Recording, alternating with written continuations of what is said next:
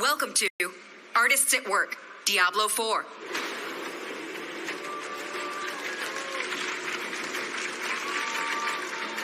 Good morning, Blizzcon. How you guys doing? Awesome. We are so excited to be here. My name is Dan Briggs. I am the lead visual effects artist on Diablo 4. Thank you. It's really weird to be able to say that. We've never been allowed to say Diablo 4 out loud, so we're still getting used to it. We have several artists from the team here today, and we're going to kind of walk you guys through what it takes to create content for the game. So let's start with some introductions. Rob. Hey everyone, I'm Rob Sevilla. I'm a senior concept artist too at Blizzard Entertainment. I've been at Blizzard for 14 years, almost 15. And today I'm going to be showing the process of how we, create a concept from thumbnails to a final image. Awesome, thanks, Rob. Jairo, tell the audience what you do. Hi, my name is Jairo Sanchez. I'm a senior character artist in the Diablo 4 team. And I've been at Blizzard almost 6 years, 5 years and 9 months. And today I'm going to show you guys the process that I go through creating a character. I'll just show a few things like Substance Painter, ZBrush, and a little bit of Marmoset to learn how to showcase your work. And yeah, that's pretty much it. Awesome. All right, and last but not least, we have Corey. Hi guys, my name is Corey Piegler. I am a senior character animator on Diablo 4. I've been working in the game industry for about 12 years now, been at Blizzard since 2011, and today I'm going to be showing you guys the process for creating Boulder, which is a skill for the Druid class. Yeah, has anyone played the demo? Awesome. All right, let's pull up everyone's screens real quick. All right, we're going to start with Corey since I'm standing over here. Corey, can you show us the final result? Sure, yeah. Where we're going to end up today? Just to give you guys some context, this is the finished skill as it stands in the game today. And I'm going to show you how we begin the process, and I'll show you guys the video again at the end so you can kind of see the whole thing. Awesome. Jairo. Hi. So today I'm going to show you the Treasure Goblin. I just thought it was very iconic just to see him in Diablo 4. So yeah, this is pretty much it. Awesome. And Rob? Hey Dan. You have some messed up stuff on your screen.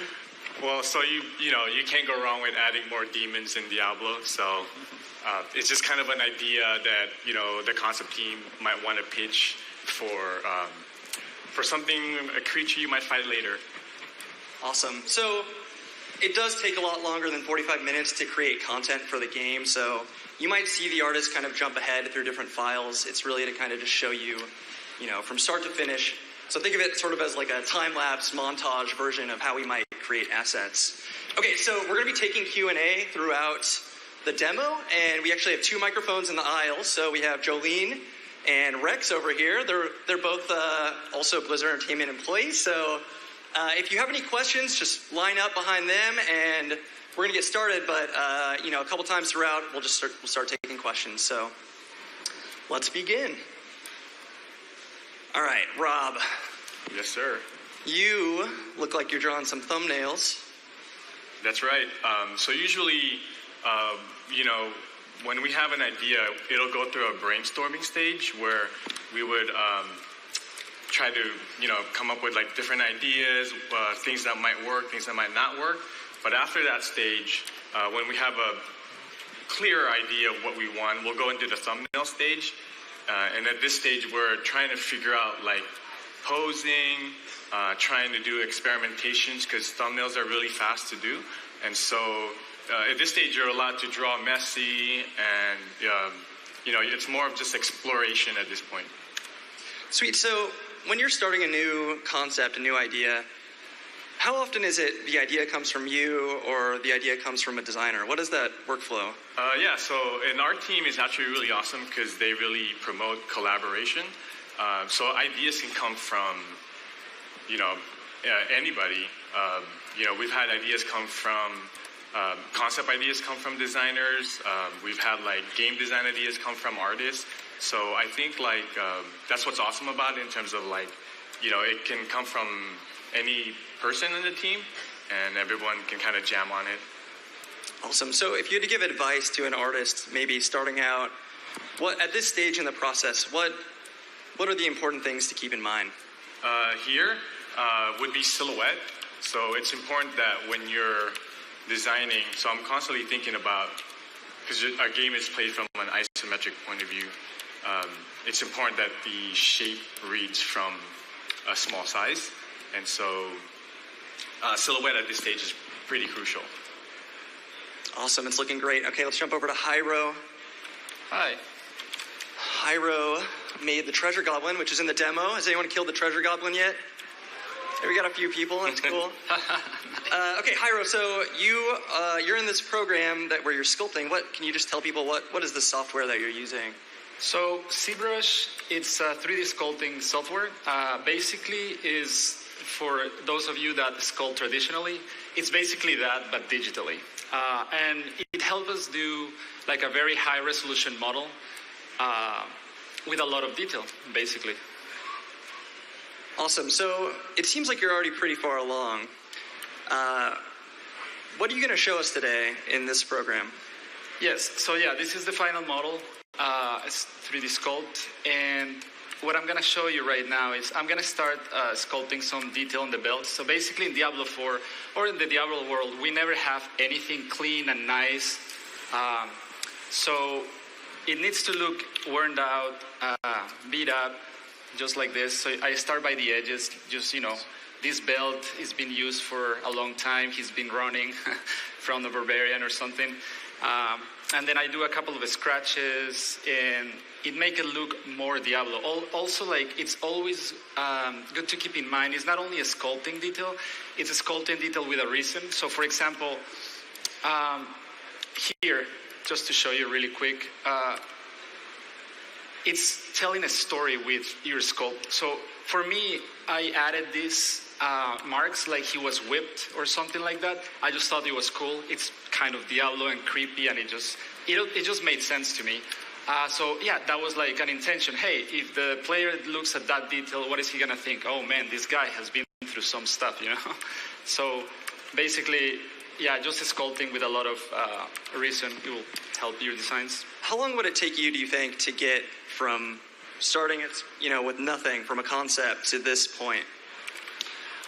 From concept to this point, so I start with a base mesh, or I make my own in Maya, which is another 3D program for modeling. And then I subdivide it, and then I bring kind of a block out to ZBrush. And in ZBrush, and that could take a few days, like 2-3 days. And then in ZBrush, it could take from 3 days to 5 days, depends on what it is. Like if it's a huge monster, it's gonna have more detail and more pieces. The more pieces there are, the more time consuming it is, because you need to spend a lot of time in each piece. Awesome. Okay, let's jump over to Corey. Corey, you're working on a skill. You're making Boulder. Yes. Can you just tell people kind of where you would start off in this process? So in the very beginning, I probably will sit down with some of the other disciplines like design, programming, engineering, VFX, and we kind of figure out what the skill needs to accomplish in game. And then once we have like a rough idea, then I'll start on very basic stuff from an animation standpoint. So like as you can see here in my timeline, which is where these little red ticks are, I only have a few of them. I have like 3 main poses I'm working with, which is like the anticipation pose here, where you can see him like kind of winding up, and then this pose here where he thrusts the boulder out forward. So mainly in the beginning stages, I just want to make sure that this stuff, that these poses are strong and that they read specifically from what we call game cam, which is the isometric camera for the game. So even though I'm coming in and I'm like getting in really close to kind of fine tune all these little rotations, I'm constantly checking from what's more of like the proper distance that you'll see in game. And I'm just trying to get these poses to read really strong, and then I'll continually build off of them as I flesh the animation out. Awesome. So you mentioned the timeline. For people who may not be familiar with that, can you just explain like the basics of this and kind of how it works? Correct. So in Maya, in our game engine, like 30 frames equals 1 second. So you can see in my timeline, it starts here at 0. This is 30, and then I have 60 out here. So this whole animation in this blockout state takes like 2 seconds. And so I'll use that to kind of time, like, how fast does the skill need to be. The designers will give me maybe a rough estimate of what they want, and then I'll use that as a starting off point, but we can like adjust this as need be. Like I can slide this to make it whatever length I need. So what's the benefit to working in stepped animation? Why not just make it smooth from the beginning? So the benefit for me in working with stepped animation is a process by which, like you see if I slide my cursor here from 0 all the way to frame like 10, 12, nothing changes. It's as if the drawing or the pose is static the whole time. And what it means is I'm not dealing with Maya like making in between frames for me. And so I can control exactly like when things change. And basically this process working this way allows me to get a kind of a blocked out animation into the engine early. I can hand that off to designers and they can start iterating. So they're not basically waiting on me to have like a completely fully polished animation for them to start testing stuff in game. Awesome. All right, let's take a question. We have a guy over here. So, because this is the 4th iteration of Diablo, I'm wondering how you carry forward tradition in the art, but still have new things pop out in your work. Sure. Rob, you want to take that one? Yeah, that's actually a great question. So we, the concept team and the actual Diablo team has pillars that we go by, and one of them is Return to Darkness. And so, like, part of that in terms of Return to Darkness is making sure that we, embrace the legacy of like what Diablo 2 was.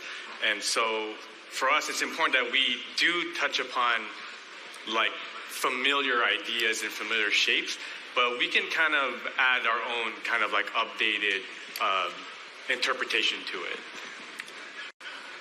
Awesome. Hyro and Corey, do you guys have anything to add? What does Return to Darkness mean to you? So Return to Darkness for me is, people were asking for Diablo 2 for a long time. And even though Diablo 3 was awesome, we wanted to make sure this time we will do it even darker. So I have a little image to explain what I mean. So here you go. This is the treasure gobbling of different games that we have. We have here the treasure gobbling of D3, Heroes of the Storm, World of Warcraft, more Diablo 3, and then Diablo 4. So as you can see, any of these designs, you can tell what it is. It's a treasure gobbling, right? But it has different styles, but we always respect the main design, because that's like what makes it the treasure gobbling. Awesome. Let's jump to the next question. We have someone over here. For the concept art, do you usually work off of mood boards and the design docs when you're doing the thumbnail sketches? Yes, that's actually something that, like I mentioned earlier when we were doing the brainstorm, we usually do a ton of research and kind of preparation work where we grab reference. So that's really important to have. You have a question over here? Hey there. So when you're designing animation or a skill, in this case, what's your thought process that you go through in order to keep that animation unique in comparison to other skills or other animations that might already be in the game or that you've already designed? So for Boulder specifically, this is a returning skill from D2.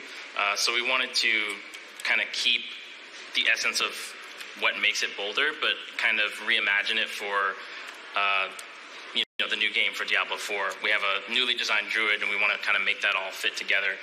There's a couple different knobs we can turn as far as like separating out how one skill looks versus another. Some of it might even be, for example, like the arc of a sword swing or something. Like maybe for one skill it's more vertical and down, and for another skill you might make it more like horizontally, laterally. Not something I have specifically here for the druid in this case, but there's a bunch of different things we do in terms of like which poses are we hitting to sell the skill. So this pose right here, like you'll see this for Boulder and it tells you immediately that that's that skill. Like we probably wouldn't use a similar pose for something different. So yeah, that's kind of how we would try to lock it down, like in terms of making it clear. Awesome. Okay, we're gonna jump back to Rob. So, Rob, Yes, sir.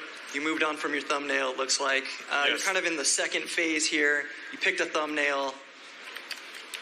Where do you go from here? Okay, so usually after we have a thumbnail that I like, and I do like a cleaner line work on top, and it's very loose because I'm gonna paint over it anyway. So now I'm just basically blocking in basic colors. So just super flat, swatches of color, just so I know what my color scheme will be. Awesome, it's looking great. So, how often, in this stage are you iterating and changing the idea? Like, are you pretty locked into your line drawing, or, how often does this change? There's definitely room for iteration, and that's something that we definitely do a lot in the concept team. We're constantly iterating, and sometimes it's one of those where even once it gets through to modeling, we'll get some feedback with the character artists like Hyro, and they would say hey, this needs to be clear, and so we'll go back and in the concept stage and maybe add a side drawing of kind of clarifying a certain shape or whatever it is that needs clarification. But there's definitely a lot of going back and forth, so I would never consider concept to be a final stage. It's just to share. It's literally just to take an idea and that was kind of abstract to begin with, and you're making it into a visual idea. Awesome. So it looks like you're focusing on color primarily right now. Are there other things you're considering as you're going through the stage? So I think it's important to notice too that it's not just a color decision, but I'm making sure that I have my lights and darks established as well. So let me fill this in real quick. So when you see this character, the play of light and dark, like his dark helmet, light fleshy colored, pale skin, should create a nice contrast with each other, and they should make it easily readable from game cam. So yeah, you'll hear us mention this a lot. We talk about game cam. We really want things to be readable. So I think it actually is very meaningful for pretty much every art discipline. Okay, let's jump over to Hyro again. Hyro, what have you been up to since I last talked to you? Well, basically, I can show you. So let's say I started with this, very clean, the one that we said no for Diablo. And now, as you can see, I added some details. So now it kind of relates to the other builds, like this one, for example, is okay, this one is worn off as well. So now I just made it more Diablo. One thing to keep in mind at Blizzard, we look at good reference, real reference, art reference, but even if the game looks more realistic, it's important to know that we like to have our Blizzard style. The little Blizzard touch, the last 10% that makes it Blizzard, that's a very, very important for us. And it applies for concept art, animation, everything. So where you're at right now, this model looks super detailed. Is this the same mesh that goes into the game? So it's actually not game engines where you build a game. Basically, they can't render so much polys. We are always on a budget. So I can show you right here. This, it's basically the low poly, which as you can see, it doesn't have a lot of detail. This is the high poly. So what we do is we transfer all this crisp detail into this mesh. And this is the mesh that goes into the game. So basically the game engine says, oh, this is a pretty low poly character, low budget is good, so I'm gonna run the game very good.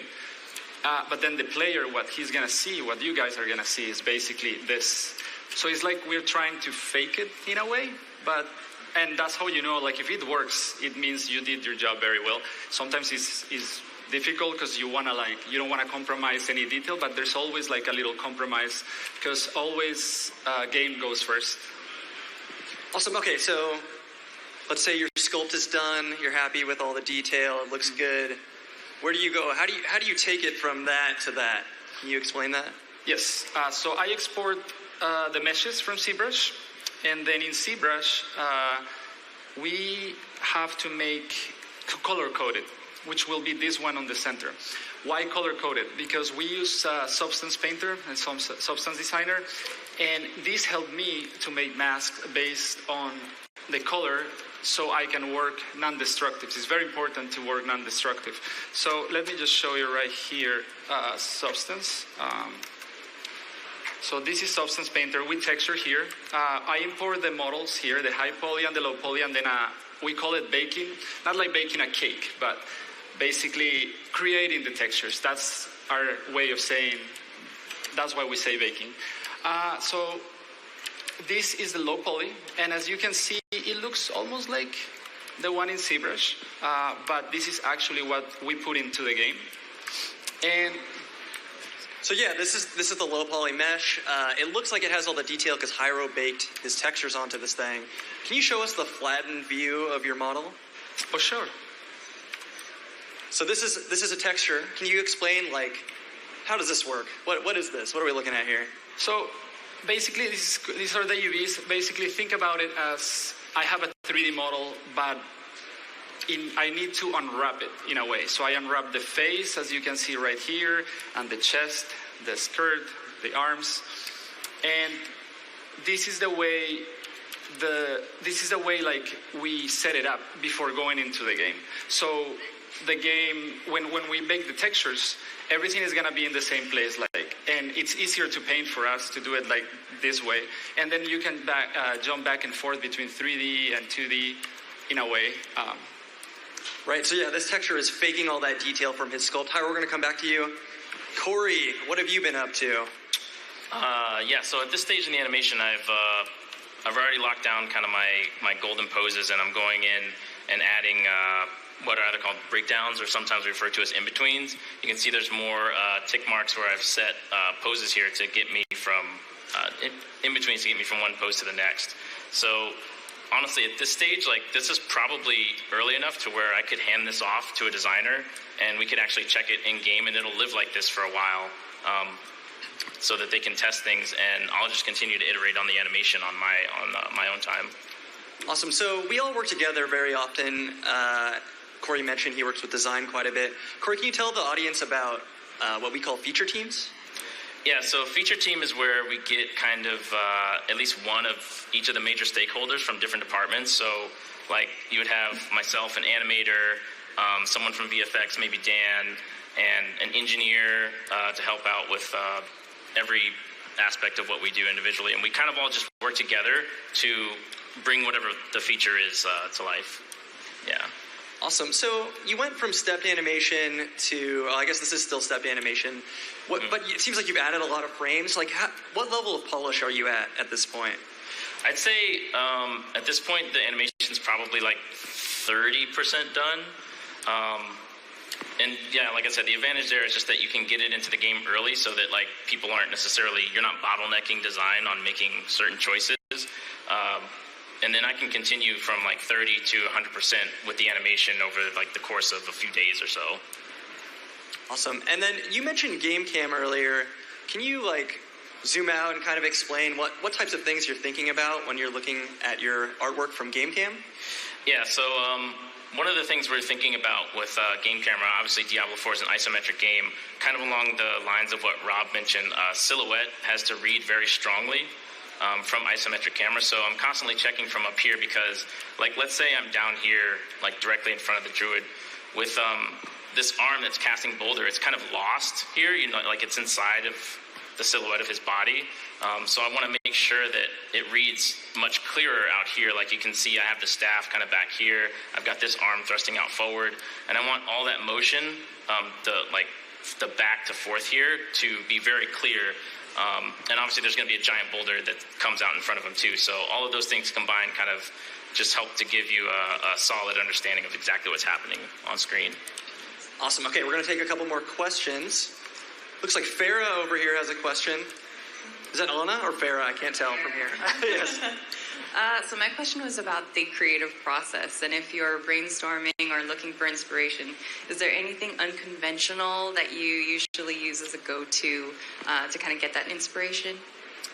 Yeah, so on our team, we often do brainstorms with the entire team. Corey, do you think you could tell the audience a little bit about like how that process works? So one idea is like we might just gather a bunch of people in a room and we'll have like post-it notes, and you're free to write down like whatever cool idea comes to mind. Like if we're designing a new skill for the druid or something, it's kind of like we'll just say, what do you think would be really cool to see the druid do in game? And everyone will kind of collect those, they'll all write down their ideas and we'll collect them at the end and kind of read them out.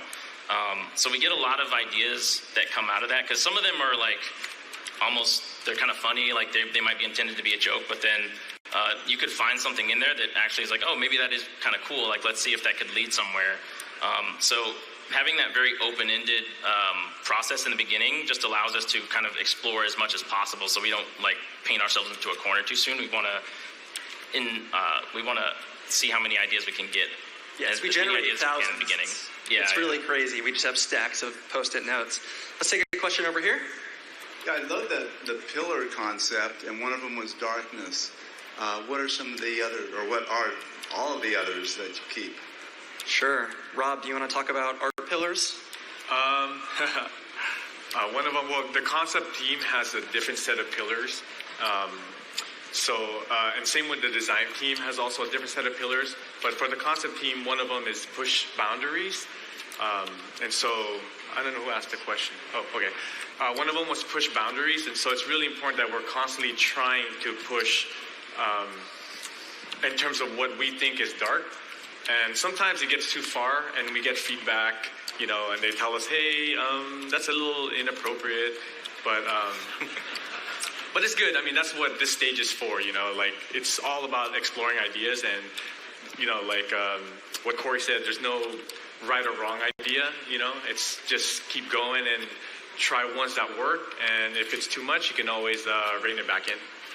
Great question. Thank you. All right, let's take one over here. Wow, we have a lot of questions all of a sudden. Yeah, I have a question for Corey. I see you selecting the controllers with the visibility off. Are they all on hotkeys? I actually have a picker, a UI on the left side on the screen that you can't see, but I can show you the locators here. So I'm actually like, I can actually show you the picker. Like this is what I use to select, and you can see like it all lines up with everything here. So I can hand select them in the viewer as well. But sometimes it gets to be a little bit like, you know, they're like kind of overlapped and on top of each other. So I have everything set up to where I can just grab each control individually and manipulate them as need be. It's just a speed thing, yeah. But sorry, I didn't even realize I didn't have the locators viewable for most of the time. Thanks for your question. All right, let's jump back over here. Okay, so I was wondering, what's the deliberation process in the color scheme? Because each sort of section has a similar color scheme. So do you reference specific characters, or is it just a basic color scheme that you go through with the process? Sure. Rob, do you want to take that one? Yeah, actually, the color schemes is kind of like decided by the art director, the concept lead, and also the concept team, and a lot of the designers as well. But we do establish like color schemes. So, for example, like one of the zones, I don't think I'm allowed to say, but one of the zones might be, hey, it's going to be snowy, so we might use cold colors or cool colors like blues and, you know, other colors that might feel like wet wood, right? Like how would color that be, like this dark brown? And another one might be, oh, we're doing a desert. Like what does, you know, like a dry material, and what are the colors that exist in that? Yeah, I think we want the world to feel believable, so we make monster families that fit in the zones, and we kind of think about it as a whole and then build it out from there. Yeah, I can actually show you really quick talking about that. Let me just jump in. So talking about, you know, monster families, for example.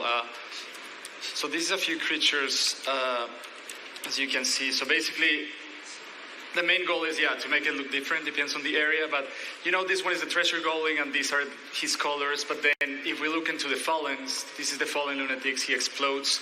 It's completely different. So now you know that the Fallens are always red.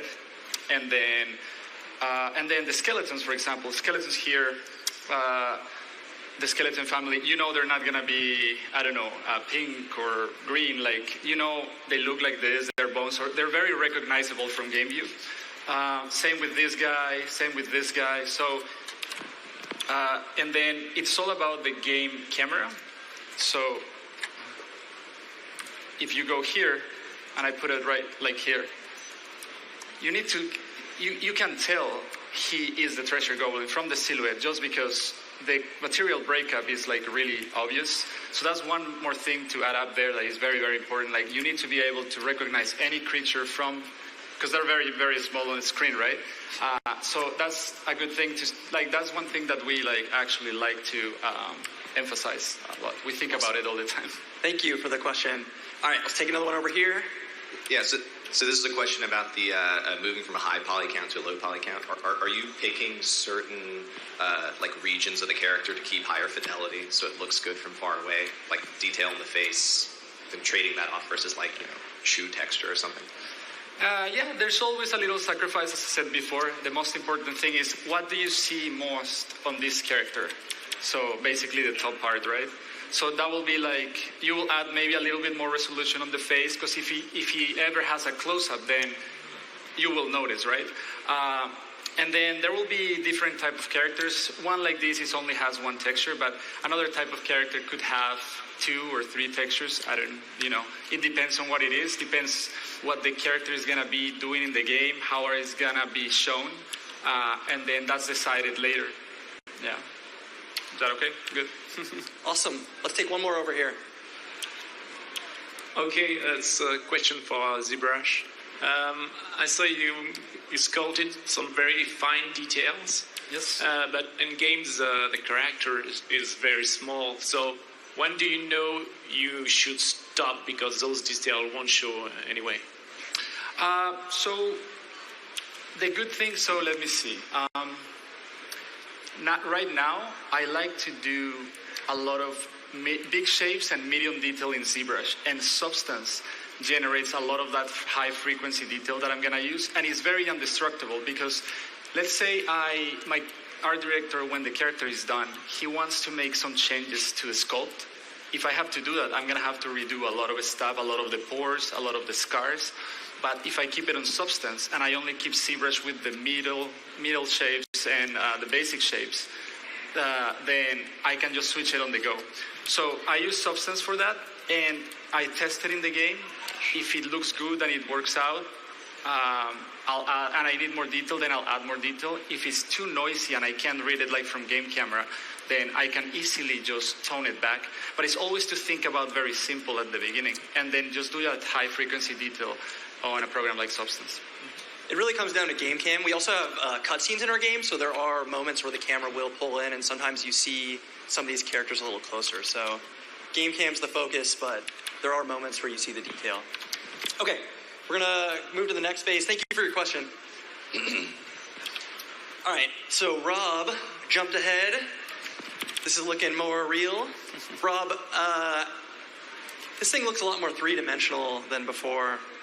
Like, how did you go from flat colors to this guy? So usually, once you have, let me turn off this layer. So I have this, which was my block in. I start to add like shadows on top, and what I mean by that is I start to think in terms of basic forms. So I start to light these objects, like for example, the deltoid here. I start to think of it as a sphere, and you know, if the light was coming this way and it was hitting it, you would get like a light side and a dark side, right? So it would be, this side would be dark, and this side would be light. But basically, I start treating like this whole character concept just like that. I start to think about you know, where the light's coming from, and like this leg might be a cylinder, this torso might be a bean shape, and I just start lighting them in the same lighting direction. Do you think it's worthwhile for artists to practice just on basic shapes like spheres and cylinders and things like that? I would say it's very crucial, actually. When you're first learning when you're first starting out, I think it's very important to just render, like learning how to render simple shapes, because those fundamentals will definitely apply to more advanced shapes later. Awesome, thanks, Rob. So we have about 11 minutes left. We're gonna go through the final stages, and that way we can get a few more questions in. Hyro, you are in Painter still. Yes. Can you show us it seems like he's pretty much just flat colors at this point. Oh, you started to paint a little bit. Can you kind of explain the process of going from, sort of like Rob, flat colors to a more detailed Right, vector? so remember those masks that we did before? So this is why I use them. So I make different folders for each color, and then I call it, and I know this one is the folder for cloth, this one is the folder for skin, so I can just drag and drop materials or paint within that mask, and that allows me to work more comfortable and make edits really fast. So I always start really, really flat because I want to get that read that we talked about. So I can just do, for example, as you can see, I can just turn on and off like layers and materials. And let's say the art director wants the skin to be orange. So that's pretty good, right? It's weird, but what the art director says, that goes. So let's say if I'm gonna make this green, see how fast it is? Like he could be the little Hulk here for the Diablo. But it's really, really quick. Just keep it in folders, keep it organized. If they say I need the skin to be this color, you change it. It's just making your life easier. Yeah. Awesome. So you're choosing color pickers, which is still really flat. Mm-hmm. How do you go from that to a little bit more detail? Like you start painting, it seems like. Yeah, you can just you can approach it different ways. You can just start painting normally like you will do in Photoshop, or you can drag and drop materials. Let me see if I have one here. So for example, I have rotten skin. So if I drag and drop it, just 1 second. So it applied it to the entire thing, but let's see. Okay, well, Tyro's setting up his mask. I'm going to jump over to Corey. Yes. All right, Corey, you're smoothing out this animation. What have you done since we last chatted? So at this point, I'm adding in a lot more individual keyframes for the faster motions, just to make those clear and lock them down. I'm probably, at this point, I would say the animation's 80% there, 85%, and everything's still in step. At this point, I would probably start actually going into the graph editor and smoothing things out. And I have a final version of that file I'll show you as well. But yeah, at this stage, I'm adding in overlap, trying to get some more settle into the end of the animation. We'll get into stuff like facial expressions, which aren't really a big thing in our game because you're never really up this close. But that being said, even though you're out here, you'll still catch a little bit of it, so we try to put it in there just to get a little bit more character. But that's kind of more of a polish phase thing, which is kind of the point that I'll be moving into at this point in the animation. Awesome. So I know you use the graph editor in your workflow. Can you bring that up and show people what that is? Sure. It is a giant, let me see, editor, graph editor. I think I can bring it up. Or maybe it's hanging. I think I made Corey's Maya just crash. I apologize. No. Oh, it works. We got something.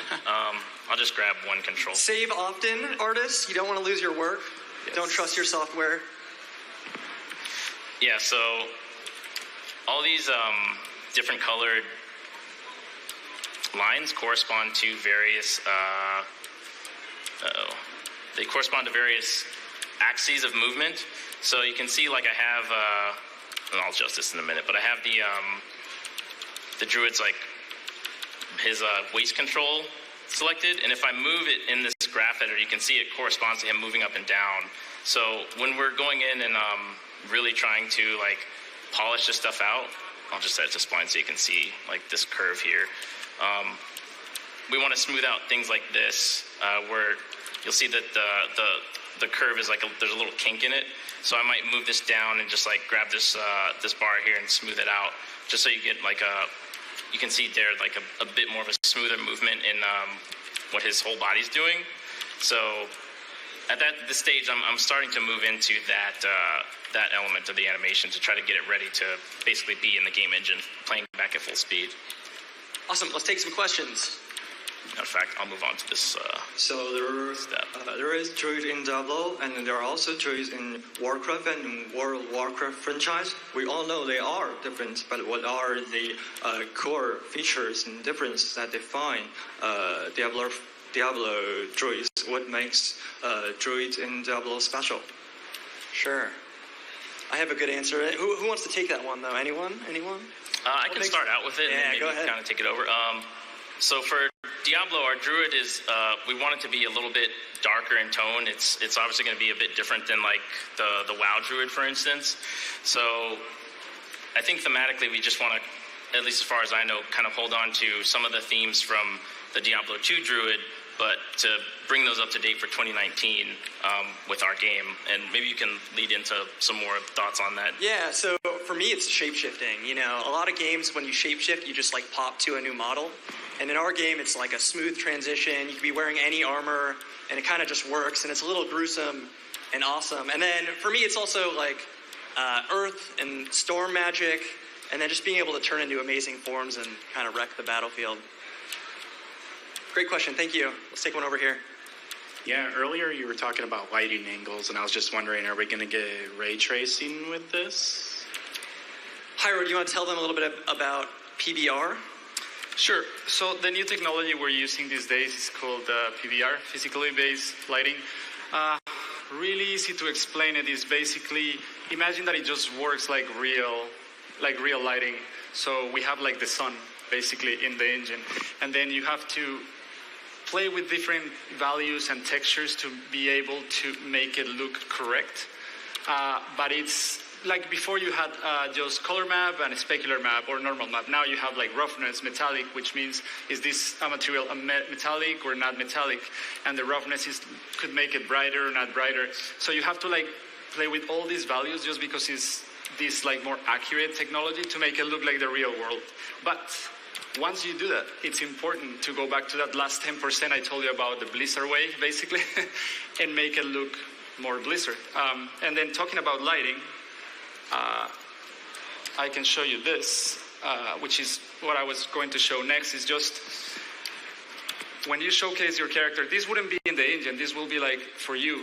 For example, if you want to do a portfolio, the easiest way to start is with a 3-point lighting. You get the rim light, the key light, the field light, you know. The key will be your main, the rim light will just highlight your silhouette, and then the field will just like fill those like darks that are like too dark.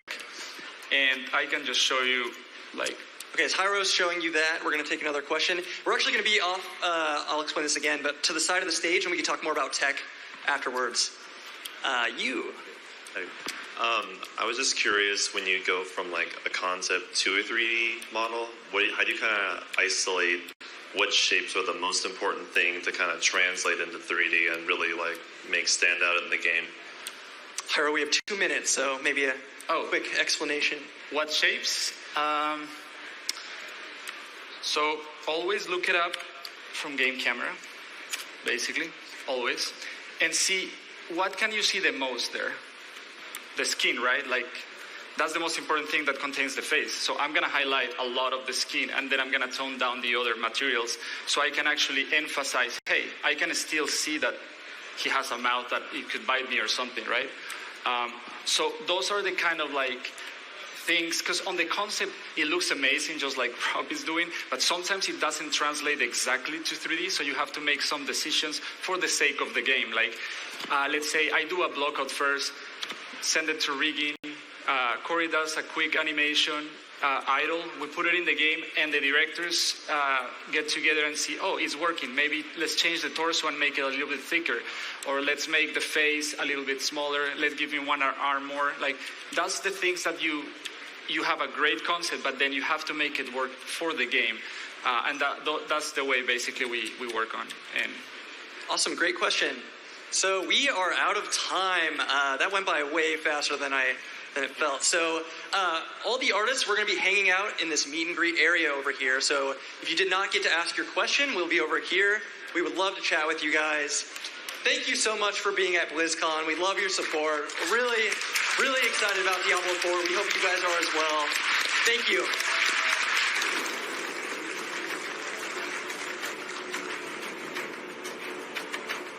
Thank you for attending Artists at Work, Diablo 4. Welcome to the Art of Diablo 4. Hello, everyone. Hi there. I've been waiting a long time to say this. Hello, BlizzCon.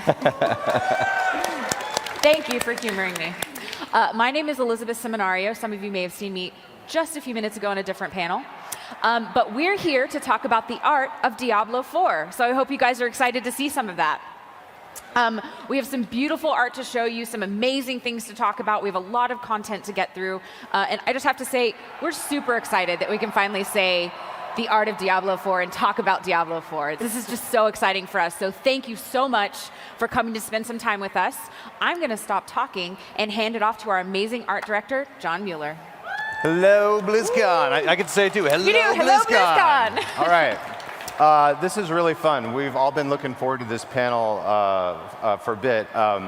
You know, I think we talked about like what the art panel would be, and you know, I saw a panel years ago, and it was an art director, and he like drolled on about concept art for like 45 minutes. By the end, I was like, so I thought I wanted to do something different, and I wanted to try to share our actual development process with all of you, and kind of pull back the curtain on how we make stuff.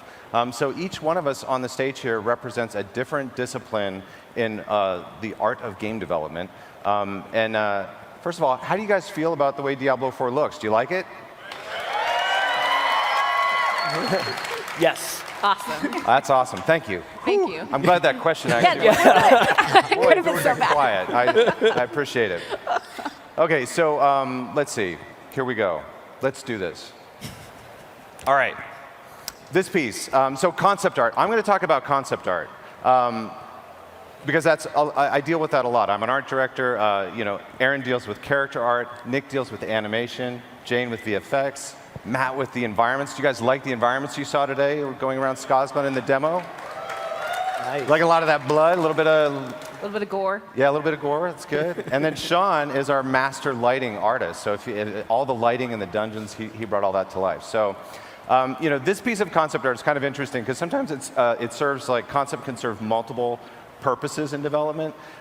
We did this early on because it was like, you know, I kind of felt like it was like a little bit metaphorical about our own journey because you kind of have the angels on one side and the demons on the other, and it kind of felt a little bit like our past, and then in front of us is this like, you know, the evil unknown of like the journey ahead of us. And we're all on this journey now together because we can finally say Diablo 4. Yeah. So we're all going to go through this gate together. Let's go. Let's do it. All right. So Return to Darkness. I think I said this in the Unveil panel. It's something we talk about like all the time, right? It comes up a lot. You know, and it's a lot of different things. It's not just art. I think this is one of the things I really wanted to like communicate. It's like it's everything from the story that you experience. It's the sound that you hear, and it's sort of the totality of that tone, the tonality that you experience in the game that makes it feel dark. And it's not monotonous. I think that's the one thing. We actually really, you know, if you take all the monsters and blood out of Scotland, it's actually quite beautiful to look at if you stand along the coastline and just watch the waves crashing. I could hang out there and have a beer and just have a good time. But of course, we filled it with blood monsters. So this piece, you know, this piece really hit this tone for us. You know, it's like, we were inspired by medieval art. This was a thing that really was important to us when we started the project. We talked a lot about this. Sean's going to talk about it. It's something that like we didn't look at games, we didn't look at other things. We looked at like old paintings, and this was the lens that we viewed the world of Sanctuary through. And this is really important because it affects everything that we would do past this point. And so this is how it affects our heroes, right? You know, this is like if you've seen hero pieces of Diablo in the past, this piece feels very different. You know, this is the tone, this is the palette, this is the design of the armor, this is the intensity of which the heroes are facing their adversaries.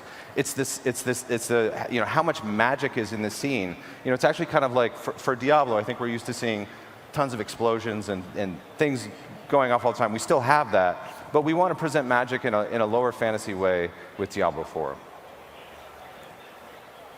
And of course, okay, how many people went to the Diablo experience, the Dark Gallery? Nice. Did you meet this guy? Did you get sacrificed? Who got sacrificed? Who got sacrificed? It was incredible, right? That actor was like, where'd they find that guy? Amazing, amazing. 10 of 10 on that guy. Yeah. He's coming back next year, right? 10 out of For 10 sure. would get sacrificed. All right, so you know, the Triune cultists. You know, how many cultists have we killed in Diablo? Lots of them. Lots. They're bad. They're bad news. Yeah, and so you know, they basically live in those villages like Korbach, and then they go, you know, in the woods at night and do bad things. And this is sort of like when we don't have those boundaries anymore, and we have like a real sense of world for the first time. You know, this kind of art was really inspiring to us as a team. And then we get to do new stuff, like the Drowned. Did anybody kill some Drowned this weekend? I think we probably did. This is the guys that were near the coast, around the Bell, the different events down there. But these are basically the undead that come from the sea. You know, they hear the sirens call, they walk into the ocean, and you never see them again, and then they come back serving these horrible demons. And so, you know, all new monster families are really fun for us to explore. There we go. And then, of course, you know, applying this to like the zones and the regions we have in the world. You know, we have 5 contiguous regions, right? Matt's going to show some beautiful stuff about this. And it's really just been a joy to develop this world, these spaces. Like when you can go from the northern tip of Skosglen through the dry steppes and then down to Hawazar, and there's no loading screens, and it's just, you know, it's a really beautiful world to explore. All the nooks and crannies and, you know, traversals and secrets and things like that. Exploration's really fun. And these concepts really helped define those spaces for us. All right. Now I'm going to show one last thing before I hand it off to Erin, because it's contextual. She's going to show actually cool stuff besides me just waving. See what I mean about the 45 minutes of a guy showing concept art? Nobody wants that. All right. So I'm going to put up an image, and I want you to yell out if you think you know who this is. All right, ready? It's going to happen in 1, 2, 3. Oh, hey. Yes, Andariel, yes. So we get to reimagine things, right? And so Andariel, if you played Diablo 2, she's coming back in a very big way in Diablo 4. And you know, she is a demon that scares other demons. She is the demoness of mental anguish. And so we really wanted, you know, like we thought, you know, she's so terrifying to other demons that they're the ones who put the chains on her, because she's so terrifying. And the heads are the heads of her, you know, like people that wronged her or things like that. But more to come on that in the future. But Erin's team is the team that gets to build it. And so now she's going to talk about character modeling. Thank you so much, John. All right. Hey, everybody. My name is Erin Zaneski, and I'm a senior character artist working with this lovely art team on Diablo 4. My team's responsibility is to take an awesome piece of 2D concept art, like all the paintings that John showed you, and then we translate it into 3 dimensions. We build the physical character models that actually go into the game. Today, I am most excited to show you all the hero work we've been doing for the updated classes. And in effort to embrace the legacy of the entire Diablo series, we are bringing back the Druid from Diablo 2. Thank you. But we decided to give him a tiny update for Diablo 4, mostly around the midsection. So the character art team's main goal for Diablo 4 was to create characters that are more grounded, more authentic and visceral than you've ever seen from Diablo before. We're moving away from the high fantasy direction. So to achieve that goal, we got the help of our awesome engineering team. And they helped us modernize the entire character art process. Now we're using, new art tools. We've got new art technologies, like a new hair shader, new eyeball shader, and actually a really cool fluffy fur shader. You can see it on the druid's shoulders there. And on the wolves, too. If you've played the demo and played the druid, those wonderfully fluffy wolves following you around. Those good boys. Just want to pet them. And something else that is completely new to Diablo 4 is our appearance system. Right now, the character team is building a curated collection of appearances for you to choose for your hero. Regardless of your class, you're going to be able to choose from different hairstyles, ethnicities, eye color, even things like scars and jewelry. This is just a little preview of some of the work in progress we have for Sorcerer and Sorceress appearances right now. Let's see. But we all know that Diablo is actually about collecting awesome loot. So I wanted to share with you a few of the legendary armor sets that we're building right now. We have elemental themes for the Sorceress legendaries, and then more earthy, grounded themes for the Druid legendary sets. And of course, some badass warrior themes for the Barbarian legendaries. So I'd like to give you a little peek behind the scenes into how the character artists actually go about building these in 3D. So of course, first we start out with a piece of concept art, and we use this not only for direction, but also inspiration for what we're going to build. And no longer are Diablo characters just low-res models without normal maps. Now we start the process by sculpting digitally a high-resolution model. It has all the tiny little surface details that you'll see in the game. And then we build a lower resolution wireframe mesh, and this is the model that actually goes into the game. And we take that high-resolution sculpture and project all the surface details onto that lower resolution model. And then after that, we have to author roughness textures, metalness textures, and color textures. And we do this according to real-world rules for how surfaces react to light. And that's for use with a physically based rendering system. Sean can tell you more about that later. But that's another thing that's new for our new engine we're using for Diablo 4. And then we put it all together, and it looks like this in-game. Yeah. Thank you. We're really proud of all the work we've done for that demo. So this is what it looks like in-game. And even though we're going in a more realistic, grounded direction with our characters, we don't cheat. We don't use any 3D scans or anything to make these guys. Everything is handcrafted by a character artist.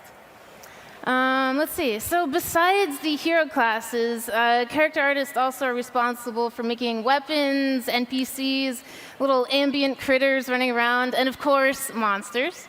But we just make the static character models, and then this artist here is the guy that brings them to life. Thank you. Yeah. Hey, everybody. My name's Nick Shalano. I'm the lead animator on Diablo 4. Super excited to be here, so thank you very much. So we wanted to keep the visceral combat and responsive gameplay that you're used to in a Diablo game. But we wanted to improve the visual performance of the characters and kind of bring them up to speed. So we added some new animations, some subtle details, and we added some new technology. I'm going to kind of show you some of those examples and then how they all come together at the end. So this is one of the first animations we added. It's for movement. It's called a run stop. It's very simple. It does a really good job of conveying to you, the player, that your character is reacting to your action. You stop moving, the druid stops moving. You can control the character at any time, but now you're getting that visual feedback, and you're getting some new details and spots you didn't have before. We've also looked at turn animations. So we've tried some more heavy-handed options, but in Diablo you turn instantly, and it feels great, and we didn't want to kind of mess with that at all. So what we've done here is we've taken a left and a right-hand turn, layered it on the upper body. The lower body keeps running, and when you start turning around, you'll see a little bit of weight shift. You'll see a little bit of drag on the upper body. Again, it's a little bit of fidelity, a little bit of detail in places we didn't have. uphill and downhill runs are something that we've added. They blend smoothly with the normal run. You run downhill, the character's going to lean back to keep their balance. You run uphill, they're going to shift side to side a little more and lean forward. And this is really important to us because we have this huge open world. It's beautiful. It's got rolling hills and height variation and different levels of hill terrain. And we want your feet on the ground. We want you connected to that world. We don't want your feet hanging off of stairs and ledges anymore. So what's really nice about this is it's an immersive world, and your character really feels like they're a part of it now. We've also improved, I can see some claps out there. Give it up. Yeah, all right. I like that. Running up and down hills, man. We've also improved movement on four-legged creatures. Now, this is where we really leveraged amazing tech and tools from our engineers to give us much more natural movement. We've added new animations like leans and banks and turns, uphill and downhill runs, acceleration and deceleration, all for much more natural movement when it comes to four-legged creatures. Is that called the bacon technology? Because it looks like he's got bacon in his pockets. It's bacon tech. We got to be careful. The engineers might get mad at us and fry us when we get back to work. Oh. I got bacon bits for days, guys. Okay. We're also adding that type of movement onto monsters and mounts, so it looks really organic and natural. And then there's combat. So this is Storm Strike. And what we've done here is we've taken this animation, and we're layering the upper body and lower body. We're splitting it at the waist. So now when the druid attacks with the staff, you get the animation to stay on screen a little longer. It's a little more readable. It supports the skill even better. And you still have control of the character. So you'll notice the druid will swing left or right. As you start to move, the legs will start moving, but the upper body brings the staff back into place. You still have control when you want it, but you just get more readability, and things blend seamlessly and smoothly together. And now this is everything I just talked about kind of happening together. The druid is casting Boulder, casting Storm Strike, commanding the wolves to attack the goatmen, running uphill and downhill, turning, stopping, all seamlessly, smoothly happening together so that you get this visual performance improvement, but we didn't sacrifice any of the gameplay. So that's a little peek into what the animation team has been doing for Diablo 4. Again, we're really excited to get to try it on the demo floor. And next up is Jane to talk about our awesome visual effects.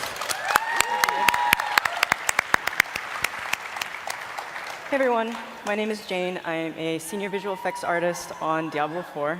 Oh, thank you. So effects, what are they? As an effects artist, our main job is to communicate gameplay. And so that could be anything from player abilities like throwing off a sorcerer's fireball or a druid boulder to goatman puddles, like anything you need to avoid as a player, or anything to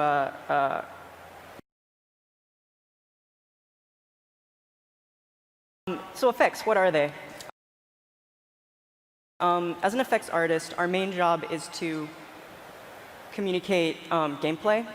And so that could be anything from player abilities like throwing off a sorcerer's fireball or a druid boulder to goatman puddles, like anything you need to avoid as a player, or anything to ambient stuff in the character select screen, the campfire in the character select screen, or torches in dark dungeons. So first, I just want to say that I'm super excited to be up here with all these amazing panelists. Yeah. And to be talking to you guys representing the VFX team. We're really excited to share with you some of the really cool things that we've been using to fit our stuff into this really dark world. So the druid is back. Who got a chance to play the druid? Yeah. That's awesome. The druid happens to be one of my favorite classes. And the effects team actually got the opportunity to work on what is D4's druid shapeshifting, collaborating with other teams. And what it is as a druid, you can seamlessly shapeshift from one form to the next, depending on the skill that you're using.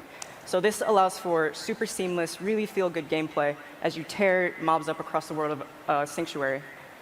And one of the really cool things about this that the effects team thinks is that no matter what armor your druid is wearing, it just works. So another one big initiatives of the effects team is to fit our stuff into the world without compromising gameplay, which is our #1 priority, and to still make things feel really impactful. For one of the things that we're using is motion blur. And as you can see here with Rupture and Rallying Cry, that allows us to show force, power, and speed in a way that's a little bit more grounded and toned back. I like that you think that the most impactful part of that is the motion blur. I think that the guy getting his guts ripped out is a little bit more impactful. Yeah. That's where we're using it to like help you feel that power. Some other things we're using are dynamic lights on effects. So when you throw off a lightning spear and you see it light up the world around, as a player, it makes that really feel like it fits into the world. Yeah, I think I said in the Unveil panel, you know, she brings like this light show, the Sorceress, to the world. And how many of you got to play the Sorceress this weekend? Yeah. That's my class right there. And another thing that we're using with the help of Sean's team, actually, is we can now have weather in our effects. And Cataclysm is a perfect example. It's a sunny, bright day in Sanctuary, and then you're a druid and you call this awesome storm down from the sky. And it's another layer to help us really sell that idea, the idea of a storm. And what better way to do that than to darken the entire screen and really, really sell that idea and help you feel real powerful as a player. Look at that goat man at the bottom right. Oh, yeah. He just gets eliminated. Wait. Just Wait. Right there. Gone. Wait for it in the right. Wait for it. It's coming. Oh, look at that. Do you think you made it? I don't think he made it. That guy's super dead. No, that guy's dead. Speaking of being super dead, He's questioning his life choices. who likes to kill stuff in Diablo? Yeah. I do. It's kind of one of the main reasons why we play the game, right? To kill stuff and get loot and like rinse, repeat. But and we all know it wouldn't be a Diablo game if we didn't have tons of crazy over-the-top deaths for you guys to enjoy. And we've actually tied deaths to skills, so it helps skills feel a little bit more impactful. For example, a blizzard, upheaval. You can skin them with upheaval, cut them in two, smash them with boulder. I don't know, what are some of your guys' favorite deaths? Decapitation. Yeah, we have decapitation. You can get burned, disintegrated, a bunch of different stuff. And we really want this stuff to feel super visceral. And we're doing similar things for boss deaths. Not only is it an awesome reward when you see something die in this terrible way, it's also a great way for the effects artist to help reinforce the story and theme behind that boss. For example, Shava wants to use her breath attack one last time, but it explodes in her own chest. And the Sea Hag, she's this bloated lady from the sea, full of the ocean, and she vomits on herself and disintegrating her own body, and ultimately returning to the sea. So this is another. Are you okay? Are you okay? Like, is anybody else a little worried about what's it? Well, it's actually really awesome that part of my job is to think of horrible ways for these things to die. But I can assure you, all the effects artists, we're all sane, sort of people. But we wouldn't be able to have all these awesome animated characters or effects if we didn't have a beautiful world for them to exist in. So here's Matt to talk about the environments. All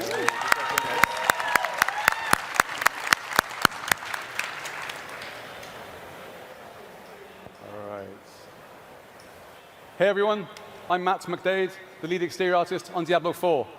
I'm looking forward to giving you all a brief insight on creating environment art for an open world.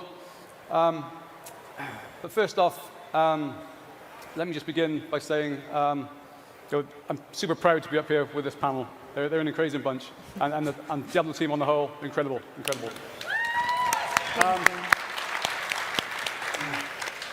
So where do we begin when creating environment art for an open world? Well, before we jump into creating any form of art, one of the first things we look to do is gather solid reference material. Click. And due to the grounded nature of Diablo 4, we're able to leverage real-world inspiration based off the criteria given to us in our design team.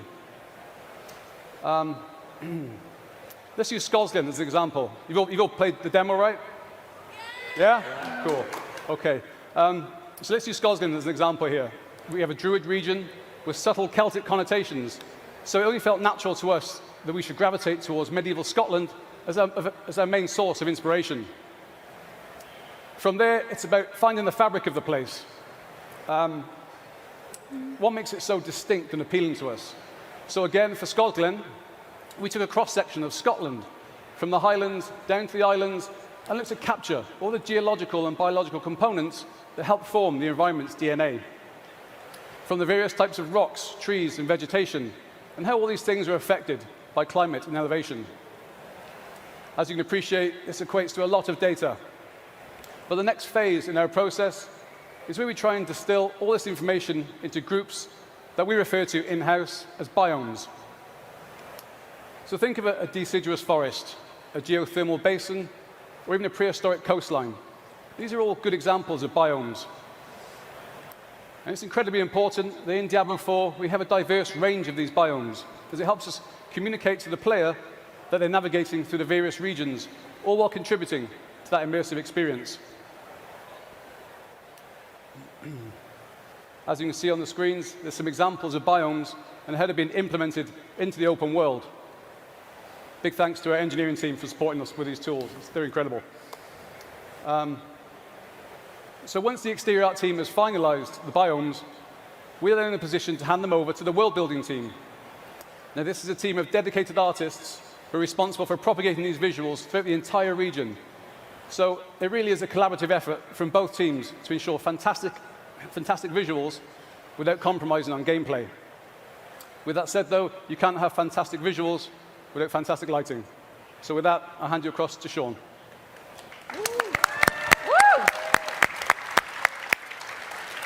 Hi, everybody. My name is Sean Murphy. I'm the lead lighting artist on Diablo 4. And we talk a lot about painting, like John says. We're trying to create a medieval masterpiece. Internally, we talk about this thing called the Old Masters influence. And the question would be, well, what does that mean to a lighting artist? And so let's take a look at some of that stuff. So we have some large exterior regions that we need to cover. We have a lot of dynamic time of day. We have dynamic weather systems. So rainstorms come in to things like Skosland, and it gets wet when it rains. Your hero gets wet. And when you go inside, they dry off. We have a lot of lower light, lower contrast regions. And then we move into like a higher light, higher key light, higher contrast regions. This is an example of dry steps, and then we'll sort of blend from dry steps daytime down into a nighttime, where we're referencing things like Frederick Remington nocturnal paintings for our color palettes. And so color palettes are pretty interesting because what we do is we take a very naturalistic approach to lighting in this game, where we don't use too crazy colors, and so things are very minimal in terms of their color palette, and we use a lot of atmosphere, and that's sort of what you might call tonalist for anybody out there who's in art history. And so those are the exterior regions, but let's take a look at some dungeons. And these are devoid of daylight. And so spoiler alert, if anybody played the demo, this is the Korbok Crypts. The first two are actually from the demo. This would be the Korbok Crypts entryway. This is Garen Hold. Again, very minimal color palette. This is what we call that approach, where we don't want to get too crazy there. And then here are a couple shots of some tile sets that are actually in flight that aren't in the demo right now. And what we were able to do with our new engine is we're able to take, say, one tile set and gut the lighting completely and redo it. And y'all love seeing the darkness coming back to the corner of the screen? Yeah.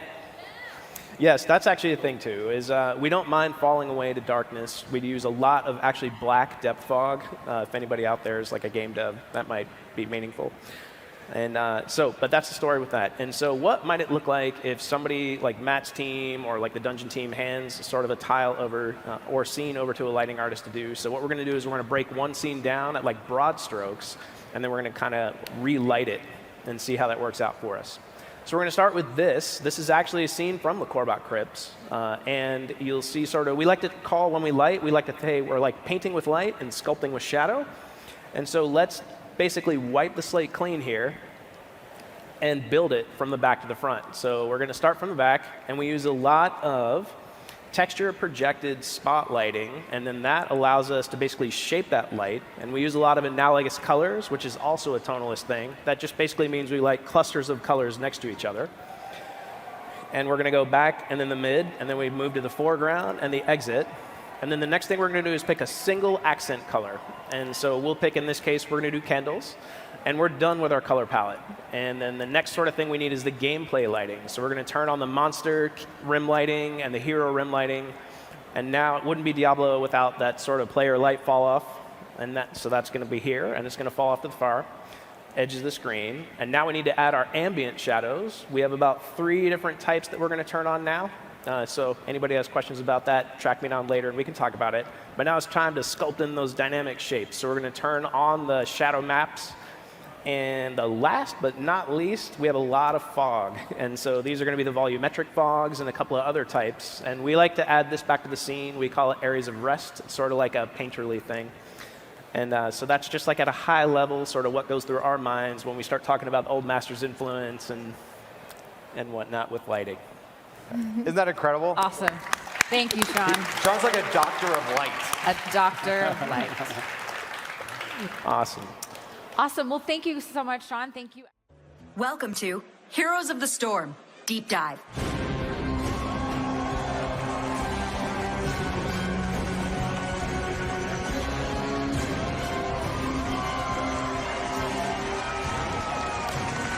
Hi, Blizzcon.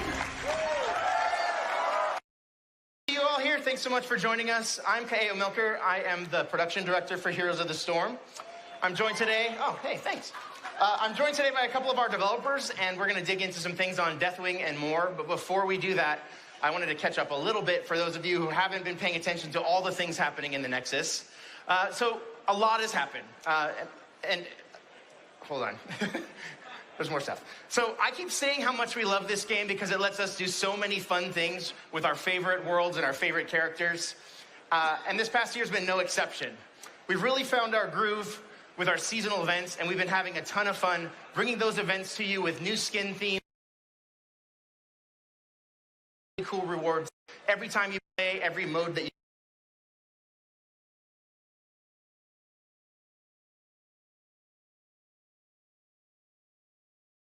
complex are a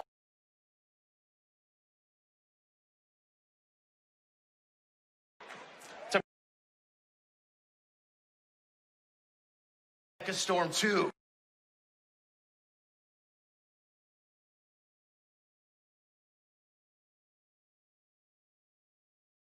Nexus back to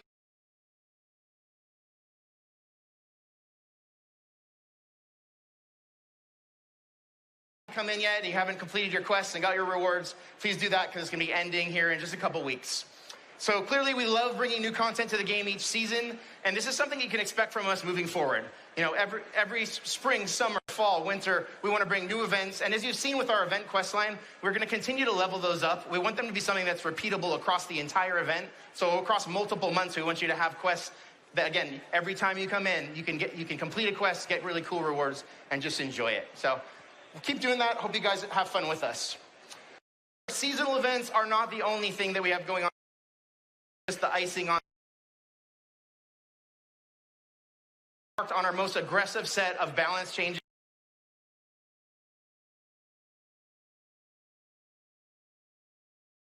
Significantly reworked.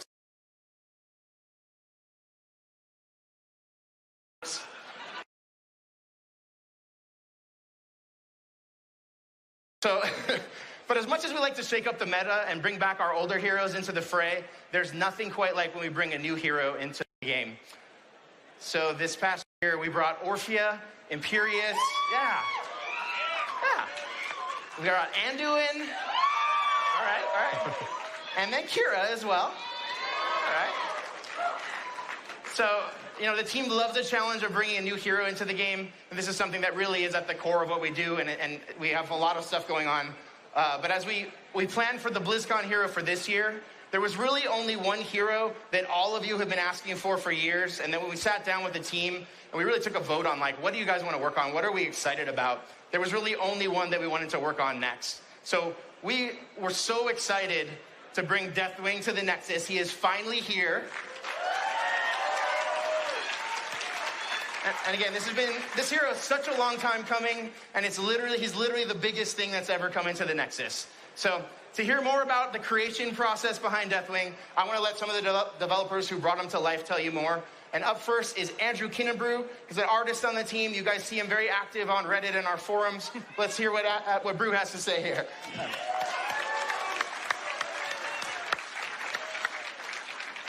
How's it going, guys? Thanks, Kaeo. You guys ready for Deathwing? Yeah. We are too. Hi, my name is Andrew Kinderbrew. I'm a senior 3D artist on the Heroes team, and today I want to talk to you about the feedback and iteration loop that we use when we make a hero. So, where do we start? What version of Deathwing do we do? Humanoid, dragon, both? If you played our game, you know there's a lot of bipeds running around, a lot of humanoids. And then a couple years ago, we brought Alex Straza to BlizzCon. And she sits in that both category. We didn't want to cramp her style. So making Deathwing a dragon just makes sense. So there's a lot of visual inspiration for Deathwing. Our goal was to take all the parts that we liked and make the best version of Deathwing for heroes. We've got some great examples, right? You got the Cataclysm cinematic, which our designers use as inspiration fairly heavily.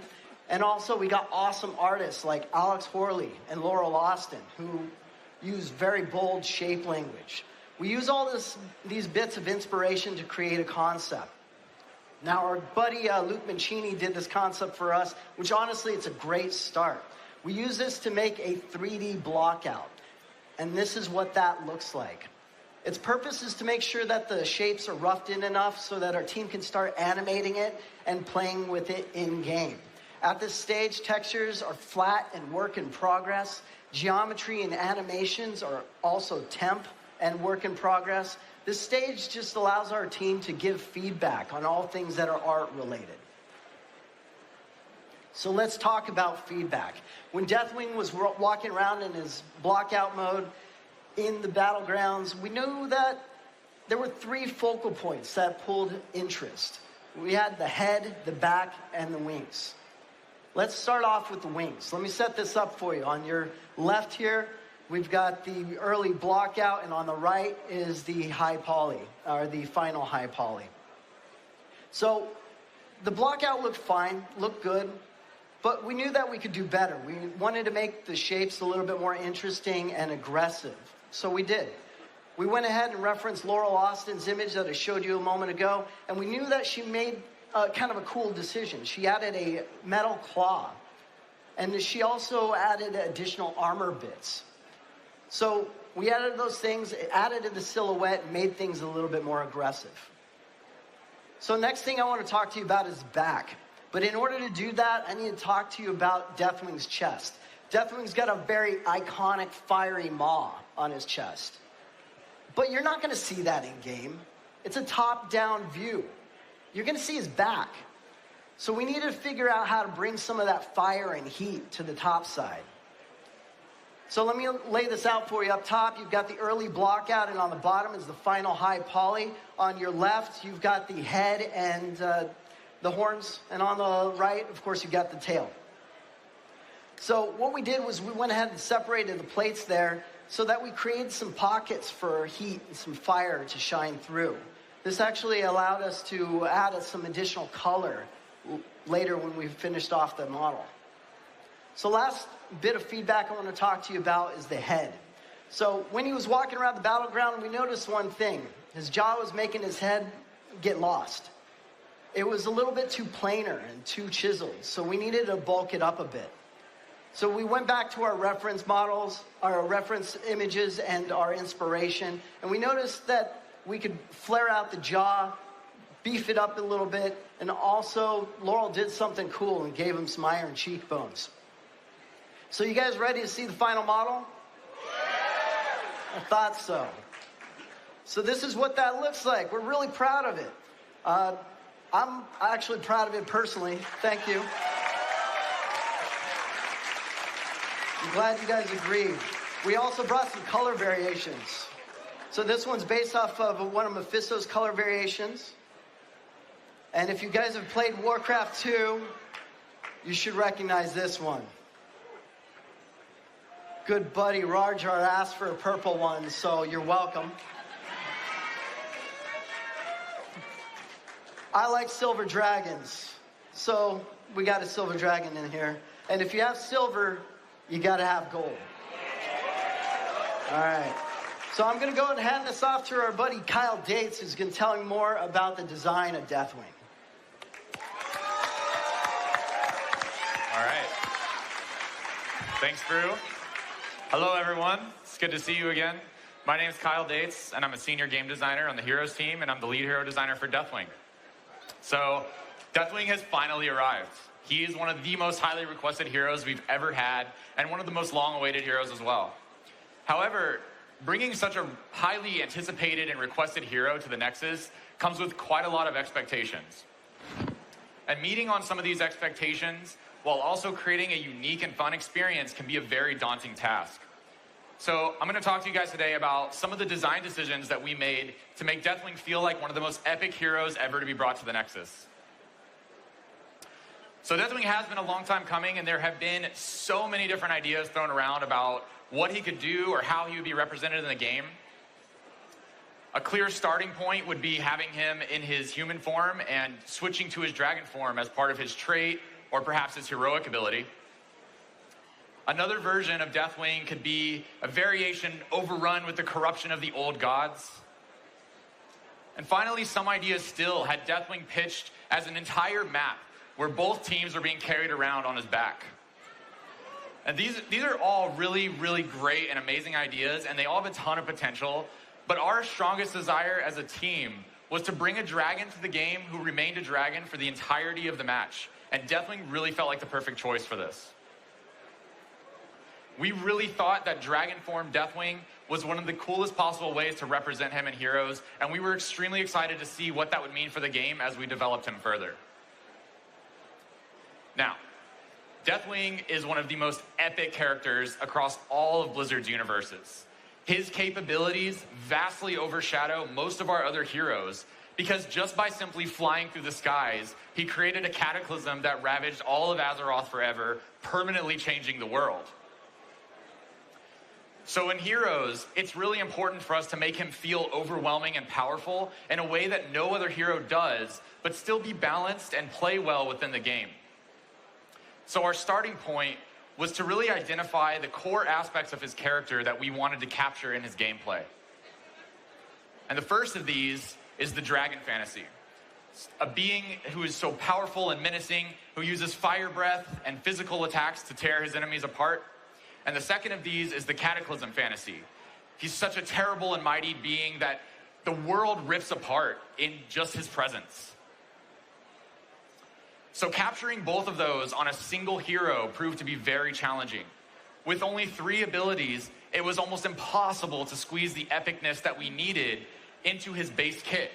And that led us to the idea of creating 2 ability sets that he could switch between. Now, Deathwing is known by many names across Azeroth, and 2 of these names really presented perfect ways to describe these 2 playstyles: the Destroyer and the Worldbreaker. Destroyer form is a close-range, aggressive melee kit focused on using dragon physicality to tear enemies apart and engage them directly. And Worldbreaker form is a mid-range area denial kit focused on ripping the earth apart beneath his opponent's feet. And the decision to allow Deathwing to switch forms really opened up a lot of breathing room for us on design to create more interesting and creative abilities. And it's So once we had the form switching concept working, we were actually still working on developing the glue to tie everything together. We really wanted his trait to capture what it meant to be the aspect of death. So one of the mechanics we were testing at the time, which also really felt like something Deathwing would have, is the unstoppable status. So Deathwing is a massive dragon, and he's adorned with many armor plates that hold his unstable body together. And we were testing the idea that as long as Deathwing had more than a certain number of armor plates active, he would be unstoppable. And then when he lost some of these plates, he would actually lose the unstoppable status, which would allow enemies to use their stuns and slows to lock him down and take him out. But honestly, this really just didn't feel epic enough for us. Once Deathwing lost his armor plates, he would retreat from the fight like a cowardly whelp, hiding from his enemies until his allies healed him up. And there was also some awkward gameplay where gaining and losing unstoppable based on your health amount would confuse your allies and your enemies alike. Sometimes your stuns would work, and then sometimes they just wouldn't. So this ultimately led us to making him permanently unstoppable. This felt much more fitting to the aspect of death, and is something that no other hero has. So to show this status, we actually spruced up his nameplate which anyone who plays World of Warcraft should be pretty familiar with. And this not only allows us to show his unique unstoppable status, but also gave us a really interesting and cool way to show off the state of his armor plates. Now, despite having 2 ability sets, Deathwing does have some abilities that are shared across both of his forms. Obviously, dragons are known for their fire breathing, and Deathwing is no exception. Molten Flame is Deathwing's Q ability, available in Destroyer and Worldbreaker forms. It is extremely powerful, with some of the highest damage per second in the entire game. Truly appropriate for the mighty Deathwing. And when it came to Deathwing's heroic ability, there was one iconic moment that really stood out to the team. The epic Cataclysm cinematic, where Deathwing flies across the realm, causing the world to break apart beneath his shadow. Cataclysm offers Deathwing a very powerful engagement and mobility tool and feels very iconic to the aspect of death. In fact, during our testing, it was so iconic and powerful that we actually had trouble getting players to choose his other heroic. It also just really didn't feel like Deathwing when he wasn't able to use Cataclysm. So this led to us giving him this powerful heroic ability at level 1 and allowing him to further upgrade it as he progresses through the game. His trait and raw survivability easily allow him to start team fights with Cataclysm, and it's a super epic moment in games when he flies across the screen and lands in the middle of the enemy team, creating a ton of chaos, and it just looks amazing. And speaking of looking amazing, it is now time for me to hand this off to our brilliantly talented effects artist, Thomas Horwath. But before I do, I just want to say I've had an absolute blast working on Deathwing, and I hope you guys all enjoy playing him as much as I enjoyed working on him. Thank you.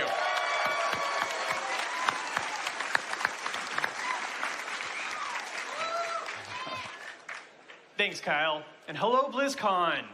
I'm Thomas Horwath. I'm a senior effects artist, and I had the honor of creating the visual effects for Deathwing.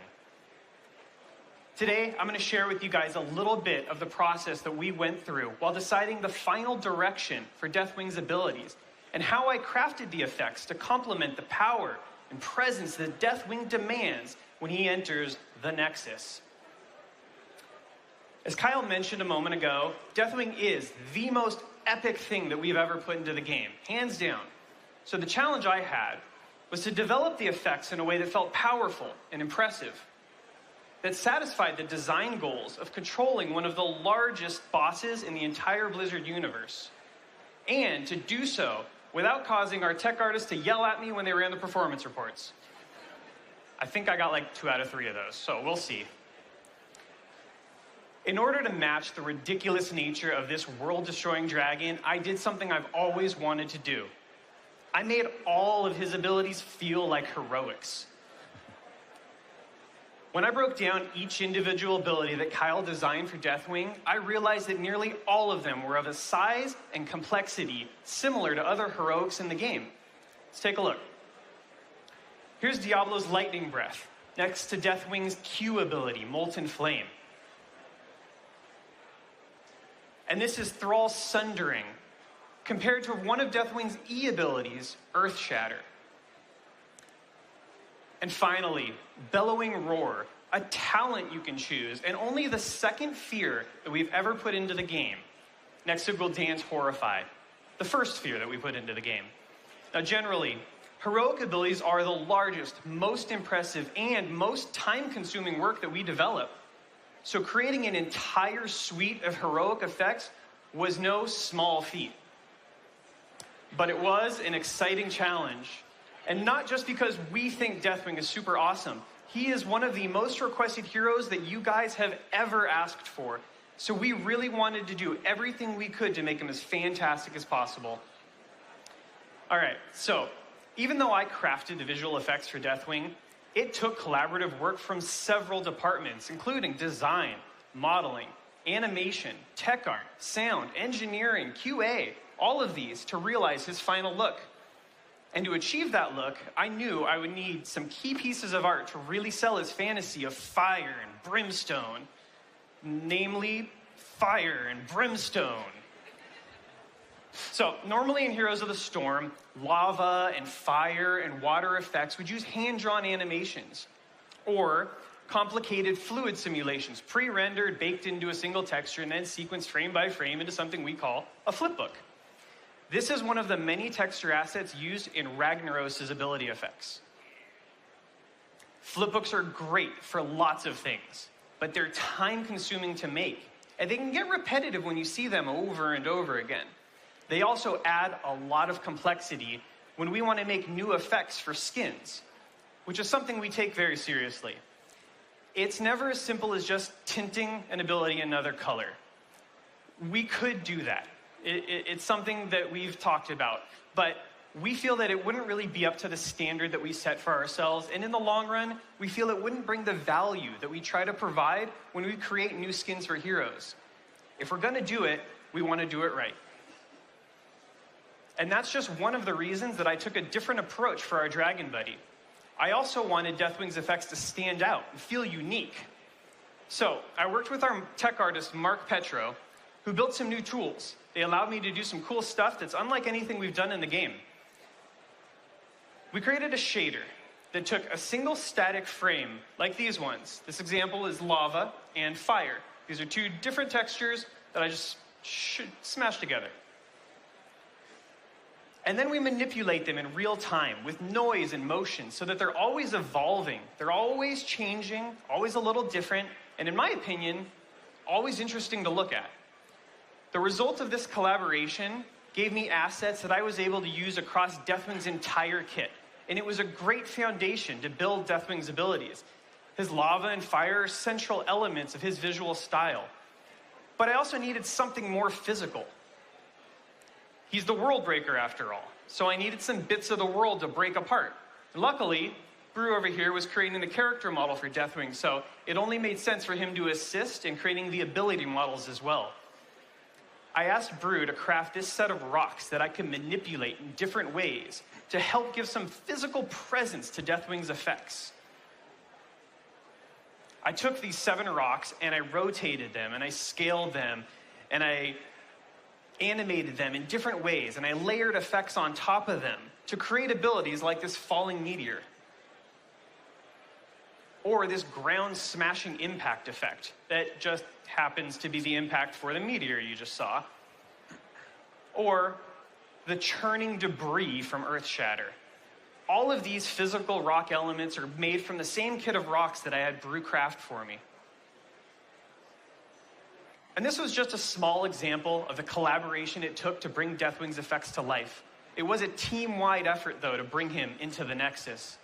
It was truly an honor to work on this iconic villain, and I'm thrilled to finally be able to share him with all of you. My time is up, but I'm happy to introduce our lead designer, Brett Crawford, who's going to give you all a glimpse into what's next for Heroes of the Storm.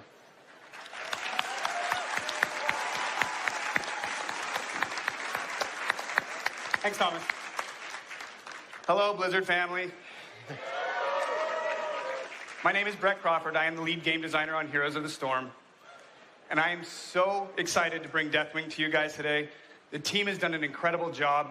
His name has been being mentioned for years now, internally and externally, and we were never able to find the right time to get him to you.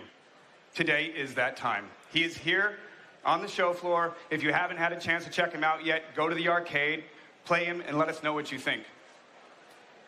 But we've heard a lot about Deathwing so far, and I have the opportunity to tell you about some of the other things coming right around the corner. So without further ado, let's jump into it.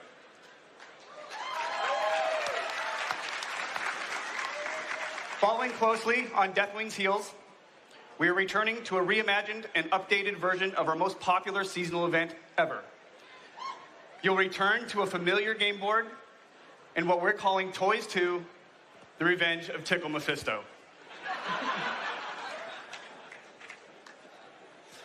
That's right.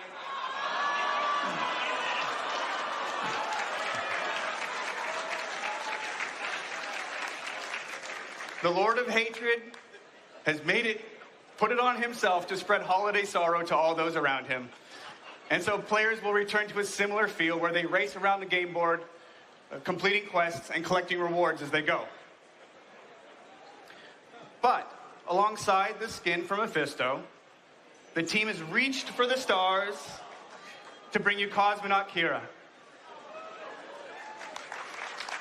while also trying to stay grounded by bringing you the first ever interactive mount. People that own the Toy Train mount will be able to share it with their allies.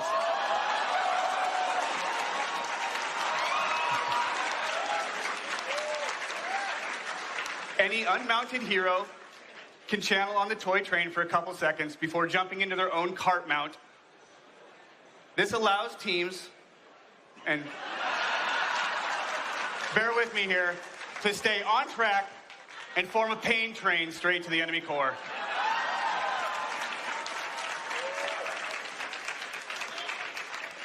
As we move into the new year, we're also looking to replace our yearly gameplay updates with something a bit more focused and strategic.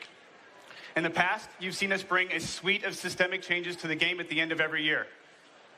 We feel like these have been healthy for the game, although they've always caused a little bit of a stir for the community and have been really hard for us to predict all the things that could happen because there were so many moving pieces. Well, moving forward, and with the release of Deathwing, and coinciding with every season roll of Storm League, we are bringing to you Nexus Anomalies.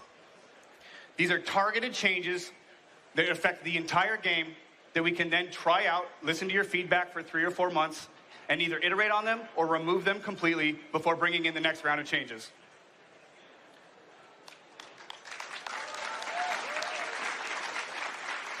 So, what are they? The first Nexus Anomaly is actually here and playable on the Blizzcon floor. In the past, veteran players will tell you constantly soaking minion experience is important, but we've not done a great job of communicating that to our players. So, with the season roll, all slain minions will drop small experience globes. These act just kind of like our regeneration globes, and as a player gets close to them, they will magnetize towards them before being sucked up and awarding a small pop of experience. While educating players is important to us for sure, we also fell in love with the gameplay that this brought to skirmishing over them. And one of the largest pieces of feedback that we've received over the past year or so has been the slow loss of a meaningful solo lane. These changes have helped bring that back, and we're excited to see what you can do and what you think about them. For our dedicated Storm League players, we are making a change next season as well, where master level players and higher can only queue with one other player, and those players must also be master level or higher. This should help curb some of the smurfing endeavors that are going on and allow the ladder experience to be more fun and less exploitable moving forward. But as you're climbing the ladder, it's important to show off your hero mastery. A couple weeks ago, we released the first 2 hero mastery rings. The community has loved them for the most part, but they have been giving us a lot of feedback, and we've been listening to that, and we have a couple quality of life changes that we're bringing to you very soon, one of which being able to turn them on or off as you will, and, excuse me, able to turn them on and off as you will, while also designing the level 3 and the level 4 rings. These will unlock at hero level 50 and hero level 100 respectively. And to add the epicness to the level 4 ring, we're adding brand new tech to the game to show you the actual hero level on the ring itself all the time. So you'll be able to show off your 158 Probius or your 700 Butcher or whatever you're doing. But in order to actually see the hero master rings, you also have to be able to get into a game. And while I don't have a pretty slide to show you today, I can tell you that our engineers are hard at work getting ready to set up the framework for both a ready check on game creation and an auto re-queue system for you and your party when a game fails to create, which will interject you back in.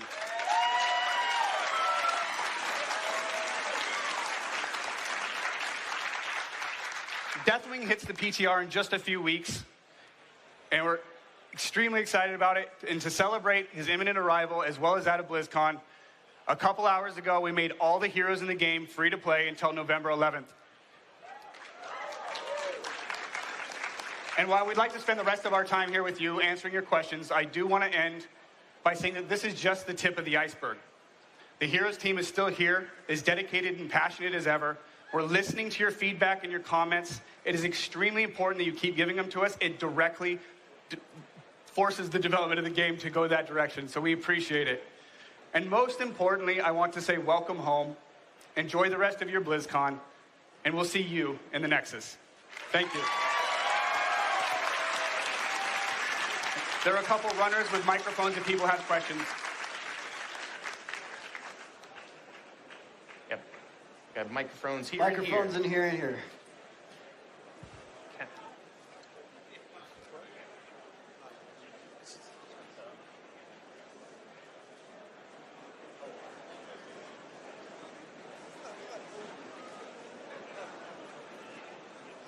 Hey guys. Hi. Just wanted to ask you guys, with Deathwing's new abilities being base abilities, how do you plan on addressing some of the old heroes' heroics to make sure that those still feel as impactful as they do currently compared to Deathwing's new introduction of his base abilities? Yeah, so for Deathwing, these abilities are, we wanted them to feel really mighty and powerful. They make a lot of sense with the rest of the kit that he has and what he has going on for him. For other heroes, like, for example, in Diablo, he's got the lightning breath. He's also got other tools that make his ability to have that lightning breath feel more meaningful, right? If he charges into your team, he does a wall stun, he flips someone, and then he starts his lightning breath, that's a huge moment for him. He has a little bit more control over it than Deathwing does with him. There are limitations that Deathwing has that makes, the heroics that those heroes have still feel very meaningful and relevant. Thanks. Hi. Hi. I just want to say thank you so much for all the work that you and the rest of the team members that aren't here that you do. I and all of my friends, I have a lot of friends that love this game, and we just want to let you know that this community is much larger than many people think. Yeah. We love you. Thank you. With that being said, the question I have is, are there any plans, even in a small way, to maybe bring back the professional game to BlizzCon?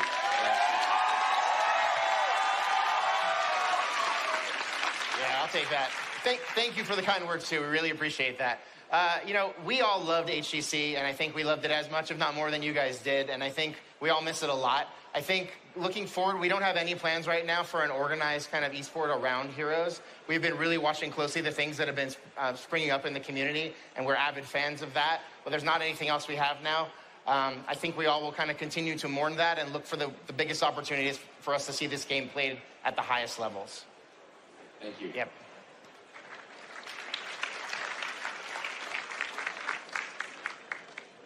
Hi there. First of all, I want to say thank you for making this game. It's an amazing game. Now, the question that I have, I'm asking about the upcoming Nexus Anomaly and how we have little experience bubbles that we need to collect. How would that affect Abathur? As you can tell, I'm kind of an Abathur player. That's a would great he need to question. step into the lane to get experience, or? Nope, we do actually make a couple changes to some of the heroes. Abathur will be gaining any of the experience globes that he kills with his symbiote will just get sucked up into the hat.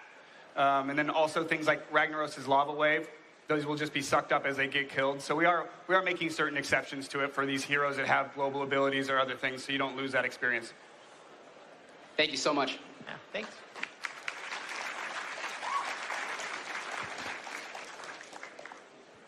Hi there. Really happy to be here. Thank you all for coming out and making the game that I love the most on Heroes.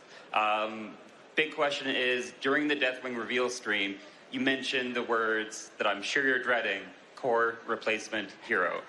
And he would have been cool, but I mean, there's old gods and stuff. So I'm just wondering, what are the current thoughts on that? Or is it still something you're kicking around? Yeah, I mean, it's something that, we're looking to see if there's any way we can make that work in the game. There's a lot of technical limitations that we have, and making heroes feel relevant and, having a presence on the map. So that's really important for us, and is something that we're still working on figuring out for a core replacement hero. But we definitely have heard your feedback, and we're excited to keep working on new stuff. So. I can also share a little bit there too. We actually tried a core replacement hero with Ragnaros. We did it internally. We messed around with it. There's a lot of design challenges that come behind that, especially a lot of players when they're playing, they want to be seen on the battlefield, and a core is not really looked at unless it's dying. So if your core is your hero, and the only time the entire game ever sees you is when you're getting blown up, it doesn't feel great. But I think there are ways that we can solve those things, but we do run into those design challenges as well. Perfect. Thank you. Yeah, thanks. All right. All right, first off, I really want to thank you all for all your hard work and really sustaining this game that we all really love and been playing for years. So I know that it's been, removed indefinitely for now, but some of us want to gather more skulls. So when is Haunted Mines coming back, if at all?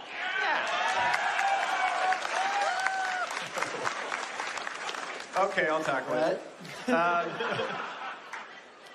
I was the original balance designer on Haunted Mines, so I apologize, but I will say that we love it internally as well. There's a few design challenges with the map that I think that we can get over, and we've actually been playing with both it and Blackheart's Bay and some changes internally. We don't have anything really to share. We haven't hit any perfect stride on it yet, but we are looking at them, and I would love to bring it back. So it's just a matter of time. We need to figure out a better way to actually deliver those golems besides the Skull Collection, or maybe change the Skull Collection in some way, but we just haven't found it yet. But we love it too. It's not gone forever. Thank you. Thank you. Thank you. First of all, I think as everyone's going to say, thank you guys so much. And with the experience changes, I think I see with learning being, I think, a huge thing that I'd love to see more and more in the game. Have you guys ever thought about expanding upon that, maybe in try mode, incentivizing people to learn more combos, other things with incentivization, maybe with gold or otherwise, anything like that? Yeah, we have. Again, this is stuff that has not been developed at all. It's just been papered out and talked about for the most part, but we would love to be able to do something like an overlay or some way to show players what to do on certain maps that they could turn on in real time, and then give them little quest dialogues or things that say, hey, this is a good time to go do this or to do that, and then be able to go through that in a progression-based manner. It's a lot of work. It's a lot of UI work, and so I can't promise that it'll come anytime soon, but it is something we are very passionate about, and I know that our design team especially, we know that we need to be better at delivering all of this information to players in a better way, so we're looking at it. Thanks so much. Hi. So first I want to thank you, like everyone else. We love the game. I have two questions. One is really quick. When are we getting an Overwatch special? Wait. When are we getting feeding? When are we getting dead? Okay. You guys are good. When are we getting Innkeeper? And the other question is, with the changes this year, and you are doing a lot of good reworks, how has your process for choosing which hero to rework or develop has changed? Okay. Personally, I'd love to see the Innkeeper. I think there's a lot of design challenges and art issues, because the way that we'd want to do it, you'd play a lot of cards, which I would assume you'd want a bunch of different models, right? It's very resource heavy, so it would take more time than our regular unit. So we would love to do it. We'd have to fit it in somewhere. Innkeeper would be cool. And to answer the second part of your question there, for our reworks and stuff, we are still doing, a lot of them we're doing more than we ever have. Choosing which ones to do can be strategic at times, whether it's something else that we know that Blizzard is getting ready to unveil or do, and so we want to coincide with it. Or it could just be a passion project for one of the designers. It could be that we feel like there's design problems for a hero that needs fixed.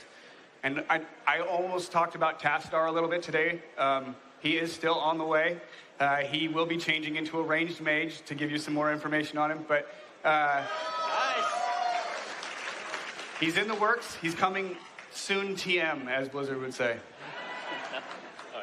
Thank you, guys.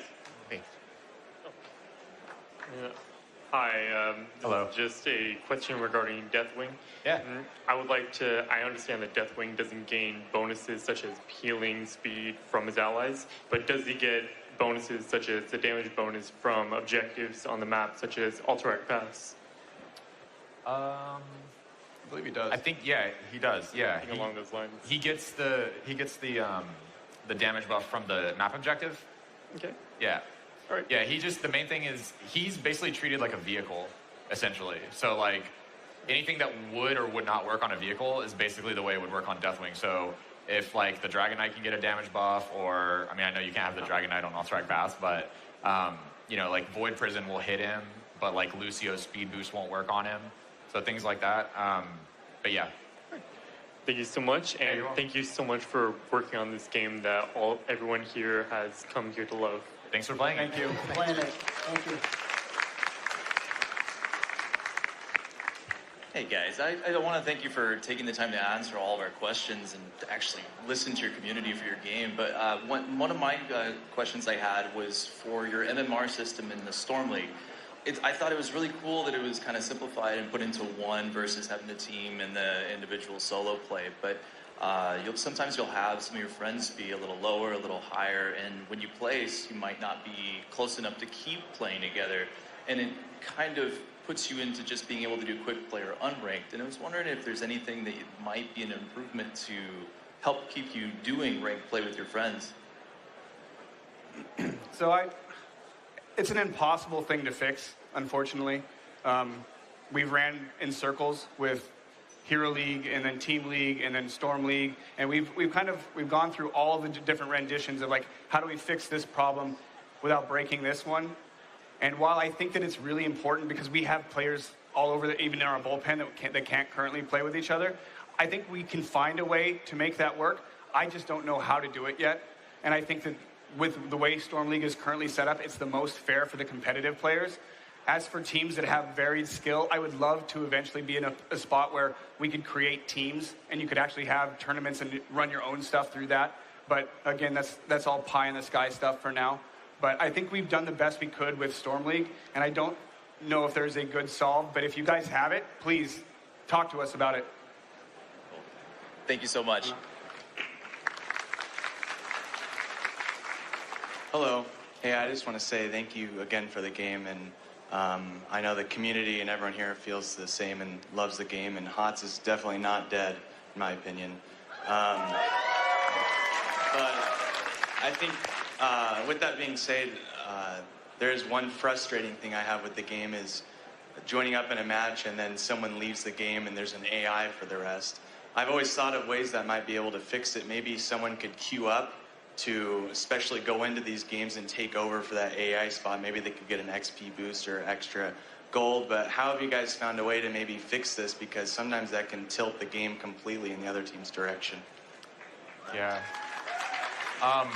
We're still working on a lot of AI improvements to hopefully offset some of the pain that you feel whenever that does happen.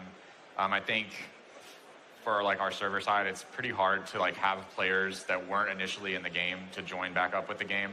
But that's a really good idea, and there may be something there that we can explore. So hopefully we'll keep working on the AI, keep trying to make it better, but right now we don't have anything on that front that we can talk about. Thank you so much. Hey, I wanted to thank you guys for working on HOTS. I ironically feel like since the team got smaller, it's gotten kind of more back to its roots, and you guys have done an amazing job and solved pretty much the majority of my issues with the game over the last year. Like, I've been loving the balance changes, the reworks. I just wanted to know if you guys had any plans to solve some of the minor map issues. Like, I know Cursed Hollow is a little too fast-paced for a lot of heroes these days. Like, the tributes spawn too fast since it changes, and so it causes some issues with any sort of slower, more methodical gameplay. Do you have any thoughts on that? I think we could probably... I think we should always look to reevaluate all of the maps. Right now we look at the timing of maps. We want games to be completed between 18 to 22 minutes-ish, and all the maps are falling into that line. As for tributes spawning faster or slower, it's definitely something we can look at. That timer is really easy to play with. I haven't felt it too much personally, but yeah, we can definitely look at those things. Well, thank you. All right, and just to warn us here, we only have about 2 minutes left, so unfortunately we have like one question left. I'm so sorry because a lot of you are lined up here. Sorry, guys. Yeah. So I would never hear the end of it if I didn't ask the question, Shark Haka when? Oh, man. Shark Haka. Okay, so I really want him in the game. I also want the shark version of Greymane in the game as well. We definitely want to do a pirate theme. I think it would be really great. All right, maybe we can do, Yeah, if you make it quick, 1 minute. We'll do our one more. Okay. First of all, your shirts are awesome. You gotta let us buy those. But I'll take my important question is for the train mount. Are you gonna allow enemies to channel it so that we have all 10 players? That is a really good idea. I think. Can you do that? Why would we not? Why would we not? I don't. I don't think we tested I it. don't think there's We'll currently go test it. any implementation. We'll figure it out. It's a really good idea, and we're gonna look into that. That sounds awesome. All right, guys, thank you so much, everybody, for joining us here and all the love. Like, we really love this game. We can tell you do as well. We got a lot more work to do, and we're really happy to have you along on the journey with us. For those of you who weren't able to answer or ask questions of us, we will still be doing our monthly AMAs. We took a little break here in the road to BlizzCon. We'll get that started again. We're all really active on our forums and on Reddit. Ask your questions there. We will jump in and answer them. Thank you so much. We'll see you in the Nexus. Thank you, guys. Welcome to Hearthstone. What's next?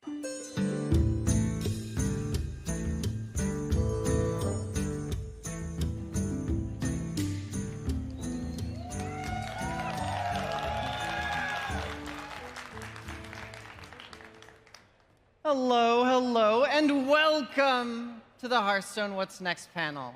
I'm Liv Breeden, and I will be your evil host this evening as we go on a journey and recount and revel in the victories that the League of Evil has achieved thus far.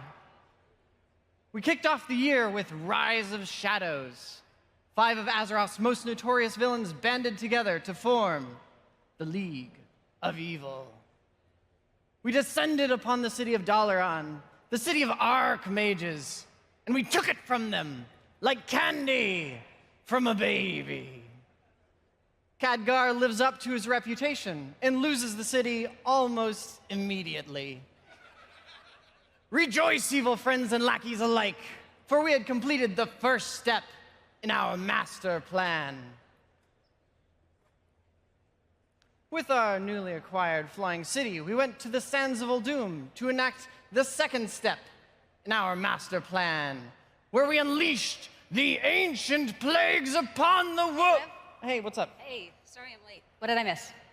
So I was just reminding everyone how awesome the League of Evil is, and I had just gotten to the best part, where we unleashed the ancient plagues upon the world!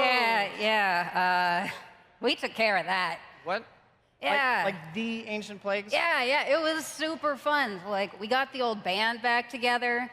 We went on these awesome quests. Finley made a bunch of mummies. That was weird. And, and, we went down into the tombs. We sent your Plague Lords pack, and we already had a lot of practice beating Reform, so, easy peasy. But did you really think that was our master plan? Yeah. Why? Well, it wasn't. We have much bigger plans. We got what we wanted in Uldum, and we got away. You mean you ran away? We totally kicked your butts. The Plague Lord of Undeath is ours to command, and we cannot be stopped. We just stopped you. We'll stop you again. It's impossible. We're too powerful. Look, just watch. Roll the tape.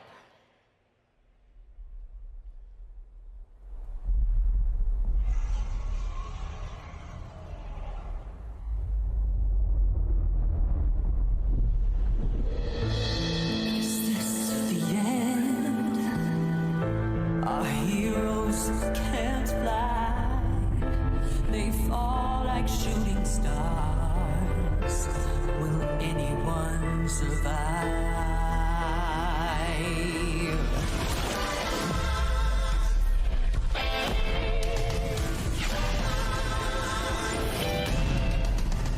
Dragons take flight above the ice and snow, high in the sky where the cold wind blows. Wings beat down as the feedback falls, flaming hot fire of a frozen bones. Good unites against people they oppose. They ride and die as the legends grow. We must grow to sense to the hero. Never know silence in this combat zone. Beats midair, yeah, it's a chiller. Life and death, yeah, it's a killer.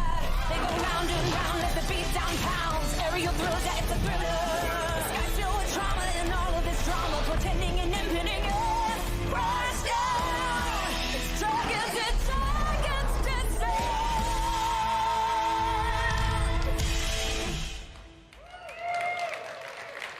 Descent of Dragons is the epic conclusion in the year of the dragon.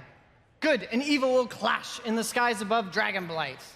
So, what's this evil plan of yours anyways? Not that I care, because we're gonna beat you no matter what. The Plague Lord of Undeath is ours, and we are going to use it to resurrect the most powerful dragon that has ever lived, that nobody has ever heard of.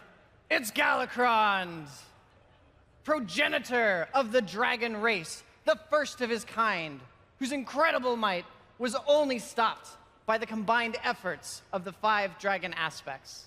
I feel like he was stopped by choking on a rock, but I don't mean to interrupt your evil tirade. This time will be different. This time he has allies. This time he has evil. So what is Galacrond for Hearthstone? Well, it's a brand new hero card, and there's one for each League of Evil class. We skipped ahead, but that's okay. Galacrond takes on different attributes and properties of the class that is resurrecting him. So here we see Galacrond the Unspeakable, Priest Galacrond. So for 7 mana, you destroy 1 random enemy minion, which is, not that great to start with, but he's been dead for 12,000 years. Give him a break. He's got to be powered up. He needs to be made stronger, and that's where we come in. You see, by playing cards that use Invoke, like Cultist, or performing rituals, we can make him stronger. After playing 2 Invoke cards, his battle cry doubles in strength, and he becomes Galacrond the Apocalypse. And he gets to destroy 2 random enemy minions. Galacrond can upgrade whether he's in your hand or your deck, so you feel free to play your Cultists as you can. And if you thought the Apocalypse was bad, if you invoke 2 more times, the battle cry doubles in effect again, and it becomes Galacrond Azeroth's End. And at its full ultimate strength, you also get to equip a 5/2 weapon to crush those who stand before you. So what is his hero power? For Priest, it's add a random Priest minion to your hand. So this is what it is for regardless of what level he's at, but it is a very important part of the invoking process. You see, as we feed power and energy into Galacrond, he returns our loyal servitude with a gift. Didn't he eat all of his loyal servants last time? I feel like that's what was feeding him. Spoilers for anyone who was thinking of joining the evil team. Whether it be as a snack or devoted maniac, all will serve Galacrond in time. Liv, is that a snack with 1 C or 2? 2. Oh, okay, nice. I like these rituals. Go on.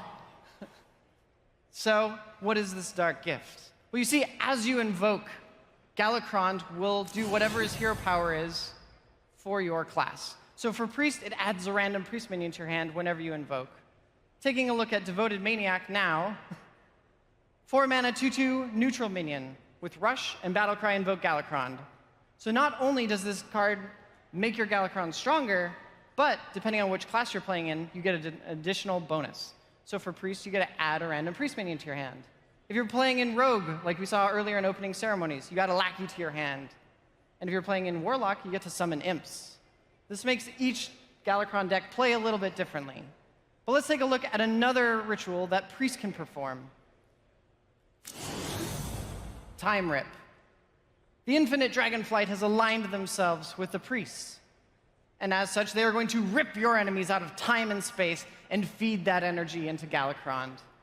So, for 5 mana, you get to destroy a minion, and you also get to add a random minion, or add a random Priest minion to your hand, which is pretty awesome. But there's more than just cultists and rituals. There's also Galacrond's lieutenants, who are here to make sure his resurrection goes as smoothly as planned. Let's take a look at Fate Weaver now. Fate Weaver is a 4 mana 3/6 Priest Dragon. It says Battlecry if you've invoked twice, reduce the cost of cards in your hand by 1. So if your Galacrond has reached at least the Apocalypse level, you've been adding cards to your hand through the invoking process, why not reduce the cost of all of them by 1? When we were designing Galacrond, we wanted to keep 3 major things in mind. First, we wanted to make sure you got power along the way. One of the problems we see a lot with cards that you build up over the course of the whole game is there's huge variance in whether you draw them or not, which is usually the difference between winning and losing. So by providing power every time you invoke, you get meaningful gameplay moment to moment, which is great.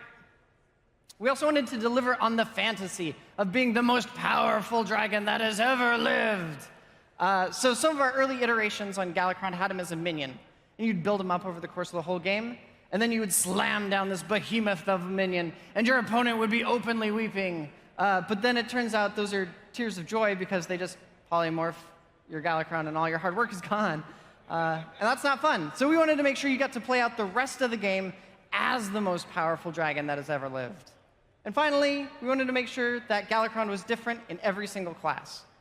So if you're playing it in Priest, it's more control-y because you're adding cards to your hand. If you're doing lackeys, it's going to be shenanigans-based. And with Warlock, it's going to be much more aggressive. But that's not all. We wanted to make sure that everyone could experience Galakrond right from the start. So we're giving Galakrond away for free when you log in for Descent of Dragons. But not just one, all 5 Galakronds will be yours. So behold the gifts that the League of Evil can provide, and bask in the glory that is Galakron. Give me that. Evil people. So, I mean, sure, that sounds really scary, but we're the good guys. We've triumphed over evil before, and we'll do it again. It's not going to happen. It's going to happen. We just need a plan and some side quests. Now, the League of Evil is busy mucking around with all of these forbidden ancient rituals and their big dead dragon. It's coming back. In the meantime, we're going to be using side quests to actually get some things done. We're going to upset their rituals. We're going to rally the dragonflights to our cause. We're going to take to the skies and take back Dalaran by loading a bunch of leper gnomes into a slingshot and firing them into the city.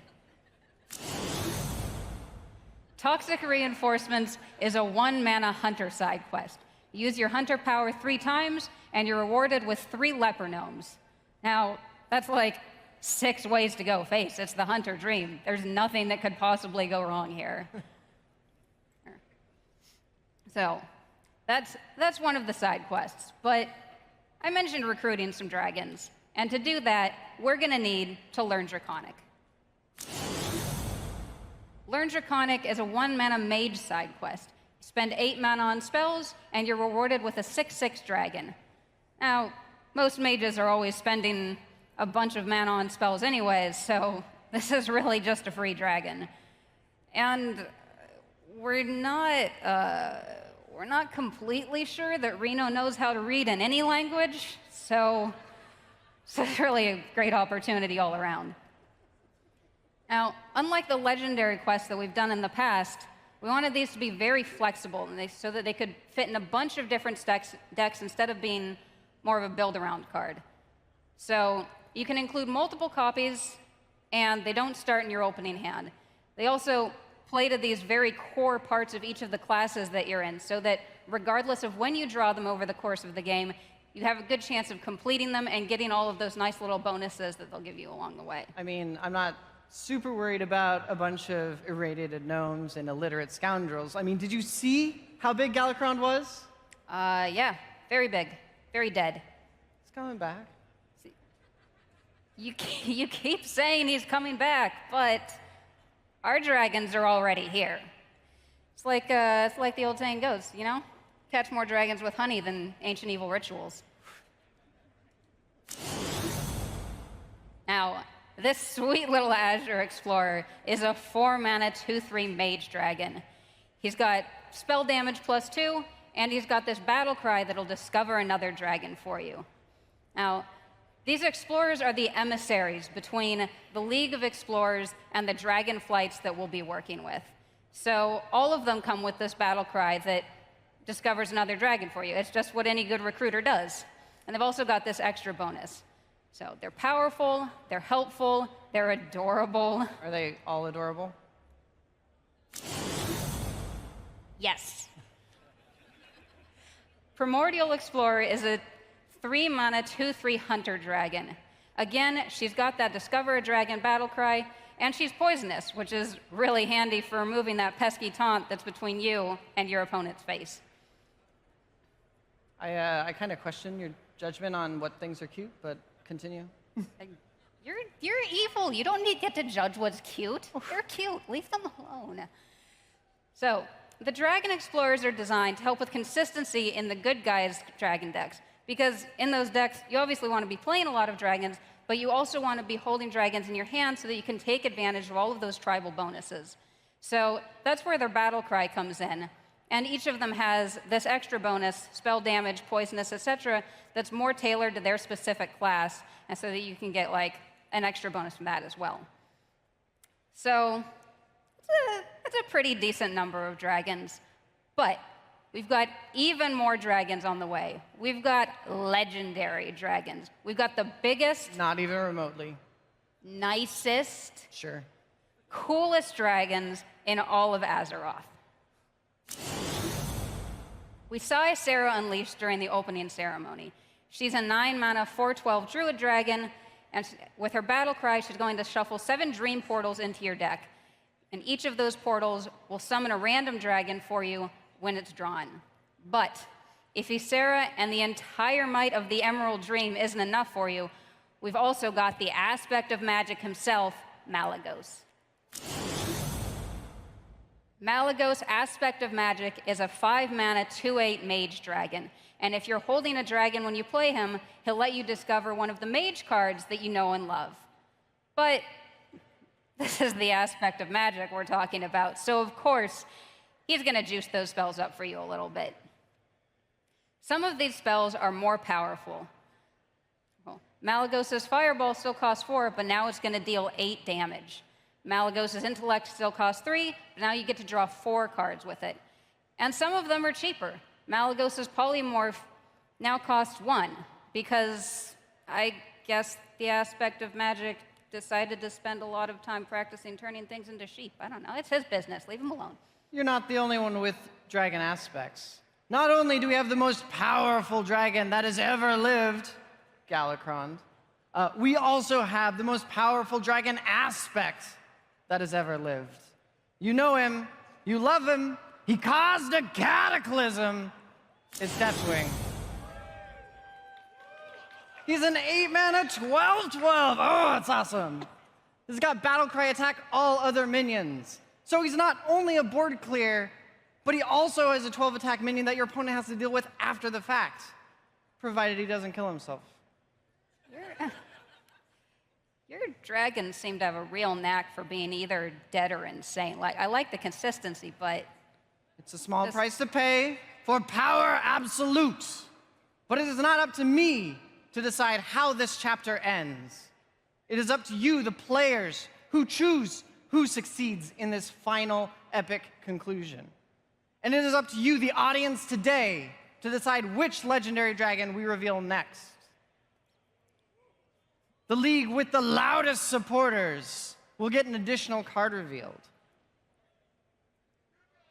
So, League of Evil, if there is darkness in your hearts, and you would blot out the sun on wings of destruction as the world burned beneath you, then let me hear you roar!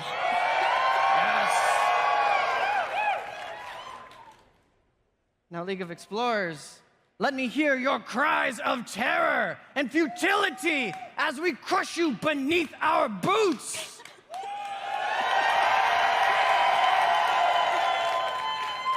This is embarrassing. Every time the good guys win, it's not even fair. I mean, you said you were going to feed all your guys to a dragon. I'm just disappointed, really. All right, all right, yeah, let's see it. Let's see the good guys. Maybe. That's right. No! This is cheating. You're cheating. They didn't deserve it. All right, it's Wax-a-Dread. Sorry. It's a 5-mana 7/5 rogue dragon that we're going to roll with. It's a death rattle, shuffle a candle into your deck that resummons Wax-a-Dread when drawn.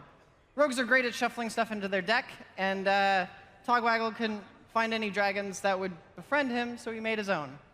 Yeah, so you cheated and you had to make your own friend. That's cool, Liv. That's really cool.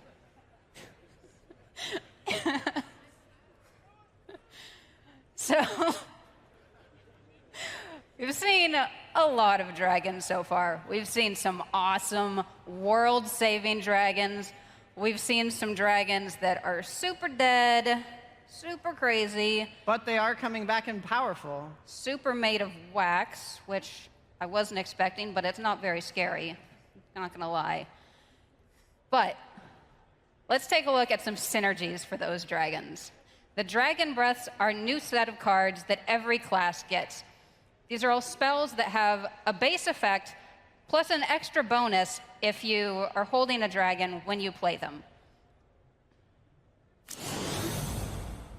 Sand Breath is a 1-mana paladin spell. No matter what, it's going to give a minion +1/+2. But if you're holding a dragon when you play it, that minion will get Divine Shield as well. Wait, you guys eat sand? No wonder you guys don't have a plan. We've been going over our plan for like 10 minutes. Have you not been? But it doesn't have 3 steps. This is not a master plan. This is like baby's first plan.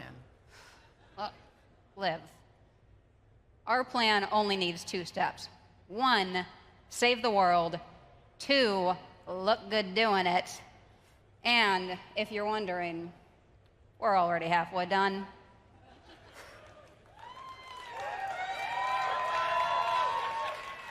I got nothing. Let's move on. It's wax or candle breath. It's not wax breath. It's close.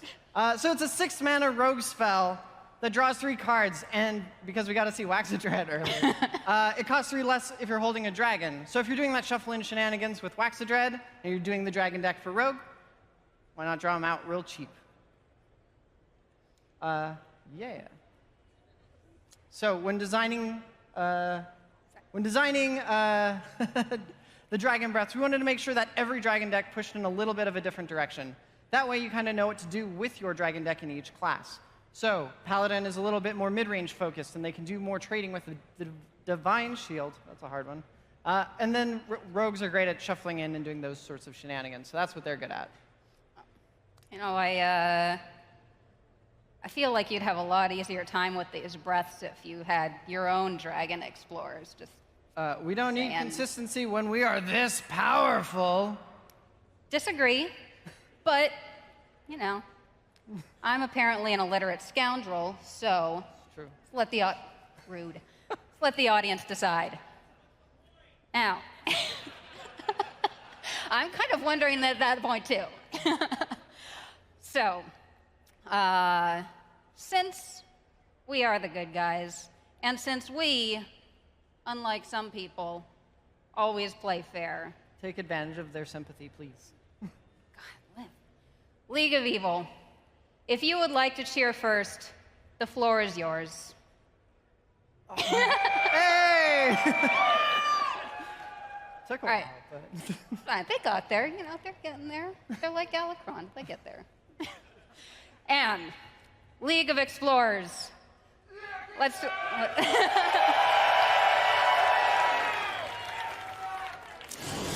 We did it. We did it. Corrosive Breath is a 2-mana hunter spell. No matter what, it's going to deal 3 damage to a minion, but if you're holding a dragon when you play it, it's going to deal 3 damage to the enemy hero as well. We talked about how hunters love going face. Turns out their dragons do too. So we've shown you a bunch of awesome new cards today. Descent of Dragons goes live on December 10th, and you can pre-order it today. Keep your eyes peeled because we're going to have more spoilers and teasers coming up in this upcoming month. But we've got so much more to talk about. We've got something that I'm really excited about. This is a brand new game mode for Hearthstone, which is super, super awesome. But to talk more about it in depth, I'd like to introduce Mike Donay and Connor Koo to the stage. Hey. Thank you, Liv and Hadisha. Dragons are awesome. Thank you. Guy in the crowd who appreciates my flannel. Today, I finally get to tell you about the new game mode that we've been working on for the last 6 months. It has been super fun to work on. My name is Mike Donay. This is Connor Koo, 2 of the designers that worked on this new game mode. Boom. The new game mode is Battlegrounds. Yeah, Battlegrounds is our brand new Hearthstone game mode. It's an 8-player game mode. It's a free-for-all, and it's inspired by games in the auto-battler genre. But it's using the Hearthstone cards that you know and love. Now, it's been a while since we've added a new game mode to Hearthstone. So you might be wondering, like, where is it? Well, we've added a new button to the box. It's called Modes. In Modes, you'll see the arena and our new game mode Battlegrounds. Once you're in the lobby screen here. In the lobby, you'll be able to see your rating. We have a matchmaking system, so you're paired against opponents of equal skill. We also keep track of your wins, your top 4. Your rating goes up if you make the top 4 or the 8, down if you're in the bottom 4. Pretty standard rating system. You'll see that more in practice as you play. Now let's have Connor go through the gameplay. All right, so we're in a game here. So at the start of the game, you get to pick from a selection of heroes. There's 24 heroes in Battlegrounds. Each of them have their own unique hero powers. So at the beginning, you get to pick from a selection of them. Everyone gets a unique one. So here you can sort of look at what their hero powers are. We're going to pick Maleficent Manastorm here. Her hero power is Tinker, and it gives all the mechs in Bob's Tavern +1/+1. That means that every mech we purchase is going to be a little bit stronger, so we're going to have like an advantage going into mechs. So we've picked our hero, we're waiting for everyone else, and you can see the 7 other opponents here.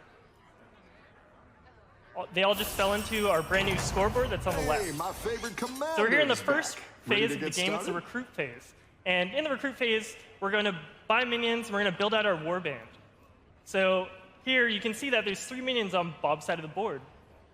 Now one of them's a mech, and it's buffed by our hero power, so we're probably going to buy that one. So now we're going to put it in play, and once the turn timer ends, we're going to go into the second phase, which is the combat phase, where we'll be matched up against another player in the game. You can see who our next opponent is on the scoreboard here, and it's Queen Wagtoggle. Once we're in the combat phase, the minions are going to attack automatically, and you'll just get to watch the combat play out. Others. I'm rooting for you. All right, so you can see our minions are fighting, and it looks like we're going to win combat, so we get to do a little bit of face damage here. And that's sort of how the game goes. It sort of goes between the recruit and the combat phase until there's only one player left standing. So we're back in the recruit phase here, and we've got a new set of minions that we can pick from. But we don't really like these ones, so we might just upgrade our tavern. So you can see we just hit that button in the top left next to Bob, and our tavern tier increased. So now we're at tavern tier 2. Your tavern tier represents the strength of the minions that will appear in Bob's tavern. So next turn, we're hopefully going to see some stronger minions. So we're going back into combat. It looks like we're fighting the Great Akazantarak.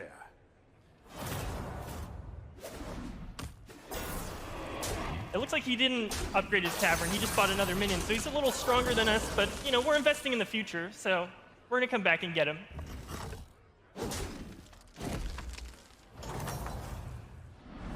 All right. Hopefully we'll find some stronger minions. Really raging out there.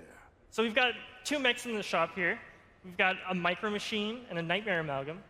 Micro Machine's a really interesting minion in this game because the buffs that you acquire during the recruit phase are permanent. So Micro Machine will increase its attack every single turn.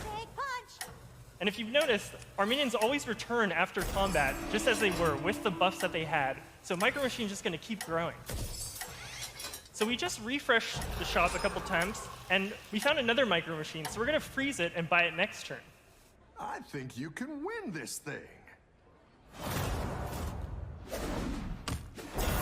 So we're back into combat. We're against Queen Wagtoggle again. They're a bit stronger this time, but we got a really good buy next round.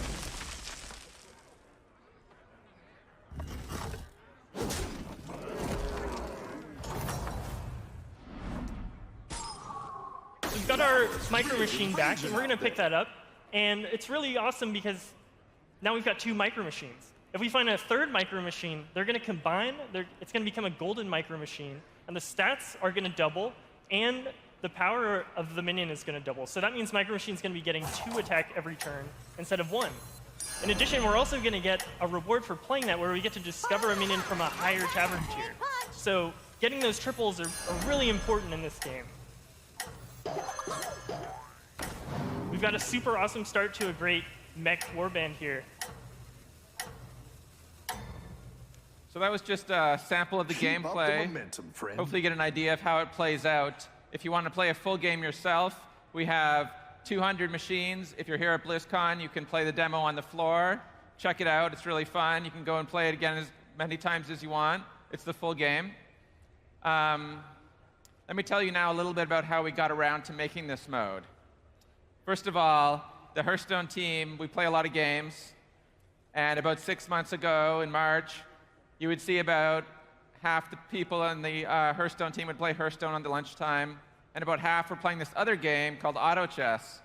And we were thinking, wow, what if we could make like a combination like chocolate and peanut butter, put the two games together, and make some game that's even better than the two parts? And that's when we started making this game. Yeah, so it just happened that I had been working on a tavern brawl, actually, that was inspired by Auto Chess. And you know, when we set out to make the game mode, we really wanted to take some of the exciting elements that we loved about auto battlers, like automatic combat, and combine it with the things that we know and love about Hearthstone. So that means you're still having great, awesome, exciting stories, and you're still thinking about, how do I combine weird cards and abilities to sort of like create these super powerful warbands? And we think, after all this work we've done, we've come out with this great experience it's a new experience for people who play Hearthstone and a new experience for people who play auto battlers. It was really different. We had to make a lot of changes to the engineering. Hearthstone was originally designed to be 2 players. In fact, it was 1 player and 1 opponent. So the engineers had to rebuild it to be 8 players, all in one game at the same time. People like Martin, hi. And when they did so, they had repercussions on other parts of the game, and they had to rebuild those to support 8 players also. So it was a ton of work, and our engineers went above and beyond making this game mode in such a short time.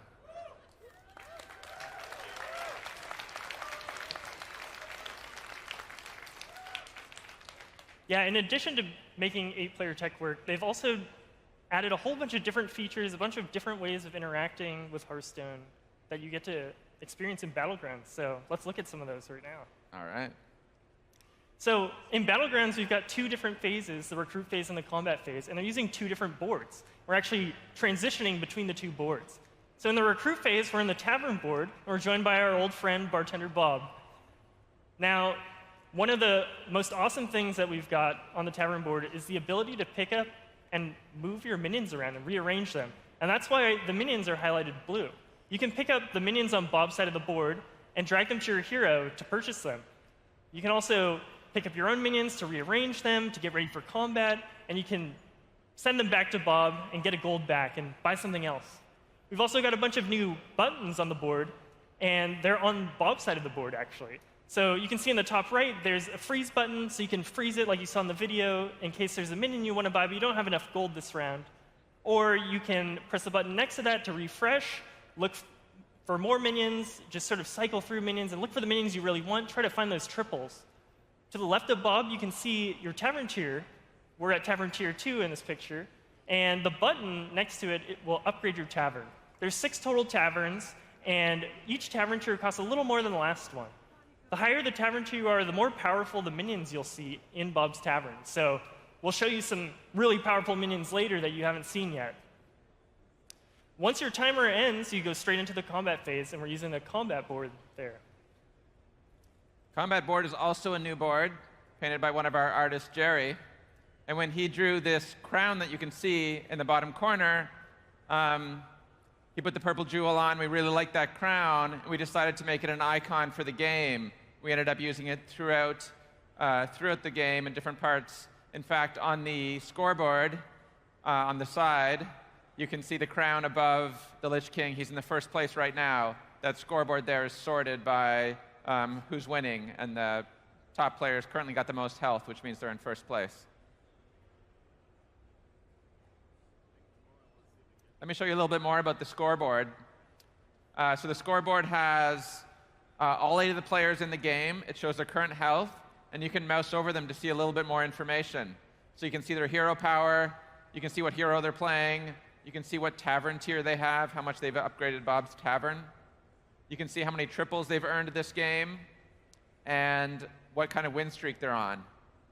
And at some point in the future, after some feedback from beta testers, we decided we want to add how many minions of each type they have in their lineup.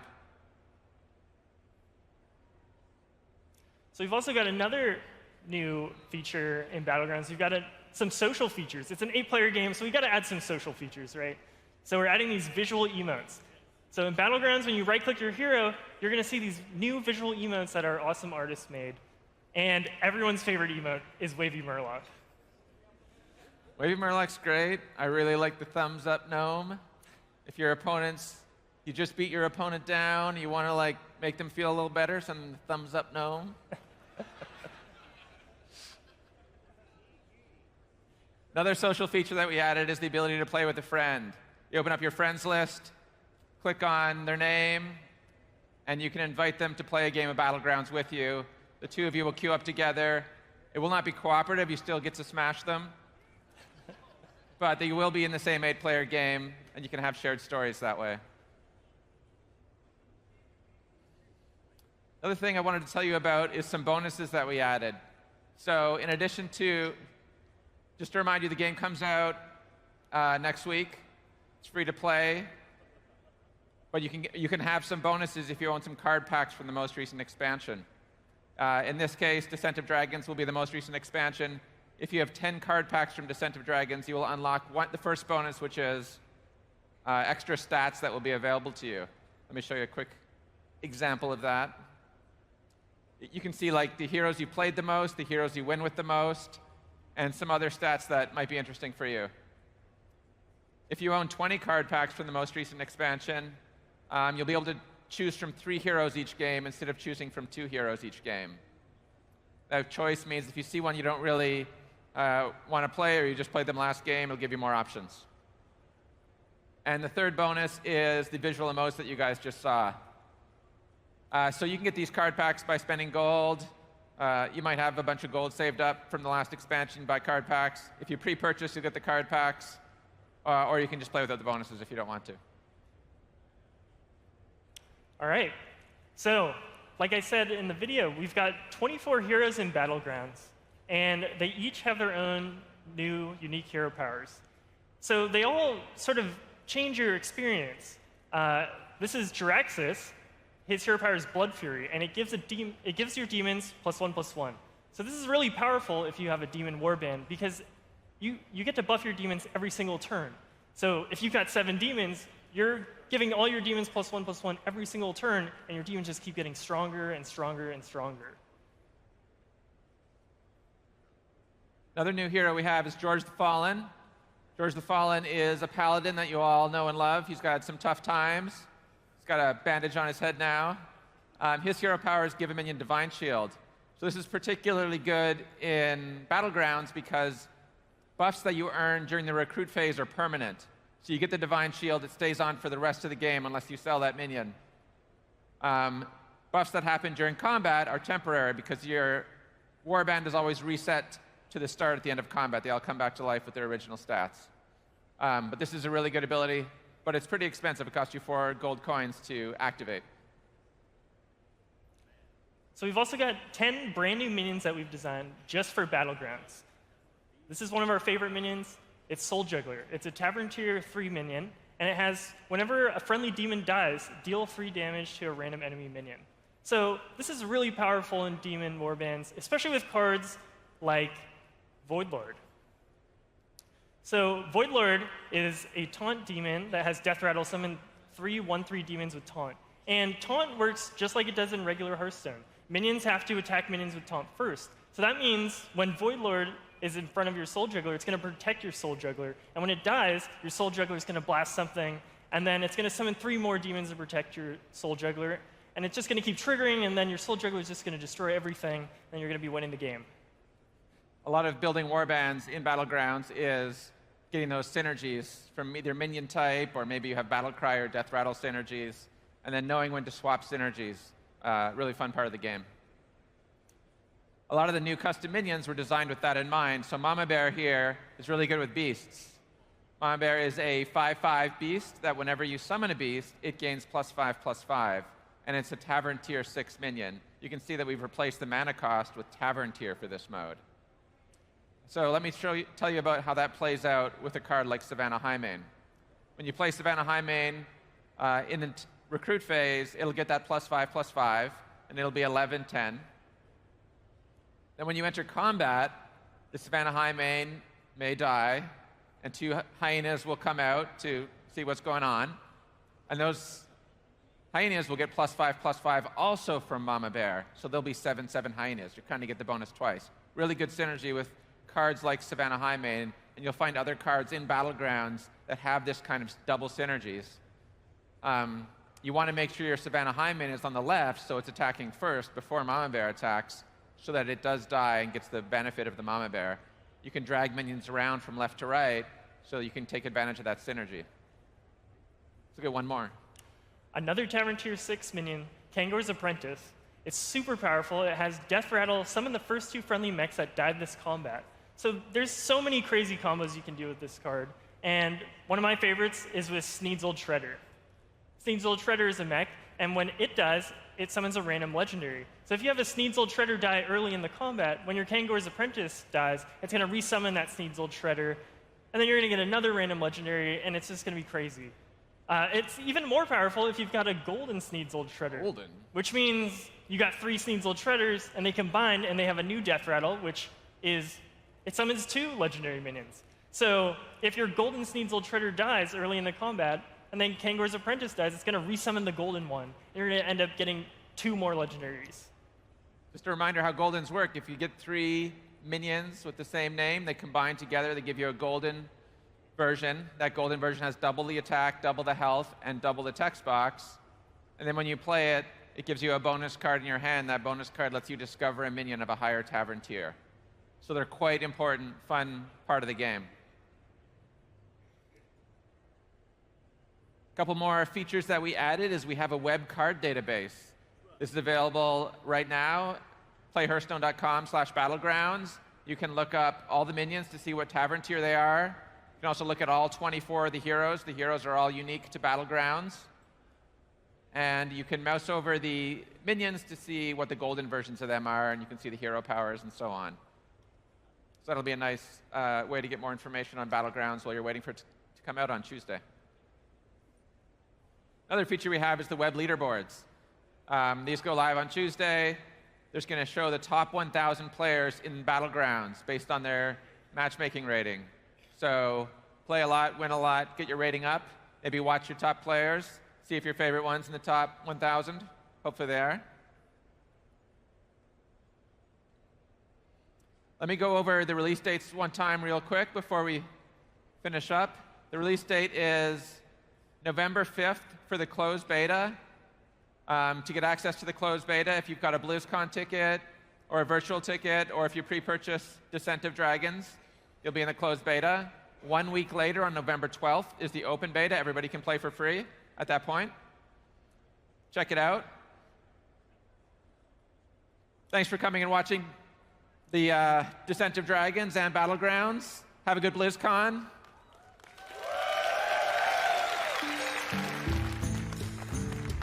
Thank you for attending Hearthstone What's Next? Coming up, the Cosplay Exhibition will begin at 5:15. Welcome to Overwatch What's Next?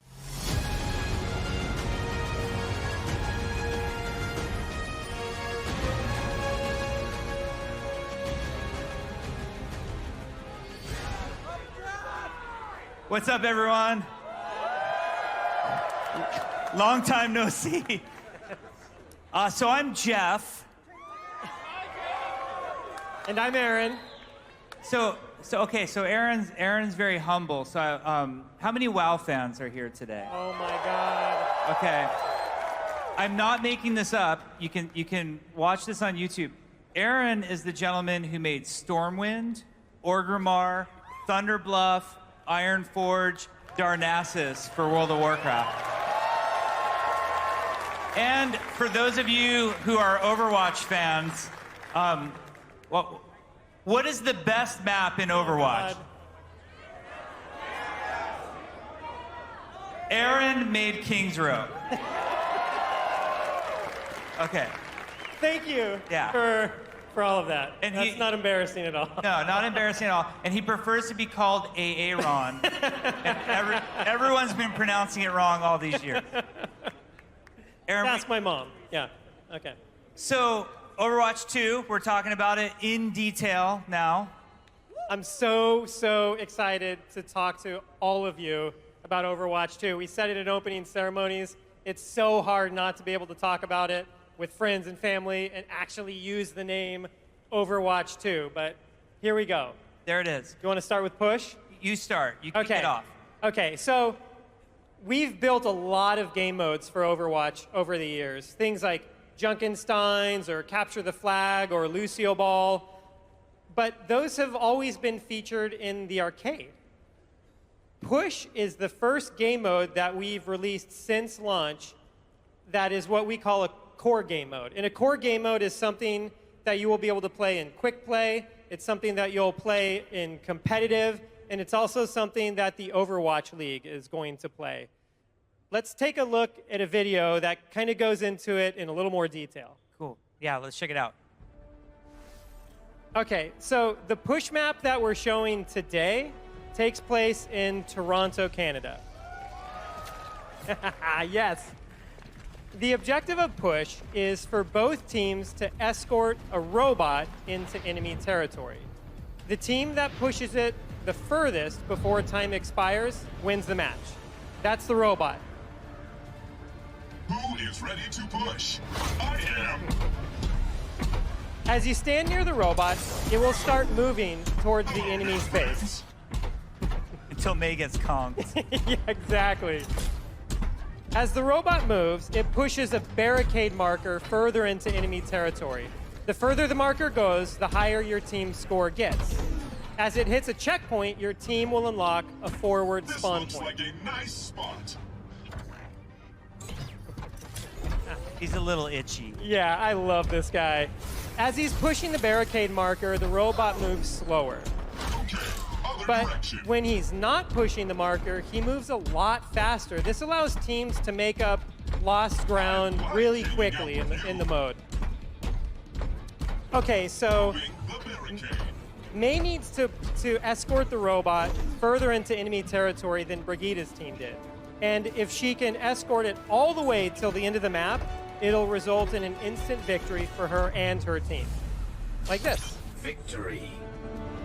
Yeah, I would say so far internally, we don't have a lot of the maps go all the way to the end, which is a good thing. Most of the maps are like more back and forth. Yeah, and I think that that's one of the design values that we had for push is it's more interesting to have that robot move back and forth across the map.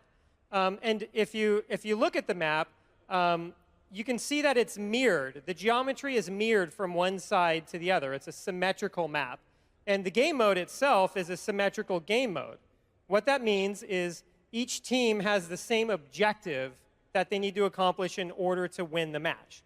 This is similar to something like Control. Control, both teams are vying for one control point in the middle of the map. What I think is really cool about Push, though, is as the robot moves back and forth across the map, the team fights that are everything in these symmetrical modes happen all across the map, in contrast to Control, where a lot of them happen at the control point in the middle of the map. If you look at this next shot, you can see that the path that winds its way through Toronto in this map is really windy. That red line illustrates the path that the robot takes through Toronto. What this means is that there's a lot of different shortcuts and connections in order to connect different parts of the path. This makes the game mode really flanky. And heroes that you might not see in some of our other game modes, or you might not see as prominently, such as Reaper and Tracer, are really, really powerful in this game mode. Internally in our testing, we typically use different comps in Push than we do in all the other game modes. And I can't wait for you guys to play it. You can play it on the show floor today and see what sort of team compositions you guys create. Cool. Let's take a look at Toronto a little bit. Why don't we talk about some of our values from a world building standpoint? Yeah, so when we build maps, we always like to take players on a journey all across the world. And we like to visit unique and exciting and exotic locations. And when we build them, we try to make them fit the ideal or the fantasy of what we've always imagined that place in the world to be. With Toronto, it's the red maple trees, it's ice rinks, a curling arena, a statue of a hockey player. Tons of hockey. Very multicultural. So Toronto was a blast to work on. But what's very exciting for our players to know is that there's going to be all new PvP maps, not just for Push, which will have multiple new maps with it. It won't just be Toronto. But every current core game mode in Overwatch is going to get Overwatch 2 maps. Yeah, we'll get multiple maps for every game mode. And I think this is so exciting because the game, when Overwatch 2 launches, it's going to feel like such a new experience. I know we're going to talk a lot about the cooperative missions up here, but even on the PvP side of the game, having a bunch of new maps to play on is going to make this feel like a totally new experience for Overwatch 2 players. Yeah, let's check it out. We've got some footage here. Now, I have to warn everybody, all of this is work in progress. We are hard at work on Overwatch 2 right now. So none of the maps that you're seeing are finished. Not even Toronto, not even Rio out on the show floor today. None of them are finished. They're all going to be that much cooler when we're done. We're also looking forward to getting a lot of play testing, a lot of feedback, but you can see some of the locations that we're really excited to explore. And many of these maps we've been playing for a while now and having a really good time. Yeah, I think one of the great things about making maps for the Overwatch universe is that a lot of the people on our team come from locations all across the world. So we have people from Brazil working on a Rio de Janeiro map, people from Sweden working on Gothenburg, people from Toronto actually working on Toronto, and they're able to bring all of their love and passion and experience in these places to bear when they're actually building the map. Yeah. So we know that you all love new maps. There are a lot of new maps coming with Overwatch 2, a lot of new locations, places that you want to see, like Gothenburg. There's a couple of heroes from Gothenburg we think would be really cool. But it's time to talk about story missions. So story has been requested from us a lot. Like, we get a lot of comments. And we think it's awesome. Like, you have all followed the story so far. You've been following it for some time, and you're ready for more. And we are ready to deliver. Now, I'm going to do a quick recap on like where the story's at right now. So obviously, this is since the original game. The original game started with Overwatch being shut down. Overwatch was this international peacekeeping force. The UN issued this thing called the Petrus Act, and that shut Overwatch down. Then, because of the absence of Overwatch and the heroism that they brought to the world, new threats were able to arise, and all sorts of bad stuff started to happen. There was the uprising in London. There was Talon. Like, Talon really became much more of a threat and gained in power in this sort of new vacuum that we had. But our good buddy Winston had the idea to initiate the recall. And what the recall is about is he knows it's illegal to reach out to all of the Overwatch agents, the former Overwatch agents, and basically say to them, hey, it's time to get back together. Like, now's the time. The world needs us now more than ever. So then we had a series of animated shorts, and it was really fun to explore these and kind of go on this journey to see how different heroes reacted to the recall. There was, for example, in Honor and Glory, Reinhardt, in the most steadfast way, said, I must answer the call, while Brigitte was sort of begging him not to at a certain point. Whereas May, who was working at Eco Point Antarctica, she wasn't necessarily a hero. She was more of just a scientist at the time. But Winston's recall really inspired her into heroism, which was great. And then there was that last BlizzCon we showed Reunion with McCree. And McCree's very strange reaction, like, okay, Winston called me back, but I'm going to bring Echo back instead. Yeah. McCree kind of pieced out at that moment. Yeah. Who knows where the guy went, what he's doing around the world, but I have a feeling we'll be seeing more of him. We might see more of McCree. I didn't see him in 0 Hour. The name of the movie we showed today, by the way, is 0 Hour, the Paris attacks. So I didn't see him there. So I'm wondering what's up with McCree. So 0 Hour, that brings us up to today. So Paris is under attack. It's null sector again, but it's not the null sector from back in King's Row. This is an all-out attack on the entire world. The good news is, joining Winston in Paris were some of the members of Overwatch. Some responded to the call. They're back. They're ready for action. But the world is attacked, and the world is under strife, and you, as a player, are going to get to take the place of our heroes and see what the next chapter holds for Overwatch. So we really hope you play that demo today. It will show you just kicking off where we're at. Now, the coolest part about getting to do story missions is something that we hear often from you is that you love our cinematics. Thank you. They're made by a group called Story and Franchise Development. We get to work with some of the most talented animators, producers, directors. We're really, really lucky to work with them. Every one of our story missions will get a cinematic introduction and we'll get a cinematic outro. So you'll experience that. You'll see that in the Rio de Janeiro demo that we have. Now, I've got to give a warning to everybody. The outro is a placeholder for the actual movie. So I will just say this. I'm going to give a spoiler right Oh, no. So at the very end, what's May's famous line at the very end? Lucio! Lucio doesn't actually die. So, okay. That's all you need to know. But we're excited for the cinematic storytelling that we get to do. You finally get to spend a lot of time with these heroes. So in a story mission, it's very curated by us.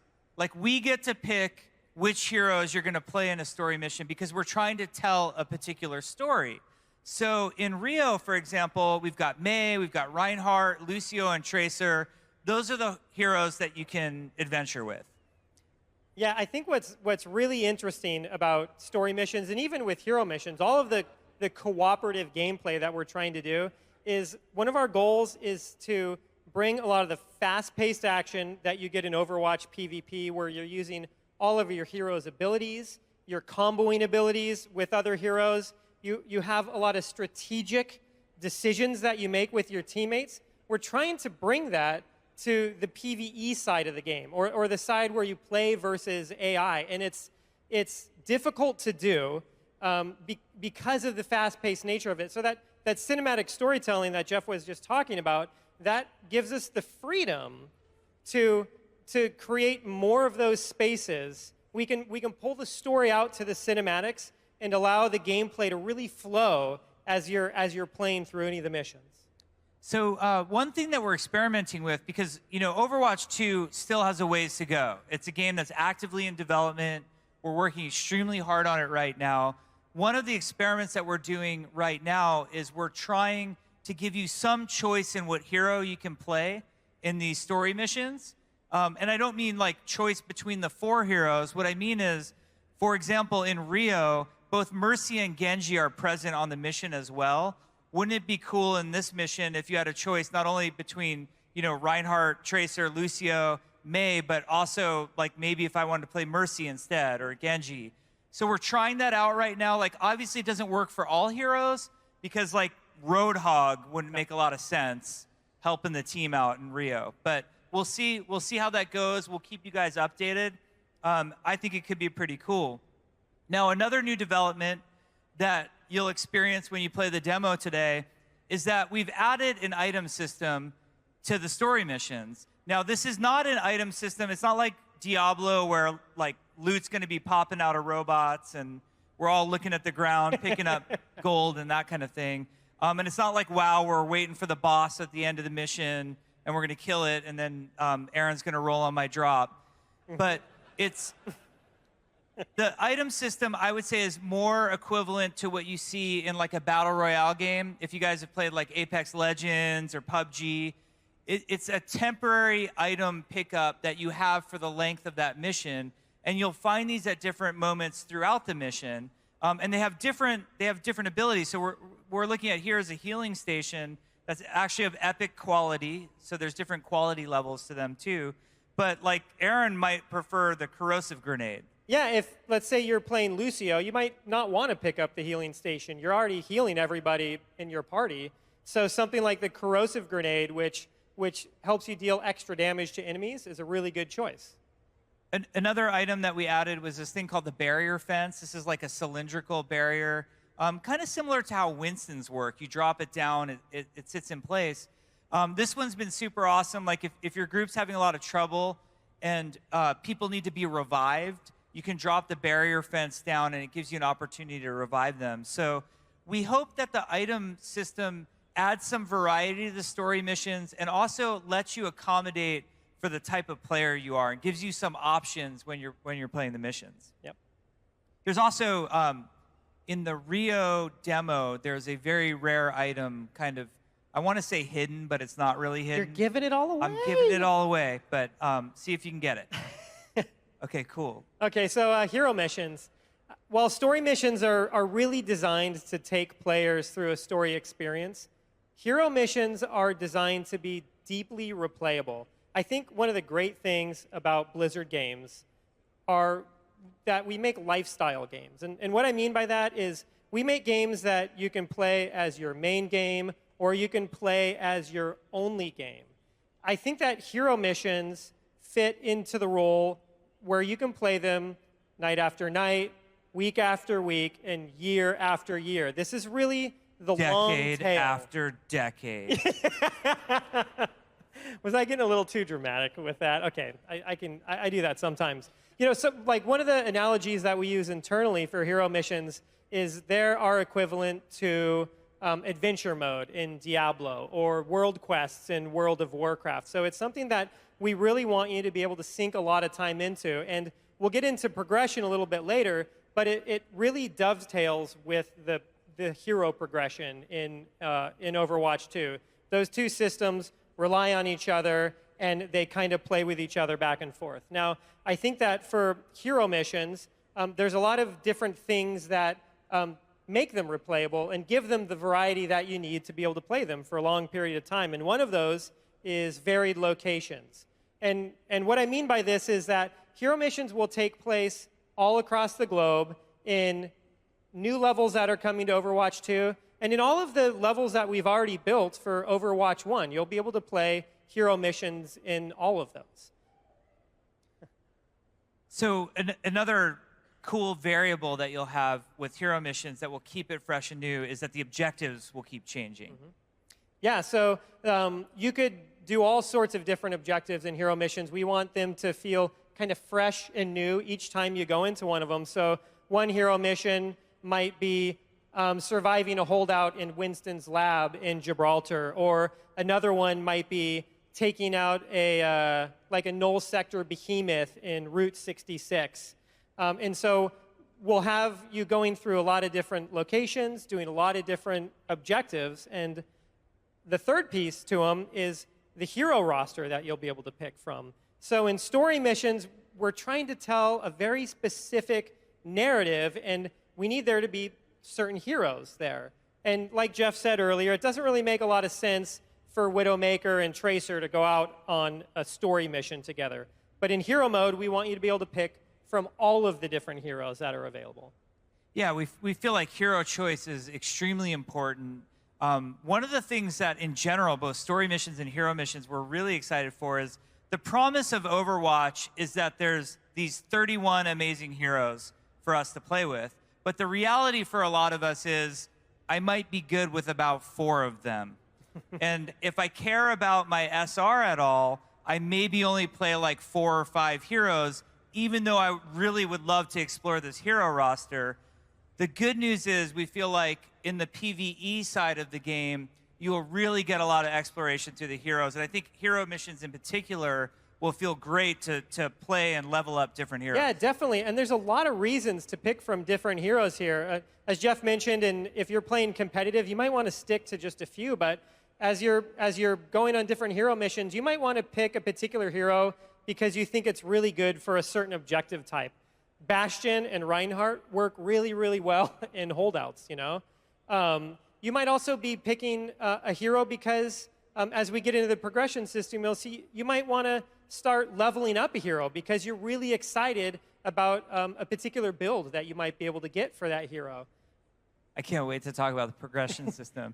But before we do, there's one more part of what's going to keep the hero missions fresh and keep them interesting, and that's different enemy groups. Yeah, so well, you'll be able to play against a lot of different enemy groups in hero missions for Overwatch 2. You saw Null Sector in 0 Hour, the cinematic that we showed during opening ceremonies.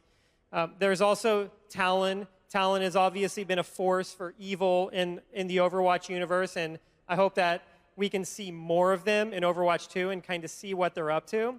And then beyond those two, you know, there's other things. There's other threats that are out there in the Overwatch universe, and I'm hoping that we can see I think everyone could imagine some amazing enemy groups that they'd love to fight against in Overwatch 2. And we're going to make them. All right, so the progression system. This is really exciting. Now, I have to caveat this a bit. As I mentioned, Overwatch 2 is still in development. We have a long ways to go before this game is fully ready.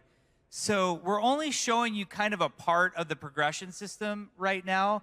And it's also likely that progression could change a lot from now and the time that the game is released. You need a lot of iteration, a lot of play testing on this type of system. But we wanted to share parts of it with you. So by no means is this comprehensive. This isn't the only ideas that we have. This is sort of the tip of the iceberg. And it will give you a sense of the direction that we're exploring right now. So an interesting thing to talk about is the talent system. So we had originally designed the talent system for hero missions, not story missions. But as we were approaching BlizzCon this year, we knew that we were going to show a story mission, and we didn't have any progression stuff to show, and we thought it was super fun. So we actually hooked up the talent system from hero missions into the story experience. And there was like a funny side effect of that, where many members of the Overwatch team were like, actually, this is really awesome and super fun, and I hope we figure out a way to keep talents in the story missions eventually when they happen. So I don't know if that's going to be the case by the time the game launches, but for now you can see Tracer has a level. She can level up, and at different levels she gets different selection of talents. And these talents do different things. They definitely have player power involved. That's the goal. We want you to feel more powerful. Now, I know a lot of people raised an eyebrow when I said that. Any sort of talents or progression or anything like that is not going to come into the competitive part of the game. We're not going to make it so my Tracer is more powerful than your Tracer. Well, mine is, but anybody else's Tracer is more powerful. We want to keep it a fair playing field. But like we always say, when it comes to PvE, the robots don't post on the forums. Exactly. Yeah. We can make it unfair. You know, it could be OP, yeah. Yeah, we have a lot of values that we're trying to adhere to as we design the progression system. As Jeff said earlier, like one of those is to make your heroes feel more powerful. You'll become more powerful. You'll be doing more damage as you progress through this system. But that's not all. We want you to feel more versatile. We want you to be able to put together a build for your hero that fits your particular play style. And we also just want your hero to be able to feel different from other people's heroes as well. So I think Adaptive Reload is a great example of a talent. I'm not sure if you all can read Adaptive Reload, but the gist of it is whenever Tracer does an ability, like Blink or Recall, her pistols reload automatically. And like, this is a talent that speaks to you and your play style. Yeah, so I pick adaptive reload a lot because every time you use any ability, she gets a full clip again. And so if you use this correctly and you kind of play Tracer with the right cadence, you never run out of ammo. You always have it, and it just feels so powerful. Now, other players don't have an issue with Tracer's reload cadence. It feels natural to them. They're used to it. Is there like a problem with the way that I No, play? Okay. no, it's okay. The world needs you too, Aaron. But you know, some other players might want to take an ability like Chain Reaction, which is a little bit more powerful, but centered more around her ultimate. And this one, I think the video just shows it best, and it sort of speaks for itself. So we can check it out here in action. So yeah, that'd be fun. Imagine that in PvP. That would team kill. Yeah. 12,000 IQ. Obviously, we think that would be awesome. Now, let's show you some other talents that are work in progress, but we think are cool. Yeah, this one is super exciting. So Any Hanzo mains out there? Yeah. Okay, so Jiro's guidance. This is any arrow that hits an enemy detected by sonic arrow will seek and pierce all other detected enemies. I know it's kind of a mouthful, but you can see it in the video here. The talent speaks for itself. So, and this one is cool too because Sonic Arrow is useful in PvE, but nowhere to the degree that it is in the competitive side of the game. So this adds a lot of usefulness to it on the PvE side of the game. Yeah, and hopefully you guys can start using your imagination for the different types of things that we'll be able to do with talents here and how you'll be able to use some of them to kind of combo into other abilities. So, oh gosh. Oh yeah, here it comes. This one is called Epic Enter. Did I say it wrong? No, that was perfect. Okay. Oh, Epicenter. Okay. As many of you know, Reinhardt's Earthshatter ability is a cone-based ability. Mm-hmm. But imagine if it worked in 365 degrees. Yep. 360 degrees. Because 365 degrees would be breaking mathematics. Sure. Yeah. I actually think what this one does is it makes a bicycle magically appear. Wow, and it did make a bicycle magically appear. So really fun for you, Reinhardt. Where does it come from? Where does it? I think it makes a robot transform into a bicycle. Yeah. Aaron and I have watched this like 500 times, and it doesn't get old. Not at all. So this one was in the gameplay movie. Do you want to talk about it? Yeah, okay. So this is a cryo freeze ability, and when it ends, it'll instantly freeze all nearby enemies. And if any of you are May players, you'll kind of, yes. You'll know that like coming out of cryo freeze is kind of a scary moment where all the enemies are just kind of waiting there to blast you. And so this talent kind of takes care of that. Follow me. Yeah, so it gives her a lot of utility, and it adds to that the defensive nature of the ability. Obviously, in the competitive side of the game, this would be my worst nightmare. Yeah. Speaking, okay. Yes. This is the best. I love this one. I hope you guys really like this one. Snowball effect. Internally, we just call this bowling for robots. Yeah.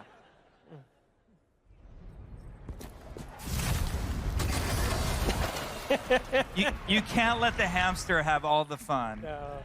Yeah. Let's see it one more time.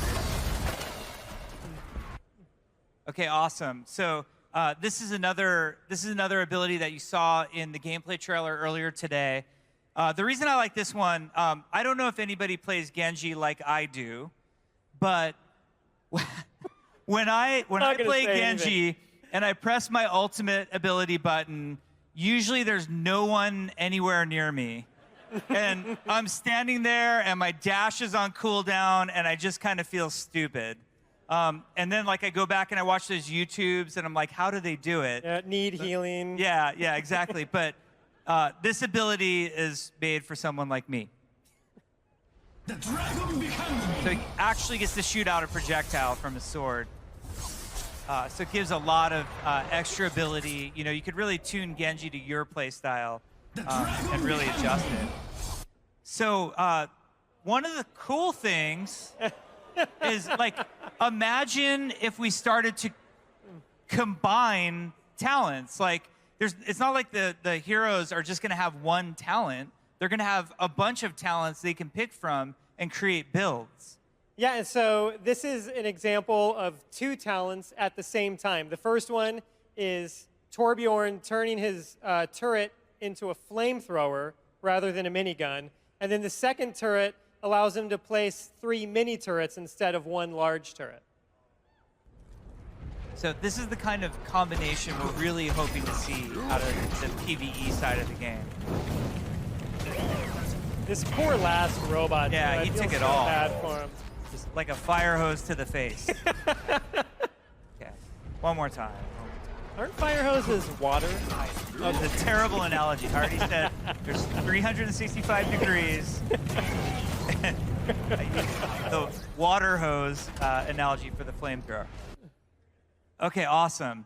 Now, another huge part of Overwatch 2 is all of the upgrades coming to the engine. I've seen some confusion. I see people keep calling it a new engine. It is a greatly upgraded version of the engine, but it is not a new engine. I think that's important to point out. There's a panel tomorrow where John LaFleur, who's our tech director, Arnold Sang, who's our assistant art director, and Bill Petrus, who is our art director, they're going to tell you all in depth about the upgraded hero visuals and the massive upgrades coming to the Overwatch 2 engine. But for now, we wanted to share with you guys some of the idea of why do we want to do upgrades to the hero visuals.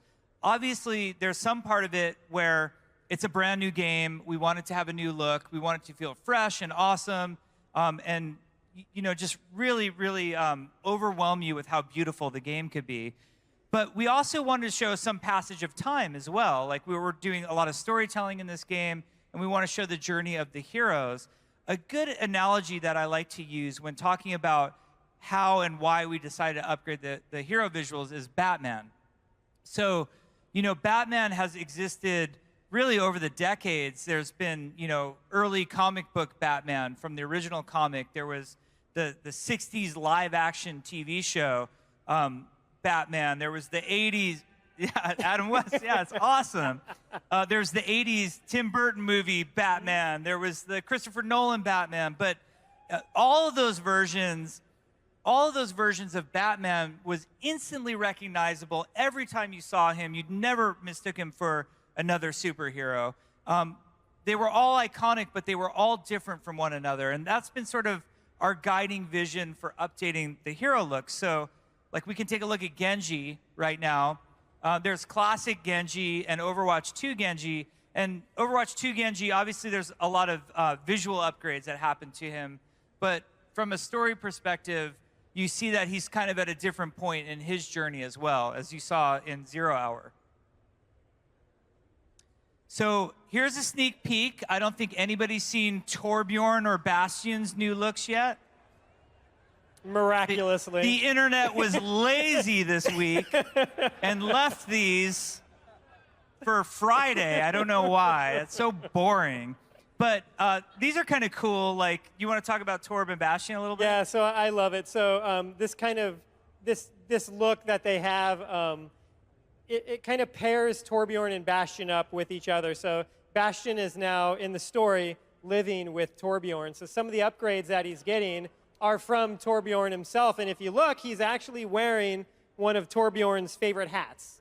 Yeah. He needs to keep the sun out of his eyes, or the rain off his head, or something like that. Totally need that as a robot. Cool. So this is actually rendered in the Overwatch 2 engine. These are the actual character models.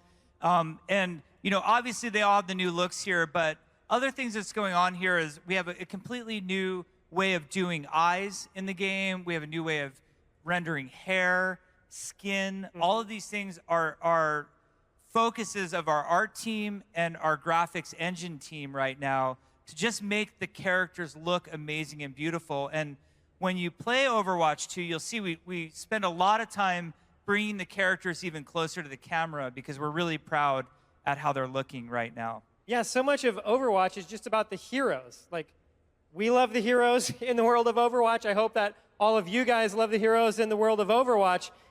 And yes, Thank you. We just want to be able to get up closer to them. We want you guys to be able to see them in more detail. And so we're putting all this time and energy into it. And with this new game, with Overwatch 2, we have a big story that we want to tell too. So the engine needs all these upgrades. The map that you guys can play on the show floor, Rio de Janeiro, it's twice the size of any map that we've ever made for the game. And the guts of the engine have just had to get upgraded in order for us to be able to deliver all of this story to you guys. So the hero visuals and the map stuff, like Aaron's talking about, is not the only new changes to the game. We've also completely upgraded the HUD. So you're seeing that here. We're trying, the goal with the HUD is to get it out of your way. So you're not thinking about it. It's more something that you feel, and intuitively it gives you the information you need. Now, I know you are all going to be very opinionated about the HUD. The good news is we are still early in development, and every single hero in both the Rio demo and the Toronto demo has a new HUD. So you can give us feedback on all of them, and we have time to make tweaks and adjustments. This was done by an artist named Jason Kirby, who works on our team, who did the new HUD. One of the things I love the most is the new Mercy UI. Yeah, I love it. You can see the Farah portrait down there. You see who she's healing with the health around it. You can also see there's new hit markers around the reticle. We have new edge of screen effects. We take this part of the game really, really serious. Overwatch PvP is all about split-second decisions, really fast reads, and the HUD gives you a lot of information. So like Jeff said, we are looking at this really carefully. If you guys have feedback on it, we'd love to hear it. We have time to make it better, and we're going to do everything we can to do that. Yeah, and it's not just the HUD. Every screen of interface is updated in Overwatch 2. So your menus, how you browse the hero gallery, it's a completely brand new game with a completely new interface. And that's, I think, very important. I think a lot of us, have decided, there's certain things like player icons could use some help when finding the one you want.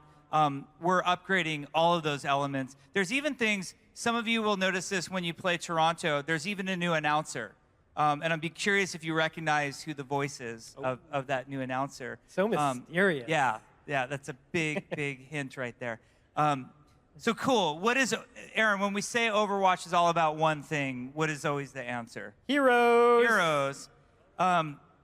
So Overwatch 2 will obviously come with brand new heroes. Now, what's important to us with the Overwatch 2 heroes is not only do they fit gameplay roles that are very important to the game right now, things that we feel that the game needs, but also that the hero's story is centered in the story of Overwatch 2.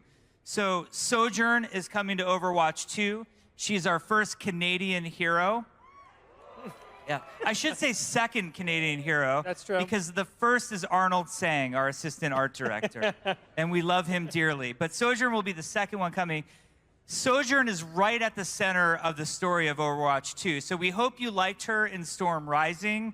You're going to get to spend a lot more time with her when it comes to Overwatch 2. And she is by far not the only character coming to Overwatch 2. There are a few heroes that will all come at once. I don't know how many of you remember, but there was, way back in the beta, we added Diva, Mei, and Genji all at the same time.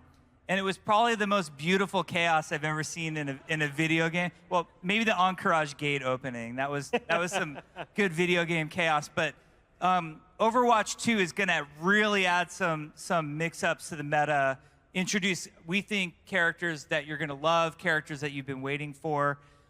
So something we're very, very excited for, new heroes coming to Overwatch 2. Now, I want to touch on this again. I mentioned opening ceremonies, and between opening ceremonies and the panel, I've been spending time reading people's reaction, and there seems like there's so much confusion about what does redefining a sequel mean. So I'm going to try to put it in a different way this time. imagine we're coming up with a brand new game that we're dying to make, and it's called Overwatch 2. And we start to think of the feature list that we want. We want brand new heroes. We want all new PvP maps, like a whole roster, equivalent to what we did in the first game of PvP maps. We want to have story missions, hero missions. We're going to add progression. We're adding talents. We're upgrading the engine. We're adding new looks to all the characters. We're like, that sounds like an amazing sequel to us. Does it sound like one to you? Okay. Now, you all know what the video game industry does. And you are the most powerful people in the video game industry. It is not us. It is you. You have more of a say than anybody else. And how many times imagine your favorite game. It could, let's say it's a game that has, I don't know, Space Marine in it, that has PvP and PvE and has a story, and you want to play Space Marine number 3 because you've been playing Space Marine number 2, and the day that comes out, you lose all your stuff, and then your buddy, because his grandma didn't buy it for him for Christmas, is playing Space Marine 2, and you're playing Space Marine 3. And you don't get to play together. You don't get to play together. And all the stuff that I earned in Space Marine 2 doesn't come with me. We think that sucks. We don't think that should be rewarded by you, the most important people in the game industry. So we wanted to make it so that every one of the new PvP maps that's coming to Overwatch 2, every one of the new heroes that's coming to Overwatch 2, and new heroes beyond that will go to the players, our dedicated fans who have been with us for all these years from the original game. We think that's important. We also feel like it's important for all that hard work that you've done. The Baptiste vampire skin you all just earned last week. Do you want it to go away? No. We want it to come with us. So that's what we mean by redefining a sequel. I know there's a lot of confusion. I actually think it's really simple. The game is a big game. It is a true sequel in all of its features and everything it does. We just don't want to be jerks about all of our loyal players who might be wondering if they should get the game or not. That's the idea. That's great. So I know there's some unanswered questions, so I want to touch on this real quick. We never said, where are you going to play this game? No one ever asked. It's coming to, obviously, Battle.net on the PC platform, the Nintendo Switch, PlayStation 4, and Xbox One. So every single platform we support today will be supported for Overwatch 2. I totally didn't hear what you said at all. Also, I know the other big question is like, well, when do we get it? What's the date on this thing? I don't know. I have no idea. Like, just let us make it great. Like, that's what we care about more than anything. We don't have a date in mind. We are going to work so hard. Like, today is the most important day in Overwatch 2's development because I feel like to this point, it's been just our small team. And today's the day that we bring you, the big team, into it. And what do you want out of the game? You're going to all go, you're going to play the demo, you're going to post feedback, you're going to talk to us here today. We want to hear from you what needs to change, what features are we missing, what's going to be cool, what isn't cool. So I don't have a date. No, and I mean, we love this game so much, and we just want you guys to love it too, the same way that we do. So we're probably going to go dark after BlizzCon. I know there's going to be a million questions, and people are going to want to hear, okay, like reveal another hero or show me, like, have you ever wondered what Moira's new look might be? Yeah, it's amazing, It's so by the way. But God, we're just jerks. We are. We're jerks right now. It feels so good. There's still some cool stuff coming. There's still some cool stuff. But we're going to be quiet. We are going to be quiet. We have a lot of work to do. The team is focused on Overwatch 2. That doesn't mean we are leaving the live service behind. There are still some cool updates coming. We want to add new stuff. Now, I want to get this out there right away. We are not adding a new Archives event to Archives this year because we are focused on Overwatch 2. We feel like that's the better storytelling experience. We are still going to run the Archives event. There will be new skins. There's going to be new cosmetic content. There are also other awesome features coming to the live game that we think you should be excited about. Coming very soon, you are going to get to select what you do when you are waiting for roll queue to kick in. So if you'd like to go to the training room, we're going to let you do that. If you would like to play a new deathmatch mode that we're adding just for waiting, you can play that.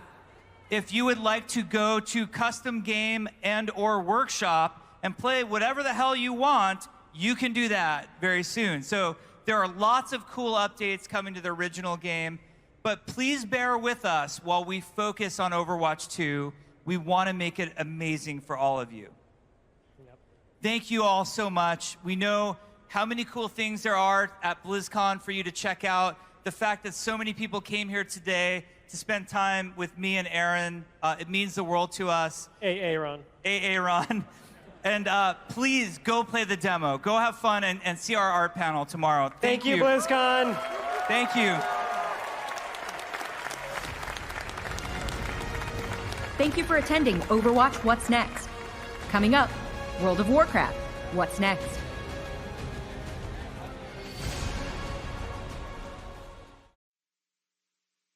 Welcome to Overwatch, Evolving the Art.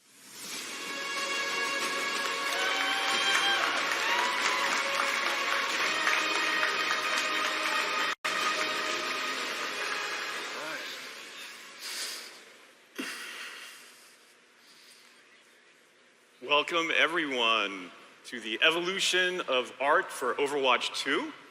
I'm Bill Petrus, Senior Art Director. I'm Arnold Sang, the Assistant Art Director. And I'm John LaFleur, the Technical Director. So we hope you're having a great BlizzCon today. Our team has been working really hard, and we're really excited to share with you some of the ideas and sort of, I would say, special moments during the development of the Overwatch 2 art style. So first of all, what we're really going to talk about is probably our biggest inspiration, and that is the original Overwatch art style.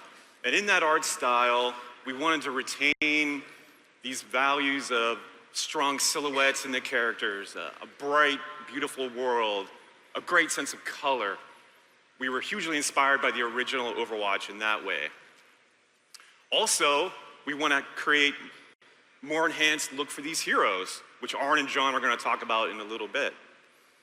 Also, we want to create a much more, I would say, in-depth thematic feeling in the world, much more areas to explore than the original Overwatch. And finally, we're going to talk about the dynamic world and how much more believable and alive this world is. And along with that, the technology as well and how that supports it. So that being said, Arn, take it away. All right, so with Overwatch 2, we're setting out to redefine a sequel. And what does it mean to make a sequel for Overwatch? Overwatch has always been about its heroes.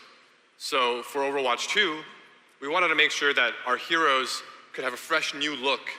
But at the same time, we wanted to make sure that these iconic heroes were still the ones that you remember from the classic Overwatch. So, Jeff likes to use Batman as an example, but I think superheroes are actually a really great example and look into how we approach this whole process.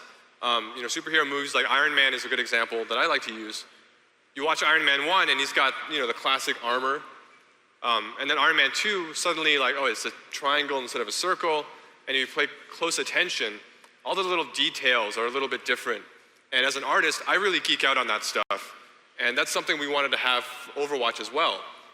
Tracer, our classic hero, how could we take her, find elements that are, keep the spirit of the original design, and while explaining a little bit about how these characters, where are they in the story of Overwatch? So we took a different approach for every hero. You see Winston up there.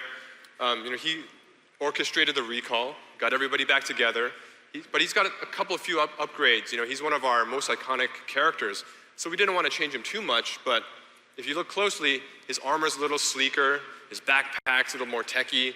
He's got a little console to call on the heroes and coordinate the attacks.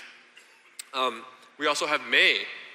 It's been a long time since May, or it's been a long way from Antarctica. I think she walked all the way. Yeah. She walked, or she took the bus. I don't know what. But she's a long way from being a scientist, from being a climatologist. And that first moment, she's on that dropship with Winston and Tracer, overlooking Paris. We wanted to make sure that she was ready for battle. So we gave her a couple upgrades, made her suit a little bit more techy, a little bit sleeker, and at the same time, it allows us to show off some of the cool tech that you guys are working on. But one of my favorites is Genji. As you guys saw in the announcement cinematic that we showed yesterday, 0 Hour. I can't get enough. I can just watch that over and over, and I still remember the very first time that Ben Dye and the Story and Franchise group came over and showed us the storyboards. And even in the very, very beginning, the storyboards had that moment of Genji coming out and deflecting those shots, and it was the coolest moment ever. And it has always, every time that moment comes up, whether it's from storyboards or watching the final version yesterday with everybody, I get goosebumps. And funny enough, in the storyboard, they had given him a hoodie, and he kind of comes out and takes out the hoodie. Oh, it's Genji. But at the time, he was only wearing a hoodie. He didn't have pants on. And so we didn't realize that Genji wasn't actually naked this whole time. So we're like, if he's gonna wear a hoodie, you probably should put some pants on as well. Probably. So Jung-Ah Lee, a talented concept artist from the Story and Franchise group, took that idea, fleshed out a concept, a design that we liked so much that we took that and we adopted that as Genji's new look. And we have a lot of cool new looks to talk about today. Here's an awesome image by one of our artists, Ness Kane, kind of illustrating Brigitte and Reinhardt arriving at Watchpoint Gibraltar after the attack on Paris. And Brigitte, she's been with Reinhardt for a long time now. They've been in many battles together. And Reinhardt, he likes to get in a lot of trouble. He does. And his armor gets dinged up all the time. And Brigitte is always constantly upgrading it. But it wasn't until they got to Watchpoint Gibraltar that, now she has Winston's help. And, together they come up with Reinhardt's, new armor.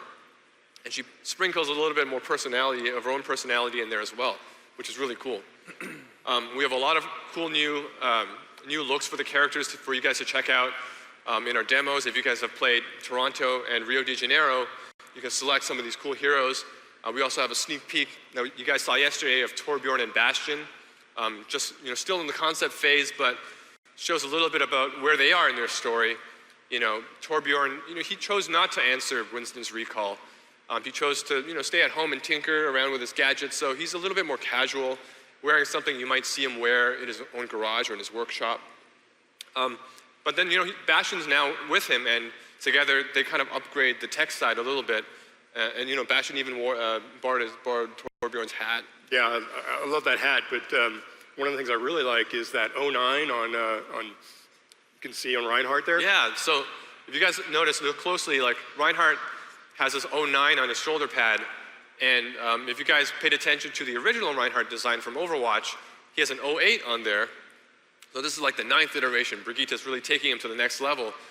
But there's a deeper story behind that number, and it makes me think back on Project Titan, actually, which we were all a part of as well.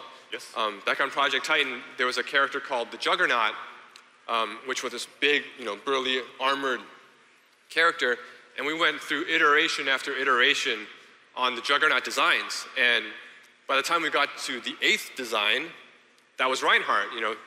We had rebooted the team, and the project was now Overwatch, but we wanted to carry some of that legacy, all that stuff we learned from working on the Juggernaut into Reinhardt. So, Brigitte is now helping us carry that legacy forward as well with the 09 version of Reinhardt's armor. And funny enough, this version actually artistically is a little bit inspired by some of those early versions back on Project Titan. So, but we wanted to dive a little bit deeper into one of the characters' designs and really walk you through the process of what we were thinking about as we were designing these new looks. So Tracer, she's one of the most important characters, if not the most important characters in Overwatch. So when we're thinking of the new looks, if we could do something for Tracer, maybe we can carry that philosophy forward for all of our heroes. And like I mentioned, we always want to take things that are iconic to the characters and preserve those.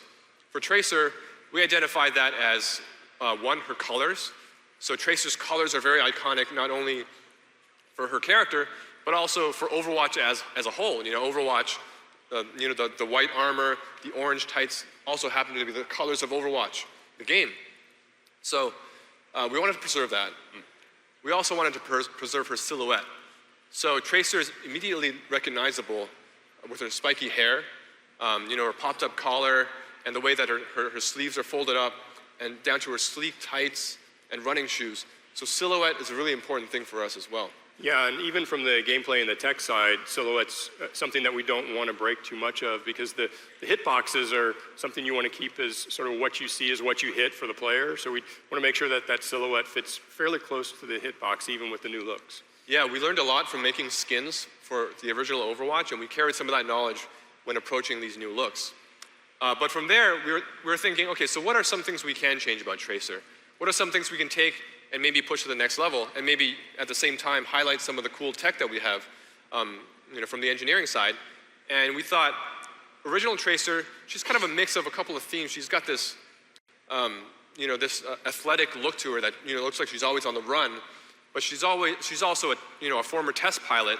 So we gave her the flight jacket, with the worn leather, the wool collar, and also the flight harness with the cool retro patches.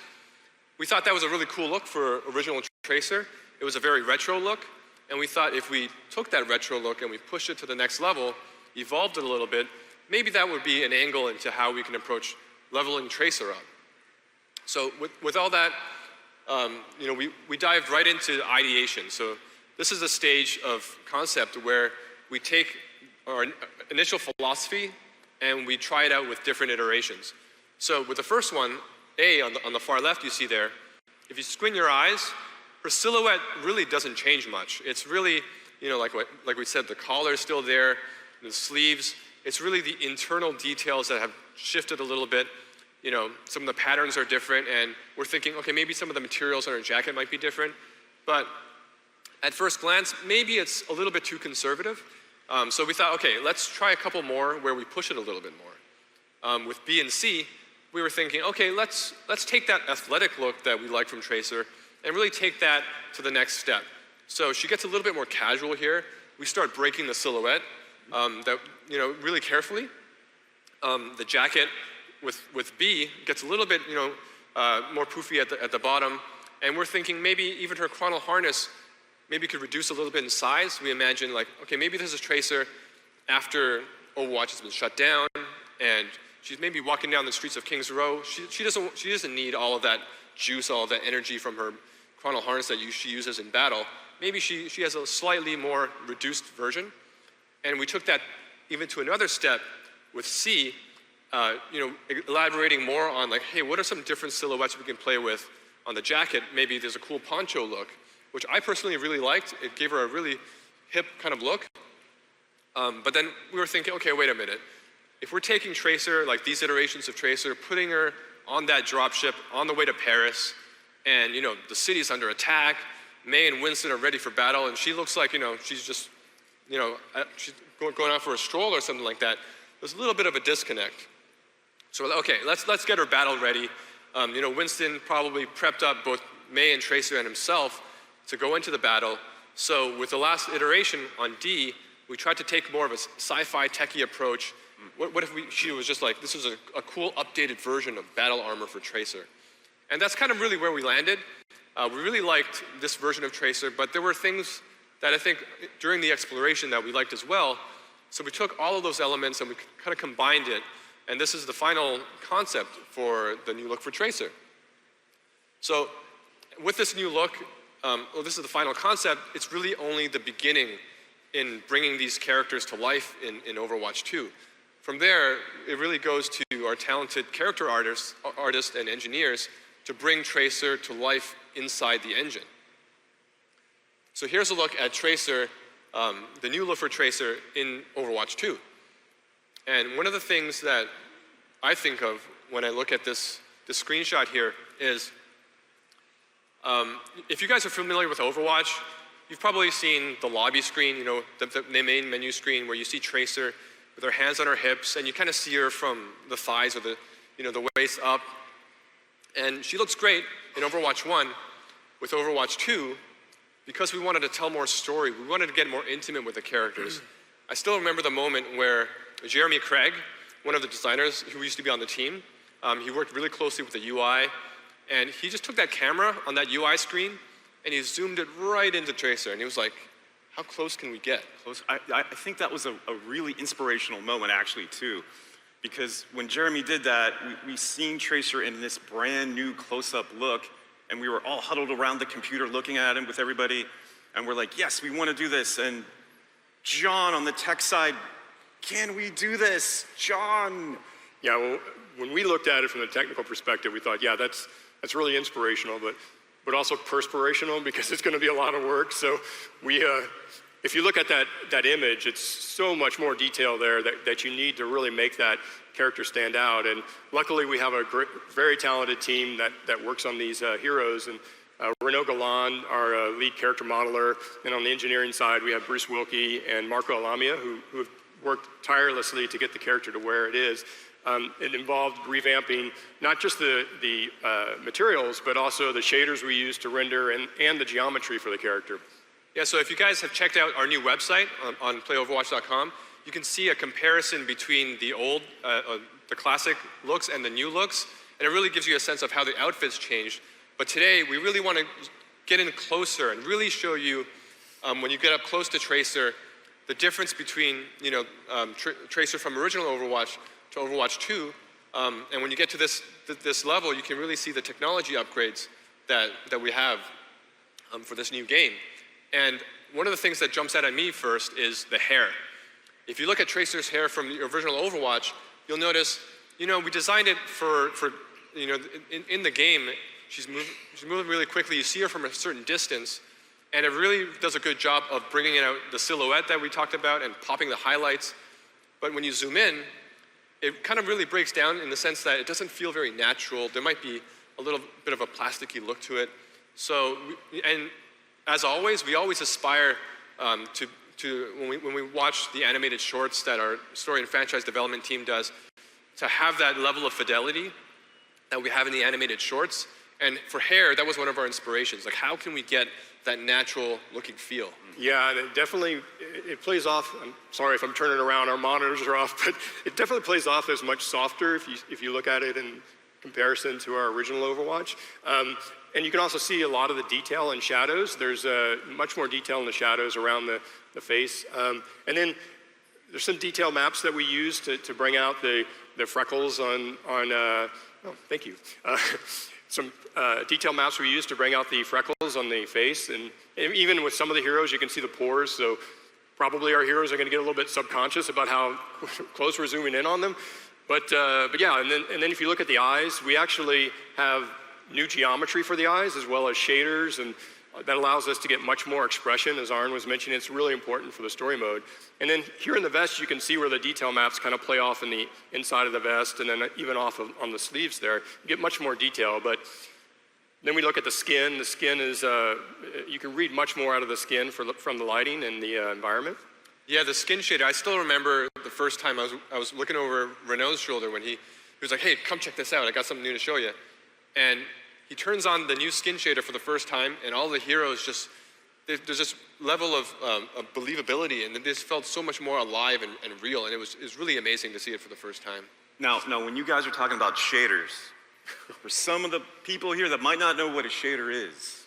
That's not you, Billy. It's not me, but could you enlighten us? Yeah, a shader is a special program that we send down to the graphics hardware, and that enables us to render each of the different materials on the jacket and the face and in the eyes in a very special way. So a lot of the effects that you get from the hair and the eyes and the way that it reflects light differently, that's all specified in those shader programs. So next, we're going to show a video that shows off some of the heroes in Overwatch 2. You might have seen this yesterday in some of the panels, and this is personally my favorite way to just look at all of these new looks for the heroes and the tech. And I just want to give a shout out to talented members of our team, Dion Rogers doing the lighting for this, Ryan Deniston on the animation and posing, and our VFX team for tying it all together. It really gives a good look at how these heroes come to life in the game.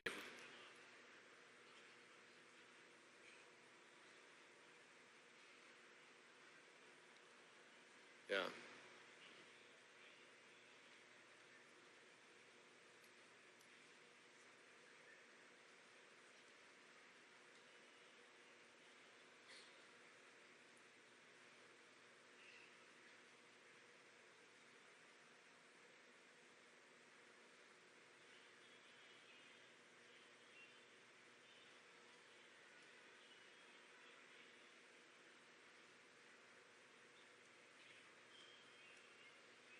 Wow.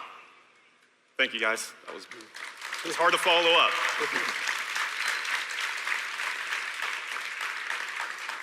So as Arn and John are talking about the new enhanced heroes for Overwatch 2, let's talk about the environment. Let's talk about what's new in the Overwatch 2 world. So the environmental team, led by Dion Rogers and his group, we're very excited. And we want to share with you some of the inner workings of what's going on and some bullet points on some of our values that became Overwatch 2 for the environments. So for us, we're very passionate about creating even more locations from around the world, many more places globally that we can travel to for Overwatch 2. We also want to create even more memorable themes in Overwatch 2. For us, it's sort of a passion for the player to experience all these new, I would say, feelings and new colors and experiences. For me personally, looking back on the original WoW, which I had the privilege of being the art director on, one of the fond memories I have in working with that team was there was a zone in Azeroth, a couple of them. It was like Duskwood, Elwyn, and Westfall. And those three zones really inspired just my imagination and what world building could do to tell story for the player. And we wanted to take all those things we learned and bring them onto Overwatch 2 as well. And also, we want to create a more dynamic world in Overwatch 2. Arn always talks about how the heroes, it's all about motion and being dynamic. You know, when you do we want to carry that over into the world itself. So a much more, I would say, a live world with many more interactive elements in the world too. Let's take a look at a video of some of the latest maps too that we're working on. Here's Gothenburg. This is where Torbjorn has his workshop. Toronto, a Blizzard first. Woo!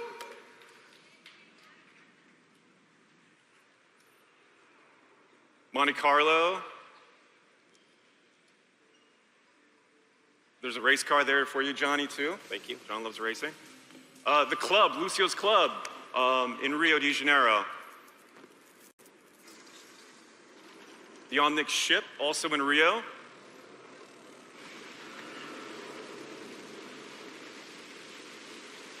That's very dynamic, really. Very dynamic. We hope you guys are really enjoying this demo on the floor, too. Please let us know any feedback as well. We'd love to hear it.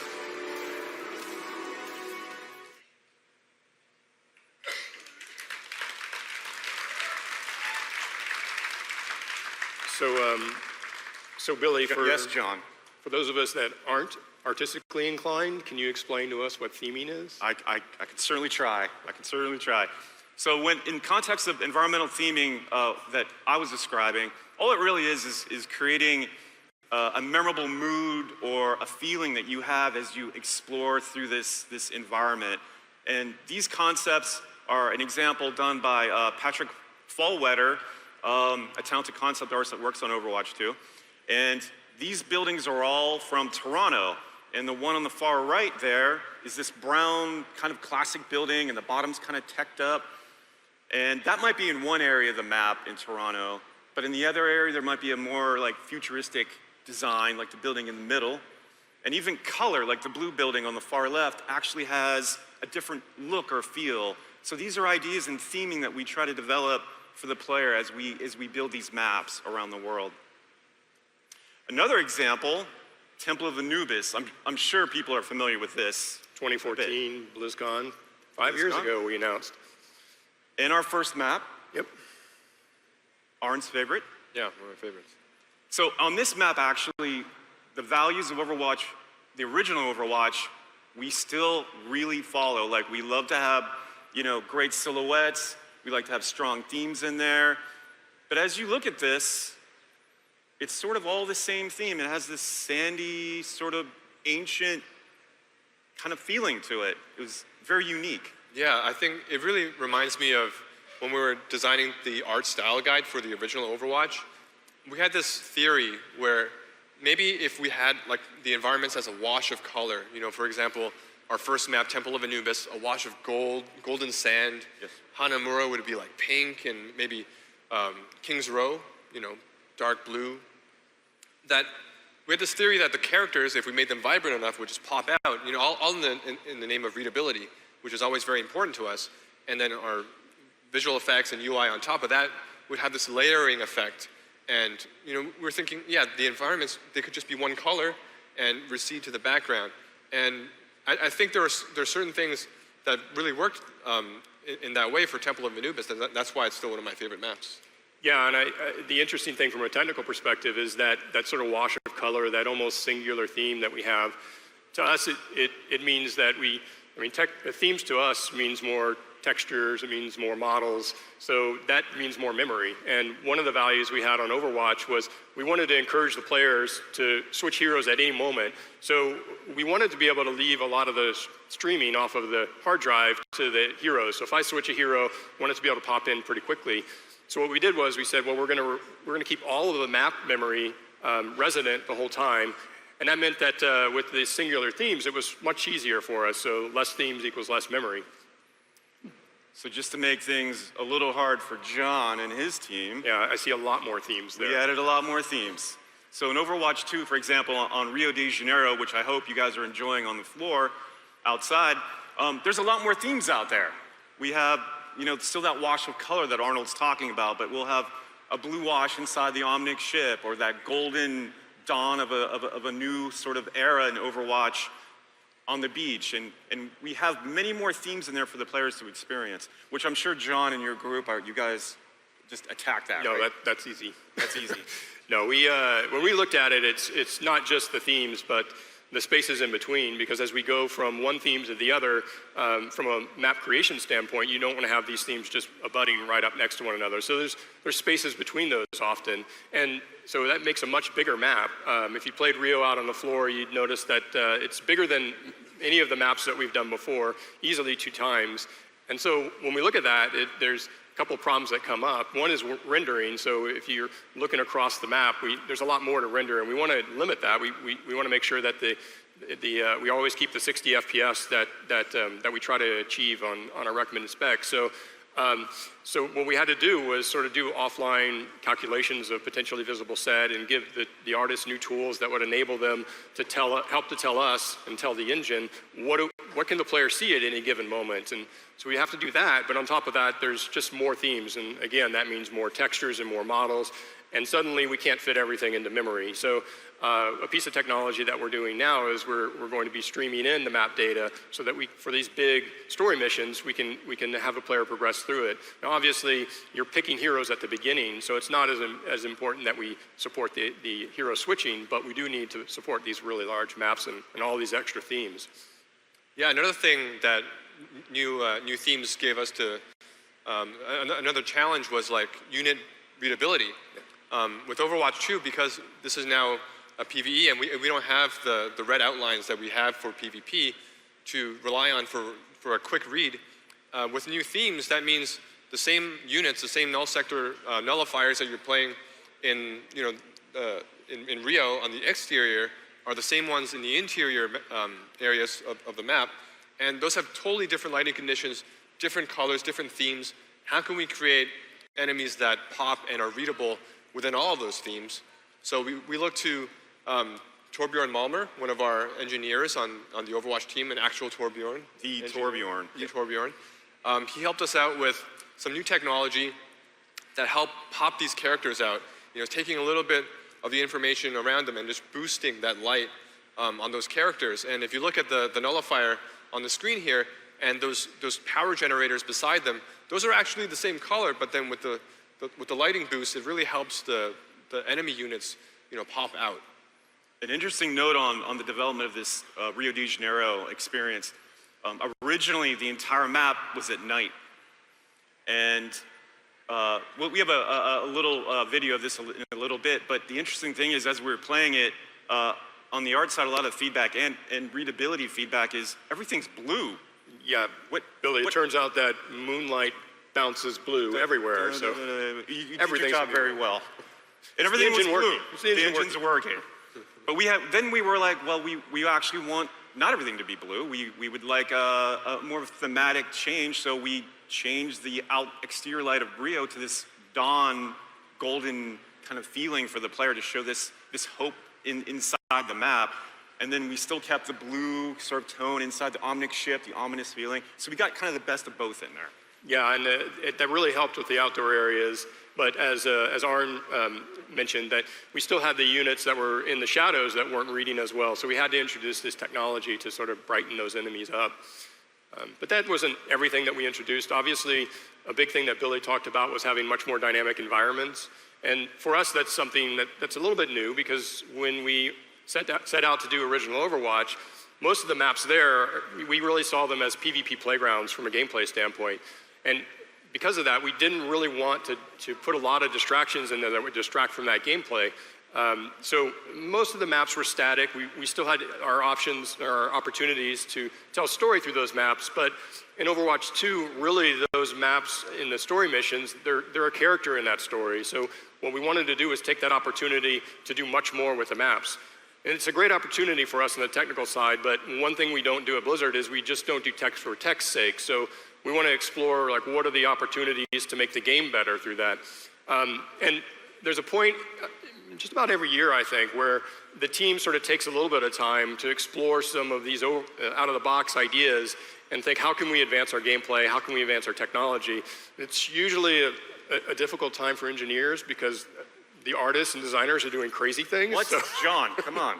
So we have to look at what they come up with, and usually they'll put a lot of crazy stuff together, and they'll say, look, it works in the engine, let's just ship this, but it doesn't work on all the technologies that we support. So it means we have to take those ideas and sort of get them down to something that we can support. And a great example of one of those efforts is Lan Cheng, who's a principal technical artist on our team, had done a demo of what a dynamic world would look like. And what she set out to do was, what would it look like if we took that Temple of Anubis with that, it was one of our first maps. It was a fairly simple map, but let's throw a sandstorm at it.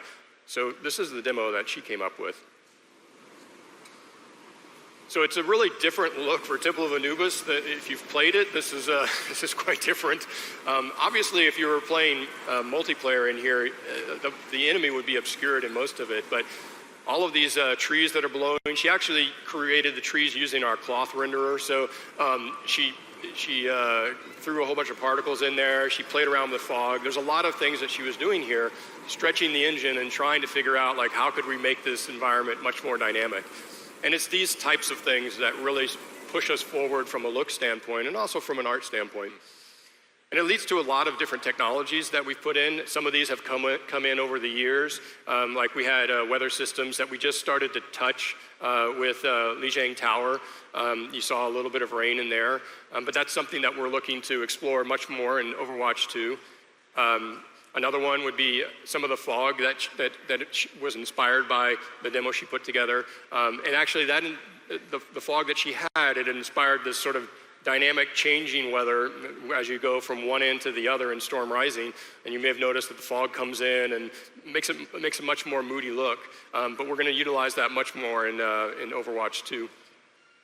And then if you played Rio out on the floor, you notice that The lighting looks like, or I hope you noticed, or maybe you didn't, but the lighting is much more improved there, and we really want to get that feeling in the player of you know, these new environments and this new dawn in the case of Rio.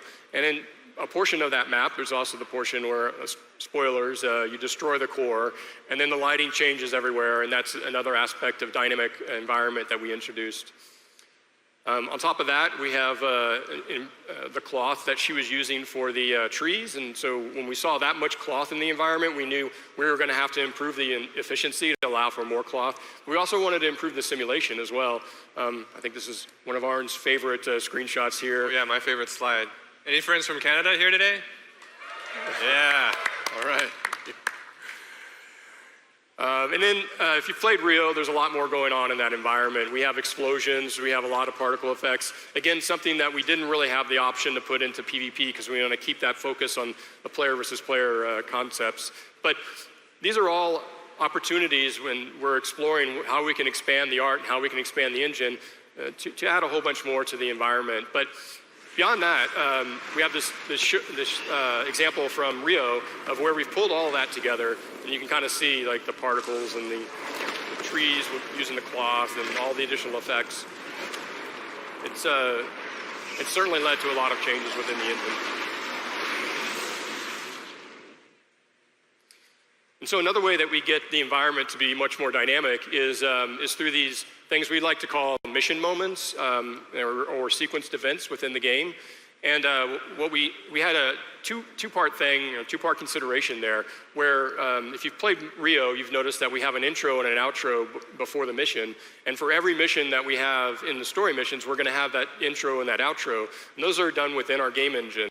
And so we wanted to provide tools to the story and franchise group that would allow them to create these intros and outros fairly efficiently. But on top of that, we have these mission moments within the game that as you're going through sort of convey much more of what's going on in the environment. So you might remember if you've played through Rio, as you run around the corner, you see this storefront that suddenly explodes and all of these all of these null sector units drop down. And so what we'll talk about a little bit here is how that came from inspiration and eventually ended up in the game. And what that came from originally was a piece of concept art done by the art team. Yeah, Peter Lee, our principal concept artist on the team, he took the whole story that we wanted to tell for Rio, for the story mission, and he kind of illustrated these mission moments. Everything from beginning at Lucio's club, all the way to the Omnic command ship.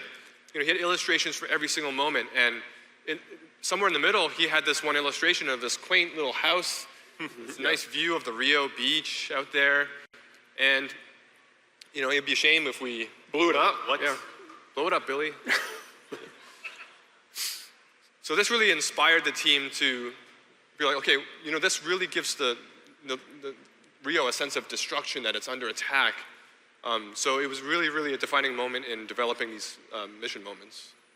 So let's take a look at a little bit behind the scenes. It's a short clip at that stage in development of this sort of experience that the guys just described. Really early on. As you can also tell, here's the night version of Rio at that time too. So as Arn's group is working on the concepts and working with the designers, and John's groups on the technology side, also Dion and his group are working on the environment. They're building the architecture, they're building the world itself. And for example, like on our team, we have people from all over the world on the team. So one of the things in the environment side is we want a believable world. We want a world that feels like, it feels like Toronto, or it could feel like Rio. We have a very talented environmental artist, Tiago Klafke, on our team from Brazil. And he owned the map on the modeling side. He's like, okay, guys, the street has to look this way, and guys, look, in Brazil, we do it this way. So he really helped kind of flesh out this world and polish this encounter along with all the other groups. It was a lot of fun. I think he actually was the one who decided it wasn't going to just be a house. It had to actually expand to this storefront that looked much more like it belonged in Brazil. And so let's take a look at the actual final execution of that, which you guys can play on the show floor as well.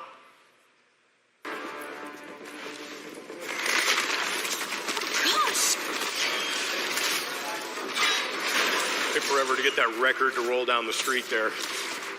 Every day we'd come in the office and go, Is get the the record roll down the street. Yeah, Johnny. So that's a glimpse into how we've been evolving the art for Overwatch 2. We hope that you enjoyed it. I mean, we're certainly excited to show it to you. I mean, one of the biggest things I'm excited about as a gamer is we've wanted to, since the beginning, since we started on Overwatch, we've wanted the ability to convey much more of the story in the environment. We've been very, I guess, jealous of the cinematics team as they get to make all these cool story moments. And so I'm pretty excited to get together with my friends and play through the story missions and play through the hero missions. I think for me, that's going to be a really exciting moment. Yeah, for me, as an artist who works on the characters, it's really exciting to take these characters that we know and love and see and challenge ourselves into how we push them to the next level, how we bring them to the next chapter of Overwatch.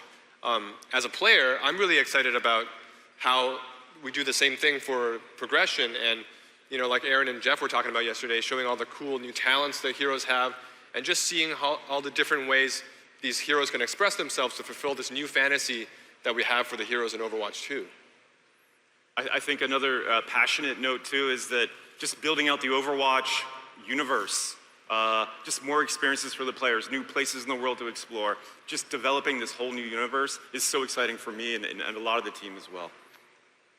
Yeah, so we hope you guys enjoyed all the cool the stuff that we showed today.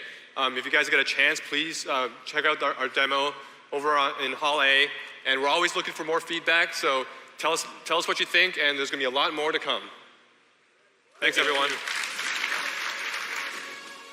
Thank you for attending Overwatch, Evolving the Art. Up next, World of Warcraft, Q&A. Welcome to Voices of Overwatch. Hi, everybody. You ready for more voice actors? Hello. It's so exciting. It's so crazy to think I get to do this again. Who was here for the WoW panel earlier?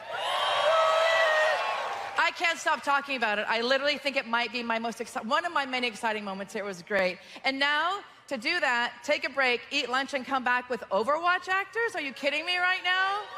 I'm so excited. What'd you guys do? You've been walking around doing the demo stations? Anything exciting? Just being cool and having fun? Yeah, sitting right there. Oh my gosh, you're dedicated. I love you. So everybody, I think you guys are so tired of me talking, but for those who don't know, my name is Andrea Toyas, Senior Casting and Voice Director, blah, blah, blah, blah. So it's been my great pleasure. I mean, it's been bananas to work on. I love you too. Thank you. It's been my great pleasure to work on Overwatch. I mean, you guys know the story. Before we released it, we're like, is anybody gonna like this game for real? Who was here when Metzen announced Overwatch? We had no idea. We're like, they might hate it. We don't know. And now it's gone cuckoo pants, right? Like it's bananas. And I love it. And I think to be on this main stage to celebrate our great Overwatch talent is going to be amazing. So I want to stop talking so I can bring my great actors out. But if you were here earlier, you know, and for those who weren't, that I have gifts, right? Yet again. So just pretend you didn't see the shtick earlier. Act like you don't know what's about to happen, okay? But for those who weren't here, my little thing that I tell everybody, even throughout the year, is that BlizzCon is better than Christmas for me. So with that, I got gifts for as many of you as I can. And there are these little buttons that I personally had made for you that says Blizzard's VO Guild. It's just a little cool thing that I had made for you because I love you. And I mean, as I keep saying to every panel, I would not be standing here right now if it wasn't for all of you. So I can never tell you how much I love you and never tell you how much I thank you. So, all right, ready for my shtick? Act like you didn't hear it earlier, okay? Oh, I wish I knew how to throw things at audience members. I wish I... Buttons! Buttons! Here's the buttons! Reinhardt needs buttons! Thank you! Buttons! Wow! Buttons! Buttons! Buttons! Buttons! Buttons for everyone! Buttons for selected people! Buttons for someone! This is the craziest! Payload delivered! Buttons! Buttons! Buttons! Wow. Buttons! Buttons!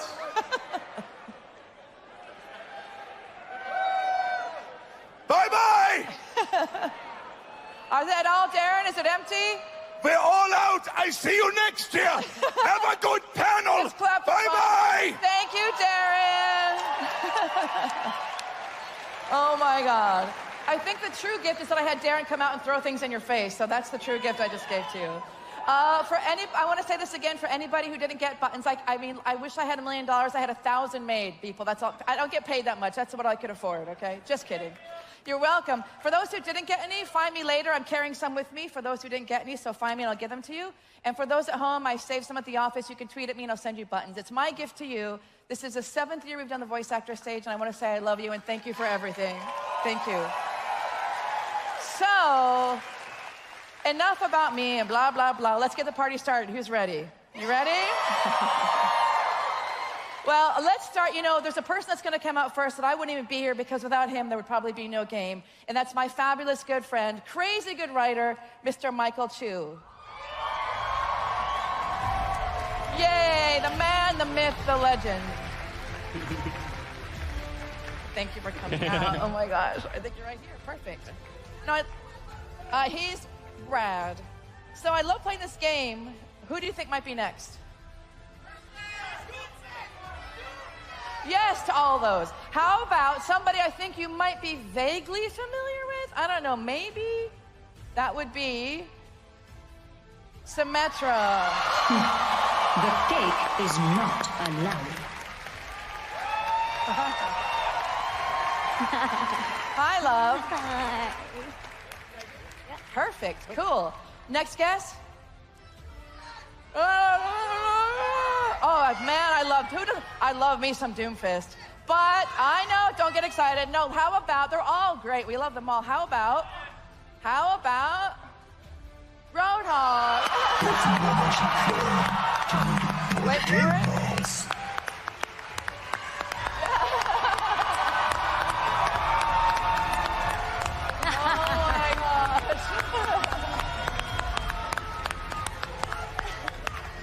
I love you. Oh my God. So fun. Oh my God. I think we should ask for like a 3 hour. We need to ask for like a 3 hour Overwatch panel. We could do this all day. Really. I mean, to have you guys here. All right. So, next. I feel like I'm doing a dating game. Who's bachelor number 2? Like, what do you think? All right. How about this one? How about, you might know this character. I'm not sure. Always consult your doctor before engaging in strenuous activity. What? Did you say Mercy? Hello? Hey. That's funny. Hello! Hi. Right there next to long timer. You can go the long way. That's fine too. That's great. Oh my God, where are we going? It's all about you, girl. Right over there. Perfect. All right. Next. I love it. I love asking you. And I wish someday, somebody at lunch was asking, can we do a panel, Michael? We got to do this where all the heroes are here. Right? Yeah. Right? That would be amazing. Need a lot of sofas. It'd be like a 4-hour panel, but we got time. It's just Blizzcon. We got time. Okay, I love this person so much. This character is very crucial to me. I adore this character. That is Zenyatta. Yeah. Eventually, all become one with the universe. Oh my gosh, I love you. So, what? So rock and roll. So rock and roll. That's so rock and roll. All right, let's see. 2 more spots left. Well, I love you guys. This is so, and Michael, we can even say every year we have to sit and arm wrestle who we're going to bring. It's very difficult. It is. It's really hard. We arm wrestle a lot at lunch. But I mean, we couldn't do BlizzCon this year without Batiste.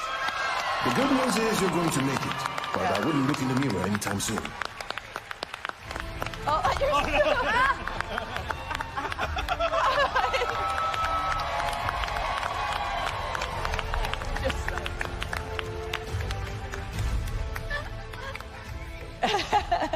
you, baby. That voice. Oh my God. All right, last character of the day. Again, come on, there's so many great characters, and we absolutely had to complete this BlizzCon with Sigma. Yeah. I don't think you understand the gravity of this situation. This guy. Hello. Wow. Let's clap for our own cast. It's so great. So great. Oh. This is so cool. And for those who were here earlier, for those who weren't, if you've seen our other Overwatch panels, they've always been kind of behind a table and all that. But I really wanted to make it like we're all hanging out having coffee together. So hence we got our cool couches. So I really like this more intimate thing. I wish we could all, I kind of want to say take our shoes off and sit on the floor, but I'm not going to do that. But I kind of want to make it feel like that because we're all family, man. We've all been through so much. Yeah. So much. So much. It's been amazing. So I'm just going to start talking like as I usually do. And I want to let you know that when I'm on these panels with these great people, I don't feel like I'm part of this panel. I feel like I'm with all of you because I kind of fangirl out to see everybody sitting here because I don't ever see everybody together. So it's really exciting to see you all. So I've been thinking a lot about what questions I want to ask. And Michael, I'm going to start with you because I don't even know the answer to this question. Let's start by just talking about how does a team come up with a new character? Like, do we pick a region? Do we start with a region first? Do we start with the character first? How do we choose which region? I'm really curious how our journey to find all these amazing people. Yeah, so usually where we start, there's kind of three ways the characters come to being. It's either, there is a game mechanic that we're really interested in doing, or sometimes it's just amazing artwork. See the artwork, we know we have to make that into heroes. Sometimes it's story. And that's really where the characters start, and then very quickly after that, we try to, get all of these different aspects of the character together, and we start prototyping, we start messing with them. And then, soon after that, we start the process of trying to find someone to bring the character to life with their voice. And for the team, actually, when they finally hear the character in game, it's like this magic switch that gets flipped. You're like, oh, now it feels like a real person. Yeah. So when does the region come into it? Because I swear, I feel like they're trying to punk me every time. I feel like there's a map and you just go, oh, from this country. And every time you bring in a region, like when they brought up Haiti, I'm like, are you serious right now? Like, I don't even know what to do with that. So how do we determine the region and the nationality and that kind of thing? There's no science to it. I think it's some sort of alchemy. A lot of it comes down to, when we're talking about the character and we talk about the backstory, sometimes we just have impressions or feelings that we start doing a little research and then, we just see where it all naturally goes. Yeah. So it's kind of like going with what feels right. Like, let's look at the character, the abilities and so forth, what they might look like, and based on the artwork, maybe he would be from this region or something. Yeah, and Overwatch is a game about, the diversity of the world, and so we're really excited to be able to find these heroes, from all walks of life and all different places. Right, and I mean, we could talk about this all day, but just the diversity in Overwatch makes me really happy, and I think we're all honored and grateful to work on a title that celebrates all of us and all of our varied flavors and so forth. So let's start with our fabulous character, Symmetra. You guys have seen her, but you know her maybe a little bit, kind of? So as I was prepping for this session, I was thinking about when we first met, because I think you were one of the characters that we brought on pretty early on. It was when Chris was still with us. And I remember vividly, like it was yesterday, sitting down with you at the recording studio. And as I think you know from my panels enough, that we sit and talk. We don't go, hey, nice to meet you, get behind the script, let's go. Like, let's, cuddle a little bit and talk about who she is. Tell us about that first day when you came in and we started together building Symmetra. So, for any of you who've heard a little bit about the process of actors coming into games, a lot of times we come in not necessarily knowing that much about not only what we're in for as far as the game, but also as far as our characters. So I had a limited amount of information, and I came in, and all of a sudden I see this gorgeous South Asian, goddess drawing that they have here, and my heart started beating faster. And then seeing the whole world of the game and realizing how you guys had made her fit in, it was so special, and it felt almost like, okay, now there's a not only is this going to be an amazing job, but there's a great responsibility that comes here, because we just started and I'm already crying. Because to see, when I was growing up, I had Wonder Woman. That was the only thing that looked anything like me, the only female superhero I had to identify with. But suddenly I saw this person that I knew I could identify with, that other people were going to be able to identify with in a way that we weren't used to, and all of the different things that make her unique. And I was floored. And she sounds like almost every disapproving Indian auntie that I've ever had. So I felt very comfortable with her. Right. When you wrote, "Let us discuss your failures," I was like, "Yes, auntie, let us discuss my failures. I'm sorry I'm not a doctor." So it was a pretty magical day. It was great. It was a pretty magical day. Yeah. And I think, Michael, you will agree, I think we always talk about this on every Overwatch panel, that we can do all of our pre-planning and our work and our everything, but it's when the actor comes in and brings their connection to their, their Dutch, their Haitian, other backgrounds, that's when you come in, not just as Anjali, but you come in, like you just said, it's a great example of bringing, I don't want to be like the story of your people, but do you know what I mean? Like the background, the connections, the sounds, the memories you have. And I think, Michael, you agree that we can do all our hard work, but it's when the actors come in and bring their life story to the paper, as you just said, that's when it comes together. Michael, do you feel the same way? We do all our work and then they walk in and it's magic. And you guys created her with such an elegance and a grace, too. The fact that she has the dance, the Bharatnatyam in her background and everything, there was like this, we were able to, I feel like, vibe off of each other and talk a lot about how we wanted her. Like, she's such grace under pressure. And she has this uncanny, very Indian ability to say something very cutting, but you're not sure that you've been insulted. And because it's an elegance and a straightforwardness when she says, "You are not meant for greatness." And you're like, did you just insult me?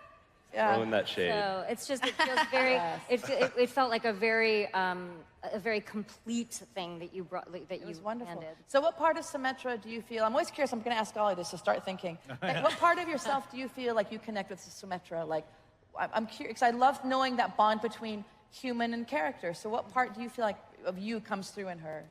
The thing that inspires me the most about her specifically, and also I think is a thing that I have tried to cultivate in myself more, and even more after meeting Symmetra, if you will, in the game, is that you look at her background, you look at her life, and she has not had an easy childhood.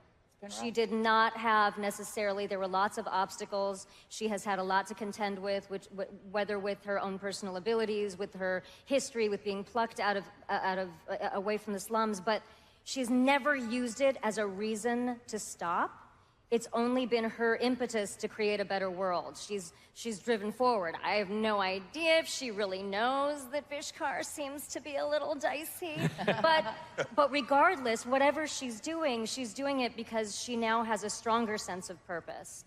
And I feel like, I've said this to Michael before, when we started doing Overwatch and all of you took it and ran with it and it became this force to contend with, it was the first time that I felt like my love of acting and my sort of life mission of helping people find their superpower and asking people, what do you want and how do we get it for you? Those two things came in line. And I feel like she is very much like that she is someone who has a single-minded focus of, I know I'm going to make the world a better place for you. Let's figure out how to do it. It's great. It's great. I love it. And I have one specific question about Symmetra. Michael, at what point did we realize that she would have autism? Like, when did that come about? Did we know that when we started recording? Because I know we didn't talk about it in the early days. And I'm curious how these twists and turns of character development come about. Well, when we're developing these characters, we really think about them on a lot of different levels. Obviously there's the abilities and there's, how old they are and how they look. But we want these characters to really be a collection of a lot of different characteristics, because what we really want is for people to be able to connect and feel, there's something about every character that they, that resonates with them. And so, early on, we'll come up with a lot of these things, and it will inform the way that we develop and how we write the characters. And then over time, as we're able to get into more and more of these stories, we're able to show more aspects of these characters and help you get a deeper understanding of who they are. I really love that. I love that we're creating a game that represents the world that all of us see out there and experience, and that's really a great thing. So we love Symmetra, so thank you. Yes. And then there's Roadhog. Oh. Josh, that voice. So when did that? I want to picture you as a 4-year-old walking around talking with it. Like, where did this voice come from? Like, what happened?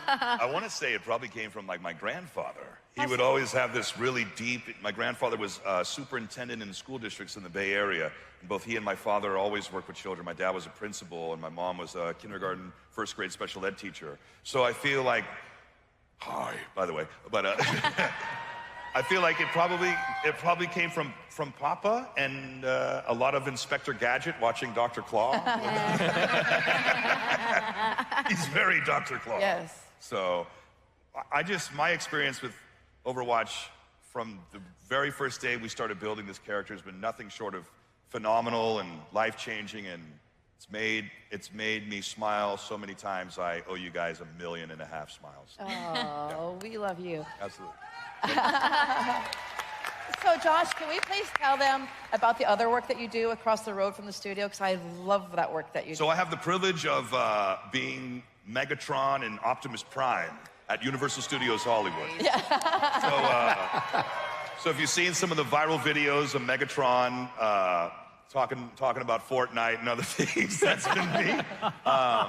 And Megatron's a big fan of Overwatch, by the way. So if you come up, he'll... But I've had this amazing opportunity to work in a theme park and meet children from around the world and adults and everyone who love these characters. And I've got to be a part of the Make-A-Wish program. I've got to really work with kids who I get to tell them how brave they are. I get to tell them how courageous they are.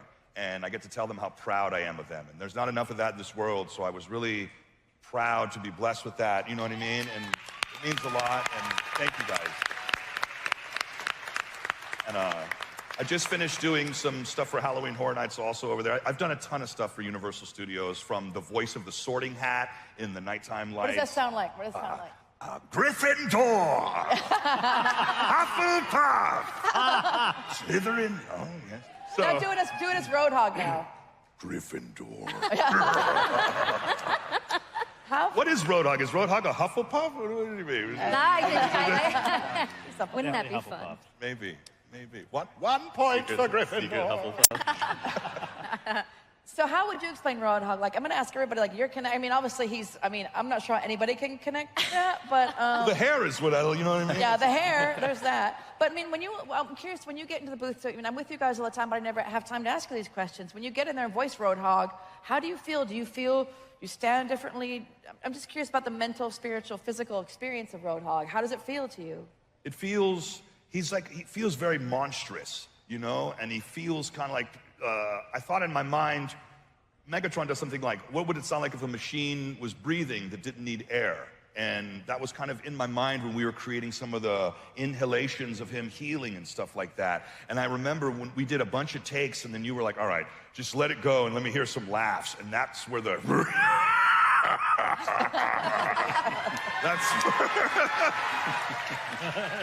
It's so funny. I remember, Michael, do you remember we got your audition, and I'm like, that can't be somebody's real voice. And I asked his agent 3 times, I'm like, are you sure that's his voice? And it is. So, and when you came in and did that voice, I mean, picture our world, guys. We have this artwork, then Josh comes in and talks like that. I mean, it doesn't get any better. So honored. We love him so much. One of the things that I really love about what you bring to Roadhog is, I think people see, the strength and the cruelty and everything, but I've always thought that Roadhog there's like sadness there. His story is very sad, and I think you always bring that to life, and I think that's what makes him relatable. Thank you. Even with everything else. Everybody gets to wear a mask sometimes to hide from the world, maybe. You know what I mean? And maybe that's his thing. It's his mask that he wears. Did you just spoil a movie? Wrote a voice line there for me.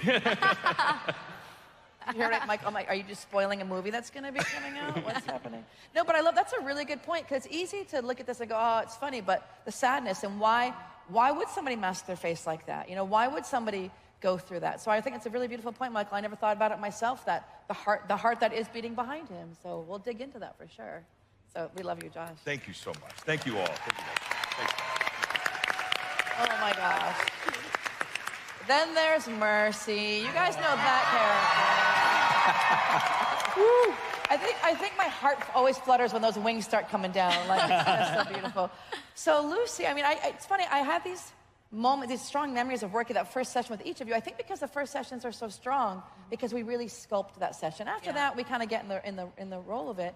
But those first sessions are, and also, I think in our session was remote because you're in New York. Yeah. So I remember you coming in and us just talking about the character. So do you remember that day of coming in and like where are you drawing Mercy from? From family? How would you explain what you've sculpted for us? So first of all, I'll never forget that first session because you don't get to do a lot of jobs where you find a real interest in you as a person outside of what you're working on, because most of the time there's no time for that, right? But you guys take the time, so that was really special.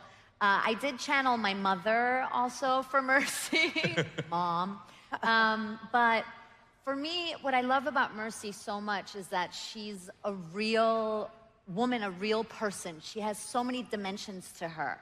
And as an actor, you don't get that a lot. You don't get to play characters that, female characters that have this very feminine, nurturing side, but at the same time have like an inner roadhog. You know, like she's so tough, but she's so full of love at the same time. So I grew up around women like that. I grew up around really strong women. And my mother is one of those strong women that isn't abrasive, though. You know, she's really strong, but very soft. And she's been through so much in her life, but it's not hardened her. And I think for me, that's what Mercy is. She's so full of love, but she is tough. She's educated. She has so many sides to her that make her a real person. And that's what I guess I connect to, and that's what I thrived in when we started working on her, and what I saw as like a real kind of once-in-a-lifetime opportunity too. And then also, I don't get to play that many German characters because I don't look typically German to people. So that was cool for me too, to be able to bring that, bring my language. You know, I was born in Germany, and so to bring my native language to the character was really cool too. Yeah. And I think, and it's funny about the German thing, I remember, and I might be wrong, Michael, you might remember, or you might remember, I don't know if we were doing a lullaby, but it was really fun because there was something we had to do with singing, there was some German lullaby or poem or something in those early days, and I think we had it, but you knew it as a child, and you brought your own experience of those words. I might be messing this up, Michael. Do you know, do you remember what I'm talking about? We had to kind of... I think it was a lullaby. A lullaby, yeah, I don't remember which one it exactly is, but I remember, yeah. Of course, so things like that are so special, right? When you because you yourself knew it. Exactly, and you get to tap into that, and that does something to you that you can't even put into words, you know? It brings out emotions that translate into your voice and to everything that you do from there on with the characters. So it's so special that you guys allow us to do that, because, you know, that's not that common when you work on things, especially when you have a function, you know, and something that is kind of tight in the way it needs to work. So that's really cool, yeah. It's really great. Well, I think with the writing, with the gameplay, with the whole team, but I think it's nice to think that we can put the rough architecture of the character in, and then you fill it in with your own heart. That sounds so hippy-dippy, but we really are. We're kind of doing the rough sketch, and then you fill it with your heart. All six of you have, right? 7, I can't count. You know what I'm saying. But also, I want to make a quick note about Mercy that you brought up. I think she's one of my favorite characters because she runs that what all women face, but we're strong, but we're also nurturing, and we try never to be too much in one area, but all women, and I would argue Symmetra didn't go through what she went through, she might be able to connect a bit more, but you know, all women are kind of always running that line of strong and powerful, but also we want to cuddle and take care, and I think that all characters do, but Mercy as the kind of healer of the group really embodies that, so. Yeah, and that's what I find so inspirational about her to young, you know, girls. I always tell them, you don't have to be a man to be tough and to succeed. You don't have to, you know, you don't have to lose your feminine, emotional side. You don't have to lose that, you know. You can be all those things. You don't have to be one certain thing. And that's why I love her so much, because she truly embodies that for me like no other character that I've been allowed to play. So I think we were all on a panel in New York, and we all agreed that the best way to be a strong woman is to be a strong woman. Yeah. Right? A woman. Right. A strong woman. Right. Exactly. Yeah. Woman. Yeah. So we love our Mercy, and she's delicious. And the cosplayers. Have you seen any cosplayers while you're here? Has there been? I haven't been out seen too it much. but there have been some amazing Mercies. That's Poking for sure. eyes out, Yeah. their wings. Yeah. Walking sideways. Through people. That's commitment, man. Oh, I love you so much. It's just so fun to celebrate because when we work together, we do it, but to sit and go, let's talk about it, man. It's great. Yeah. And then there's Zenyatta. Oh my God. So, fun fact, I first fell in love with Fyodor, and you might get mad when I tell you that when I talk about this. When we did Mr. Pandaria, we had to find this really charming, cuddly Pandaren named Mudmug. Oh, the Mudmug, yes. Mudmug. Right, Mudmug. And so Fyodor came in and played this amazing character. It was like a companion in game, and that's when I was like, this human is amazing. But that's when we first fell in love. And then, and you audition, you know, people who get the role, it's because they're talented. I didn't just choose you because I love you, but Fyodor himself, and panels, these people to me embody some, except you're schizophrenic, that's fine, but. That's okay. But so many of these actors embody who they are, and we'll talk about Sigma and what goes on there, but embody our characters in so many ways. And Fyodor, you've got such a lovely, calm, kind energy. So for you as Zenyatta, and plus the acting, it really came together. No, that's very kind of you to say, because I'm really not. I think I'm a pretty, chill guy, pretty relaxed in general. But if you catch me on the wrong day on the the freeway, LA traffic. LA traffic, it can be very very not zen. And in fact, so it's been a great thing for me the last couple of years to get to voice this character, because when I go in there, I have to take a minute to kind of breathe, recenter, relax, and get into the tranquility. And so it's been great for me. I think he's made me a little more zen, a little more peaceful. That's a So good do you thing. find it, because you're a ridiculously talented actor, do you find it challenging at all to play a character that always has to be coming from this very calm place? Because, most when you act, you want to get in the range of human emotion and big, small, and this, but Zenyatta's kind of always here. Do you find that liberating, challenging? What's it like to play it's a little, I do get kind of jealous of like some of the other guys, which are like Josh there or Darren, who get to, just scream their lungs out, except when I'm at a convention and people ask them to say their catchphrase like 1,000,000 times all day. Right. And then I'm like, oh, it's perfectly fine to say, pass into the iris. I could do that all day long. It's terrific. But I did enjoy the Halloween stuff for the cultist, because you got to get a little, put a little emotion in there, and that was fun for me. So what part of Zenyatta do you feel like you connect with? I mean, I know we talked about getting angry on the freeway, but do you feel like there is, a personal question, when you do hit stressful things in life, do you kind of channel into that thing where you just got to take a break, stop? Like, what part of Fyodor do you think comes through? Well, I think we both share, we both don't juggle. So there's that. And I enjoy baggy pants. Both love baseball. Baseball. Who doesn't? Yeah, right. I could wear a caftan all day right. if I had my choice.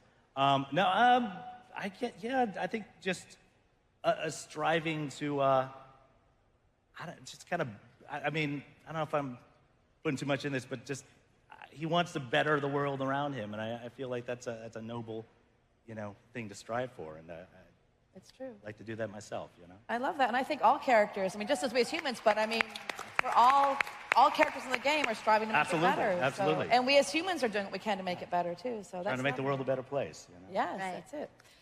Then there's Baptiste. I watched your video on pronunciation. Am I saying it right? I should know by now because you punked me. But say it officially. Baptiste. There is the P in it. Oh. I thought I was so smart. So it was really fun, and we were talking about this yesterday. Like when everybody here, I think you've all gotten a talk from me. So when I was talking to Benz, I'm like, I just want you to kind of know what you're getting into with Overwatch. And they come in, yeah, sure. There's gonna be fans. I'm like, no. Can you get your social media in order? Can you just do all that? And let's talk about your first callback you had with us. You came in, and I think, like, what is going on here? Because we tried different things. And tell us about your earliest memory of creating a Baptiste with us. The earliest memory is when I was sitting on my manager's desk with this character, and he's like, oh, I was picking up a check, and he's like, before you leave, you want to read for this little thing? And I'm like, I'm sorry, this little thing. He called it this little thing. Shout out to my manager. Josh, you're dead to us wherever you're at. Okay. They didn't want to make you nervous, probably. You know? So he said, you want to read for this little thing? And I was literally out the door. I'm like, I don't know, whatever you want. Should I do this thing or what? And then he said, all right, cool. So I sat down, and I did it as fast as I could. The last thing I ever want to do in life is do a French accent.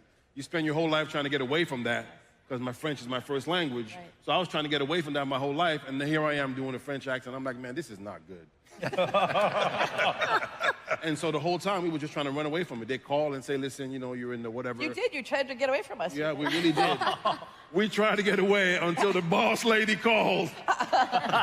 And she told my manager in a nice tone, she said, y'all better fall in line. This is Overwatch. I did have to play the trump card. Right. Because we're trying to say it, and just to let you know that we're not some jokers off the street. Not that, well, clearly you thought we were, but that's fine. Blame it on my manager. Yeah. And then you came for that callback, and we were talking last night, and then you thought that you didn't do well. Yeah, I didn't think I did well. I thought I was going to get fired. I was like, no, this is not going to work out for me. So I just did it and didn't really put too much into it, and just said I had never done it before, so why should this happen now? That's how I looked at it. So I just let it go, and then you guys just kept on calling. Forcing ourselves on. Kept calling. Sound good. So when did it click in? Like, okay, so and then we had our session together.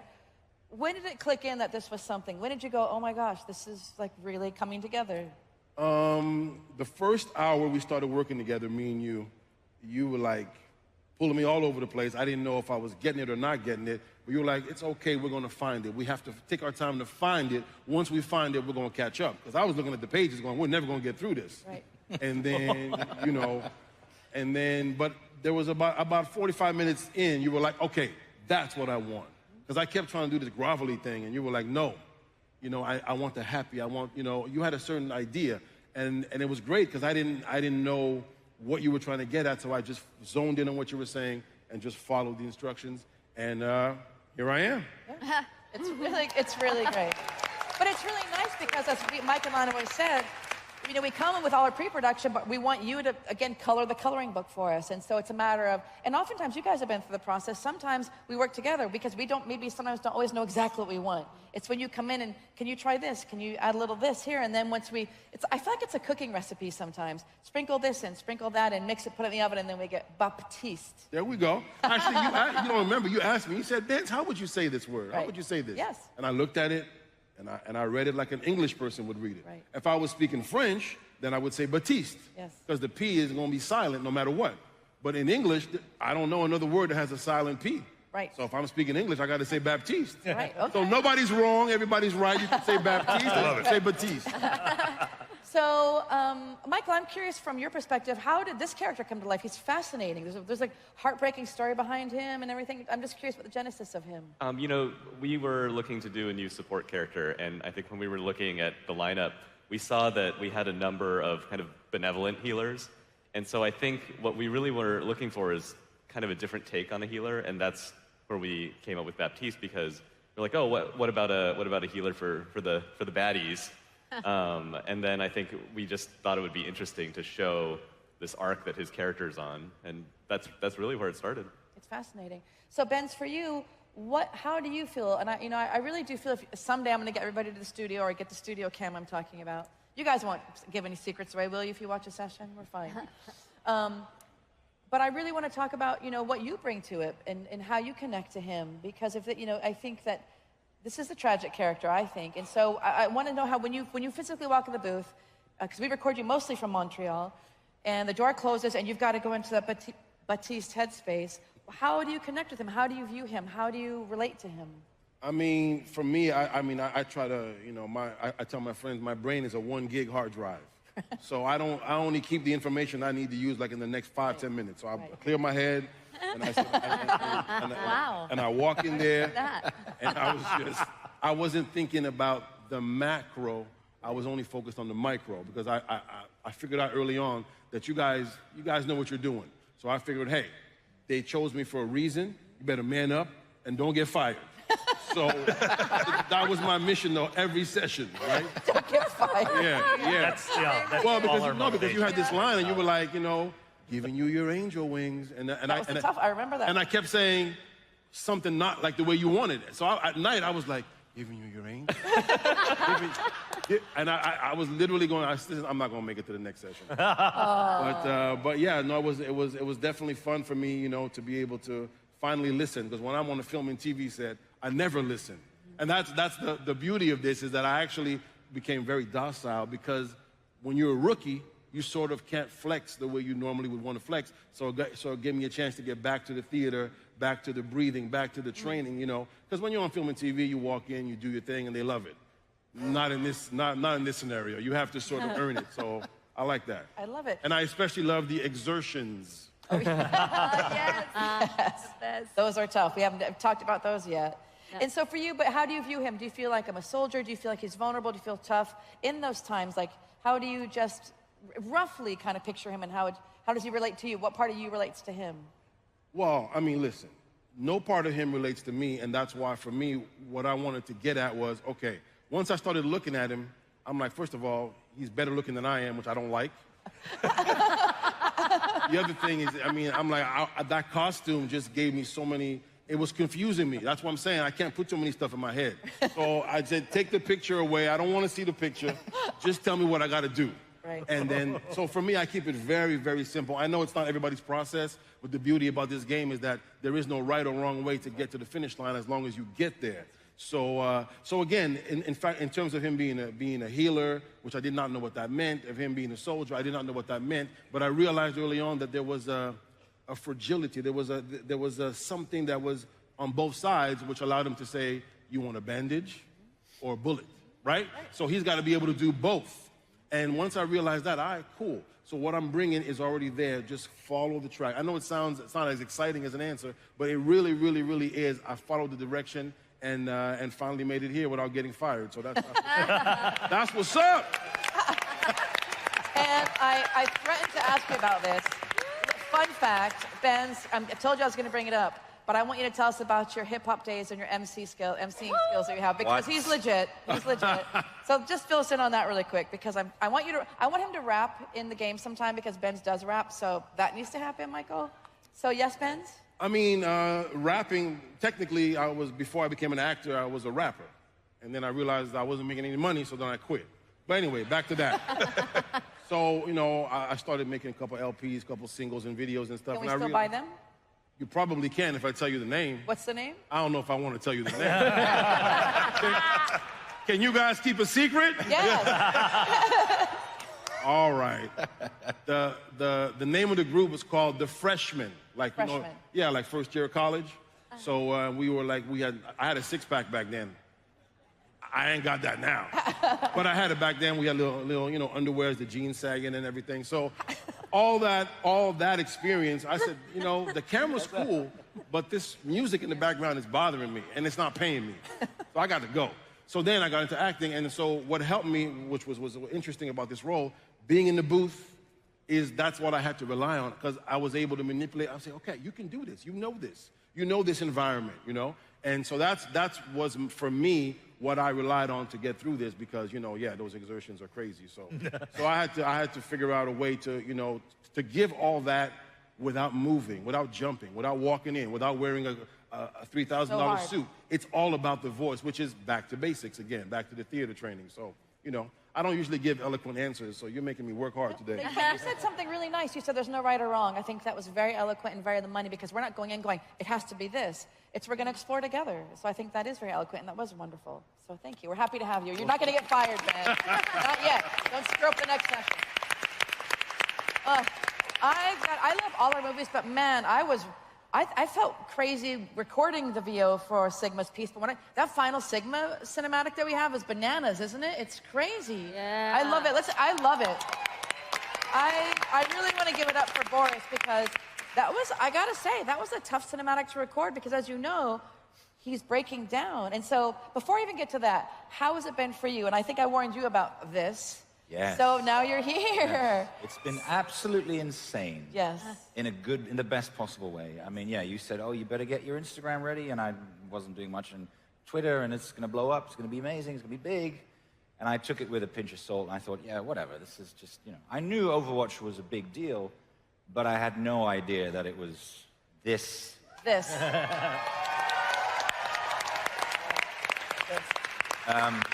And of course, that's what makes it, right? It's the fans and the people who play it that make the game what it is. And it's just, I had no idea. And it's been absolutely amazing. And the amount of love and kind of like messages and people saying like, oh, this is amazing and I love this. And it's just been insane. I did not expect that at all. It's been great. So how do you view Sigma? Because he's a very complex character. So if you were just to kind of spitball how you view him and how you connect to him, what your take on him is, how do you feel about him? Exactly. He's very fractured and very messed up, and he's a bit of a tragic character, which is what drew me to it, because I love that kind of stuff. It was a bit, I felt that it was much darker than some of the other characters, and I love the darkness a little bit. So I thought, ooh, this is juicy. It's really nice material to sink your teeth into. It's a really meaty, complex part, and yeah, it's just so much fun. It's wonderful. So much fun. But what that is, I mean, I know that when I first saw the design, he's obviously a badass.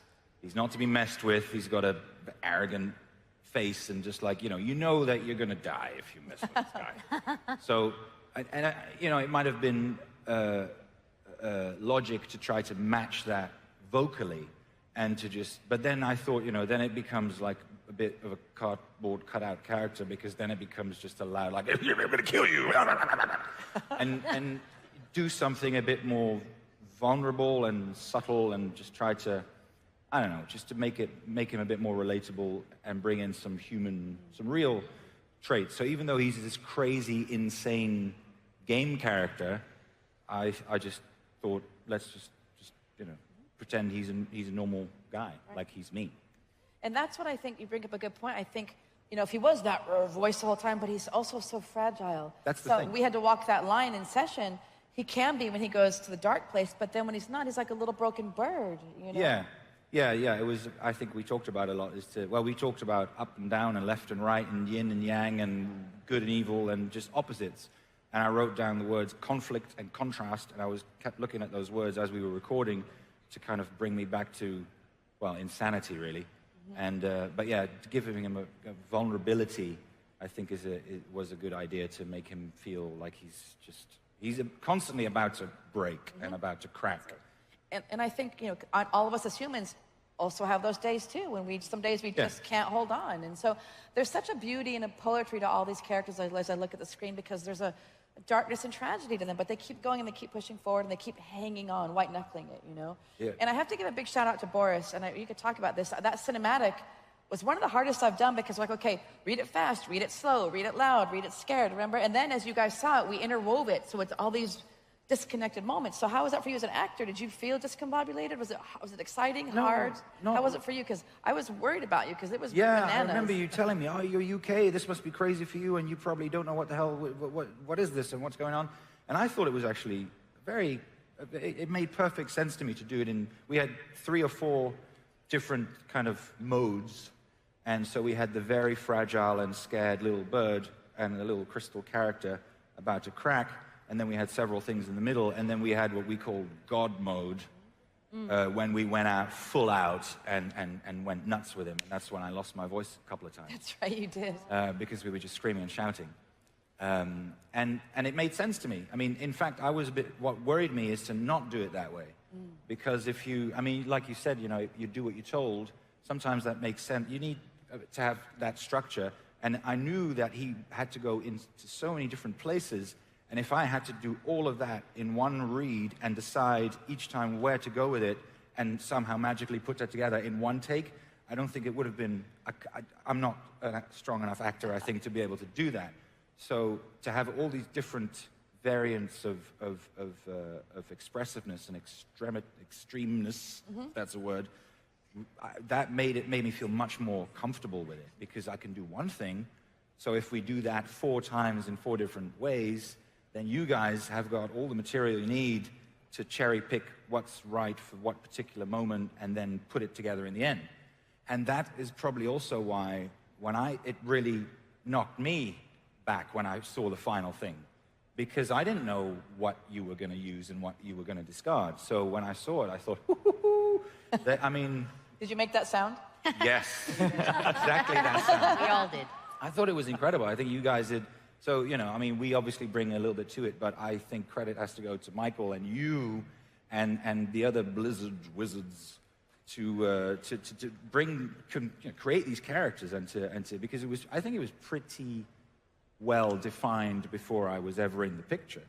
So the job on that cinematic man, the editing and the sound design is so tight that it just gives you kind of goosebumps. Even though I was part of it, it really works. So well done to you guys. Jesus. It's so good, so good. So I'm going to try to fit in. I'll have like a couple minutes maybe for 3 questions, because we do want to try to get a Q&A.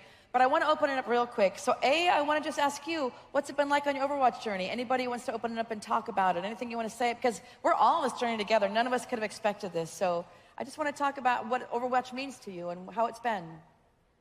Wow. So much. I think so many things that either Michael or you or Jeff have said have stuck with me, and one of the biggest ones is this is a world worth fighting for. And especially now when times are hard for a lot of people, and they have been throughout time, but we're in a particularly difficult time, it feels like right now. There are a lot of people going through it, and to remember that, like, to have this embodiment of there are challenges in the world, it is rough, there are things that are hard, but when you still focus on the prize, you focus on the payload, you focus on what you need and come together to do it, there is a payoff.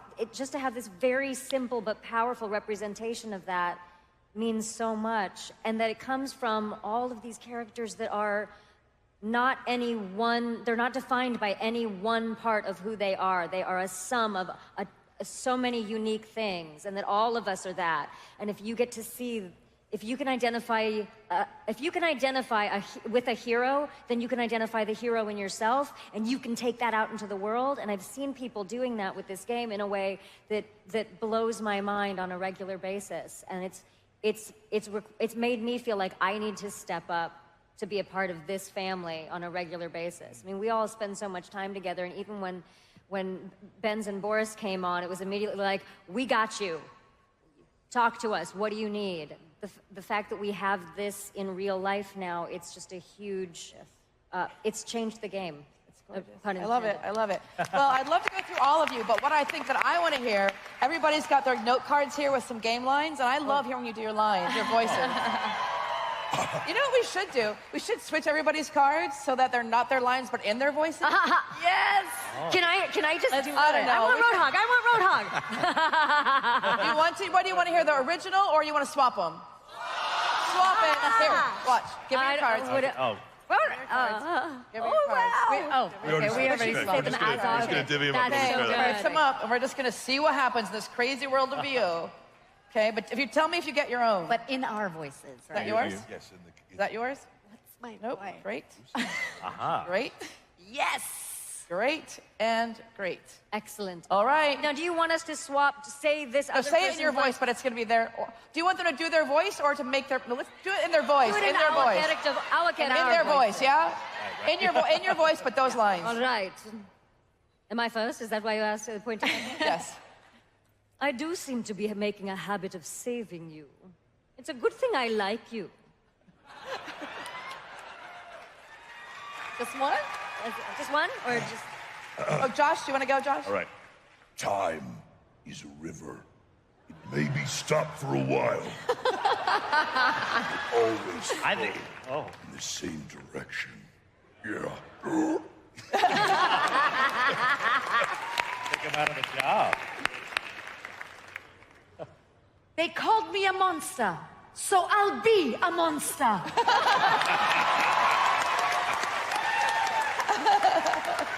So good. Is there any more? Is that it?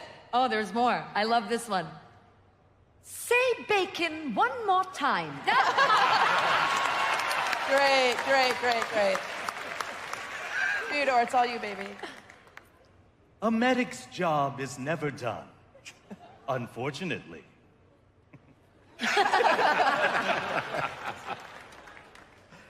What about the bandages? Would you want a bandage for that? Oh. You want a bandage for that? Or a gun. Or a bullet. Yes. Great, all right. Not to be academic, but I believe that one would call this being on fire. Got another one? The stars are like the trees in the forest, alive and breathing, and they're watching us. Such a poet. Wow. Such a poet. All right. Here you go, boys. I just got goosebumps. This actually sounds like Sigma. Okay, well, go for it. Just do whatever you want to do. Freedom is a convenient illusion. Do them all. Do it. Let's go. Finish it off. Beauty can be found where everything is in harmony. Auntie approves. And then we have, my purpose is to create order. You are the embodiment of chaos. Great. Great.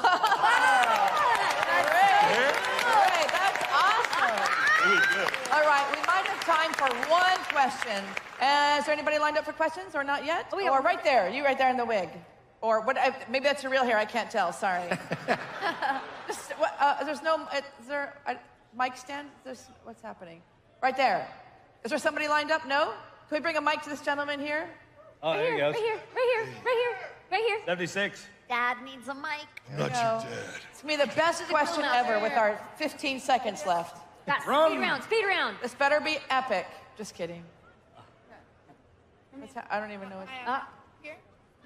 Oh, okay. We got somebody. Sorry about that. I didn't know there was a line. What can we do for you? Okay. This question is for Michael Chu, and I've been wondering this for the past couple of years. Is Reaper Mexican? Yeah, so Gabriel Reyes is from Los Angeles, so he's technically American, as you may have noticed from his recent very patriotic skin. Yeah, but certainly he has like a Latin Hispanic descent. Okay. Yes! All right, I wish we had more time. I love you so much. Next time we're going to do 3 hours, right, guys? 3 hours. Let me just say goodbye to you. Let's stand up. Let's say goodbye to everybody. Thank you. That's our panel. Thank you. We love you so much. And same time next year. Reforging. Deep dive.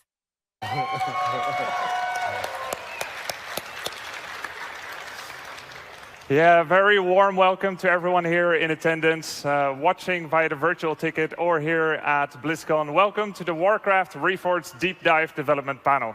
Woo. Hey. And we have with us here 4 fine gentlemen from the Classic Games team who 1 year ago announced that they were going to be undertaking on a mission to elevate one of the best games ever made, I think the best, to even greater heights. In this panel, you're going to see some new footage, and you'll hear a lot of new things about the development so far and what's in store for us. Gentlemen, why don't you introduce yourselves? Hi, I'm Brian Sousa. I'm the lead artist on Classic Games and for Warcraft Reforged. And so if the art is not up to your standards, please let me know. And if it is, let him know too. Yeah. I'm Keith Sizemore. I'm an animator on the Classic Game team, as well as the person that got the art technical pipeline going. Yeah. Pete Stillwell, one of the producers for Warcraft 3. I tend to spend a lot of time making sure everybody's talking and that things are being coordinated, making sure your voices are heard. And all the meetings. He's responsible for all the meetings. Lots of meetings. I'm Michael Scipione. I'm a game designer here on Warcraft 3 Reforged. I have a lot of focus on the competitive multiplayer side and making sure it feels interesting and fair. I also deal with a lot of the technical side of design, which is sort of knowing like, oh, how do the projectiles work in this game and other things like that. Triggers, always triggers. Yeah, lots of trigger work. So Reforged has lofty aims to improve a number of things and to make them more accessible. I mean, from the multiplayer to the campaign to the world editor, there's many things to talk about, but let's begin first of all with the multiplayer aspect. Warcraft 3 is a renowned competitive game. There's many tournaments been played in it, hundreds of tournaments, thousands, and it's still a very popular esports game to this day. The multiplayer experience for pro players or aspiring pro players is important, but it is also important, the 4-on-4 experience, ignoring your allies, ignoring mini-map pings, massing air and destroying everyone's base one by one, even as your allies are falling. The multiplayer experience is important. So one thing I would like to start with, Brian and Keith, you're part of the animation team and the art team.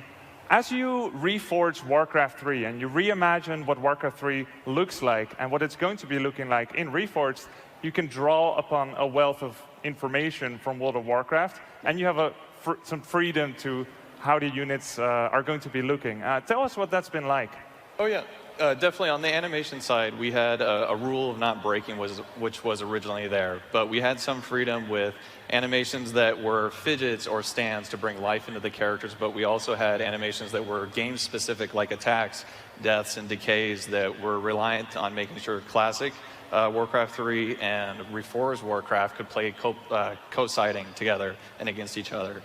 The animations, the time on the damage point matches up to what the Classic one had, so that when your Classic Grunt attacks your Footman in the original Warcraft 3, the Reforged one will do exactly the same thing. So for clarification, whether you own Warcraft 3 Classic or you're going to be a Reforged player, it's all the same client. People are going to be playing against each other with no problems. But because the models and the animations look different, you're going to have points where maybe in like Classic, units, they shot from the hip, literally. Like, yes. they would shoot a projectile and it would literally originate from their midsection. Maybe you didn't think that's aesthetically pleasing or very logical. Yeah. So how do you solve those problems, making sure that's still compatible? We have an attachment system within the characters, and they do have what's called a weapon attachment. And from there, we can derive a point on where the attack needs to happen, where that projectile needs to spawn, and then where it needs to impact. In order to make sure there wasn't desync between Classic Warcraft and Reforged, we had to make some fine-tuned code to make sure that they stayed in line with each other and that nothing was broken, or else we would lose that multiplayer game experience for the two people. Yeah, essentially having to break apart the art from the gameplay a little bit so that gameplay-wise it still works the same. It still hits at the same time, but it might look visually a little different. But they can still line up, and they're built to line up in a way that makes sense to you, the person watching. That makes a lot of sense. Yeah, for the animations, we were very tied to the old game as far as timing and length. But as the characters go, if you've seen it, we did take a step away from the aesthetic that was created back in 2002, 2003, and we decided to kind of push that, like, hey, we're Blizzard now, like, how would we make this game if we were breaking it brand new, like Warcraft 3, and that's how we, got into it, and we started, pushing that look of saying, okay, now we have 20,000 polygons rather than 200 polygons, like, what can we do with this? And that's where we really pushed the look of the game. We added fingers. Yeah, everybody's got hands and fingers, and they can actually, like, hold on to their weapons rather than just stuck in a quad, which is 4 polygons. So the classic models, sometimes maybe they set unrealistic beauty standards. No neck. No feet, no necks, no hands. Yeah. Yep. So you look at those, and we have seen a lot of models coming across the internet now for a few weeks with a release of information of art assets. And up front, you realize 2 things. One, they look drop-dead gorgeous, seen from the front. Thank you. Then there is the sheer amount of units that are actually inside Warcraft 3, not just for the benefit of the multiplayer, but also for the campaign, the editor.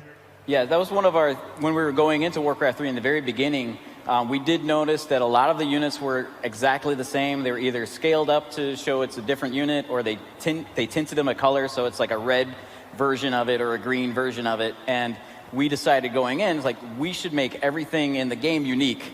And we really strive to do that. And I think we have over 2,200 models in the game now. Yep. So now you have 8 paladins instead of Uther for melee and campaign.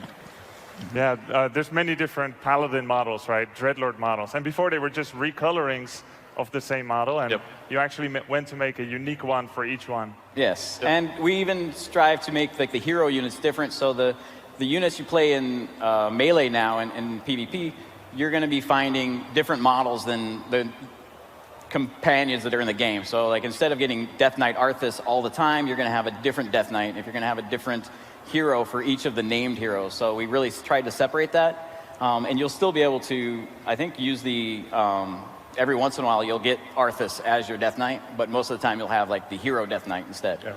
That's really, really cool. So as a multiplayer player, you have different heroes at your disposal. Awesome. Yeah. And then seen from the front is one thing for the art, but in the multiplayer, when you suddenly see it from the top down, there are challenges in order to make that maybe readable, recognizable. Talk to us about the balance between having a unit appear this more or less the same as in Classic, or just wanting it to look the best and making sure that people in time will grow used to it, for example. So it's definitely the silhouette that we had to make sure that you could recognize. We've already had to go back and make some changes to some of the units that we've done, because even though they look really good up close, as soon as you get them in battle, you start losing them because of the way their weapon is or the way they're standing. And so we've been doing that as our polish pass right now as we're going through these units. We're trying to make sure that you can recognize all of the units that go in. And like the Blade Master, for example, where he's running with both hands on the blade. And in the Reforged beta, we revisited that recently, and we have him matching more closer to what the original walk was. So the silhouette feels more recognizable and familiar to people that did play as the Blade Master. Mm-hmm. So part of the multiplayer experience is the legacy features maybe that Warcraft 3 had, like you can make as many accounts as you like. Maybe you make a different account for every race. I even know some people that do that. And then how is it going to be like with the new Battle.net? Now that you're integrating and bringing Warcraft 3 home in Reforged, how is that going to work? Yeah, so we're going to a single account system. As we do with StarCraft Remastered, you'll be able to merge your history down. So you'll be able to kind of log in one last time, so to speak, with your legacy account and keep that as an artifact. But then moving forward with the new matchmaking system, it's going to be race-based MMR, which is your matchmaking rating. So you won't be punished for trying to, to experiment or to play a different race than your main. We'll get you the right match based on your skill level with that particular race. Can we also expect changes in how the ranking works and maybe how wins or progression system works in Reforged? So that's one of the things we're looking into for when Ladder comes online with our first major update, is what does that look like for Warcraft 3 Reforged? We do know that we're doing the separate race MMR, and there will be different ratings for the team games as well. So you have different ratings for your 2 versus 2 teams, 3s, free-for-all, which is when I'm excited. I really like free-for-all personally, so I'm excited that we're going to get a lot of new players into that. But we'll be seeing it going forward. Okay, more information to come. Never heard that one. Imagine a new player experience in the multiplayer of Warcraft 3. They have a diversity, a vast diversity to pick from. There's FFA, 4-on-4, 1-on-1, custom games. They could have played the campaign. Let's say they start playing 1-on-1. Is there anything that will help them feel a little bit more at ease as they start with this competitive mode? So part of it was the matchmaking system to make it so that we've learned a lot about matchmaking over the many years from StarCraft 2, from the recent release of StarCraft Remastered, and we're hoping that will help out. We also have a few UI features in the game that are supposed to help out a little bit.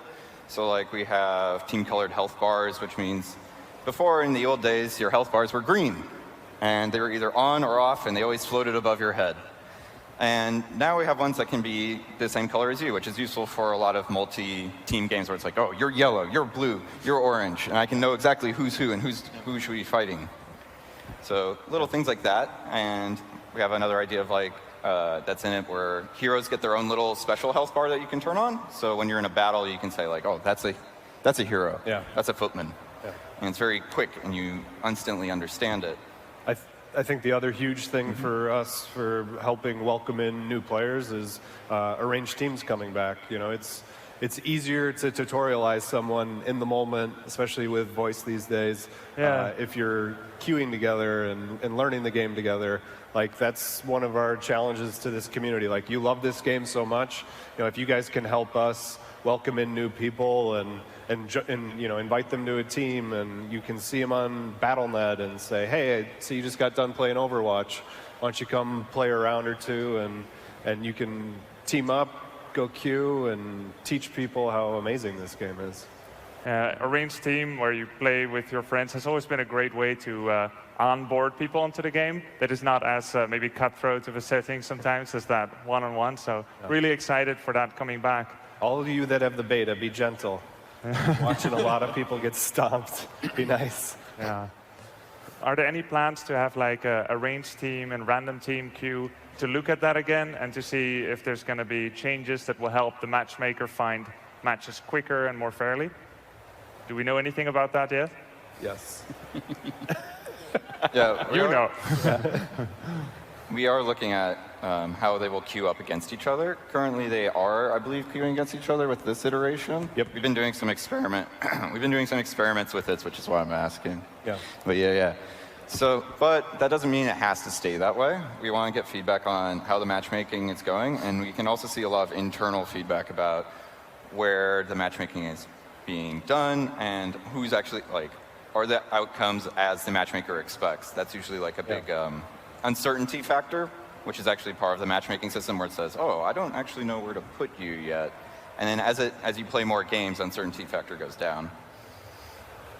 Now, Warcraft 3 will be on the new Battle.net, but there were some features that existed before the new Battle.net was merged with Reforged.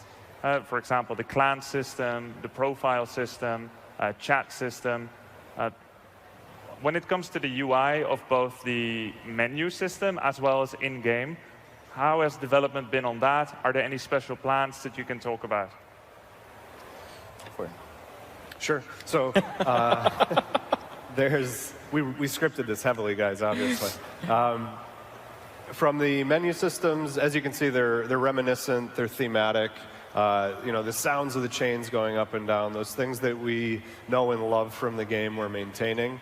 The, you know, arranged teams and Battle.net chat and some of these other things that are now hybridized, we're going to continue to improve upon. We appreciate the feedback from the beta of, I want more real estate for chat, so we're doing that. Just like Keith was talking about with the sword position, we're listening, we're iterating. Yep. We wanted to get the beta out there, even in its current state, where you guys can see there's areas to fix, to make sure that we get the right areas from you, the ones that are important to you, and make those improvements before we go live. Like making the Mountain King a little bit bigger. Yeah. You keep talking about this beta. How do I get into the beta? You didn't get in? Yeah, so I'll try to pull some strings. Yeah. I was like, where's my beta? I don't know. I wish I could play the game. Yeah. But yeah, if you've pre-purchased, we're still rolling out invites, still expanding the net. So if you haven't gotten in yet, you'll be in soon. You know, we're adding Undead next week, Night Elf shortly thereafter. Next week we'll also have, Next week we'll also have threes and FFA and starting to get the editor out there, like the custom game community. I see Witty's out here, so what's up, buddy? Get more people playing custom games and start getting feedback on that, and making sure all these legacy maps that we've put all this effort into making them still work with Reforged, that they're still working. And that, for us, getting the beta out to you guys is the most important thing for us, because you know, when we're developing, we have our own kind of internal plays, and we're like looking at it, but we're a small team compared to all of you. So everything that you can do, like to send your feedback, let us know how we're doing. You know, we really need this kind of stuff because it helps us grow as a company. It helps us make a better game. It must be such a relief to finally get the beta out 4 days ago, and you can start like seeing a new set of eyes. I mean, the community, like, they will always out-achieve any like idea you can have about how the game is played, or like bug hunting. So it must be a relief. Also, any fear? Not for me. There's always fear. Yeah, we always have the, you know, like, what are we doing? Are we doing it right? Or are we, you know, did we push it too far? Did we not push it far enough? And until we actually get it into your hands, we don't know. And so like that's for us is like really important to get that feedback from you guys, so we can respond to it. And we want to make the best game for you. And to do that, having your feedback is imperative. Yeah, we had a scary moment with StarCraft Remastered. The first time we put it in the pros' hands, we didn't realize that capping the frame rate also capped the input, which meant at that point 200 frames per second, which seems like a lot of actions per second, but for a pro it's not. And they're like, you're losing half the input. I can feel that half my commands aren't going through, and we, collapsed. We thought we had done so much work to maintain the game exactly as it was. And then we did figure it out, but similarly with the beta, like we have to get it in the hands because the feel is what makes this Warcraft 3. Like we'll get the visuals there, we can iterate on that, but if when you guys are playing it, you don't say it feels like Warcraft 3, then we've missed it. Yep. So hearing the sentiment, I think overriding with the beta is that it still feels like Warcraft 3 has, I think, really de-escalated the amount of fear in the office. Yeah.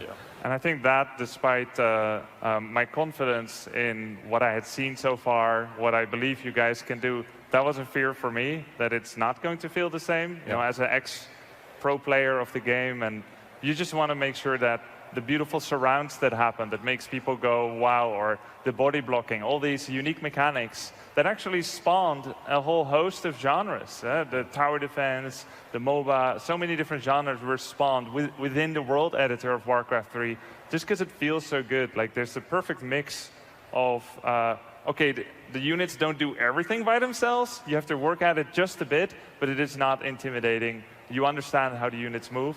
So when I got to play the beta 4 days ago, I realized it feels exactly the same. Okay. Any differences would be like, okay, the unit now looks a little different. I need to get used to that. Of course, new can never compete with the familiarity of the past. So that's a process too. Yeah. I think for a lot of people we're that not have without been fault. We know that. We've made a few mistakes along the way.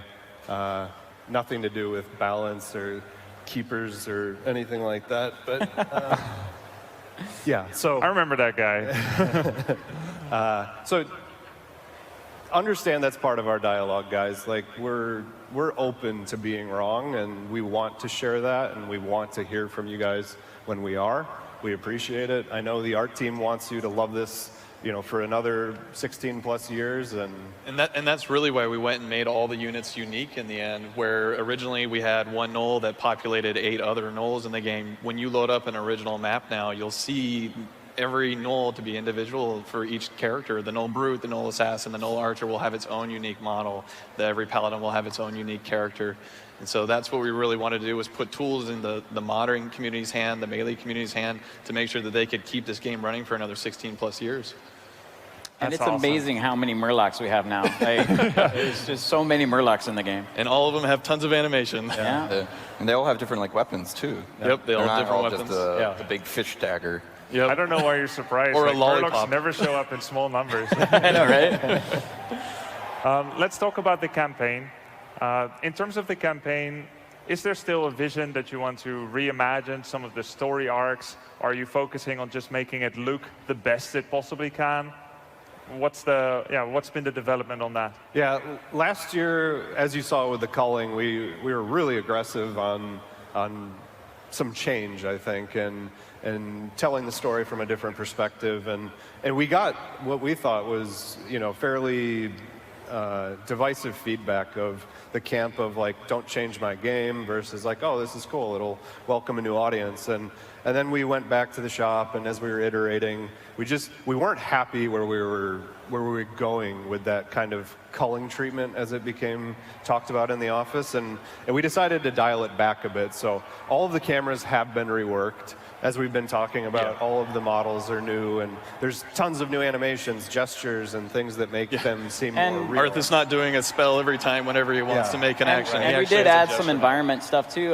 So we did an overhaul on Silvermoon, added a bunch more buildings that are recognizable from World of Warcraft, and Dalaran also got a full treatment that makes it look more like how World of Warcraft pictured Dalaran. So instead of kind of these generic cities that you would have seen in the original Warcraft 3, we have now like really embellished those with new artwork and bringing the style in that's been established by World of Warcraft. And speaking about the campaign and WoW, we do know there's going to be a population of players that are going to come from World of Warcraft that are going to want to experience this legendary story that has led the way into what you know as WoW.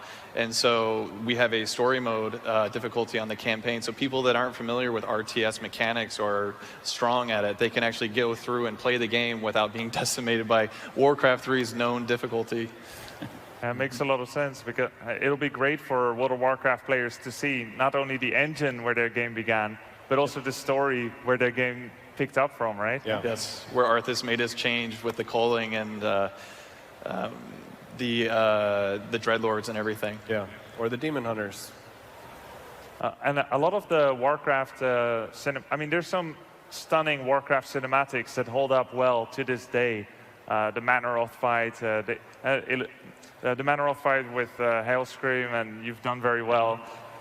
Are those, like, is there anything there that could be done where they, like, packaged to fit inside a floppy disk back when? Yeah, the original, or is that too far back? No, the original cinematics were awesome. They actually had a lot of detail in it, but of course, when it came out in 2002, everything was smacked down to, like, really compressed by, like, I think it was like 480 by 200? 240, 480 by 240. So that was the resolution you're watching these videos on. So we found the original renders of all of the cinematics that were at 1080p already.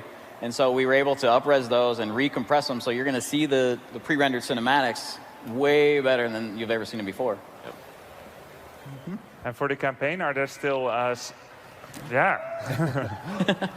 for the campaign, are there still like spiced up missions sometimes where you could like add some of the heroes? Because I really liked what you guys did with the Purging of Stratholme last year. There were like some undead heroes that would surprise you that weren't there before. Yeah. Yep. Yeah. Oh, go ahead. No, you're fine. Well, so Sylvanas, for example, has become what you know of her now in World of Warcraft. And we, back in Warcraft 3, she was just an elf that was slain by Arthas at the time. And so, spoiler, sorry. But there's that point in the story wasn't really fleshed out as much as what it's become. And so we wanted to revisit that and make sure that we did justice to it and so that we could connect them. We maintain all the original voiceovers so that people, when they enjoy the story, they're going to be familiar with it, and they're not going to have that disconnect when it comes to a remastering. They're going to say, oh, that's Arthas, that's Illidan, that's Jaina, but they'll have these nice new models available to them to get that rose-tinted glass effect when they view these campaign missions. And for gameplay-wise, we actually have a few like little tweaks we've done here and there. Like, for example, there's one mission, Black Rock and Roll 2, where you fight against you are the undead and you battle against the orcs. And the orcs there are supposed to be themed more around like Warcraft 2, so they have like Ogre Magi and Sappers. And one of the things back in the old days is if you took over one of the peons, you couldn't actually build anything. You have Banshees in the mission, so you can take them over. And so one of the things, a little tweak we've done very recently is we give you access to those like, oh, if you stole one of their things, now you can make the Ogre Magi in this mission too. It's kind of like, as a kind of like thinking player, you can kind of do these fun little things.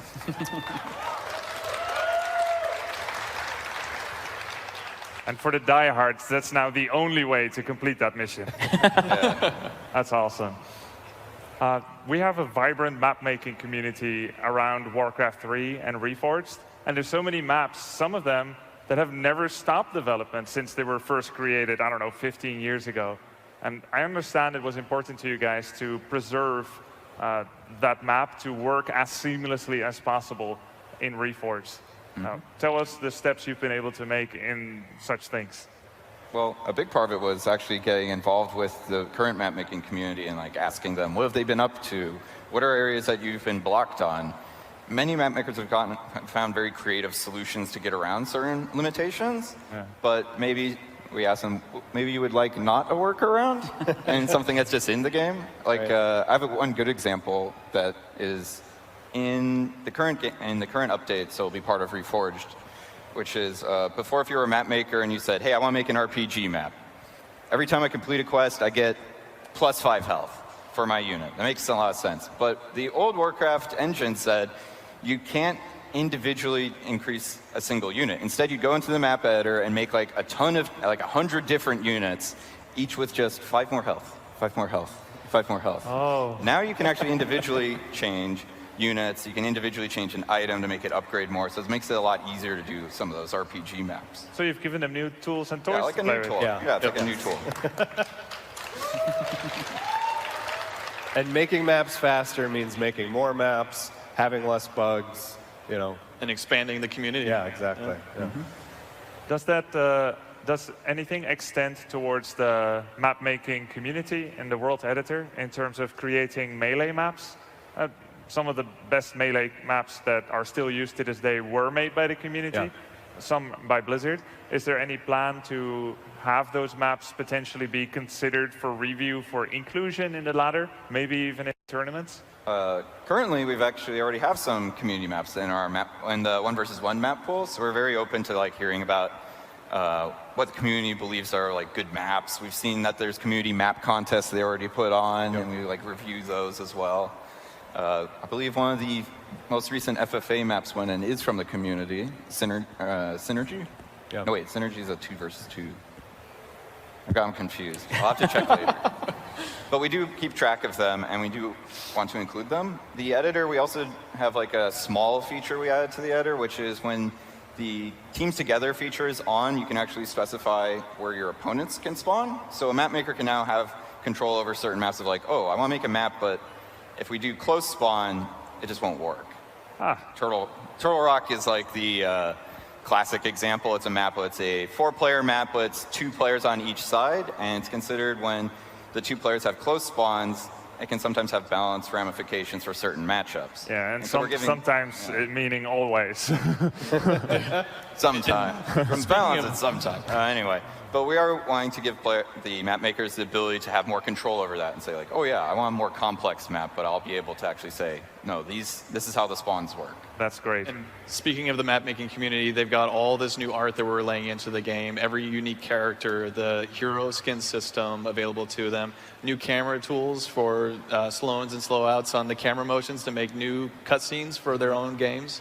And we're giving them the tower defense towers that the game was released with. So your boulder tower will be a boulder tower, your flame tower will be a flame tower, as well as the carts that everybody's familiar with, the orc cart, the dwarf cart.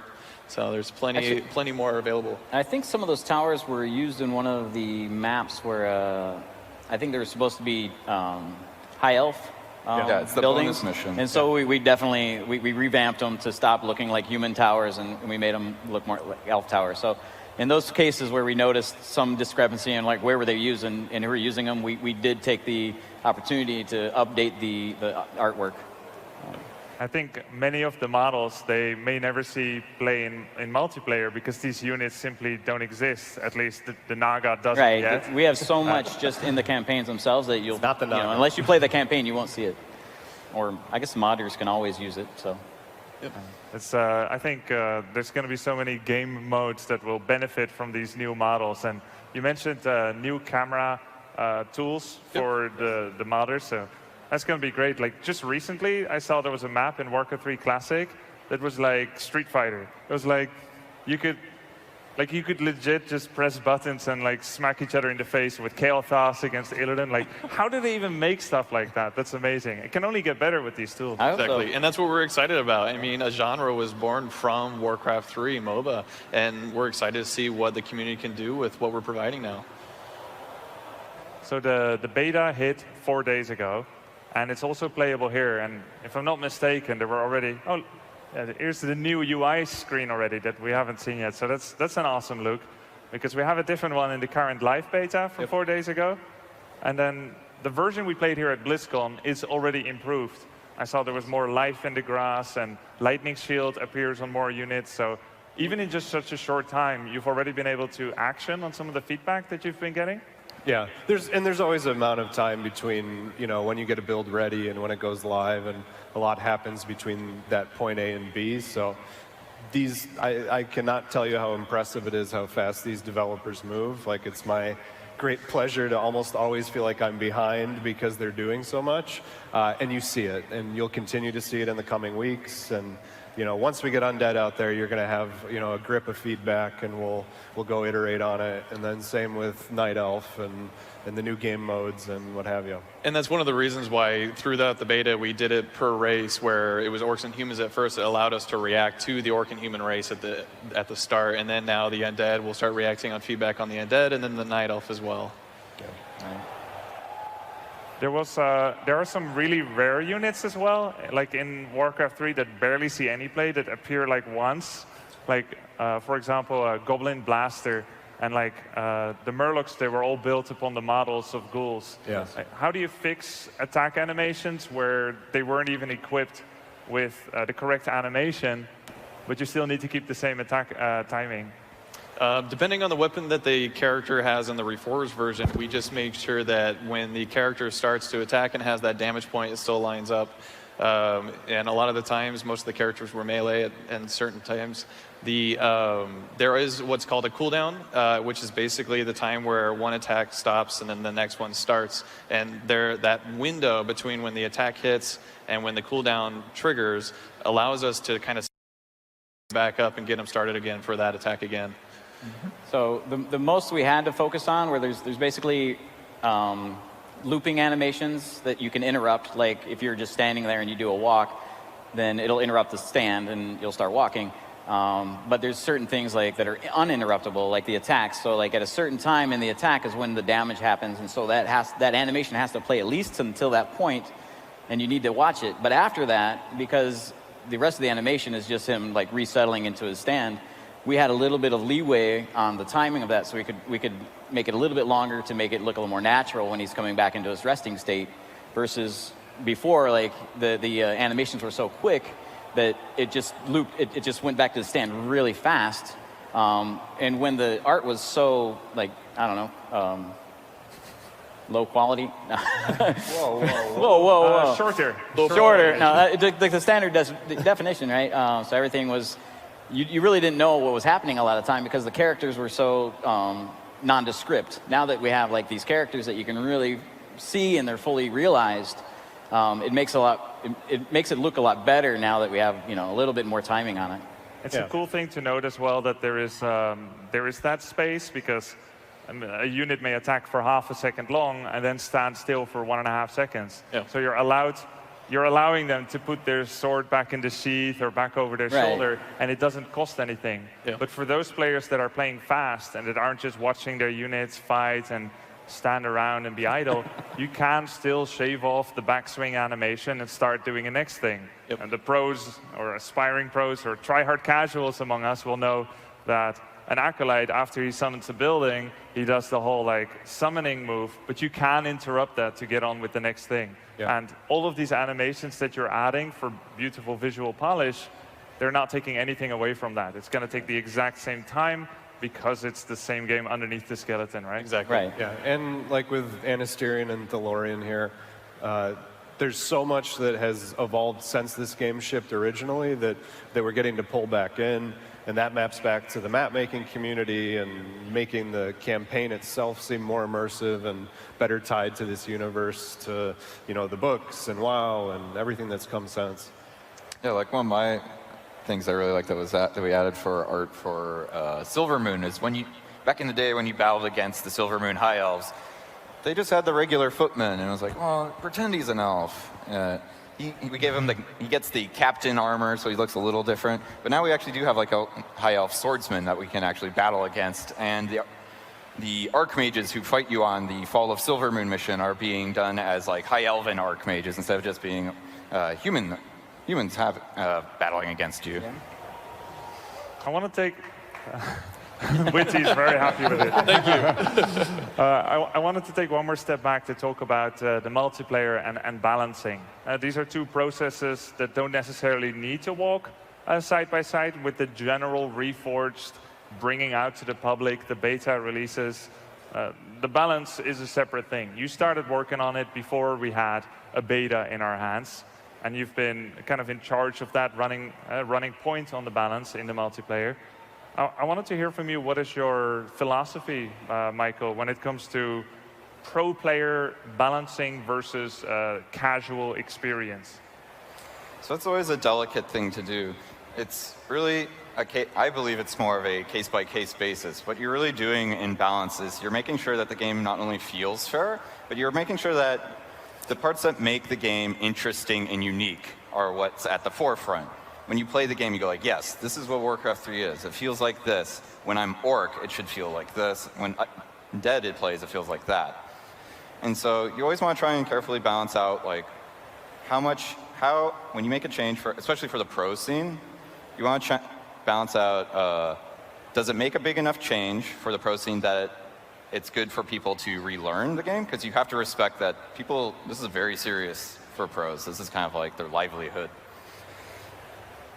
And you have to balance that off against, well, somebody who's not a pro player and just likes to play the game, can they understand why you've made this change? And will they understand the actual change?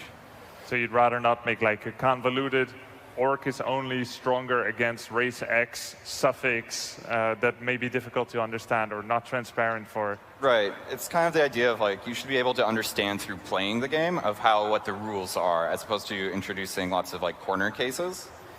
Occasionally those do show up in balance where it's like, yes, this makes sense because it will actually make it feel more fair and it does actually help the race fantasy. It is a little weird, but as a designer, you have to like know when that's the right time to do it. Yeah.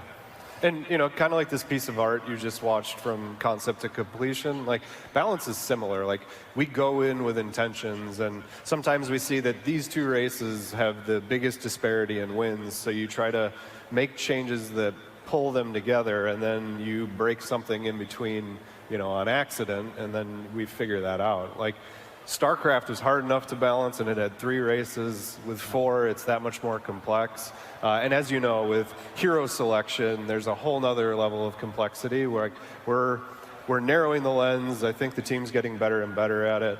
I think the dev notes have also been a huge help. Like, having Skip help articulate the intent of a change, I think, is just as important as the change itself. Yeah. Also lets us do bear puns. Yeah, bear puns. Bear puns. We had one of our dev notes where I was coming down to the end of writing how we were buffing the Druid of the Claw. And I decided to just throw in as many bear puns as I could into the dev update, just see how it goes. See if anyone notices. See if anybody's reading these. Yeah, that's the And a lot of people seem to read them, because then I got a lot of bear puns back at me. I barely noticed. So that was funny. Got dad jokes on lock. Yeah. I think you did a great job with both the dev note and the explanation of Crystal Orb and Cloak of Shadows, as well as their actual fundamental change. So Crystal Orb was a high-level item that was sold pretty much immediately anytime you found it. It's not something you wanted. And balance on different item tiers, since it's it's kind of randomized, has never been perfect, but I don't think most people want it to be, probably. But Crystal Orb underperformed particularly, and you brought it down to a lower tier, and now it's like desired sometimes and sold sometimes.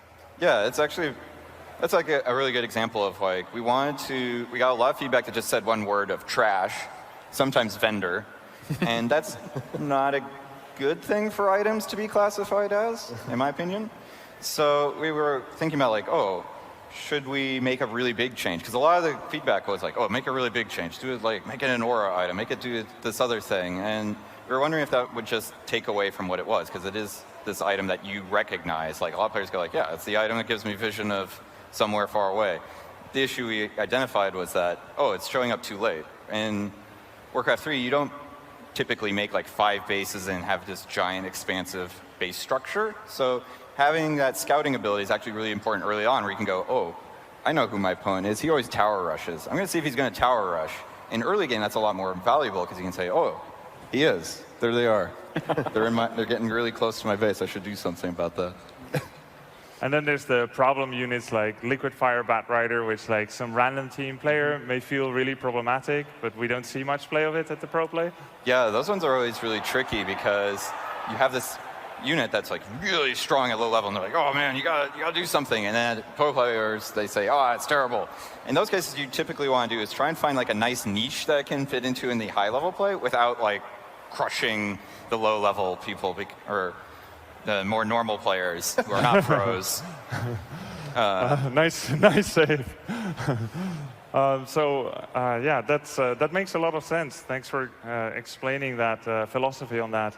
And with the beta now being out and finally being in people's hands, Pete, you mentioned Undead is coming soon. When did you say Undead is coming? Next week. Yeah. So Undead next week, Night Elf sometime thereafter. We'll see how Undead goes. But like I said, also more gameplay modes. So adding 3s and 4s, FFA. I think we'll make it that much more fun to invite your friends. You'll start to see some of those UI changes that you're giving feedback on, and the other model changes, animation feedback, silhouette, team color. Yeah. By the end of the beta, you'll have everything in your hands from an online perspective. So everything multiplayer, everything custom map. So we're super excited about that. We know many of you are actually here for cinematics, more so than you are, cinematics and campaign than you are for multiplayer. So we wanted to give you a little sneak peek of, it might not be in the beta, but it's probably worth showing up for later on. Yeah.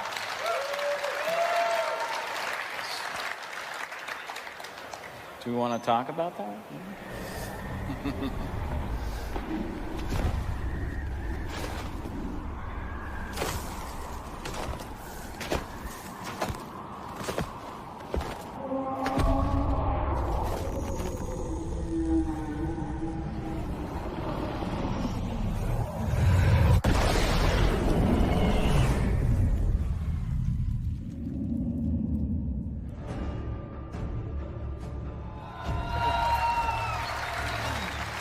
Yeah, get hyped.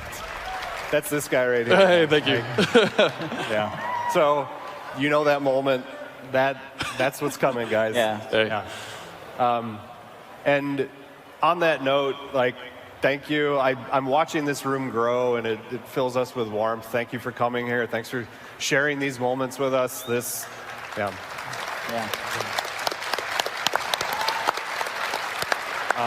You're the bedrock of why we show up to work every day, and we appreciate you so much. We love your activity. We love your honesty. Please keep being honest with us. Keep us on point. And also, like I was touching on earlier, remember when this game shows up inside a BattleNet, there's going to be a whole slew of people that are going to be new to this, and you're our best ambassadors. So please continue to love this game and show others how to love it and bring them on board and get excited together. I can't wait for what that will unlock for the future of RTS and Warcraft. And, thank you guys. We love you. We appreciate it. Yeah. Awesome. Cheers. Woo! Thank you for attending Warcraft 3 Blizzard is all about creating legendary entertainment experiences. At the heart of those experiences is great storytelling. Our narratives captivate audiences in a variety of ways. Animated shorts, comic books, in-game cinematics, audio dramas, gameplay trailers, novels, toys, and apparel. Many media. All opportunities to connect with our audience, expand our narratives, and add depth to our worlds. The world could always use more heroes. We are artists, writers, directors, producers, editors, composers, and engineers. Different disciplines coming together to deliver unforgettable moments that come to life in our hands, hearts, and minds. We are partners, collaborators, and co-conspirators, working hand in hand with teams across Blizzard to transform amazing products into truly legendary entertainment experiences.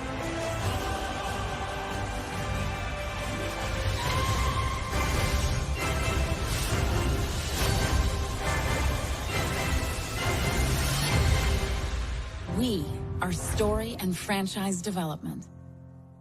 Welcome to the Writer's Room, building the worlds of Blizzard. Hello. Good afternoon, BlizzCon 2019. Good afternoon, everyone at home watching us as well. We are story and franchise development. The people on this stage with me today are my coworkers.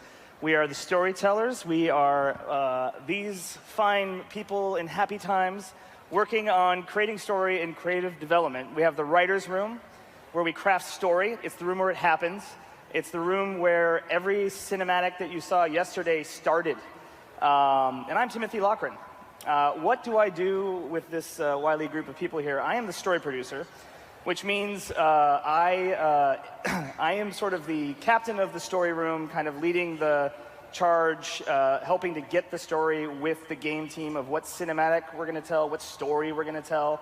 I kind of run the room with the game team, and we kind of take their ideas, we take our ideas, we kind of mishmash them all together to eventually come to a script that's polished that we send on to storyboard. And to speak further to that, I came up in, where I came from was film school, and I worked in sort of visual effects and animated films, working on such gems as, if you saw this, Eight-Legged Freaks was the first movie I ever worked on as a production assistant, Giant Spiders. And then I went on to work on some animated films. If you've seen Arthur Christmas or Cloudy with a Chance of Meatballs 2, I worked on that as well. And that all led me to coming to Blizzard and working in the cinematics division of story and franchise development. I'm going to kick it over to Maddie here, who this is her first year working in lore. Why don't you tell us a little bit about that, where you came from? Yeah. And this is Tim, by the way. You never introduced yourself. I did. You did. I totally missed it. Probably. I probably did like 3 times. Well, I'm Maddie Buckingham. I'm a lore coordinator on our historian team, along with Sean Copeland and Justin Parker. And probably what'll be the most different about me is my background and journey to Blizzard. I got a digital photography degree in college and decided that wasn't exactly the path I wanted to go down, so I worked in a lot of different industries over the years and kind of like administrative and production-esque type roles that ultimately landed me here at Blizzard as a data entry specialist with the historian team. And I helped them. Well-versed and Yeah. you're a lore master. Yes. First of all, and what franchises are you? So originally I started with Overwatch, was kind of my main thing, and then as time has gone on, I've gotten really into Diablo and StarCraft, are kind of my main things now. And I got to do a lot of work on some of the projects we'll be talking about today with the StarCraft comics and a lot of the art books. So. You'll find out later that lore is pretty integral to our story rooms. We'll get into that when we get to that slide. This gentleman here. Hi, my name is Jeremiah Johnson. I've been with Blizzard for almost 17 years now. It goes by real fast. I'm one of the project directors or cinematic directors at Blizzard. Most of the shows that I've done have been in the Hearthstone or Overwatch worlds. Some of the work that you might have recently seen from this year would be yesterday's Descent of Dragons cinematic, Saviors of Uldum piece from earlier this year, the Sigma origin story, and going back even further, there was I originally did the Widow Tracer Alive piece and the 76 in Mexico hero cinematic. You also did the Hearth and Home musical. Yes, that was a lot of fun. Quite memorable as well. That was a lot of fun. That was a lot of work. A lot of JJ singing around the office. A lot of me singing around the office. Mr. Andrew Robinson over here, let you walk us through who you are. Hello, I'm Andrew Robinson. I'm one of the writers in creative development. Much of what I do is screenwriting for cinematics and script writing for comics, short stories here and there. I co-wrote the Overwatch 2 cinematic that you saw yesterday. I've written a number of the Overwatch cinematics, World of Warcraft cinematics, StarCraft, Heroes of the Storm, a couple of the Hearthstone pieces. What did you do before you came to Blizzard? I'm sorry? What did you do before you came to Blizzard? Next month will be my 5-year anniversary, which is pretty awesome. And as JJ said, it goes by really fast. Prior to that, I've been an animation writer for about 20 years now, writing on shows as varied as Dragon Tales for preschool and Young Justice for DC, a couple of Spider-Man shows, 5 Transformers series, a lot of TV shows, and that plus my love of gaming I had an opportunity 5 years ago to join Blizzard, and the thing that really sort of cemented it for me was being invited to BlizzCon 2014 and getting to watch the Overwatch announce piece and just looking and gaping in amazement and delight and saying to the guy who wound up hiring me, like, I don't know what that is. I don't care what that is. I want to write that. And here you are. I get to do that. Yay. And that's kind of cool. Thank you, Andrew. Ted. Hello, my name is Ted Boontonakit. It's a strange sounding name. That's because I didn't pick it. I'm from Thailand. I've been at Blizzard here as a storyboard artist for a little over 10 years. Before this, in my prior incarnation, I was born in Thailand, grew up in East Africa, and there I discovered a whole other entertainment things. I did classical ballet, I did voice and acting, and then gradually I stumbled upon comic books. And from there, it sort of awoken this desire to draw and sketch, and I eventually became an illustrator and did everything until I landed into doing a lot of commercial storyboards. And then the Hollywood thing happened. My first film was, and most of you are probably too young to even remember a movie called Fried Green Tomatoes. Wow. You're all older than me, then, And I've gone on to work on over 30 live-action films. Some of them, Sam Raimi's Spider-Man 2, The Hangover, the original one. I've heard of that. Yes. And the very last one was up in the air before this other company with an odd name, Blizzard Entertainment, called. They said, "Come work for us." And I said, "Okay." And here I am. You also boarded probably one of the best car chases ever on film in Ronin. So Ronin. I think we should give, that is like one of the best car chases. Thank you. That's amazing. Fun fact. Thank you. Alyssa, welcome to Blizzard. This is your first year. So she's unique in that she is not a part of our sort of story and franchise development. She represents the Overwatch team, and she comes into our story rooms every week and we chat. Why don't you talk us about yourself? Yeah. So, as you said, I am not actually part of SFB, but they've been generous enough to welcome me into their story rooms all the time. You're one Blizzard. Yeah. So, I'm actually part of the Overwatch game team. My background is actually in short stories, specifically science fiction, fantasy, and horror. My short fiction has won a couple of industry awards, like the Nebula Award, World Fantasy Award, Locus Award. Yeah, thanks, guys. George R.R. Martin gave me an award once. That was cool. Who's that guy? And I also have a background in comics. I write my own stuff, but I also write for other intellectual properties, like Adventure Time. I did an Adventure Time comic, and some other cool stuff. Awesome. Yeah. And I ended up here because I worked at Epic Games for a while on a game called Paragon.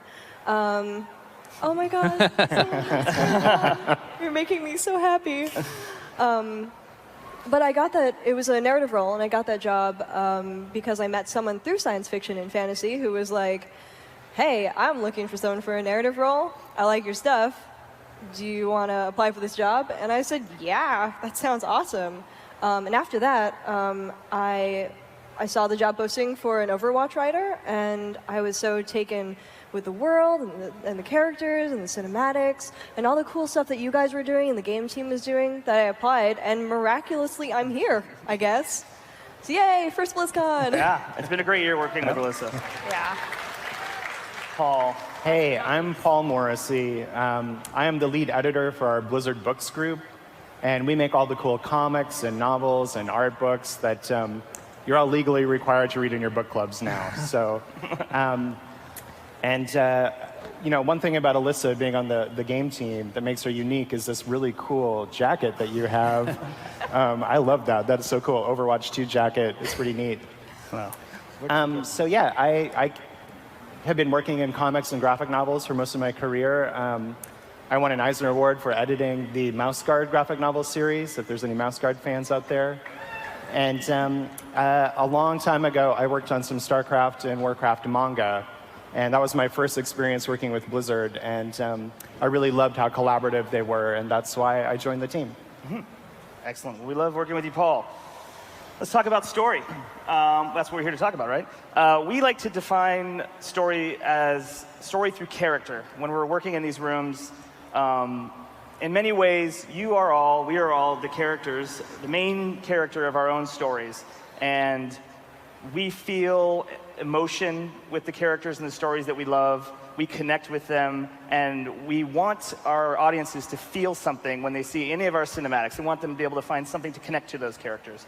So we kind of start there when we're trying to really break our stories. And I think you saw that, hopefully, with some of the cinematics you saw yesterday. And in particular, Overwatch 2's 0 Hour piece, we had spent a long time with Winston's arc. The character of Winston hit recall several years ago for us. But his character wanted his friends to come back and rejoin Overwatch when the times needed them. And I think, Andrew, you helped write this piece. If you could speak a little bit to that with Winston's arc and how we used 0 Hour to kind of pay that off and all the cinematics that we have created up until this moment. True. In the recall piece, we set up Winston alone, missing his family, seeing that the world is getting worse and realizing that he has to make a decision. And it's clearly a decision that he's been considering for a while. And through the course of the piece, he does make that decision. And then it's further informed, his arc is further informed by the cinematic that we did to open the game, where he's pulling pictures and showing us what's going on and speaking directly to us. And we were talking a little bit earlier, and we realized in this 0 Hour piece, we get to see the culmination of Winston's arc, that his heart's desire, his life's goal is achieved. He brings his friends and his family and Overwatch back together, and they do save the day, and that's all he's ever wanted. What we don't explicitly say, but we do act out, is that we also kind of complete a little arc for May and a little arc for Reinhardt, because in the May piece, you see her undergo her own internal struggle to become heroic and to get the courage to leave Antarctica. And the last we see of her is she's walking through the snow, but it's good to know that she didn't die in the frozen wastes. All the way to and even in this piece, you get a little bit of the culmination of her arc as she performs a heroic act and she becomes part of a team. And again, for Reinhardt, his backstory informs his drive. If he's called upon, he must answer the call. And he completes that. He rejoins Overwatch, something he's always wanted. Lore says that he felt that he had been pushed out early. So this is the culmination of his life stream to resume that. Ironic that you happen to write those two pieces as well, isn't it? I'm sorry? To talk about them. We wrote the May piece and the Reinhardt piece. Yes, I did. We also, 2019, we also finished an arc with a character that actually was birthed out of our story rooms like 2 years ago, I think, when we worked on the Battle for Azeroth cinematic. And Alex, we wanted a signature character for the Horde, and Sean Copeland threw out Sarfang, and we're like, let's put Sarfang in there. We've talked about it actually on the last 2 panels that we've done the past 2 years, and it was funny to talk about it last year, knowing that we had already shipped the story that you were going to see for the 8.3 cinematic, where Sarfang fights for the Horde to his death to fulfill getting his Horde back to where he believed it should be. And that was really an interesting challenge. Like 30 minutes of content for Sarfang's arc to be completed. It was a challenge. It was a fun challenge, and I hope you all experienced a lot of emotions watching that. Let's talk a little bit about collaboration. We work with the game teams. Alyssa, this year you came to us to work on a new, unique character that you were going to put in the game. Actually, you did it with Batiste, but There's one in particular that I wanted to focus on today, and that was the story of Sigma. Can you walk us through sort of that, when you came to us, what you needed, how we helped? Yeah, sure. Sigma's deal is that on the game team, we were like, we have a gameplay need. We really need a new tank with a shield. And so we were like, due to some other circumstances, there ended up being, like, we had a little less time than normal to, like, develop this hero. So we were like, okay, we're really going to have to pick this up. So we were like, here's this guy. We knew that he was going to be an astrophysicist. We knew that he had gotten his powers through a scientific accident where he opened a black hole for a hot second. And we knew a couple other pieces of his background. We knew he was Dutch.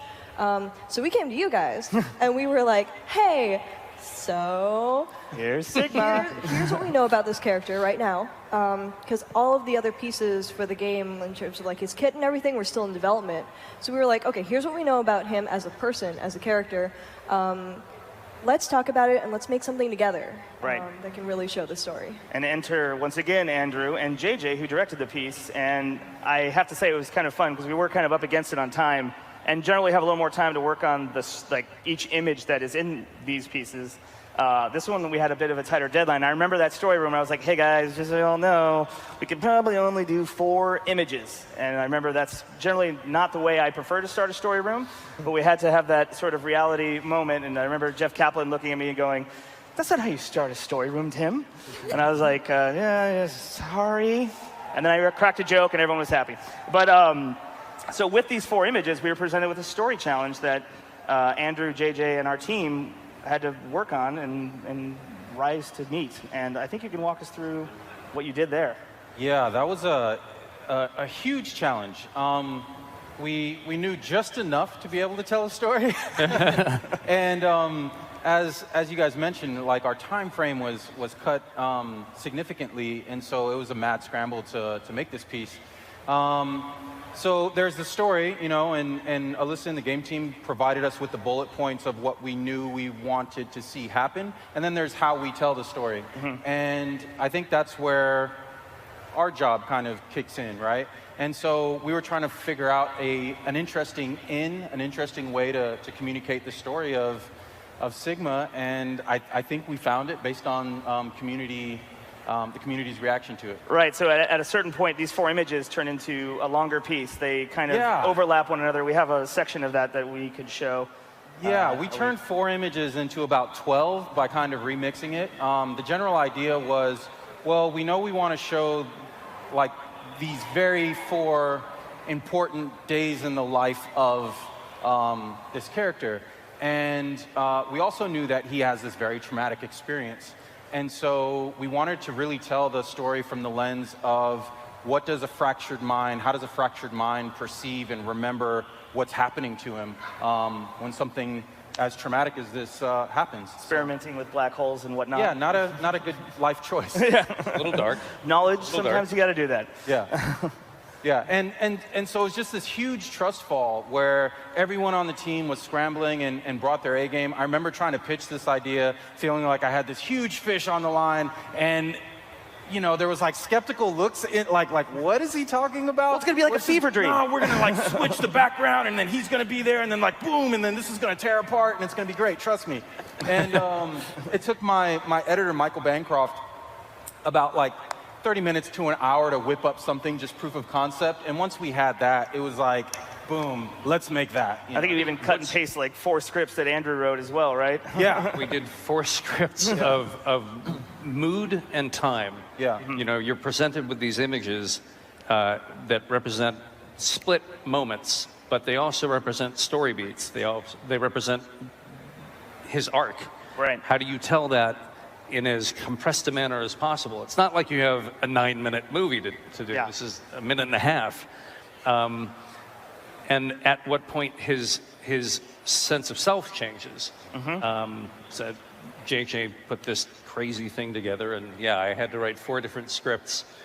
Yeah, usually we work where, you know, you partner with a writer, and it's just like, hey, let's tell this cool linear story. And it's Linear? super simple Huh? and straightforward, and maybe it's just a few pages or whatever. And This was unique. And this one... we did to be fair, check in with the Listen game team to Yes. get like, we just want to make sure we're not going to wreck you. Yeah. I remember when you guys pitched it, you looked like you hadn't slept in like 3 days, and you were like, I have this idea, it's going to be really good, you have to trust me. And I was like, this is going to be really good. Well, I mean, I think that's the secret to success. Like, you show up looking horrible, have a great idea, and because you look horrible and you have a great idea, people just assume you worked really hard on it. Yeah. And then proceed to just blow everyone's minds. You're very good at that, JJ. A fun fact about Sigma is the voice of Sigma, Boris Heistand, is a gentleman that I worked with many years ago on Arthur Christmas. He's an animator in the industry, so when I heard his voice on this, I was like, Boris, why? So if you check out the voice actors panel, you'll meet Boris. He's a charismatic fella. Let's talk about how lore is incorporated in our pieces, and sometimes we use that as a jumping off point for story. Maddie, we call it fact-checking fictional facts.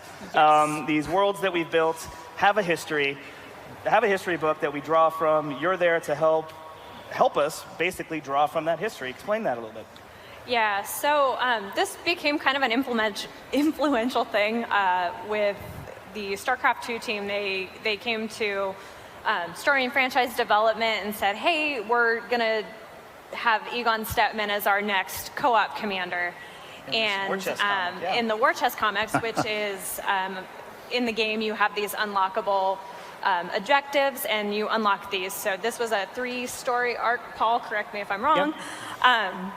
With Stepman, and he was a really minor character in StarCraft 2, but he's just this fun, quirky dude. So in the process of making these comics, just kind of making sure that we stayed true to his quirky personality that he gets to exhibit, and then these released right in line with the co-op commander, which Matt Burns and Justin Parker helped formulate those lines to really make this kind of a good The War team really laid down the foundation for this story, and so we knew that Stepman is a Terran scientist.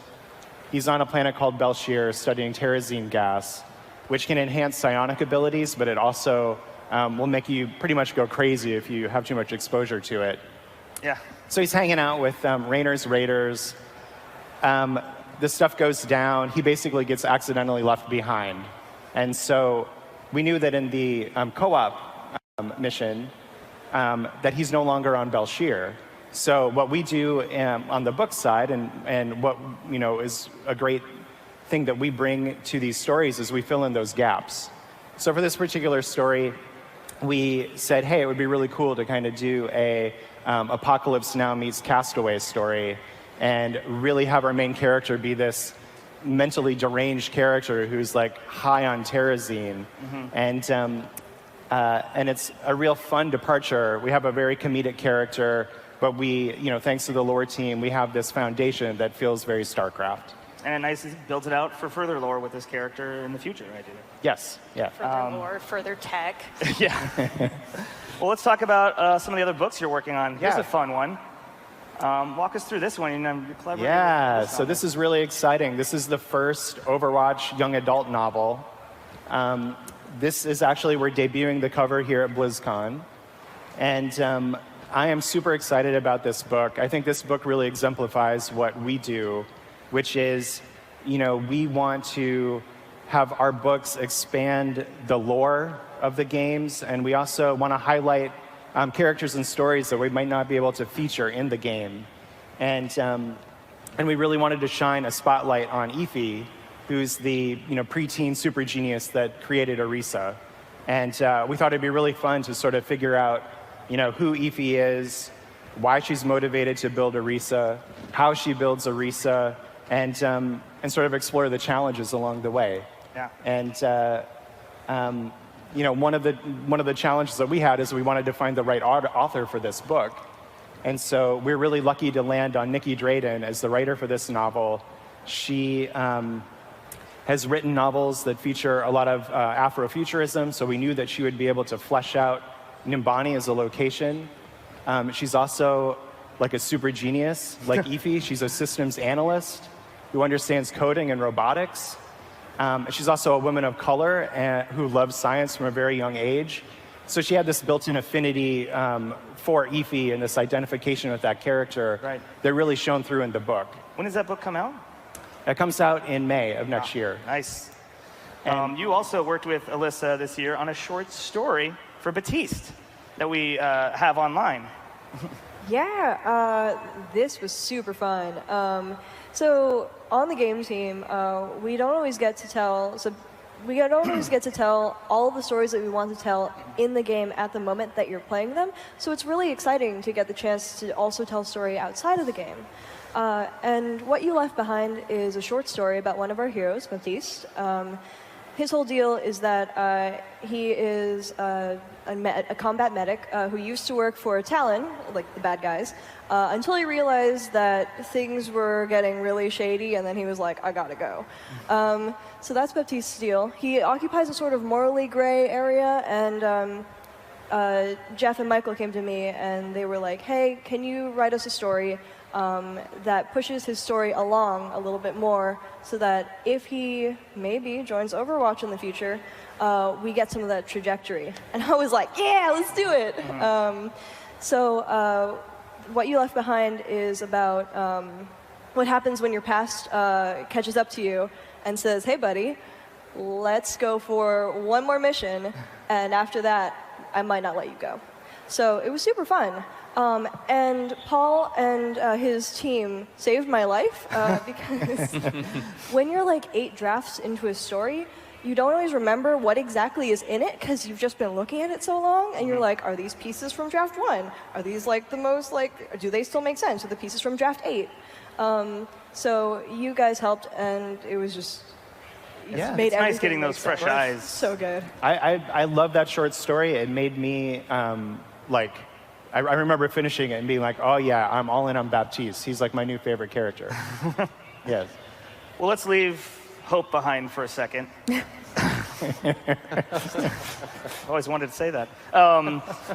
There was a cinematic that debuted yesterday, 9 minutes of fear and fright. It was called By 3 They Come. And this was a fun, really fun cinematic to break story for. I remember when Luis came in. Thank you very much. I'm a horror genre guy at heart. I talk about horror movies all day, so this was a fun piece to work on. And I remember when Luis came in, he wanted it dark and metal, and he wanted to return to that dungeon crawl feel from the Diablo franchise. And so what better person to cast on storyboards for that than the dark soul that is Ted. I'm going to show you a little bit of the boards that he did here, and let's talk about that piece a little bit, Ted. Well, I needed some serious therapy after this. We were given this clue that it was going to be a dark story. I had no idea that it was going to get darker and darker as we went. After 6 months, or close to 6 months of just drawing these frames, you begin to question your sanity. But I love doing them. I mean, and my fellow storyboard artists will attest to this. It's such a blast working on it because all credits go to our director, Doug Alexander. I mean, he came in with a fairly clear textural ideas as to how the film's going to look. And most of what you see in the cinematic, I mean, he made clear every frame that it has to be just like that. And I think he captured it. But it's a lot of fun. I mean, why wouldn't you enjoy, hacking at ghouls and demons? Right. You didn't have much. I remember when it came to you, like, generally when we have a story room, we have a board artist in there as well, like, working with us as we're kind of fleshing out the story in sort of these breakout sessions. And we always have a board artist there kind of just drawing as we flow story through. And we get some good caricatures of someone like me out of that, which I wish I could show, but I can't. Right. But then you also get some of these dark, demented images that and you didn't even know what you were working with as far as an environment. We hadn't built that yet. Right. And so you got to kind of help create that. A lot of it was made up during the storyboard sessions because really we didn't have the model built. So what's it going to be like? Is there going to be columns there? Well, let's throw some in. Is it a temple? Is it a graveyard? Is it indoor, outdoor? We had no idea. But I can tell you this, that whatever you saw in the cinematic is tame compared to what we actually do. So I'm assuming that some of you have seen it. Yeah, it's. And I think. Go ahead. I think going forward, we're going to be seeing more of this. Yes, I think I'm excited about this franchise, really, and what it's going to do forward. And we go back to character. As we wrote this story, our cleric character, who just wants knowledge, everyone else wants treasure, he gets knowledge at the end of this piece in a just horrific way, but he gets the knowledge he was seeking. And for me, one of the fun parts of developing this story was that moment where he is almost in tears that he received the knowledge that he had sought out to get. It was really an exciting piece for that, and you brought a lot to it, man. Well, thank you. Thank you. Well, I think part of the thrill of this is we know how short or how long, how many minutes we have to play with. Yeah. And every character, I mean, whether it's one or, in this case, 4 or 5, we as cinematic team, we try to inject as much personality and substance into each of the characters. And I think that adds a lot of weight and substance to the cinematic itself. Yeah. So let's leave the dark evil realm of Diablo Sanctuary, and let's talk about an achievement that my friend JJ did this year. We had 3. We normally do 1 announcement cinematic for every Hearthstone piece when we build those the announcements with the game team. We had to do not only a teaser and an announcement, but also a PvE announcement for each of the 3 expansions this year. And by PvE, it was sort of the non-PvP, you're playing like the level, the adventure, the solo adventure. So a unique challenge for someone that is used to just doing 1 a year. Yeah, it was, we actually spoke about this at length yesterday in another panel, telling a year-long narrative for Hearthstone. If you haven't had a chance to check it out on your virtual ticket. But it was quite a challenge. We did more cinematics this year for Hearthstone than I think we've ever done in a single year. 9. 12 total. 12? Oh yeah, and then we had the teasers for the individual League of Evil people. The first block got 3 extra teasers. Yes. So you revisited the League of Explorers. But JJ did that announcement a long time ago, which had the fantastic 1920s newsreel footage, and then the sort of the Elliot Ness and his untouchable sort of like type voiceover that I just love to impersonate. That transatlantic accent. Revisited them in the Saviors of Uldum. Yes. And you're having to come up with a song. What are the key ingredients to something like that? Well, when I met with my composer, Sam Cardone, we sat down together and I said, Sam, there's 3 things we absolutely have to put in this song for it to be right, to live up to the expectation of what reintroducing the League of Explorers should be. What were those? That first thing, my friend, is synth drums. Oh, wait, synth drums supposed to play here. I'm just going to do it. The second thing that you need do this whole thing now is a bullwhip. That would play here. You guys are gonna love this. This is gonna be the best one. The last thing you need, and that we got in, was the cry of an eagle. Wait, is that like One more time. So you all get to do the cry of the eagle. Yep. That's okay. impressive. There's That's a whistle. impressive. I heard it. Yeah. Well, so yeah, my composer and the incredible sound team that we work with. Man, we actually, I actually have to give a quick shout out to them because this has been so much work this year, and it would not have been possible without Caroline Hernandez, our sound producer, Derek Duke, our sound director, and everybody that just, we partner with. It was a fun challenge, and and you made it enjoyable. I mean, I have to ask, can you explain this Flexplosion? I don't think that needs explaining, Tim. Yeah? I think that's pretty self-explanatory. This is a fun sort of GIF or GIF to be created for something like this. I think it goes back to what I mentioned earlier, right? There's the story, right? And then there's how you tell the story, and character, character, right there. I mean, I think Reno is one right there. Fantastic. I'm a Sir Finley a little bit, but Reno's my spirit animal. Yeah. And you drew some inspiration from this, right? To get this, some pop culture inspiration?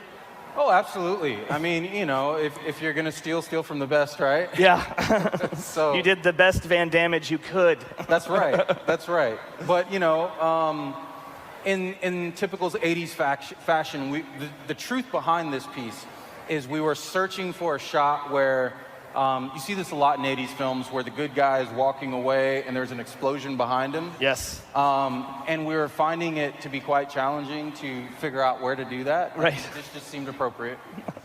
And then you just, I mean, every time I would try to do that, I think I would have like the cartoon muscle go the other way down, but this is something I'm going to dream about one day achieving.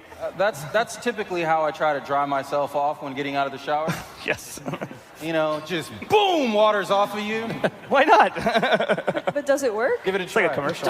Of course it works, Alyssa. Of course it works. Yeah, I know. Breaking Hearthstone cinematics is a lot of fun because you kind of come in thinking like, what genre of music do we want to touch on? And with these having to do like 3 announcements, like for instance, when we did the Rise of Shadows, JJ, you and Brian both brought in some 1970s like funky Lalo Schifrin action, which I highly suggest you all go and Spotify or whatever, because that is some funky, awesome action movie 70s music. And we use that to do some sort of like free jazz with that character. So yeah. You know, it's like we always have a starting point where we find something inspirational, and it's just like, you know, because we have to pitch these things, right? And say, hey, we're going to do this in the vein of, or in the style of this, and it always kind of changes a little bit. Fun fact, Saviors of Uldum, the original pitch for that actually started off as, hey, we want to do imagine Reno Jackson doing a Disney princess song, but he's the princess. Yes. And, you know, that just kind of evolved into this... the squeals of a falcon, yes. The synth, yes. And the bullwhip, yeah. Thank you. Yes. But it's worth noting, like, we can joke about this. What you're doing is lending 3-dimensionality to, you know, the card game. Right. And you're creating a way in which the audience, the players, can vicariously enter the game through these personalities. Mm-hmm. So we are, you know, as fun as it is to joke about the Flexplosions, hopefully we're bringing a little bit of engagement and building out the universe of Hearthstone. Yeah, and it's nice because I believe the Flexplosion moment happens when our 2.5D team that has to composite that shot, they came up with that idea of the actual, let's just double down on that explosion, and you were directing that traffic, and you're like, I'm going to take that. That's great. Yeah. It escalated really fast. We, you know, again, I say this all the time. I'm a big believer in teamwork makes the dream work, and you know, I like to involve my whole team when we're creating these sorts of things, and we just get everyone into a room, and we keep throwing out ideas until we find the right amount of stupid. Yeah. Yeah. And with that, as we go to our closing comments, just kidding. You know, some of the stuff I really like about coming into work every day for Blizzard is being able to work in the rooms with these people up on stage. Like, we're all unique, crazy people that are just having fun, building ideas together, and finding that energy through each other to tell the story. So I come to work every day just enjoy to work with all of you. And that's the last compliment I'm going to give you tonight. Maddie, how about yourself? Yeah, thanks you. I think for me, the craziest part about being here is that prior to working here, I didn't play a ton of Blizzard games. I've been surrounded by them for a long time. My husband, all of my friends have played these games for years. And just over time now, as being on the historian team, I've gotten lore by Firehose, which I know I've done to a couple of you now, and I'm so sorry. But I think for me, it's just been really cool to level up with you guys, and thank you for dragging me along on this journey. And I love being a part of this family every day. Yeah. Solid contributor. JJ? I'm sorry, what was the question, Tim? Tell everyone about what brings you joy when you come to work. I mean, I've been here 17 years, right? Like, people are graduating high school. Yeah. Oh God. Sobering up. Yeah, I think for me, Blizzard's basically just like, at this point in my career, it's like an adult daycare. Yeah. you know, I get to come to work and hang out with my friends. There's lots of cool things for me to play with, and it keeps me out of trouble. Which is what we really Debatable. are trying to do. Yeah. my parents don't have to worry about me. Yes. Andrew?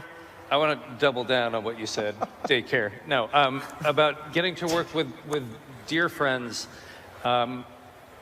who push me creatively to do the best that I can possibly do. I work with passionate, talented people we want to make the best entertainment that we can, and I think we manage to do that year in and year out.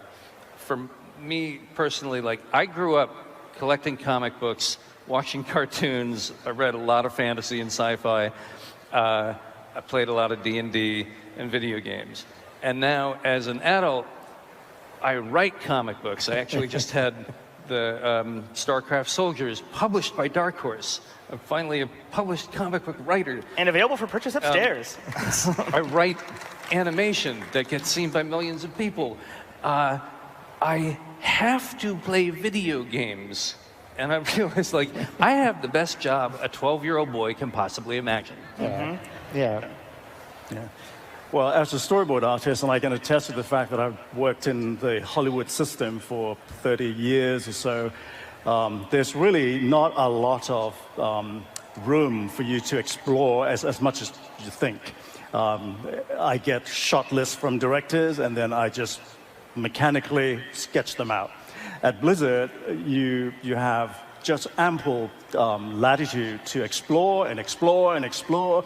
And I get to, it's a requirement that I get to pretend to be, in varying degrees, each of these folks up here. So, I mean, what more can you ask for? Yeah. What's first BlizzCon? Yeah. First year. We did it. Honestly, I love learning new things, and I feel like I learn new things every day. So whether it's like game writing stuff or just being in the room with you guys and picking up all the stuff that you're doing, or getting to work in a medium that I'm really comfortable with, like short stories, I'm always learning something new. And if I'm learning, I'm having fun. So, yeah. Thank you. Paul? Yeah. What do you want to say? Well, we talked about characters and collaboration quite a bit. And for me, I love all of these characters that I work with at Blizzard. And I love how we collaborate. Honestly, I've never worked anywhere where we can take the smallest, like flimsiest idea and get people together in a room for a couple hours and leave that room with a fleshed out story that we're all excited to tell. Yeah. And we do it without any ego, and we do it for the greater good of that story. And that is really unique, and that's what I love about Blizzard. And really, we do it all for you. Thank you so much for coming out today, everyone. Thank you. Really appreciate it. Thank you for watching at home. Have a great rest of your weekend here and enjoy your day. Take care. Happy BlizzCon. Thank you for attending the Writers Room. Welcome to Blizzard Animation, the art of setting the scene.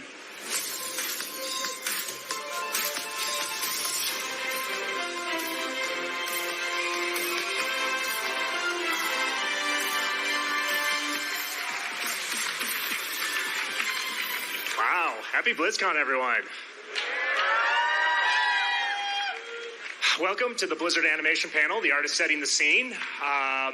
Today, we have the privilege of talking to you about Zero Hour, the latest Overwatch animated short for the Overwatch 2 announcement piece. What'd you guys think? All right. You know, when we talk about art at Blizzard, you know, it's real easy to think about the amazing key art that, you know, you were greeted by coming into BlizzCon today, or, you know, some of the images for, you know, some of the cinematics we produce, and you're not wrong. But story and franchise development as a department, which Blizzard Animation is just one small facet of, employs over 400 artists, technicians, production support, editors, directors, all who work in service of that art. And a lot of them work in very non-traditional, very highly technical mediums. And if you've ever been to one of our panels before, you're probably, you probably heard us talk a lot about what it takes to make some of that final imagery and what all the work that goes into an individual shot. But today we're going to be taking more of a deep dive into, not what it takes to go into just one shot, but a whole series of shots or a whole scene. But before we get into that, I'd like to introduce our panelists. So I'm Kevin Vanderjagt. I am the senior producer on the Overwatch animated shorts. And with me today is Ben Dye, director for 0 Hour. Hello, everybody. Many, many, many other episodes. To his left, we have Steve Haskell. He is our rigging and simulation supervisor. And to his left, Hunter Grant, our animation supervisor. Hello, BlizzCon. Last but not least, and joining us for the very first time on this stage, is our senior layout artist, Ben Cunningham. Hello, hello. And if you don't know what a senior layout artist is, he is the glue that holds all of this together. So, now, as I mentioned, when we talk about an individual shot on one of our cinematics, it's very easy to think about, and it's very easy to contextualize things in a very linear order. And what you see here is kind of a representation of that conversation, typically, where every department that's involved in a typical in-shot production, hands off in a very linear order, from modeling to rigging, handing their work to previs, previs before animation, having look development done before you start your final effects and your final lighting for the shot. And although this is, an easy way to contextualize things when you're talking about an individual shot, it's kind of an idealized production workflow. And unfortunately, it's sort of a perfect world scenario. And we don't live in that world. Our production process typically looks a little more like this. Now, if you don't follow everything that's going on here, that's totally fine. But basically, it's the idea that our asset creation for characters and environments heavily overlaps with the animation, the previs process. And we build in that overlap with the back-end departments as well, like animation and effects and lighting, so those departments can give each other feedback and ask for corrections, ask for fixes and updates to the things that they're working on. And now, this isn't even really accurate either, because when you look at a typical Overwatch animated short production, our process tends to look a little more like this, with very heavy overlap with virtually every department that allows for downstream and upstream feedback across departments. And over the past 4 years, we have developed a lot of tools and best practices production-wise to sort of embrace this workflow and really use it to our advantage. Again, production is rarely a linear process, especially when you're dealing with hundreds of shots. But when you build a system that's flexible enough to absorb changes and really embrace this model, there's unforeseen advantages. And that's really what today's panel is going to focus on. But before we get into too much of that, and actually I want to back up too, because those of you who are production savvy probably realize there's a representative from a department that is not listed up here, and that would be the layout department. They are represented by those little blue arrows.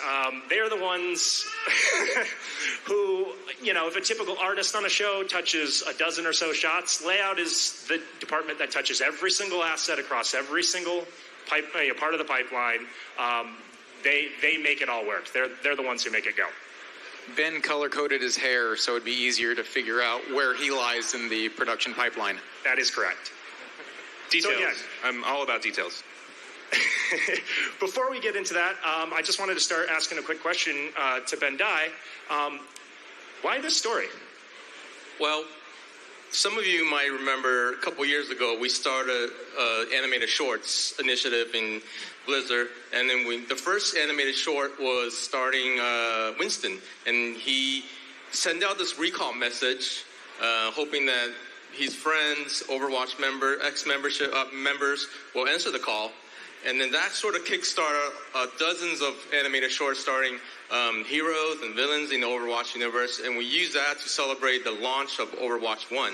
So now that, right now we're 2019, we're announcing Overwatch 2, so I thought maybe it's a good idea to use Winston's story, sort of tie that up, close out some of the story points, and really use that to celebrate the announcement for Overwatch 2.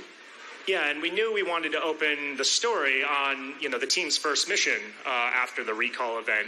So we actually brought with us some early animatic footage from, why don't you tell us? Well, just so you know, this is really early. It's actually a different version that you're actually seeing right now. So this is something that's sort of behind the scene. No one has seen this before outside of Blizzard. So you guys get the first glimpse of what didn't make it into the final product. When we first started making this animated short, we actually started at the end of 2017. So yes, it's been a long production cycle. We didn't know a whole lot. The only information we have is that it's going to happen in Paris. It's going to be an Omnic invasion by the Null Sector, and we're going to feature a bunch of Overwatch characters. And we knew that the way that Omnics are invading the cities, they're using their spaceship, or their command ships, right? Command ships. And then they'll airdrop their Omnics. So I thought maybe a cool idea if we have a giant Omnic command ship looming over the sky, so our heroes has to sort of, team up and take that ship down. So behind us is a version of our hero try to take down the ship. May, you see May using ice wall, and that's the biggest ice wall she ever built. Winston jumps on top of it, and then carrying Tracer, and then eventually I think he throws her like a basketball. And then fastball special, yeah. That's a fastball special. She blinks a couple times, and then she drops her a little gift, and that's how they take down the ship. It sounded really cool in my head. It sounded really cool when I pitched it to the team, but then once he started boarding and putting everything together, it lacks something. So we went back to the storyboard process, went back to the drawing board, and then during one of the meetings, someone mentioned like, hey, what if you put a big giant robot in this?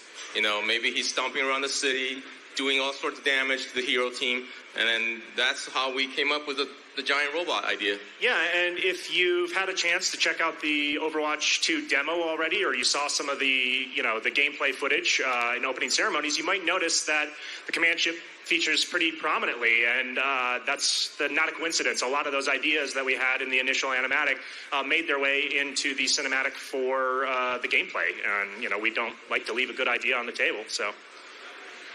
But yeah, that's kind of where we were, Ben. You want to talk a little bit about how we ended up where we are? Yeah, so now that we have this moment where, the team, they're coming back, we know that we have a big giant robot, and then we storyboarded this sequence where Genji shows up, and then Reinhardt, and then so on and so forth.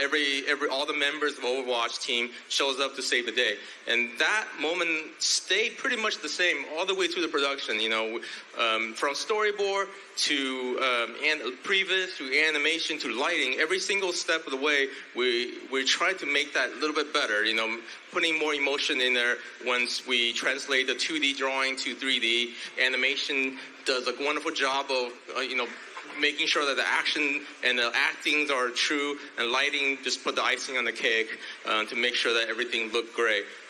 This moment that, during our production, we do test screening. We show to, team, we show it to the executive team, and every time we show it, this moment always got the biggest reaction. People, told me that they got the chill, they got a goosebump, and that's the moment that I want to preserve and never let that go. So we sort of protected the moment for this sequence.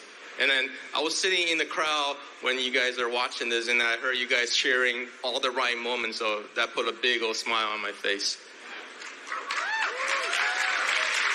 Well, the Genji moment in particular, too, that's really the goosebump moment for a lot of people, and that conversation about Genji's outfit that came out of a lot of these discussions. Yes, right? Some of you might notice that in the storyboard, we already drew Genji that way. We put a hood on. It's kind of the, he's in secret, he's running around Paris trying to save the guys, trying to make it on time. So I thought maybe it makes sense to give him, an outfit, a sweatshirt and pants, so that he's not, like, when you first see him, hopefully it's not like, oh, it's Genji, although everybody probably know that that's Genji as soon as he pulls out the sword.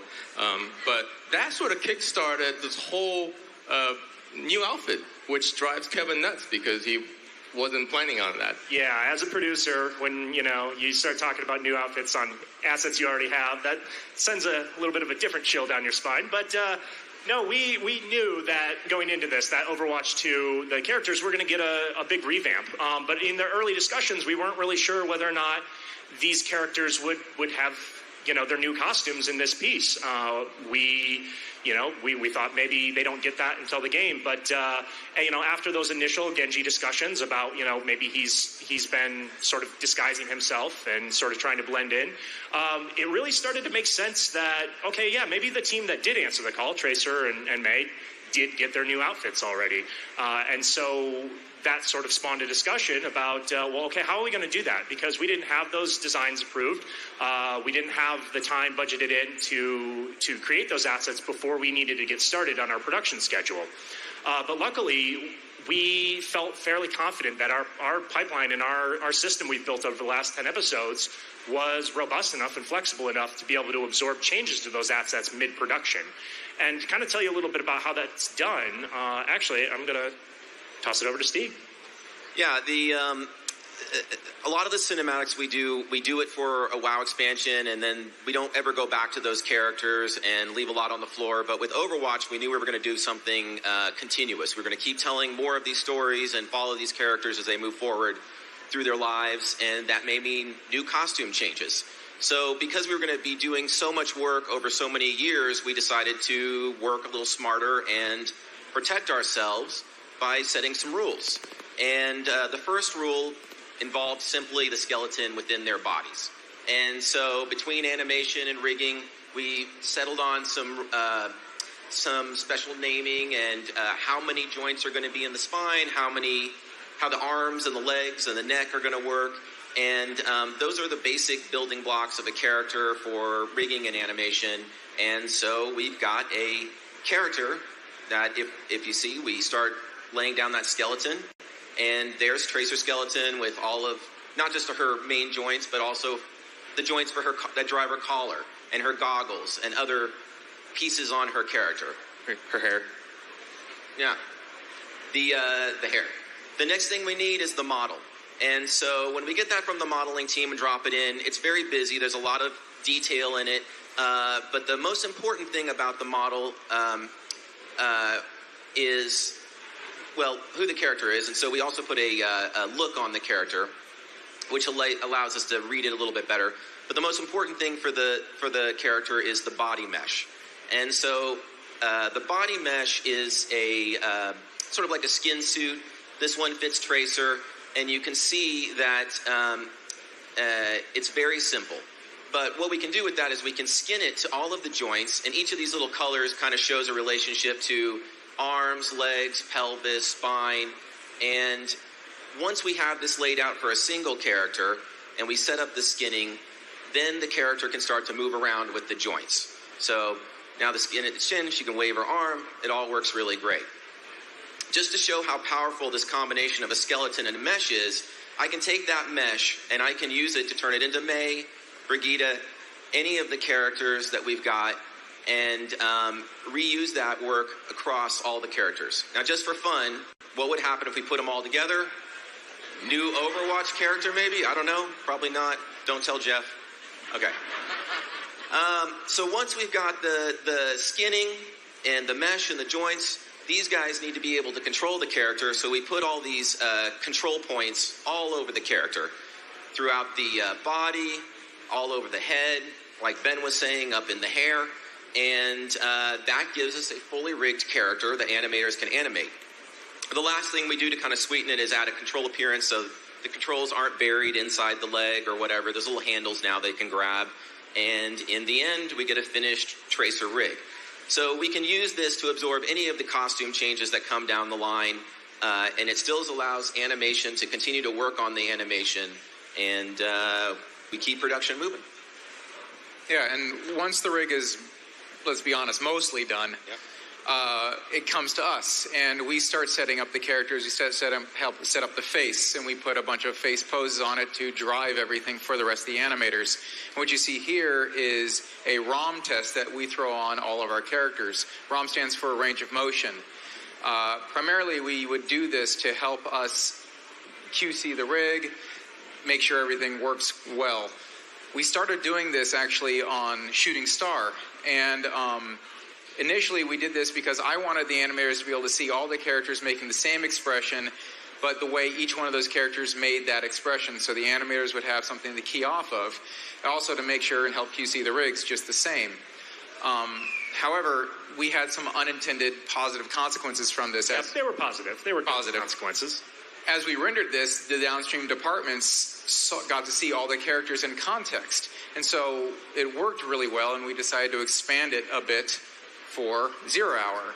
And again, this became super powerful for us. We got to see every character, all the hair, all the skin textures, everything together. You forgot Genji. No, Genji's there. He's the ninja. He's hiding. He's hiding. But again, as everything got put together, it gets everyone in context, down the pipe. It's fantastic. Yeah, and to recap, this meant, since we were already doing these tests, we really knew, we had the confidence that our rigs had the flexibility to absorb changes. We were also fairly confident that because the game team is working with similar restrictions, that the designs that they would give us would probably respect some of the same issues and problem areas we would have. So, those two things combined, along with the fact that the game team's design philosophy was for the new characters was very much about a clean read. Some of you may not even notice right away in the new cinematic that they had new costumes, and that was very much Arnold Tsang's intent when he was making these designs. He wanted it. He hearkened it to seeing a superhero in their new Mark II armor. You at a glance, you just want to recognize that's Tracer. It's only when you really look at the details that you notice the differences. And so all those things combined meant we went into this thinking, okay, yeah, this is something that's pretty doable. And just to kind of show off those differences, here's sort of a side-by-side of our original Tracer asset and the updated art from Arn. And here's an internal look development turntable that we use to kind of drive the look of the character for the original 1.0 asset and the new Tracer 2.0 asset. Yeah, I mean, Tracer, once we got the final asset, we realized she was actually going to be easier for us to animate because she got way more streamlined. All the bulky bits got compressed down, and it was going to be a breeze for us to transfer all the animation over, but it caused a little bit of difficulty for, I think, rigging because things got a little bit more complicated. We can handle it.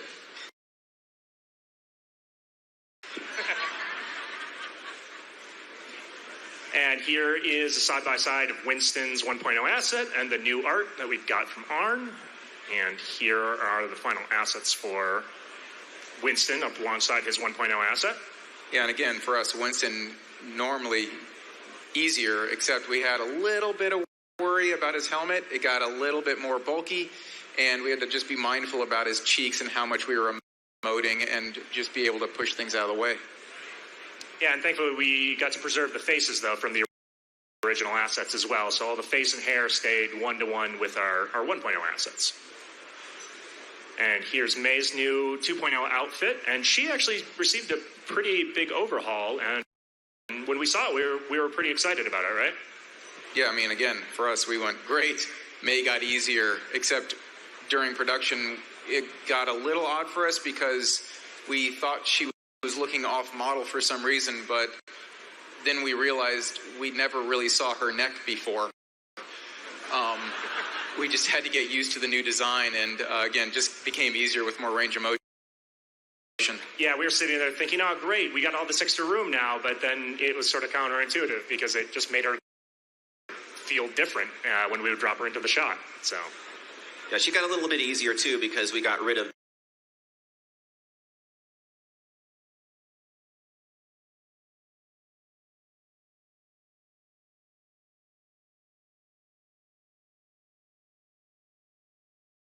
the big belty belt on her waist, and opening it up really made her easier to rig. And arguably the biggest change is, kind of our fan favorite Genji.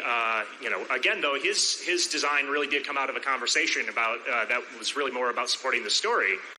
And interestingly enough, he was also the asset that we developed in-house. A lot of the designs we received from the game team, but Genji was one that we sculpted with our team at Blizzard Animation and actually provided them the high poly asset for this one. And here you can see some of the great sculpt we did for the initial high poly. And here is the side-by-side. So obviously his profile, his overall look, very, very different. And kind of to demonstrate that he is the same character, though, under the hood, why don't you tell us about this, Steve? You can just see the same skeleton on both skins, and the only difference is the extra joints needed to drive his hood and his shoulder straps around. So, same characters, different skins. We're able to pick those up pretty easily. And Hunter brought along some footage from the animation play blast to just show you kind of how far we really did take some of these shots with that initial rig. Yeah, I mean, as the production went, we couldn't wait for the new designs to get finished. We had to get moving, and the first shots and sequences out of layout were a lot of the Genji sequences, and I think Winston, right? Yeah, we gave you Genji because we knew there was fewer shots. So if there was like any kind of major redo, it would be fewer shots you had to go back into. And then we knew May and Winston's assets were coming to us sooner. And then most of their scenes were in the dropship, so that was a more controlled environment that was further along. Yeah, and generally the way we handled it was we would try and take the shots as far as we could until we told the animator to pause, and we'll get back to you when the new asset comes in. And this actually really just goes to show how far we're able to take the assets before we pause, and how close the actual final is to where we stopped. And flexible rigs doesn't just mean being able to swap in assets either. We mean it literally in the case of a lot of our rigs. Yeah, like yoga flexible. In our rigs, we have things called bendies. In other studios, it's called benbows or tweaks. It just allows us to really sculpt the character to the frame. It allows us to control a line of action and even to control the motion blur. It's utilizing an animation principle called squash and stretch. And in the Overwatch universe, you want to be able to feel it, but not see it. Thank you. And just a couple more examples of just us, starting animation with the old assets. Here we've got Winston. Yeah, and again, Winston really does showcase that. See, the game team has to abide by certain rule sets when they're where they're changing over these assets into the newer ones, and where all the joint positions have to stay the same because they're reusing all their other animations that they've already created. And it just goes to show how much of those limitations actually really, really help us. Yeah, absolutely. But who wants to talk about all that when we've got giant robots? Everybody loves a giant robot. So even with a more straightforward, I say that with the giant Omnic like he was a straightforward asset, but even a more straightforward asset that we design in-house is rarely a linear process. Here we have an early concept of the Omnic Giant, very rough, just kind of a block out to get overall shape and feel. And our modeling team would actually take that early concept and make a low poly blockout asset from that. And that would actually, not only feed our previous team so they could get started blocking sequences before we had final designs, but then that would actually go back to the concepting team. So the concepting team would take that geometry and they would start to paint over it to add all sorts of little details and start to figure out a lot of the smaller scale stuff for this very complicated asset. They would then take that, push it even further. They started to incorporate the look of the designs from the null sector Omnics to get into the same color scheme and same type of feel and tech level, and then just add more detail and more detail. And the end result of that is all of that great work that they provide to the modeling team maps one-to-one back onto that initial blockout asset. So nothing has to be interpreted. Nothing is wasted. Yeah, it's the giant Omnic was actually the largest character we ever created for a cinematic. It took the combined efforts of 5 different modelers to push this one across the line. All told, it ended up being over 5 million polygons and almost 500 UV domains, which are the sections that the model gets broken up for surfacing to apply textures and surfaces and to get the detail into the asset that we need. As comparison, the Omnic Grunt, the smaller one, is more typical, and it's under 395,000 polys and less than 100 UV domains. So this asset was really, really big. And Stieg, the modeling team also did a lot of articulation exercise on this, correct? Well, yeah, when we work out how our character moves, it usually happens between rigging and animation, but because of the technical nature of this mech, I mean, modeling really just tanked the whole thing, figuring out how every little bit articulates, and then fed us that information. We put it in the rig, and animation was able to key it on. So modeling just went above and beyond on this one. Yeah, it's like Kinson Yu was the main modeler, and he was also the main modeler on the Squid Omnic in Rising Star. He's really, really talented with that kind of stuff. And then Sengjun Song kind of helped out with the left arm and the chest. And he worked really closely with you guys in animation on that, and then tag teamed with Chung Kan to do the damage to the arms and the chest and the hand. And then the two animators making the UVs were Chris Jennings and Rakan Kamash, and they took 2 days to break up all the UV domains. So that took a while. And it wasn't just the back and forth with modeling and rigging. We also waited a lot later in the process for the surfacing team to go in and start working on this asset. We actually waited until we had shot context, which by which I mean we knew exactly what we were going to be seeing of this asset in the shot, and that meant we had to hold off until well after previs was done to start figuring out which sections we really needed to focus on to go in and paint in all of that detail. If we had just turned look dev on this asset from the beginning, they'd probably be still working on it today. But because we were able to make smart decisions about what was actually seen in camera, we could focus on those sections. And for instance, very quickly, we realized or pretty early in the previous process that we were never going to see the back of the Omnic. No, we don't. The only shot that we actually see the back is when it gets frozen over, and it's going to be covering ice. So we actually didn't spend a whole lot of time on the back. Yeah, and whenever we deliver the previs to animation, we have this process where we take the high-res model and apply it to the previs mesh so that it gets a good block out in motion for lighting to be able to take things down the pipeline.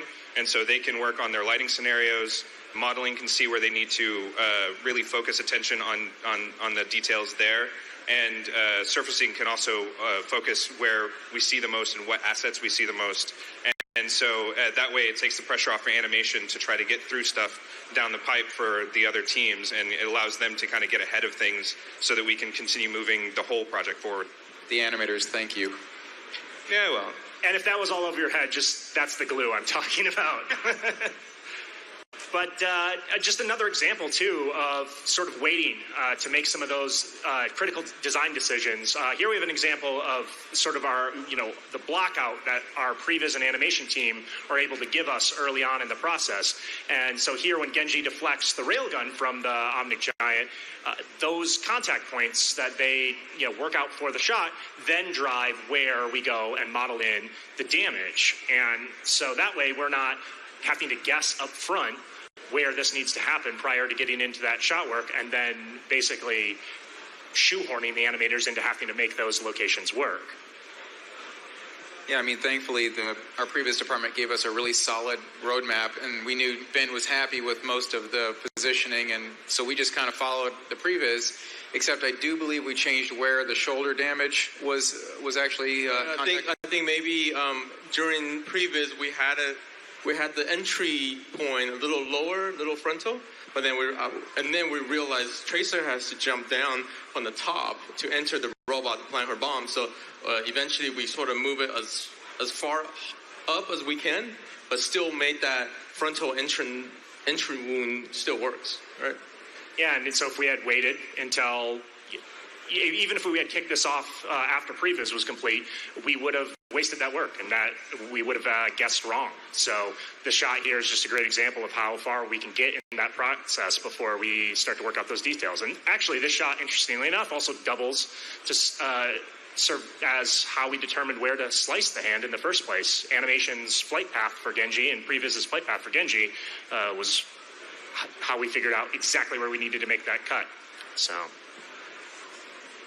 And actually, so to take a step back, we also have So an early look at, similar to what we showed before, this is the animatic that was approved.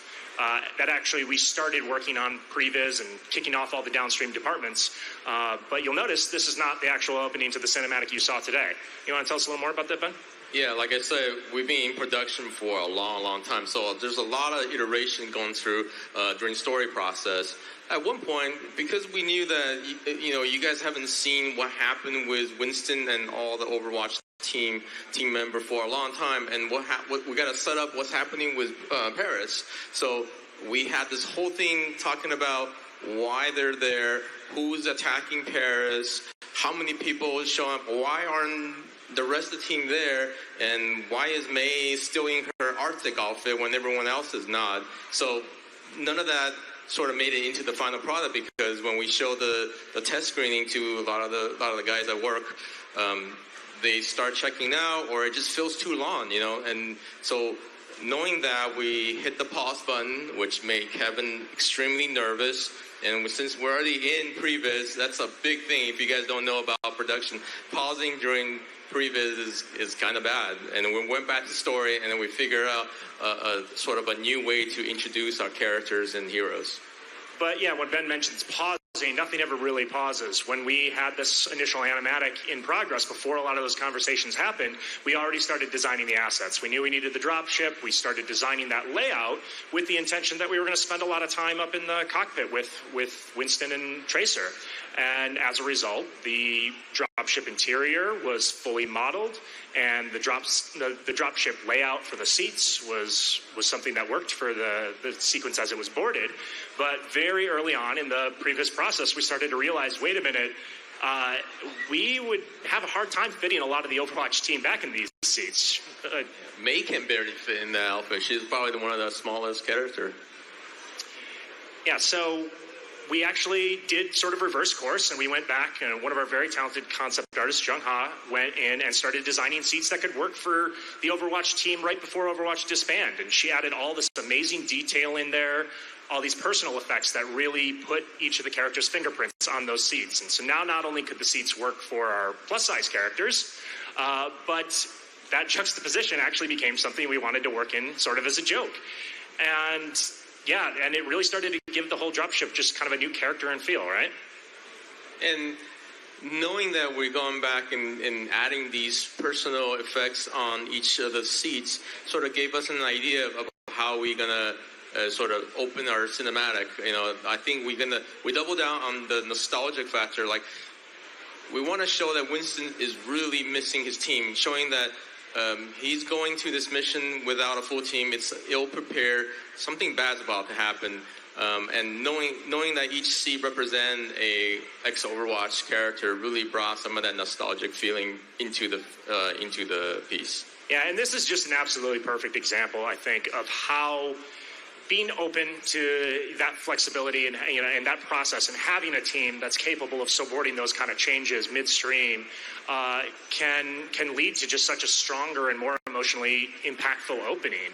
And if it wasn't for that one little bump in logic during the previous process, we never would have arrived at this decision. So I think that's just kind of a testament to when you embrace that this workflow, it can really work for you. So.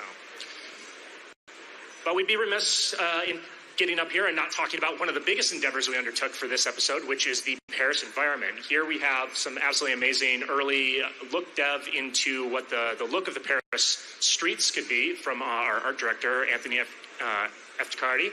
And we knew this was going to be a big undertaking. We knew we were seeing Paris from the sky, and we knew we were covering more ground than we've ever covered in a typical episode. But thankfully, we've got a couple of tools that help us sort of prepare for this. And actually, Ben, this location was inspired by a real-world location, right? Yes, we scouted out. I didn't get to go to Paris for this trip, which I'm very disappointed. I wanted to go to Paris. Me too. We should have. Take me. Yeah, next time, next show. But we went. I got the next best thing. I went on Google Map and then found Paris. Michael Chu told us that it's gonna this whole thing should happen close to Latin Quarter, And then, so I went on Google Map, and we found this intersection that works really well. It has a huge center portion, and it has multiple streets kind of intersecting each other. That's big enough for a big giant omni to come in and stomp around and do his thing. So that's where we end up using that as our location. Yeah, and also we had the advantage of knowing that there was going to be a Paris map, and so we leverage as many of the assets as we can from the game. So we have a couple examples here of buildings we're able to grab from the game, and the very minor updates that our environments team has to do to bring those in line with the level of detail we see in most of our environments. And we try not to change a whole lot because you still want to get that association with the game. So if you look at the game on the Paris map, you can pick out the building because they're there. Yeah, the changes were basically made because we were getting a lot closer up, and they just needed more fidelity for surfacing and breakout windows so we could turn lights on and off and things like that to give it a little bit more perspective. And I believe someone actually wrote a script to turn on lights and turn off lights, right? Yeah. It's like a random lights thing where, you put in some random numbers and half of the light turned on in the shot. Yeah. And this kind of represents the overall kit of buildings we basically had to populate the city. Yeah, it was less than 10 buildings that created that entire environment, and so we just kind of mix and match the details that we put onto the buildings, like the storefronts and various other set dressing assets. Yeah, and so we made these storefronts kind of modular as well, so that way the combination of the building facade and the storefront could be mixed and matched to give the illusion of even more variety, and gave us a lot of flexibility to populate the shots and sort of art direct what we wanted to see in there. And Ben Cunningham is the one who's responsible for a lot of that on a day-to-day basis. So, and actually, Ben, speaking of which, brought an absolutely amazing little piece of media here for us. Yeah, like Ben said, we started with scouting out in Google Maps. John Tier and Vince Lee are previous people on this one. They found the site, and then they used this open source program called OpenStreetMap. They gave them the geometry that we used for the framework and the basis of our environment. And so we took that, and then we added the game assets, the buildings and kiosks and the various different things that anything we could, just to be able to reuse as much as we could. And then we started adding in things like trees and street lights and street signs and rubble and trash and things that would allow us to make one part of the street look like a war zone, another part of the street look like, or city look like it was just abandoned, and the cars and things like that, and with all that kind of randomization to give it the personality that you see in the final piece. I don't think not everything's random, because I remember we had discussions about what color the tree should be. At one point we had yellow trees, brown trees, green. Lots of conversations about that. Yeah. And at some point we had like these taxis cars. Yeah. It's like, hey, I keep seeing this weird looking blue car. Can we change the color? And then it has to go in and dig out, find that car, populate it throughout everything, pretty much every single shot. Yep. And it's a lot of work, and Ben pretty much handled it all by himself. I had a little bit of help, but yeah, I did it a lot. Well, so here's kind of thank you. Here's kind of a top-down view that just really, if we haven't hit you over the head with it already, just demonstrates that this all really did take place in sort of a one-to-one environment. We picked a set and picked a location and choreographed everything, so it really worked on this sort of three-block, section of, inspired by a real Paris location. And kind of to demonstrate that point even further, our previous team mocked up this cool demo for us. Yeah, it's usually, when we storyboard, it's shot by shot. So a lot of time when the artist is thinking about a particular shot, he tries to keep, or he or she tried to keep everything in line, but once in a while we had to cheat. But in this process, in previous, we actually basically block out the entire action in one go, in one giant file, and then every time there's a shot cut, you can see in the back, every time there's a new shot, the new camera highlighted, and then that's when we cut. So not a lot of cheating going on in this process. No, it was very much like a practical shoot, because we had, for better or for worse, a real live type of set, and so Previs used that like you would filming on location and use the limitations to drive the story. And we didn't have to cheat very much, just basically for composition. Yeah, it keeps us honest. Also, it's helpful for the downstream department. Animation benefit from that. Also, lighting benefit from that. So they can set up one giant set of lighting and then be able to get us like maybe 75% there. And then the rest of 25% is the grueling 10 weeks of lighting, you know. Yeah, most of the changes were just adding a tree. Happy little trees everywhere. Tree. And smoke and fire. Oh, yeah. Smoke and fire. Right? And tree, smoke, and fire. Trash on the floor. Sounds like a band, doesn't it? Well, yeah, and I think the interesting thing here, too, is when you look at this, there are some things we've clearly cheated here, especially when you notice the repeat of the laser going down the street. But those are really more of an extension of the editorial process and wanting to stretch out moments and play with time rather than cheating space, right? Yeah, absolutely. I think the only thing we actually did cheat it was the trajectory with the bomb or when the big giant Omnic shoots his cannon because he's shooting towards down the street, but we have to land it on Winston. But I don't think anybody cared. Well, laser goes faster than three shots, so you kind of got to space it out a little bit. Yeah, it's a time cut cheat. And Ben, what was kind of your favorite moment from this whole process? I mean, we've been on this show together for over 2 years. Working with the animators. The favorite process is spending this time with you, Kevin. Thank you. And all you guys, of course. Aww. Steve, how about you? What was your favorite moment from the show? Well, first, I just want to give a big thanks to Hung Lee, who isn't up here today, but he tanked most of this work, and I think, again, working with this crew, and thank you guys for being supportive of what we do. We love making these cinematics. We love seeing you guys ask for more. Please keep doing that, and we'll keep making them. And Hunter, I already know your answer. It's working with me was your favorite part of the show. So Ben, what was your favorite part of the show? I think Hunter's favorite part of the show was the beginning opening because he thinks it's the best animation he's ever seen. It's just because I did That's them. because Hunter animated all the stuff shaking and rattling in the ship in the very beginning. I used my 20 years of animation experience to shake things. Well, my favorite part of everything was actually experiencing all of you seeing this for the first time. Yeah. It was really, really emotional for me to feel you guys feel it for the first time and react really, really well. And I enjoy it, and all of you allow us to make cartoons for a living, so thank you. Yeah. Yeah, no joke. Sometimes at the end of a process like this, you feel like you've probably seen this 500 times. You start to wonder, are the jokes even funny? Are people even going to like this? I almost pulled a joke about, is that a monkey out? Because we heard it so many times, it doesn't make any sense to me anymore. The ice to meet you was cringy to me. Everybody loves a dad joke. I lost perspective at the end.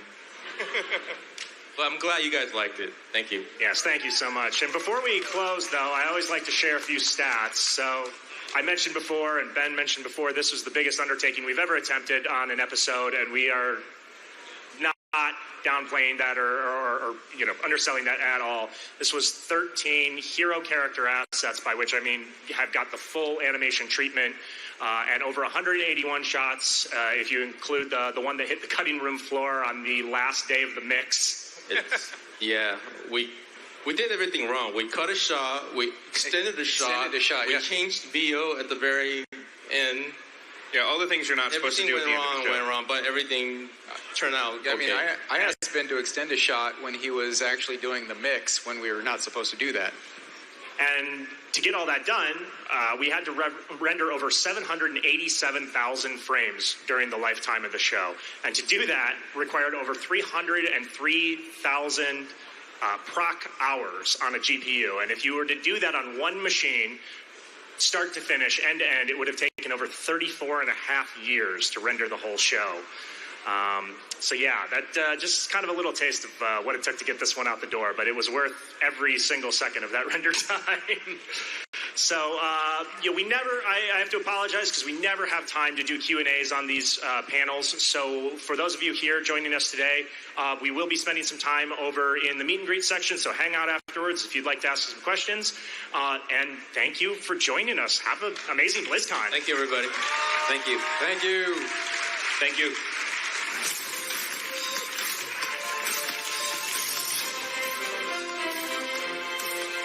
attending Blizzard Animation, the art of setting the scene.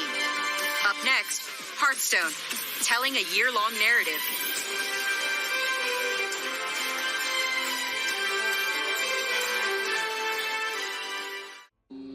Welcome to CodeCraft, exploring Blizzard engineering. Hello, BlizzCon 2019. How are you all doing? Welcome to CodeCraft. I am up here with some incredible engineers from across the company, and here is how this panel is going to work. We're going to start with a few questions that we've prepared so that you have a chance to get to know all of us. You can also see some awesome images of some of my panelists up here behind me as they were experiencing Blizzard over the years to give you a little more flavor for what Blizzard life is like. And then after we go through those couple of questions, we're really going to turn it over to all of you. So as you're listening to what we have to share, think about what you'd like to know about engineering at Blizzard, and prepare yourself to ask those questions, and we will get ready to answer them for you. We're going to start with introductions. My name is Rochelle Davis. I am a lead features engineer on a new project, and I've been at Blizzard for about 8.5 years. Hi, my name is Matt Yan. I'm a software engineer for World of Warcraft, and I've been in WoW for 2 years. Hey everyone, my name's John Hewerman. I'm the lead tools engineer on Diablo 4. And I have been at Blizzard for 10 years. Hi, I'm Jesse Blomberg. I'm the lead server engineer for Overwatch. I've been at Blizzard for 17.5 years. Hi, I'm Nathan Brown. I'm a senior software engineer for Battle.net and online products, and I've been with Blizzard for 12 years. Hi, everyone. My name is Anna Rosenberg. I am an associate software engineer on Battle.net and online products, and I've been at Blizzard for 6 months. Yes! And now that you know everyone's names, let's get started with a question I like to ask of everyone up on the panel. How, Anna, let's start with you, did you get to Blizzard? So, like many of you here, I'm sure, I grew up playing video games, and I grew up playing Blizzard video games. And when I was getting ready to graduate high school, I wasn't really sure what I wanted to do. I was actually sitting in my high school counselor's office, and I saw a book about video game development. And I thought, wow, maybe I can make this a career. So I actually went to school for game design and development. And during my time there, I actually landed an internship at Blizzard. So I was in the Austin office doing software engineering for Blizzard.com and BlizzCon.com, and I ended up coming back full-time 6 months ago. Welcome back. We're glad to have you. Nathan, what about you? How did you get to Blizzard? So I actually started in customer service and was there for a number of years, eventually transitioned over to the quality assurance department, get a better feel of how software development within Blizzard works. Later, I transitioned over to our web dev portal team, and we've been making tools since then that everybody uses. So you've had the fortune of being on many teams at Blizzard. Yes. Lots of breadth with Nathan's story. Okay, Jesse, 17.5 years ago, how did you get to Blizzard?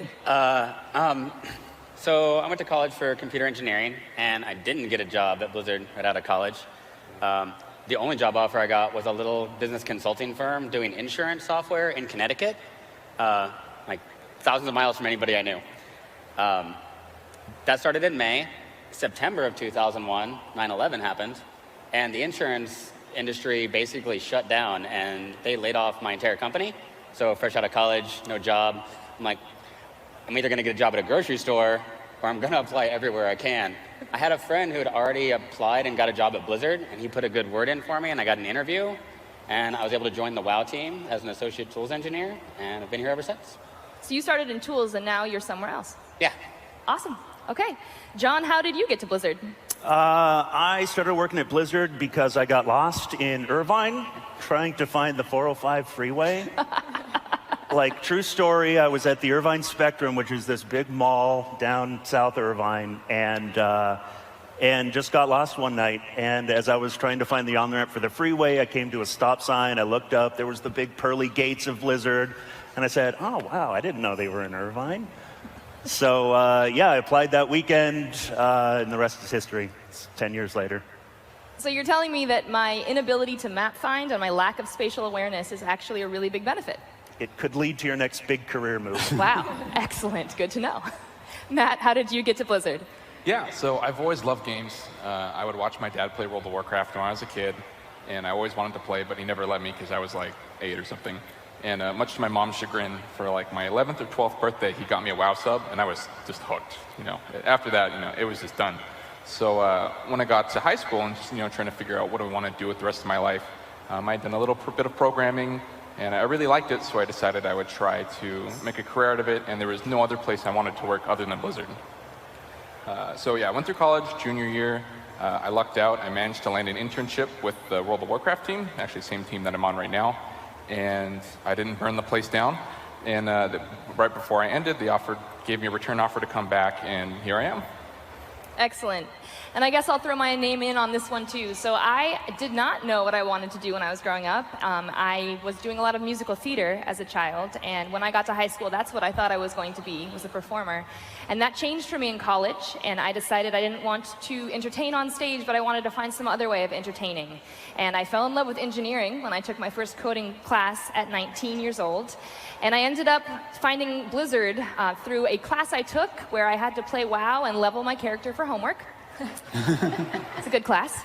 I eventually made it my mission to have an internship here, and that's eventually what happened to me. So like Anna and Matt, I was an intern at Blizzard 8.5 years ago, and I've never left. I've gotten to move around at a couple of different teams, and I'm still here now as a lead features engineer.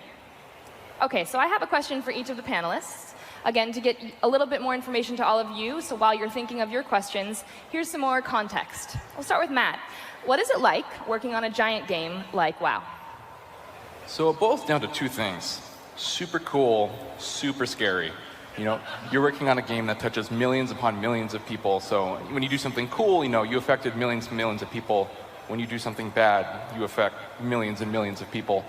And right before I started at Blizzard, I kind of had this image on how I was going to be as an engineer. This cool as a cucumber, super suave engineer that just kicked butt and committed tons of really good code.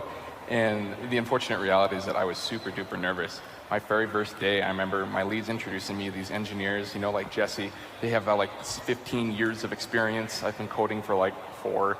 I'm just going to get a coffee, and I'm meeting people. I'm like, oh my gosh, that's Jeff from the Overwatch team. And I asked myself a question that I think a lot of engineers ask themselves, which is, how am I supposed to keep up? At the time, we were about to launch Legion. Everything was moving super quickly. And I'm really fortunate Blizzard has really good answers to that question. I have, my lead and my manager, and I'm always free to, I have one-on-ones with them. I'm always free to talk to them, ask questions, even hard questions about the game, things that I disagree with, questions about Blizzard as a whole. Expanding to engineering, all those really scary engineers that have, almost as much experience as I've been alive. They love answering questions. There's no such thing as a stupid question. And altogether, it just makes Blizzard a really cool place to work. Everyone is super welcoming, and it's okay to not know. Mm-hmm. I feel like asking questions is kind of the bread and butter of what we do, and sometimes the best questions come from somebody new. Thanks for sharing. John, for you, you might encounter engineers who aren't in games.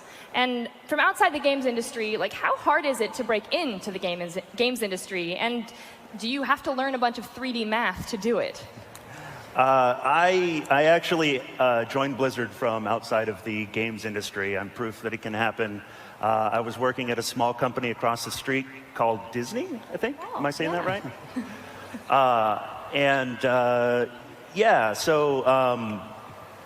I think that there is maybe a misconception that in order to get a job in the games industry, you're like gameplay engineers and graphics programmers are the only two I ever really knew of. But it turns out there's a lot of programming that it takes to get these games made. So I ended up joining the tools team on Diablo 3. We are the team that's responsible for making the level editor, the world builder, crafting all the quests, writing all the dialogue when you talk to the NPCs, all that good stuff. Super fun. Not a lick of linear algebra to be found, which is great. Right? So, I think the important thing, regardless of what your specialization is, whether it's graphics or gameplay or whatever, the important thing is that you just have a solid engineering background, right? Do you know why you can write a line of code one way It runs twice as fast as if you write it the other way. When you compile something, what's really going on behind the scenes? Like, that's the important stuff to me. I know when I'm looking to hire new engineers, I'm not looking to see if you graduated from some Ivy League college or some, crazy games-specific program.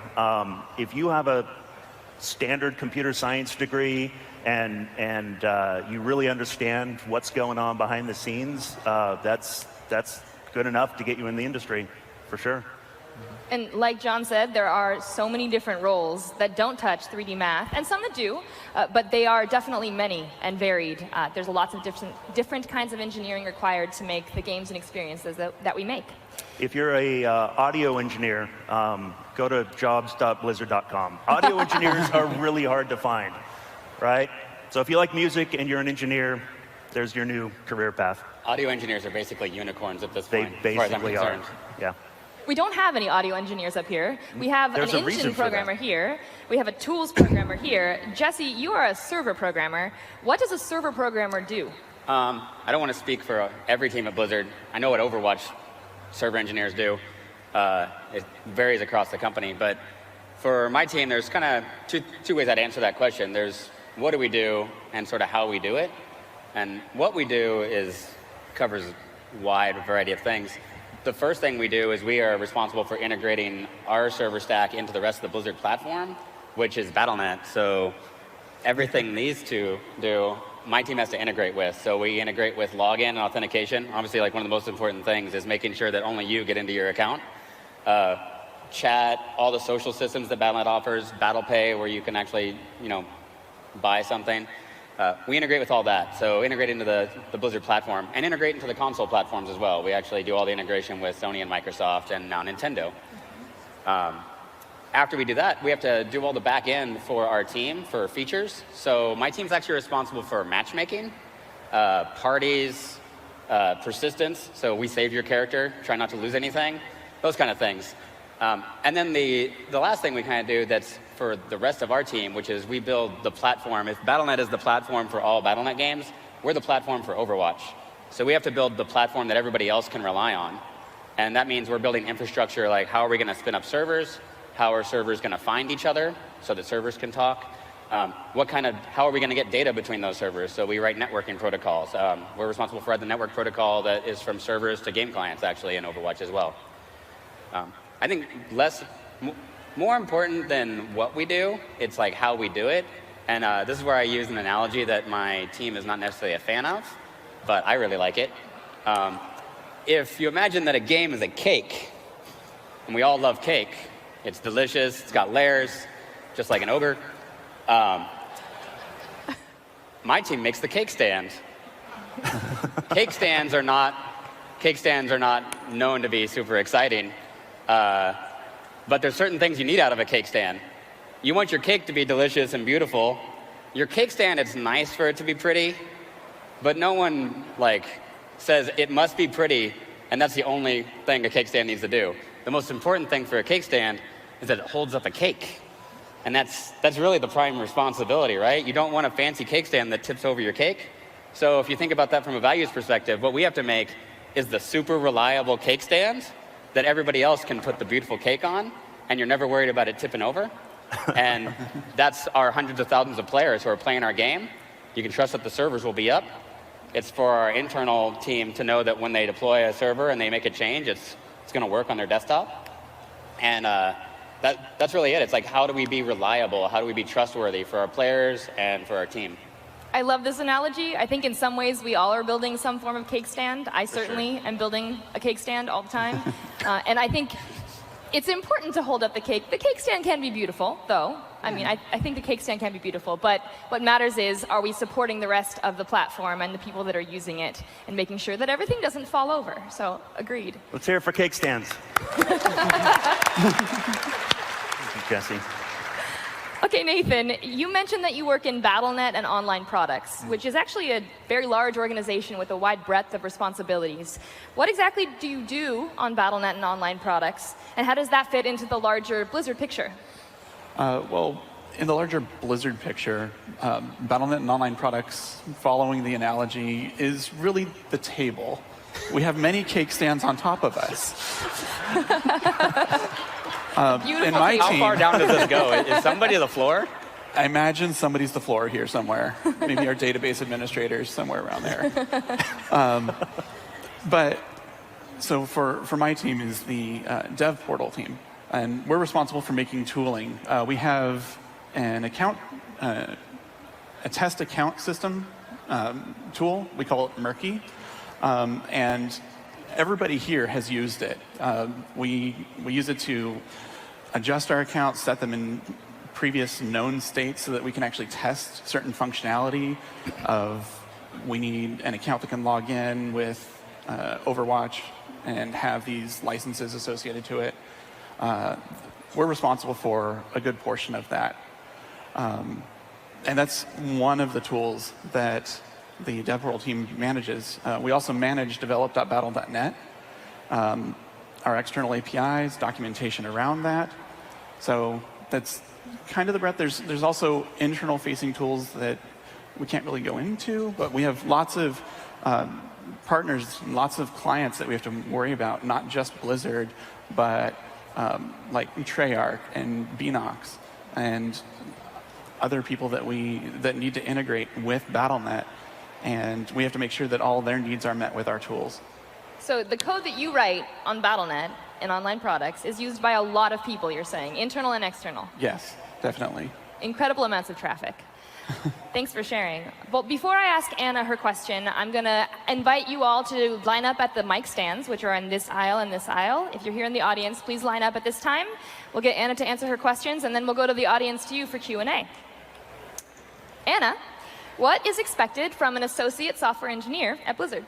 Well, I'm glad you asked that, Rochelle. Kind of going off of what Matt was saying earlier, I think that the primary responsibility for an associate is to learn and grow.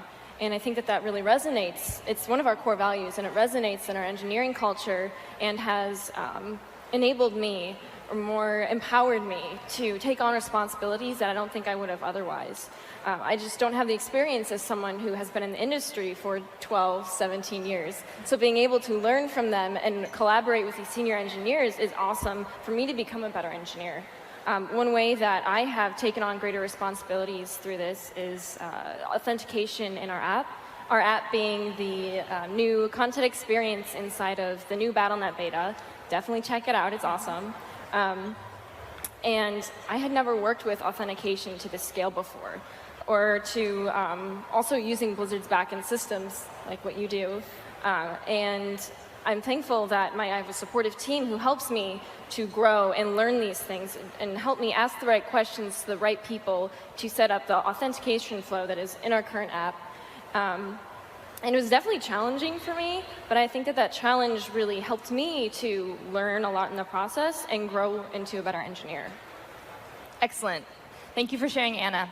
It is now time to go to the audience. So we are going to start with this side over here. Are you guys using containerization, Kubernetes, things like that on the back end or platform level? I'm probably the best suited for that one. So it actually varies across the teams. Containerization is rather new, right? And we have a lot of older games that launched before there was the idea of even a cloud. So before containerization, VMs. So our team actually, like, containerization wasn't mature enough when Overwatch launched to say that's a trustworthy thing. Let's trust the entire infrastructure to it. We do launch on VMs, so everything's running in a hypervisor. That way we can quickly redeploy stuff. There are teams that are working on new projects within Blizzard that do run within Kubernetes. And I think it's a really exciting technology that can actually make things a lot faster for us for when it comes to deploying fixes. Just makes you much more agile in general and solves a lot of problems for us. So I'm actually pretty excited about containers. Thank you. To add on to that, in our platform, we are in that transitional state where we have older legacy systems that don't necessarily work with containerization. We're in the process of migrating this over. We have other services that are containerized. So it's definitely a mix. As it becomes possible to adopt new technologies, we definitely try to when the right time and when it's safe to do so. All right, we're going to go over here to a question. So for anyone interested in eventually becoming a part of an engineering team in Blizzard, any gaming industry, what programming languages do you recommend that people focus on to join these teams? I think it varies across the organization. Do we want to like run down the line and share what we're coding in? Yeah. I'll start. I'm in C#. Yeah. I use like C++ and HLSL, which is a shader language. Yeah, on tools for Diablo 4, the tool itself is written in C#, WPF. The game is C++, obviously, and we have an interop layer that glues the two together. Yeah, Overwatch is a similar story. The entire game is in C++. Our tool chain is all in TED, which is called TED, the tank editor. It's a long story. TED is written in C#. And we actually use a smattering of other languages for administration purposes. So there's actually a lot of Python going on within our infrastructure as well. For us, we are primarily Java-based with Spring Framework on top of it. For our tooling, we have front-end technology. So we've looked into Angular, we've looked into Vue, but they're kind of like you said, there's a smattering of other technologies behind the scenes. We've seen some Go stuff, some Python stuff. Other things along those lines. I primarily work in JavaScript. Thank you all. And I would also add to that, so these are just some of the languages across Blizzard. There are other departments not represented up here that are certainly using other languages. And for me, it really harkens back to what John, I think, mentioned earlier, where it's not really, it's how you use the knowledge you have about the language. I think of programming language as kind of like romance languages. If you know how to speak a little bit of French, you probably can pick up Spanish because a lot of it kind of relates. So I wouldn't hyper-focus on the syntax of the language if you're thinking about what do I learn, especially if you know a language already, but try to figure out the concepts and really understand them, see what it is that is happening under the hood, and then apply that to whatever language that you have to learn. Story on this, when I interned at Blizzard, I didn't know C#. I got the job, and then they said, hey, by the way, you're going to be coding in C#. I ended up working on Hearthstone, and I wasn't a C# master, but I learned a little bit of it, and I learned the rest on the job. So that's definitely possible to do as well. All right, we're going to go over here. Oh, I would also sorry, say 1 that second. I really think you should know like what kind of job you want in the games industry. I don't think there's a lot of engine programmers like Matt who are going to be doing their work in Python in the next few years, to be honest. Might be a little tough. There's a lot of opportunities throughout Blizzard for other languages, but if you have a very high-performance environment, it's probably going to be C++. A lot of the tools teams are using C#. It's becoming really common. So it's kind of where you want to go, kind of dictates a little bit of that as well. That's a great call out. Thanks. OK, now over here. Yeah, so this is targeted at the cake stand developers mostly. So if the popularity of esports kind of took off, has that influenced your architectural decisions for like the platform as far as performance or like reliability goes, since there's competition and money on the line? It's definitely been something I've reinforced with the team. But if you think about it, we need to be reliable regardless of whether it's an esport. There's a live broadcast. It's terrible if the game crashes. If the game crashes and 100,000 people can't play, that's just as bad. Like, we make a game for players, not for an esport. Like, the priority is to make a game that everybody can play all the time. Those overlap. It's like if you need a game that never crashes, it works for both. So reliability becomes sort of just like, it's a feature in and of itself. Like, cool heroes are a feature, 60 frames per second is a feature, so is reliability. And to add on to that, the under the cake stand answer, we definitely have those same concerns about performance, and we don't always necessarily address it within the programming language itself. There's other system architecture solutions that we can choose, like putting up multiple nodes of something, throwing load balancers, and all kinds of interesting tech that you do to make sure that you keep that uptime. Thanks. Great. Over here. I do a lot of work in infrastructure automation, and I look at the jobs available and their requirements and their pluses. It's like I have half of the job requirements, half of the pluses, and it feels like I'm very square peg and round hole sort of situation. Should I like apply to all those sorts of jobs, or try to focus on just like one of them or two of them? And it's like I have like 5 jobs you guys have posted. My advice on this would be apply to anything that you are interested in. If it speaks to you in any way, apply to it, but also tailor your application to each one.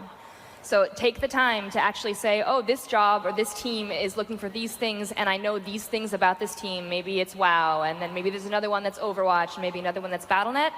Actually take the time to tailor both your resume and your cover letter to apply. Thank you.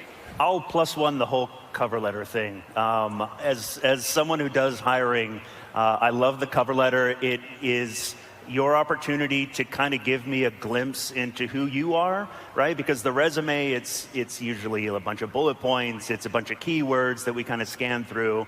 I take the time to read each and every cover letter because, like, that's who you are and that's what you're interested, you know. So, yeah, don't forget the cover letter. Yeah, cover letter's critical. That's how I get a sense. I care if someone says they love Overwatch in a cover letter. If they talk about how much they want to work at Blizzard and their favorite games are StarCraft and WoW, I worry if they're a good fit for my team if they didn't mention that they also like Overwatch and that they play.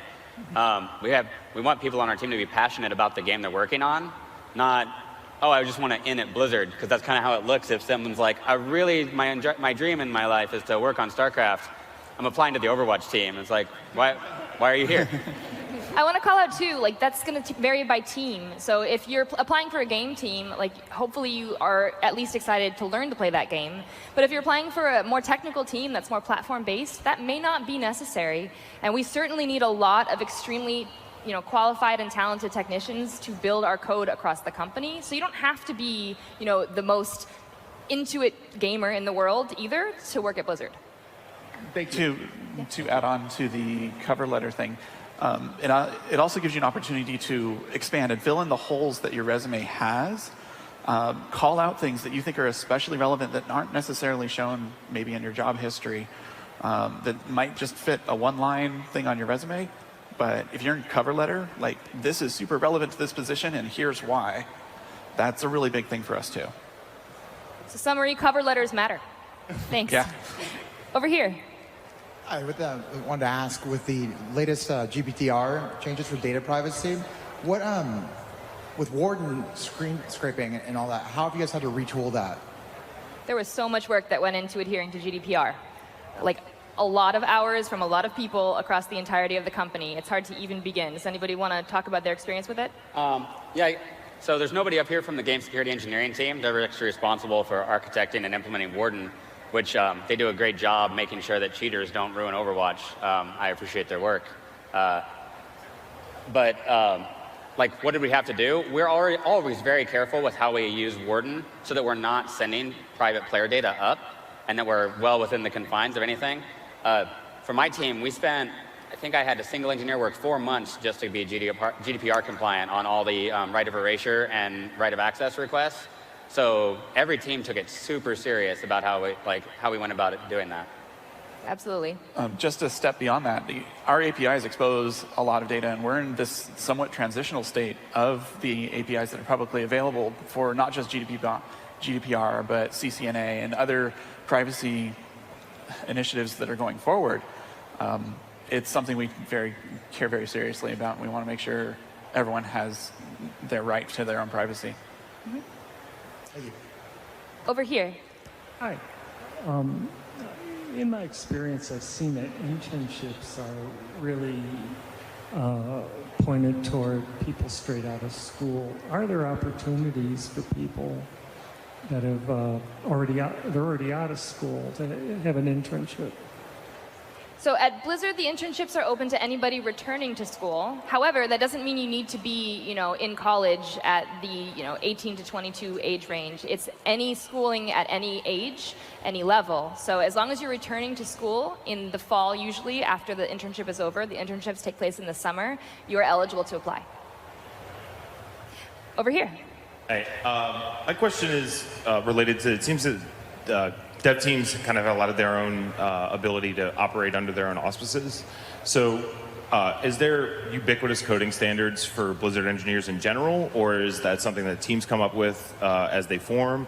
And kind of as a follow-up to that, like, how much latitude do you have with choosing libraries and frameworks that you go to use, or is there like a huge bureaucratic process involved? This borders on the tabs versus spaces question. He's trying to 5 spaces, right? He's trying to start a holy war right now. I think so. If you would all individually answer Vim or Emacs, thank you. Who wants to take this one first? So, yeah, meet the bus. Spaces is essentially what the company is standardized on. Blizzard operates very much like a bunch of little studios under one big umbrella, right? So we are all very autonomous. We kind of make our own decisions for our own games. We do a lot of cross-pollination. We talk to one another. We have what's called an engineering council, where the tech directors from each of the teams get together in a private room. I don't know. Engineering council sounds so mysterious to me, but wear cloaks. Wear cloaks. Yeah. Smoke cigars. I don't know. There's candles involved. Anyway, but they get together and they discuss matters that kind of pertain across the whole company.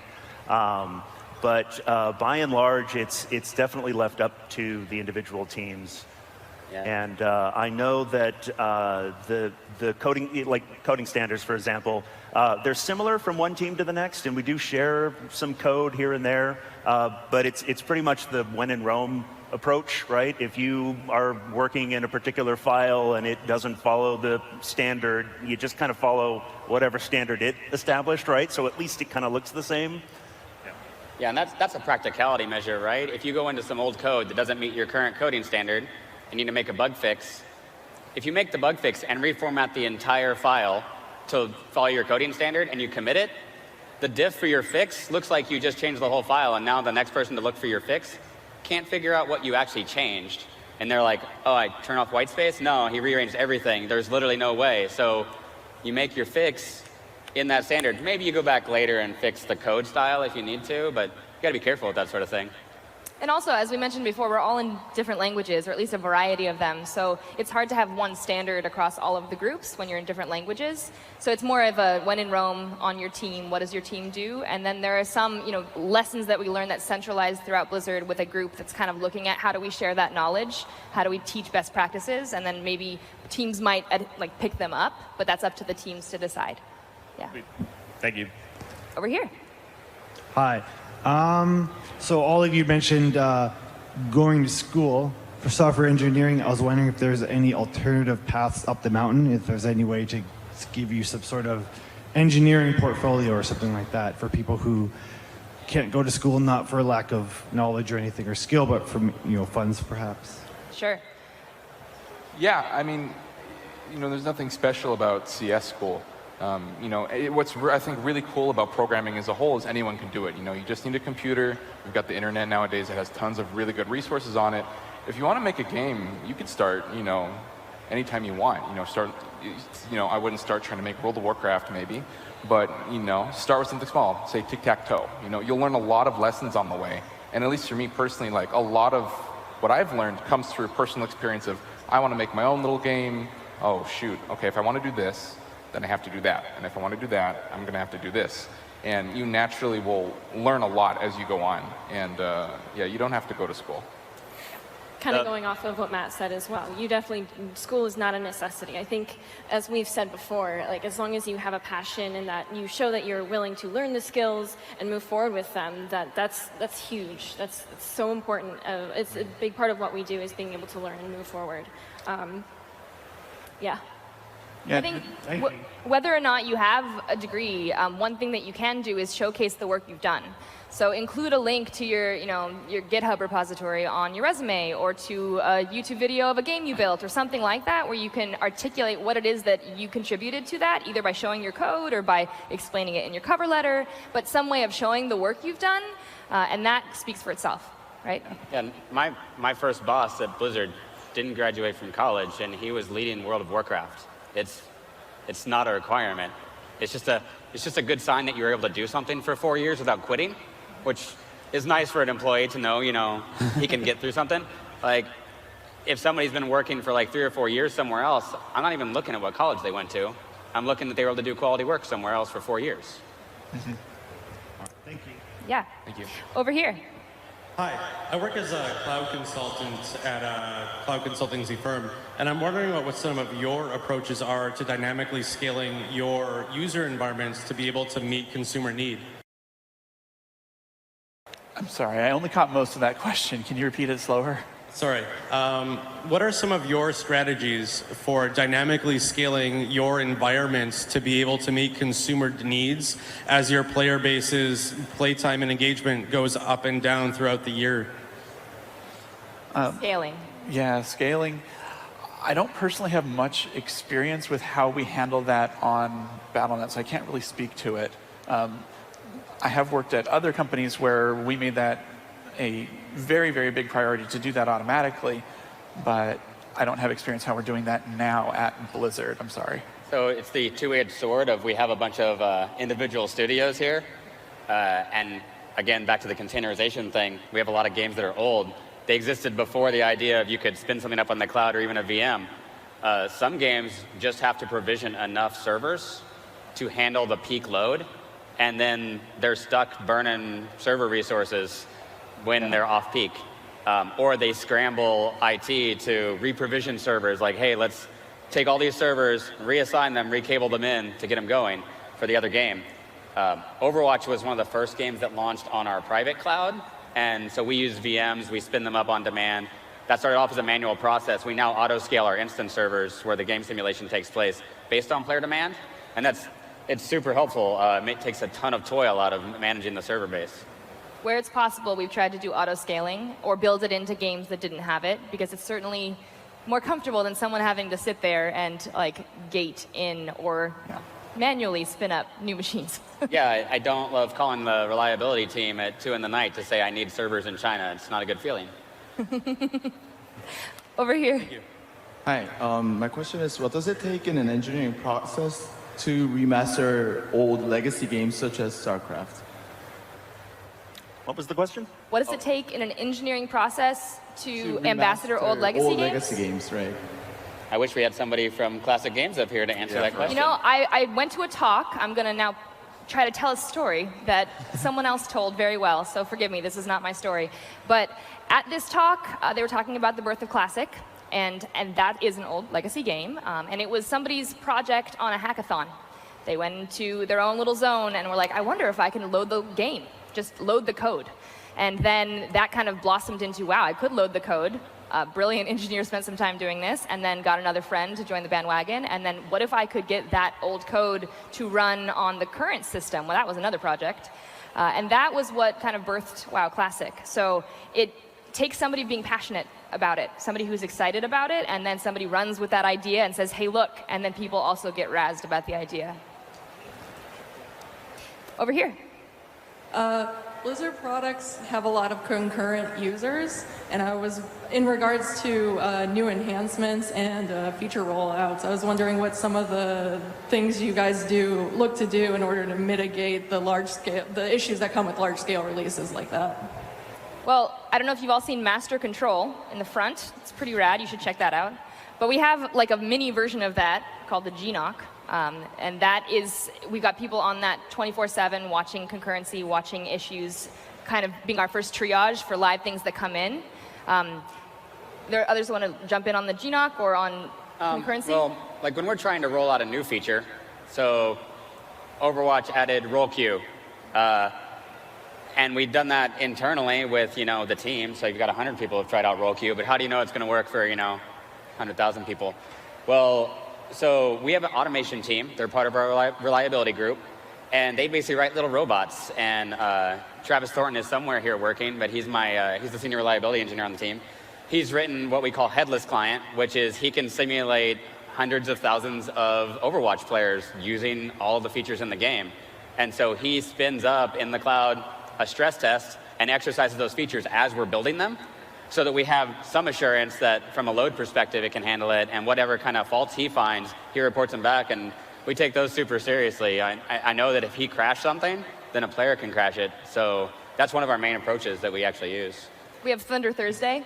Yeah. That we test, like across the company, we test internally concurrency and try to stress the systems to do that. Yeah, I know we were spending a lot of effort to make sure that the platform was super stable for all of the announcements that we had, because we were expecting a spike in traffic, obviously. I mean, we've got a lot of things going on this weekend. So we just took some extra time, made sure our automation tests worked, threw some extra load testing on it ahead of an expected event or something that's outside of our normal traffic bounds. Okay, thank you. Over here. I've seen that Blizzard has dedicated site reliability engineering positions. Is there anything you can tell us about SRE on your team or at Blizzard other than load testing? SREs are some of my favorite people. I can tell you that for absolutely. sure. I'm really glad we have them embedded on my team. So we worked really closely with SREs to make sure that our service deploys actually work in our private cloud environment, and as we're evaluating different solutions, because that is their expertise of kind of knowing how things should deploy, what that looks like securely, kind of picking their brains at that. We use them a lot in live operations, just making sure, like, why did this particular instance fall over, and just following up with them, just having a very close relationship with them to kind of bring them on as a partner to our success. Thank you. Over here. Hi. For somebody who's not in school anymore and doesn't have a network of programmer friends, what suggestions do you have for getting feedback, constructive feedback on your work that you do in your own personal time? I think one thing you can try is working on open source software. You know, a lot of the time you'll have pull requests when they want to commit to the main branch. You know, hopefully whatever open source software you're contributing to doesn't just fire stuff into trunk willy-nilly. But that can get a lot of good feedback from stuff. Stack Overflow isn't really the spot for code feedback as much as questions. But I would say open source stuff is probably your best bet. And then along those lines, like, because I'm working and teaching myself, would you recommend like working on one part? So if I'm doing gameplay, just focus on gameplay. Don't do UI and the whole gamut of like networking along with it, because it's so much time. I wouldn't try to dive, super deep into everything. Obviously, it can be better to have more of a focus of what you want to work on. But definitely giving things a try is important. I didn't always know that I wanted to be a graphics engineer. I actually thought I wanted to do gameplay for the longest time, and then I tried to be a gameplay engineer for a game and realized I did not want to be a gameplay engineer. I had this experience with graphics, so I totally understand. I love graphics. So yeah, definitely give it a try, but I would try to stick within the domain of what you really want to get experience in. Another thing you could do along those lines, I mean, everything that Matt said is really good advice, but getting a group of people together, if you know anybody that doesn't make, the code side of things, but you might be able to get an artist friend, and maybe you want to work with a designer, and you can get a lot of good feedback about how you work across disciplines, because that's a huge part of what we all do. We're not only working with engineers. So some of that feedback comes from how do I communicate, and how do I make sure I'm understanding what you're saying and translating your design request into a coding task. So some of the feedback that comes into play when you're trying to work in this industry, the most important feedback can be non-technical. Thank you so much. And as far as the, do I need to do graphics and UI and this and sound and everything else, I would actually encourage you to just kind of focus, like pick where you want to go with your career and just kind of focus on that. One of the gameplay engineers on Diablo was telling me a story. He got a great piece of advice when he was doing an internship at one of the other studios. I don't recall what it was. But the advice was basically like, just be curious and like notice details. As you're playing a video game, notice the little details. And if you see something that's cool or something that you don't really know how it's done, go figure it out and write like a little program, like the important thing is to just, that'll keep you focused. You'll end up with lots of little programs that do very small things, but you're going to learn a little bit about like IK, you're going to learn a little bit about, vector math, and eventually you'll just end up building up all these skills. Failing that, become an audio engineer. Or become an audio engineer. Over here. Hi, yes. So I'm a bit of an odd duck here. I'm a hardware engineer sitting in a sea of CS and software engineers. Just a mere curiosity more than anything else. I'm kind of wondering how are hardware engineers utilized at Blizzard? If not, which would make sense based on the company that it is, how are tasks that a hardware engineer would do, servers, hardware game specs, that kind of thing. How's that performed at Blizzard, that kind of thing? I can speak a little bit about as far as the hardware specs that we work on. We have got a lot of partners with different vendors. We do a lot of testing. I wish I had a picture. Across like the back wall of the engine pit for WoW is probably like 60 or 70 graphics cards. And we have this sort of like test bench computer that's like sitting on top of the case and you can just rip stuff out of it. So we will test a lot of hardware. Obviously, I can't test every permute of like CPU, GPU. Yeah, we have teams at Blizzard that will test them in spec when we're doing raid testing to figure out the performance of how does this raid run at low, medium, high settings.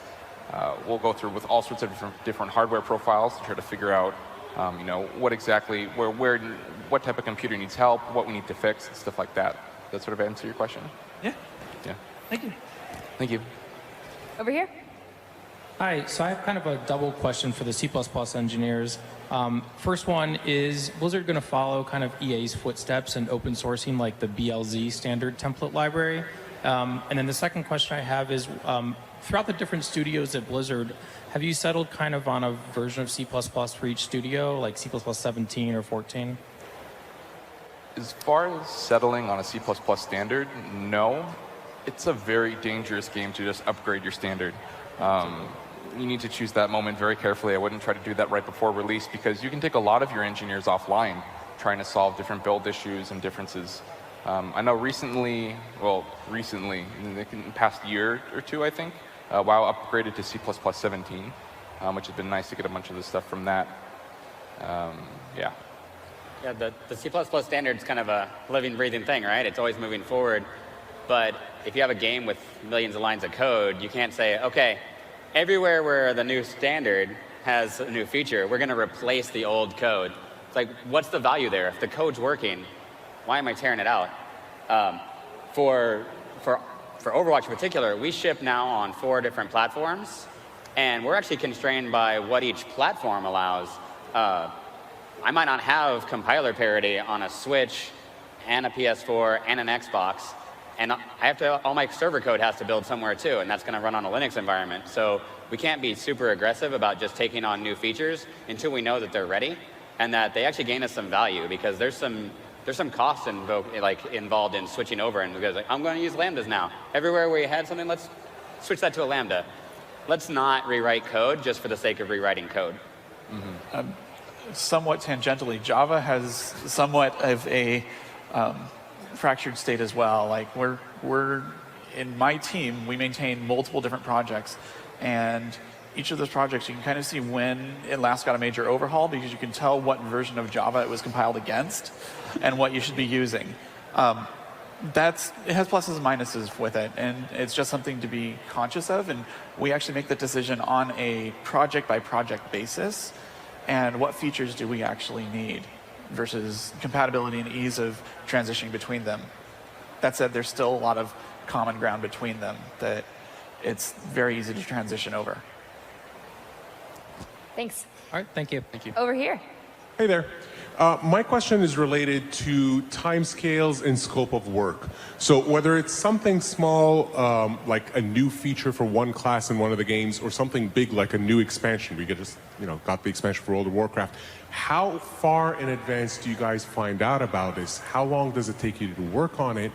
And do you know what it will actually be used for in the game when you get those requirements? I think this is also going to vary by team to team and game to game, like as you mentioned, by feature to feature. We certainly are very involved, though. As engineers, we're not, my experience has not been a very waterfall, okay, well, designers made a choice in a room somewhere, let me come out and hand it to you and tell you what you need to build. It's very much a collaboration.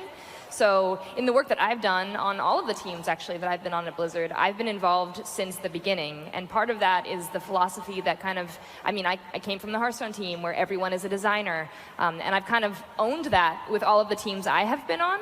So it's great, actually, because I get to contribute to the game design, and then I can also think about it from a technical perspective. How is what I need to build going to affect the feature itself, and how can I make the feature better because I know the technical requirements in a way that maybe a designer might not? So to answer the timescale one, again, it's going to be very specific, but part of being involved early means that we can move things around and know quite a bit of a roadmap for a lot of what we want to build, as much as the designers might know, or the people on the team, or leadership in any capacity might know what we want to build, and then pivot when we realize we want to build something else. Because that happens too, right? We discover, oh, this isn't fun. We want to make it more fun. Or this isn't doing what we wanted to do, solving what we wanted to solve. So it might shift, but we do try to roadmap fairly early. So in that context, for something as big as an expansion, how early do you start working on something like that? So that's going to vary per game. I think the team that actually does the biggest expansions would be WoW, and so Matt's going to be able to answer that one. It's going to be a very different answer for Overwatch. Yeah, it's a hard question because it's not a hard line in the sand. It's not that all of a sudden the entirety of WoW has gone from working, from BFA to Shadowlands. We're still working on BFA. We're working on our 8.3 patch that's coming out, and at the same time, we are also working on Shadowlands. Because a lot of the team doesn't all need to be there at once. Concept art, by the time we're at 8.3, has most things figured out, but for Shadowlands, we have this huge canvas of what do we want things to look like, Bastion, Revendreth, all those. Yeah, it depends a lot, and like we all said, per team, this can vary dramatically. I think requirements, at least on the Diablo 4 team, well, on tools specifically, right? Because our customers are the artists and the engineers and the designers. That's really what I'm interested in, actually. Yeah, those requests come in. Some of them are really good, very detailed. You can just get right to work. Most of them are not, and so that kind of forces us to. We got to get up and we got to go and walk over to them. And have a conversation, and maybe we start working together and we whiteboard something, and then I'll go, whip it up real quick and call them over to my desk, like, what do you think about this? Like, it's very interactive like that. Yeah. Great. Thank you. Over here. Hi. Obviously, when you're developing, you want to be testing your software and obviously automating that testing as much as possible, but I think with games, sometimes getting players actually in the game and experiencing all the different configurations and things can be as pretty useful. So when you're developing like a demo or a PTR or something like that for a large patch of content, and you only sort of give them one part of it, or it's time gated, how do you deal with sort of the uncertainty that you don't have the rest of the sort of big features that they might not have seen in that first zone? Like, that first zone might be super polished, but how do you get assurances that the rest of it is tested well? It takes a lot of effort. We've got some really awesome guys in QA that will play through a lot. For raids, we have the UX team. They're basically like a bunch of super good raiders that will test stuff. That's sort of how we try to balance some of the harder difficulties. We don't just, throw numbers at the wall and hope that it sticks. At the end of the day, though, I mean, honestly, WoW's a really big game. It's hard to test everything, and as anyone that's played WoW can attest to, you've probably ran into a bug or a couple. We do our best. People that post in the forums, I love you, every single one of you, especially when you give a detailed reports. Believe it or not, if WoW crashes or anything happens and you fill out that bug report, we do read it. So when you tell me to, fix the game, I read it. When you give me really specific, pre-production steps, I read it, and I want to send you like flowers or something. Yeah. I'll give a shout out to our QA guys and gals across all the teams. I mean, they work their butts off just testing these things and spending just countless hours making sure that we've caught every single thing we could before we release it, and overnight we always run just a huge battery of tests, start at like midnight and they finish up maybe like 6 a.m., where we're running bots around and we're checking frame rate and we're looking at network, usage, and And when we come in the next morning, we have this big dashboard, and it kind of tells us how all the tests did and what areas, like suddenly the game drops to 30 frames a second in this one part of Tristram, you know, like what the heck happened there? And then so you can go look through the change list for the artists, and oh yeah, this guy just made a huge high poly model of like a twig, you know, like 40,000. It looks really good, John. Oh, it looks really good. Anyway, yeah, so there's a lot of people just exercising this stuff, you know, just to make sure it's stable. Thanks. So one final thing, like in retail WoW, you have all these APIs that give you dynamic information about players and things like that, allow you to do really interesting things. In classic WoW, it's only static classes, skills, and items and things like that. Do you have any idea of bringing sort of those more rich APIs back to classic? So this is a regular conversation that we have, both as the dev portal team and having it with our liaisons on the WoW team, the classic WoW team, to see what feels appropriate, because there's an element of we want to ensure that there's the classic experience. There's another element of we've also made all of these tech wins over the year that allow us to do so many amazing new things. The best answer is really it's just an ongoing discussion of finding what's the appropriate balance. Thank you. Thank you. I think we have time just for one more question, so I'm going to take it right over here. Hi, I wanted to ask you recently had some servers for sale, and I think that's really cool. Now, I actually install data networks as my job, and so I'm curious about when you do take all those servers out and stuff like that. Do you do that in-house, or do you have like contractors that come out and do all the actual hardware of the networking? Or is it one where you just take the server rooms and you just refresh them as you go, or do you move them around, if you even know that aspect of the job?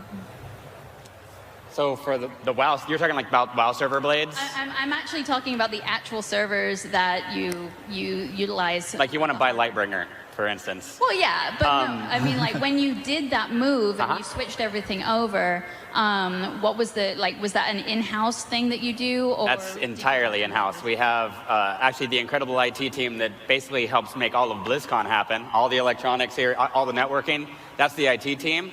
The IT implementation team is the one that flies out to data centers and meets a pallet of servers and installs the entire thing and gets it all cabled up, and they get it all networked. And they do the same thing when they have to tear one down or if they have to move it to a new data center. Those are Blizzard employees that like they work their butts off. I've gone on a shift with them before, and at the end of the day, I'm laying on the ground and they're still going. Those guys are incredible. And how would you get in on that? Jobs.blizzard.com. Yeah, there you go. And on that note, I think that we're going to end the panel here, but if you did not get your question answered and you would still like to talk to any one of us, several of us are going to be stepping over to the tables over here, which is on your right if you're here in the audience with us. Thank you guys all very much for joining us here at CodeCraft. Enjoyed getting to share some answers with all of you. Hopefully you got something out of it, and enjoy the rest of BlizzCon 2019. Thanks, guys. Hello, BlizzCon! Please welcome to the stage our Cosplay Exhibition host, Jackie Crafts. Oh my gosh, there's so many people in here. They told me it was going to be like 20 people. This is amazing. My name's Jackie Craft. I'm so excited to be back this year hosting BlizzCon 2019's Cosplay Exhibition. Shortly, I'll be joined on stage by some of the most passionate crafters in our community. But I wanted to let you know this year I've prepared for anything. I made sure to use my mom's color printer and bring my favorite meme with me. Everybody knows this meme. My puppy's this big. Also, a safe joke list. It's got a dirty walrus joke. I'll tell it to you later. And I filled my costume full of Easter eggs. Got an underlight angler arm, some Cal stuff, and Jaina Proudmore, some Farah here. It's just pretty much anything to distract you guys in case something went wrong, but that's not going to happen this year. It's going to be wonderful. Shortly, we're going to bring on our cosplayers that have created some of the most beautiful costumes from all of our favorite games. I want you guys to give them love. It is really hard to make this stuff. I'm 33 years old and I'm dying in here. It's brutal. I don't wear scarves. I made a giant fur scarf. It was a terrible idea. But these people, especially our first cosplayer, are dressed a little bit more fitting for the occasion. So, Monty, can we get started with the amazing cosplayers? Sure thing, Jackie. We have some amazing cosplayers backstage, and we can't wait to bring them out to you. First up is going to be Brenna as the Orc Warrior. Ooh, Brenna.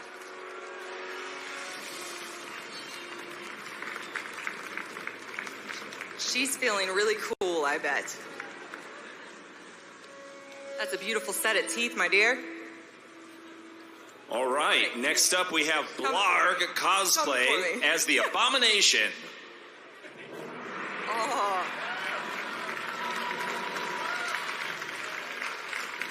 I love the bare legs, guys. Are they shaved? Those are good-looking legs, sir. All right. Next up is Cyanok as a Protection Warrior. Whoa, whoa, whoa.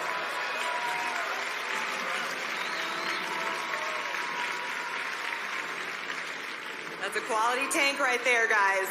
If he's looking for a guild, let him know. He'll wear this when he raids, won't you? We've got Desiree as Tyrande Whisperwind.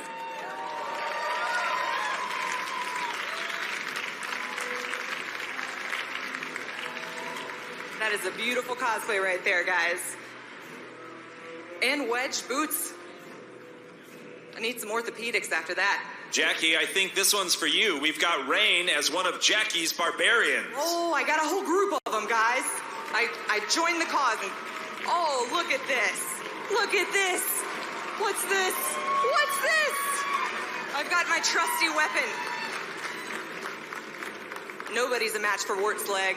I think it's a whole horde back here. We have Contessa Shantae as another one of Jackie's barbarians. Oh, it's a ruse, guys. I just wanted to show you all my gals.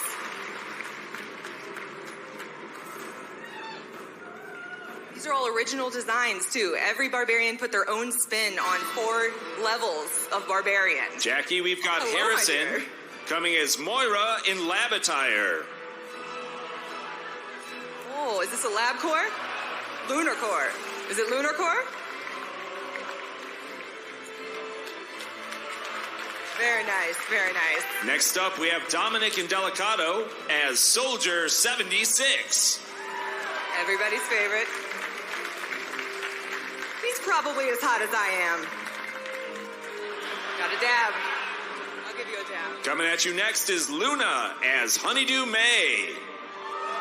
Oh, what a beauty. Look at her blaster. Oh, that is an awesome blaster. Oh, is it going to shoot? Is it? We've got Rudder coming to you. I was ready. As Priest Tier 4 Incarnate Regalia. That is beautiful. Look at those shoulders. How many lights do you think she's got stuffed in there? I love the velvet. All right, Jackie. I've got a 2-for-1 here. You've got Moldy Cheese and Barina coming as the Pandaren Air Spirit and the Pandaren Water Spirit. Oh, and they're skipping and holding hands. That's what BlizzCon's about.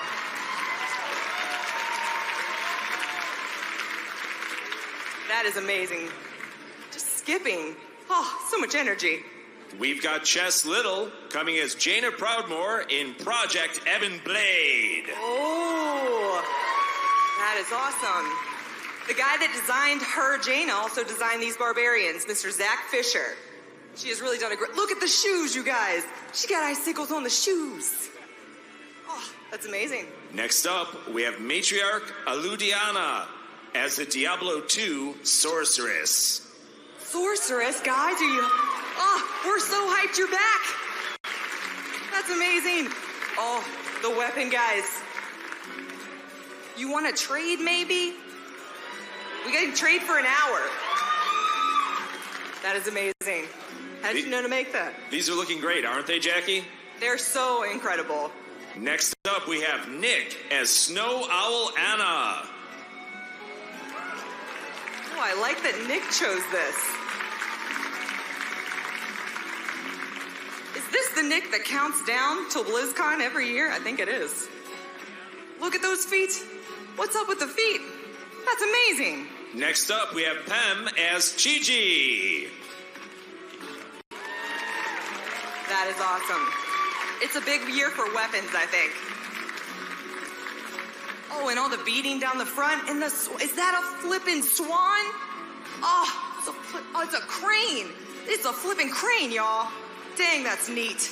Next up, we have Fireman Neem as Formal Doomfist, leader of Talon. Now that's nice.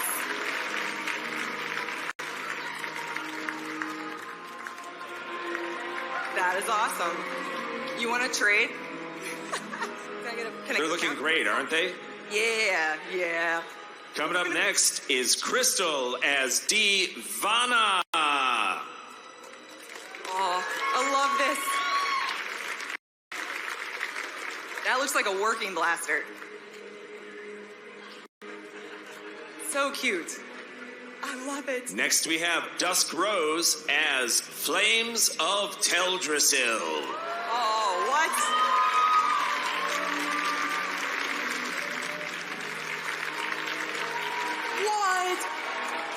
Oh no, the feathers don't light up. Yes, they do. They light up. What? That's incredible. Oh my gosh, how are they staying up there? Oh, fishing line is a fishing line. Oh, I guessed it. That's unbelievable. Oh my gosh. All right, Jackie, I'm sending you Imad as I Need Healing Genji.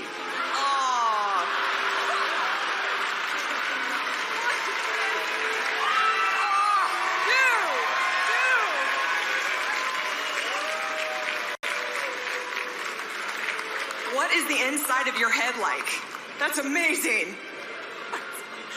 All right, next I'm sending you Cosplay of Vengeance as Ashara, Queen of Cozy. That's awesome. You are about as warm as I am, but much lovelier. I like the Murlocs. Is Ashara a fan of Murlocs? Complete with slippers, right? Yes. All right, Jackie, next I'm sending you Croft Angel as Pepe on the reins of the Swift Green Orc. Oh my gosh.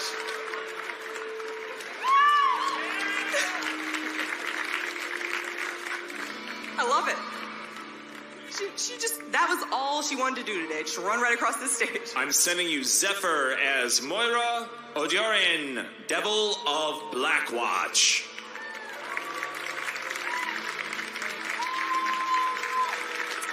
That's some impressive hair.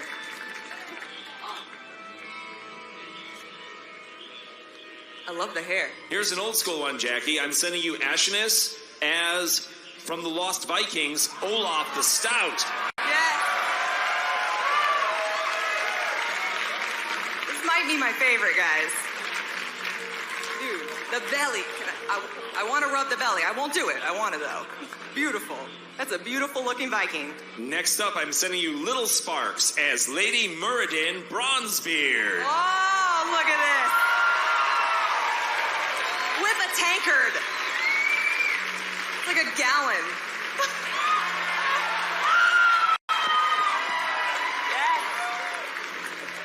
All right, I'm sending you Conrad as a Fell Magic Corrupted Death Knight based on a drawing by Glenn Rain. Oh, we like you, Glenn Rain. What? Oh, it's getting too good, guys. I'm gonna pass out. Oh my gosh. The tankards. What's in it? Oh, there's something in it. Oh. Aren't these amazing? Can I have a sip? All right. All right, next I'm sending you Bellicidra, Demon Hunter with Blood Elf Heritage Armor. Oh, those glaives! What? Oh man, the horns. They're so smooth.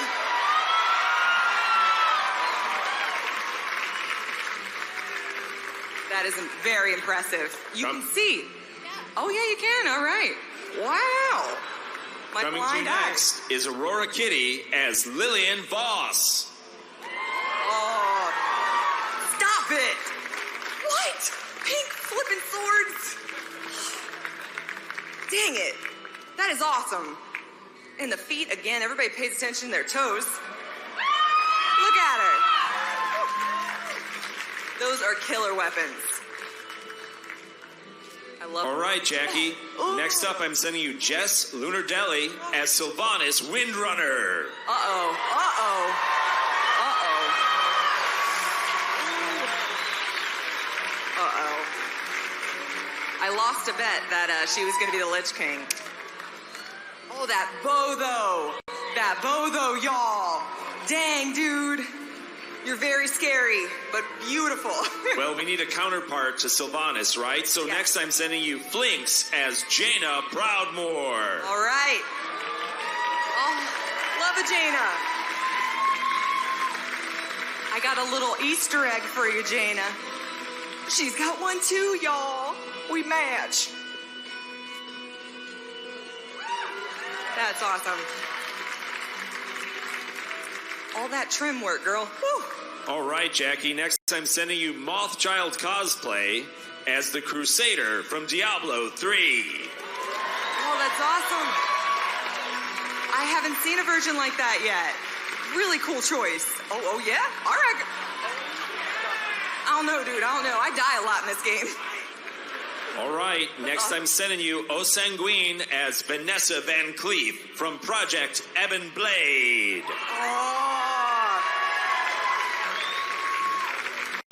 And it smokes.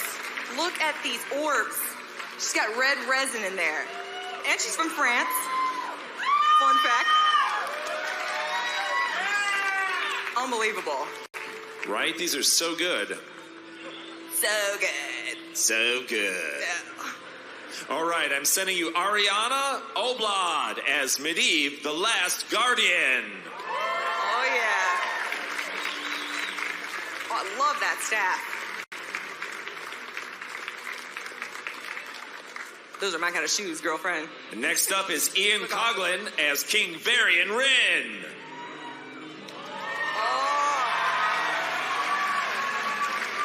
Everybody's favorite dad.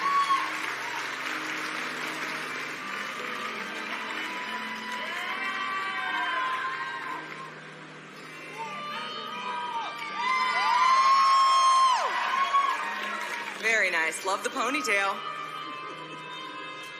All right, next up is Hazelthorn as the Kul Tiran Pirate.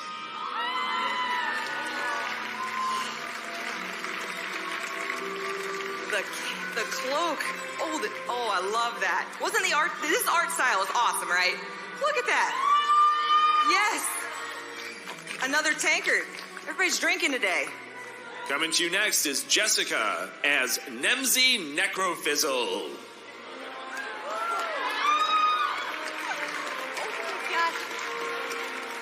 That is unbelievable. Look at the detail in this. Oh my gosh.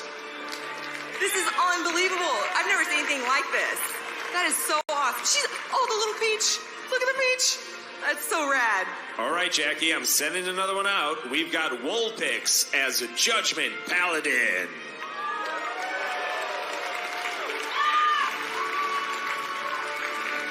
Has anybody taken the time to read those scrolls? Oh, wow. Those are handmade. That is a lot of work.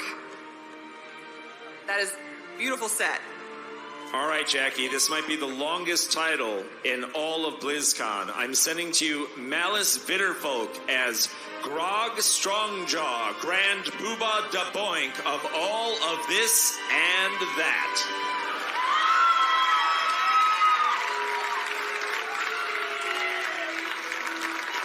Malice comes back every year in cosplays. This is amazing. Look at this. Look at that belly and that underboob. That's awesome. She made that whole suit.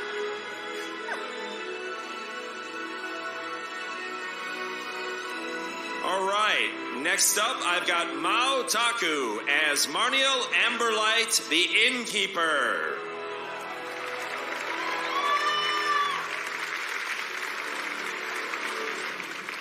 That is a very elegant cosplay. Love it. You made the dress? Whoa. So pretty. Coming to you next is Shadow Cosplay as Khadgar.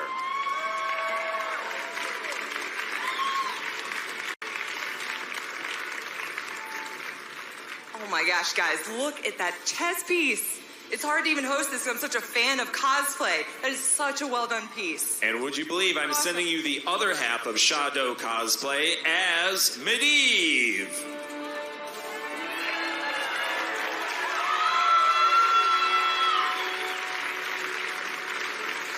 That's amazing. And the hair, too. That cape, bro. That is an epic cape. No So joke. good. Aren't these incredible? They're so good. So good. All right. We're having a good time backstage here. Next up, I'm sending you Christina Silvoso as the Diablo 3 Barbarian.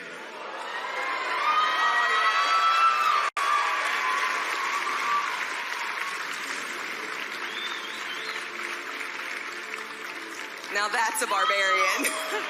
She's got the whole set, though. Like, it doesn't drop for me, you know? Like, no boots yet. Oh, snap, dog.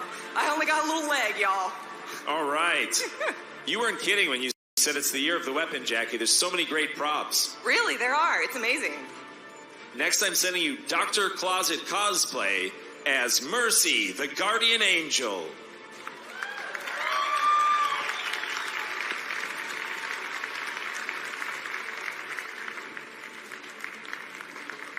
Love a good Mercy.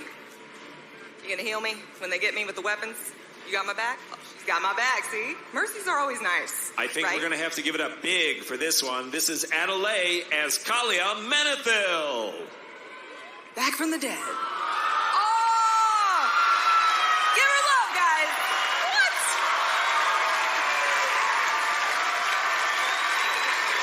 Pause. You want to take a photo? Come on up here. They'll get a snap of you. Give them your best pose. All right. Awesome. Hey, Blizzcon, let's give her another cheer.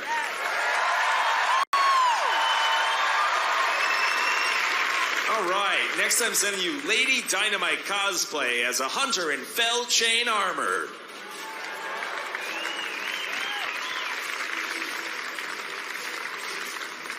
That paint job, though, right? That's amazing. Weren't you Jaina last year? Oh, the little one was Jaina last year. I thought they were a combo, and they are. Well, there you go. I'm sending you some more. Here comes Indigo Lemon as Thunderheart, Night Elf Druid.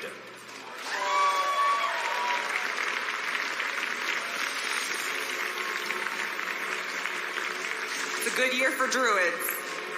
Look at those shoulders. Amazing. Yo, bones, I could use a few bones. Want to hook a girl up? Here comes Sin Crow as a High Arakoa.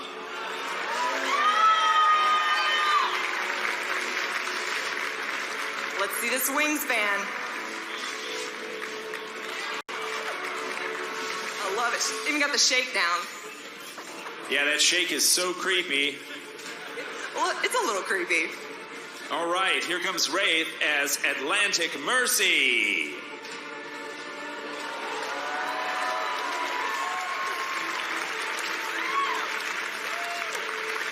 That's the first Atlantic Mercy I've seen. That's awesome.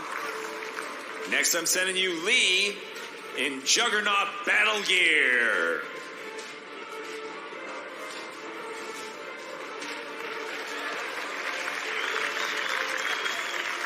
Those boots, dude. Look at those boots. That is exactly like the game model. So practical. All right, here's another one. I want to hear the house. Coming out to you next is Lexi as Baby Diva.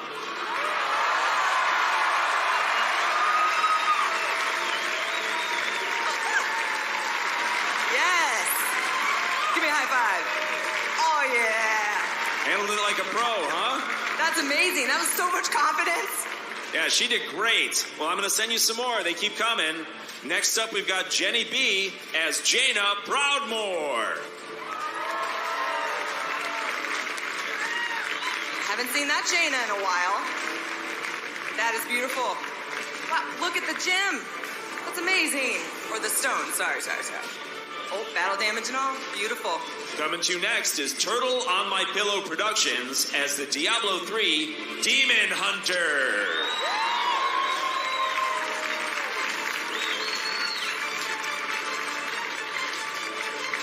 Dude, I thought you never know if something's coming at you, like for real. That's amazing. How do you even fend off a crossbow? It's awful. Coming to you next is Evelyn Soa as Uther the Lightbringer in Judgment Skin.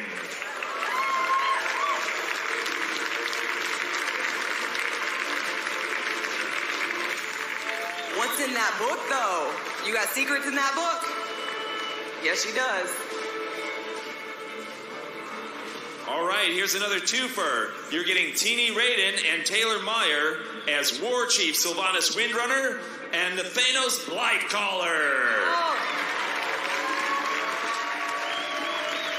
Our homecoming king and queen.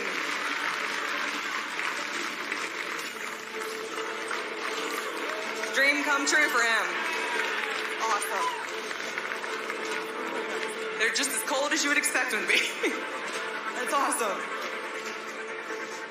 Okay, I'm sending you Cow Cosplay as Anduin Rin, King of Stormwind.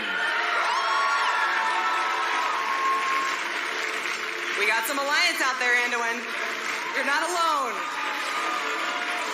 I just saw Sylvanas, if you want to take care of that. She's got Nathanos, though, so just keep that in mind. All right, here's an unusual one, Jackie. You'll enjoy this. This is Inishi as male Jaina Proudmore. Oh, yeah. What? I didn't know I needed this in my life, but I definitely did. What? Give us a back. Look, can we see the back? Give us a spin. Yeah. Oh, here we go. We're getting it. Oh, that jacket, though. Guess what, Jackie? I've got one more for you. Full 11 cosplay coming at, full Elven cosplay coming as another one of Jackie's Barbarians. I stacked the deck. Oh. It's too beautiful.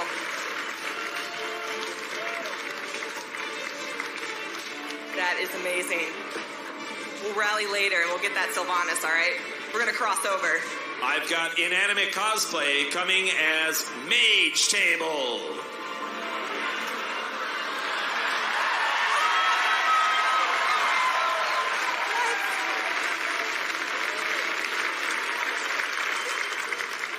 The shoes have cherries. They got to put that in the game. Don't you want that when you summon a Mage Table? What? Yes. That's amazing. Next up, I've got Megan as Warbringer Jaina. Oh.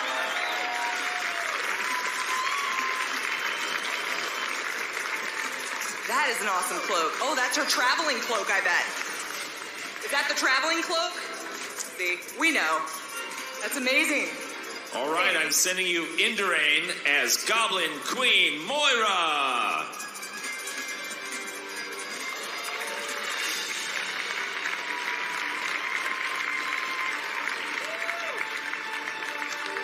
Very cool.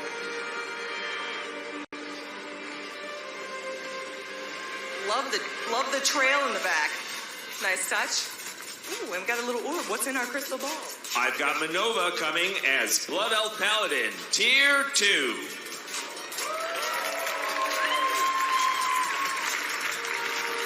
The year of the weapon, guys. You all want that weapon, right? Oh, and the boots. Again with the boots. Do you have that in the game? Here comes Zyde as Grand Magistrix Elisand.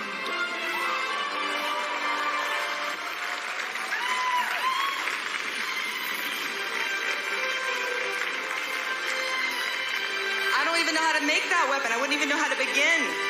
That is so epic. Is it foam? All right, we've got Beauregards as Orphea from Heroes of the Storm. Please, can we trade?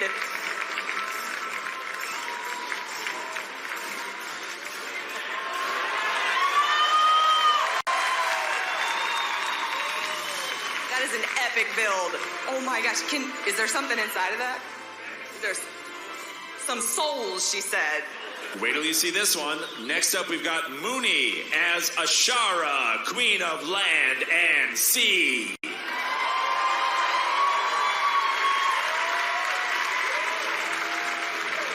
That's amazing. Look at the hand holding the tail. Or tentacle. That's the queen we deserve. That's epic. Oh, and the nails, y'all, the nails. We've got Sheola as Ceremonial Tyrande.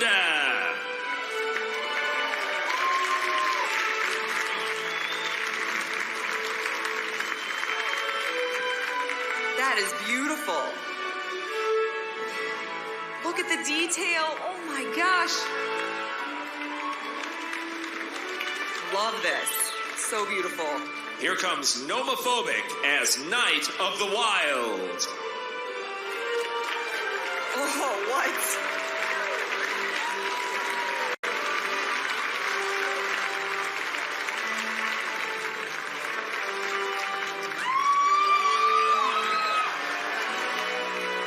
Oh snap, dude. Someone's gonna get me. Are they on rollers? Look at these little legs.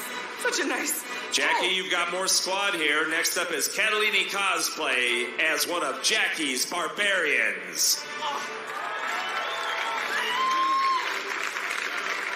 Look at that one.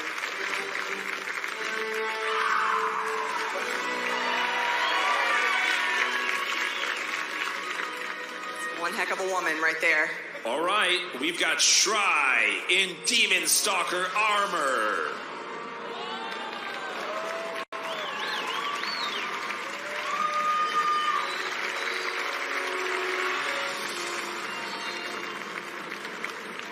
Shry is another Blizzcon alum. You guys that have been coming for multiple years, you recognize her. She comes back every year and crushes it.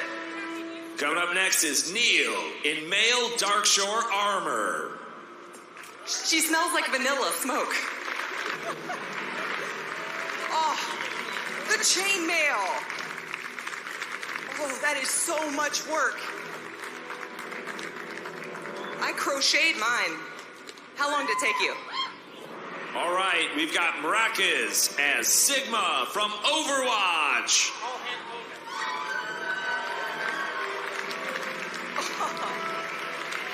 Yo, the eyebrows, dude.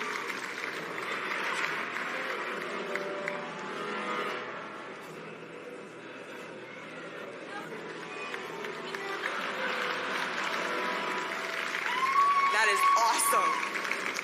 Did you do that yourself? Girlfriend. We've got another Overwatch character coming to you. We've got Wraith as Roadhog.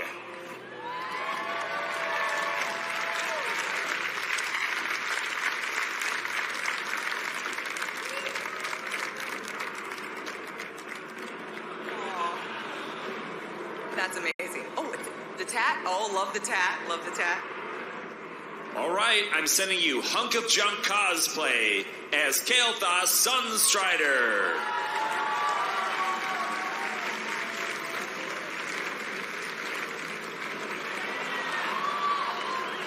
The lights in the fabric. Yes. Wasn't that cool? Amazing. Everything's amazing. All right, coming to you next is Toxic Alice Cosplay as Alexstrasza.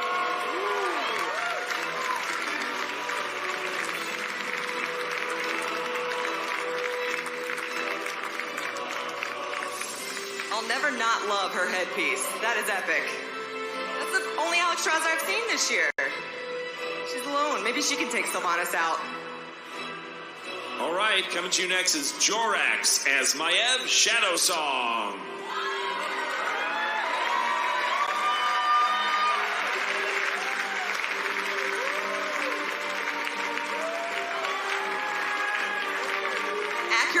game. Those are the biggest shoulders I've ever seen. All right, up next is Starlight as Vengeful Gladiator Death Knight.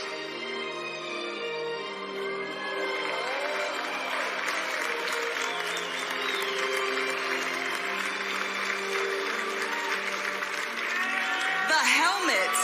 What? That's awesome. Dude. You want to trade for the leg, maybe? No, I'm just kidding. Coming to you next is Vanessa as High Priestess Maiev.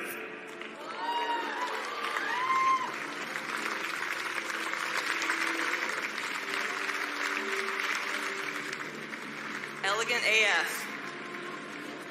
Dang, she lights up on the fabric too. I gotta up my game, y'all.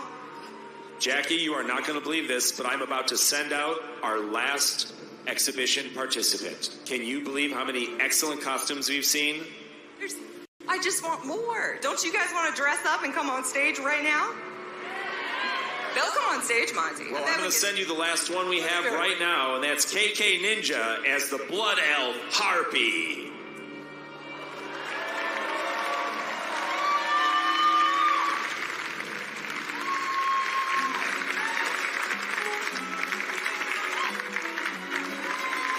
The feet again. What is up with me and feet? But for real, sequence? That's amazing. All right, that was the end of all of our exhibition participants. Didn't we see some amazing stuff? BlizzCon, can you please give it up for everybody who participated in the exhibition? Thank you so much for coming to the Cosplay Exhibition. Please stick around. The costume contest starts at 6:30. Sorry, community night starts at 6:30. Thank you again. Thank you, guys. I'll see you at community night.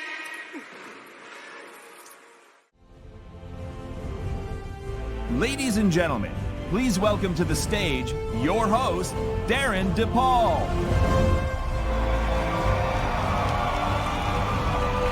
Candy! Candy! Candy!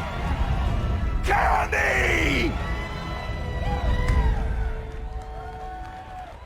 Hi. Thank you so much for being here.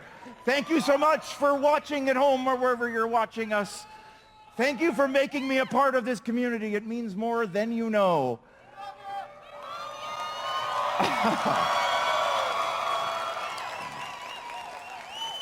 Keep love, BlizzCon. I'm Darren. I'm an actor. I'm a theater actor. That is the lens through which I view things. But you may have heard me, maybe even recently, as a very large, loud German man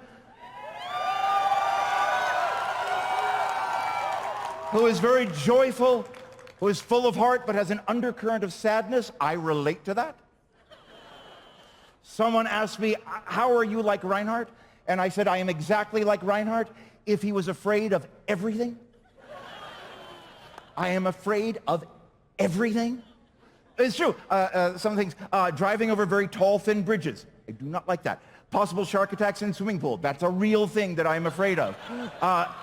Being honked at when I know I have done nothing wrong. That is a real thing that I am afraid of. But when I go into the booth to record, I transform. I become a brave person. I become Reinhardt! Don't worry, my friends. I am your shield. Hammer down! Catchphrase!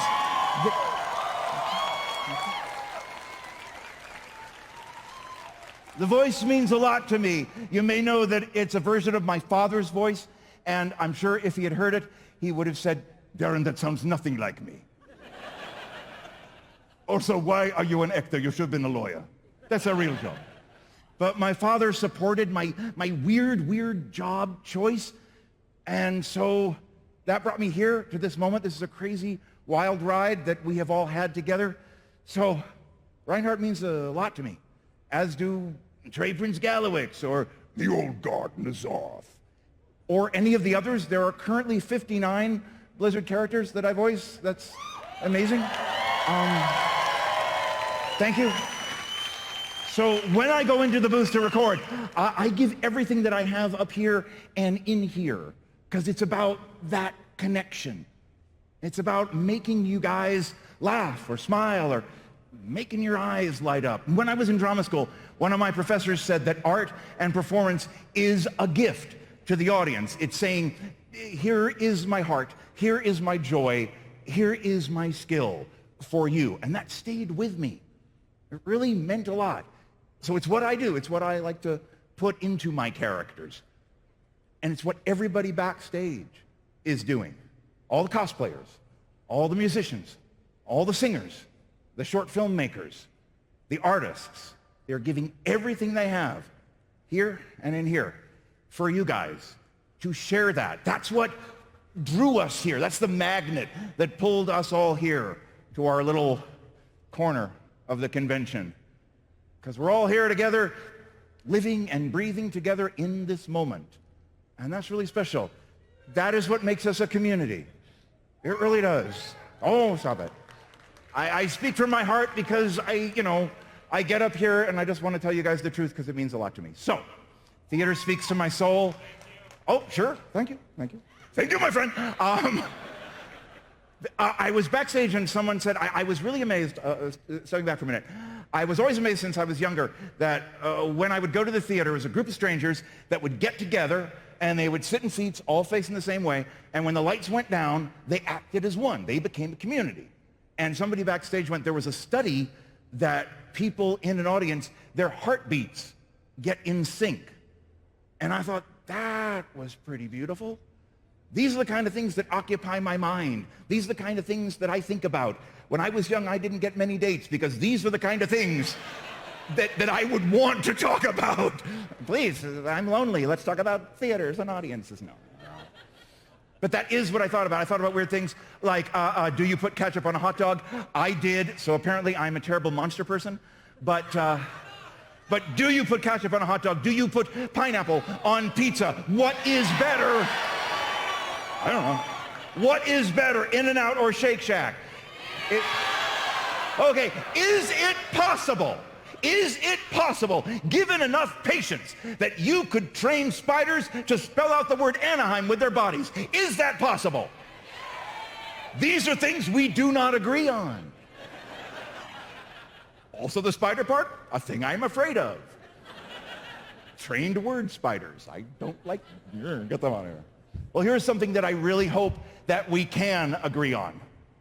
Tonight, we all come together to celebrate the talent, the skill, the artistry, the heart of this community. Everybody backstage, the crew, the judges, the cosplayers, the musicians, the short filmmakers, the artists, they are all saying, here is my joy, here is my skill, here is my heart for you.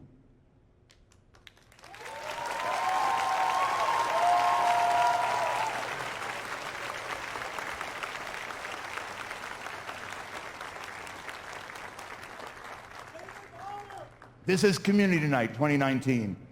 And as a large, loud German man I know, who is joyful and full of heart, but also has an undercurrent of sadness, would say, I live for this! So, let's go! Let's start now on our journey tonight. Thank you for joining us at home and everywhere. It is my pleasure now to get this thing started. We're going to welcome to the stage 3 people. They are my friends. I am so happy to share the night with you guys and with them. Let us bring them out because they are also a really big part of this community. They are going to be our judges this evening.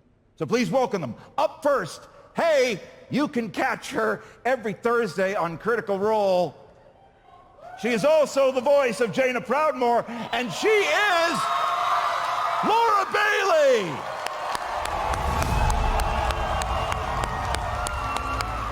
Hi! Laura Bailey. Next, our next judge, you might know him as Rexar and Ragnaros and McCree. as well as the Dungeon Master for Critical Role. He is Matthew Mercer.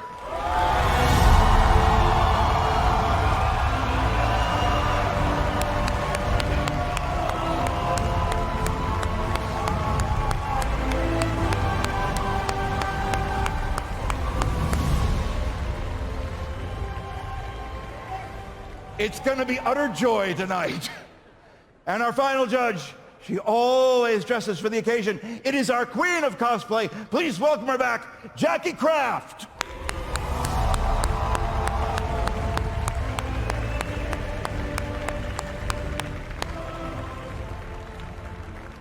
Hello, friends. Thank you for joining us.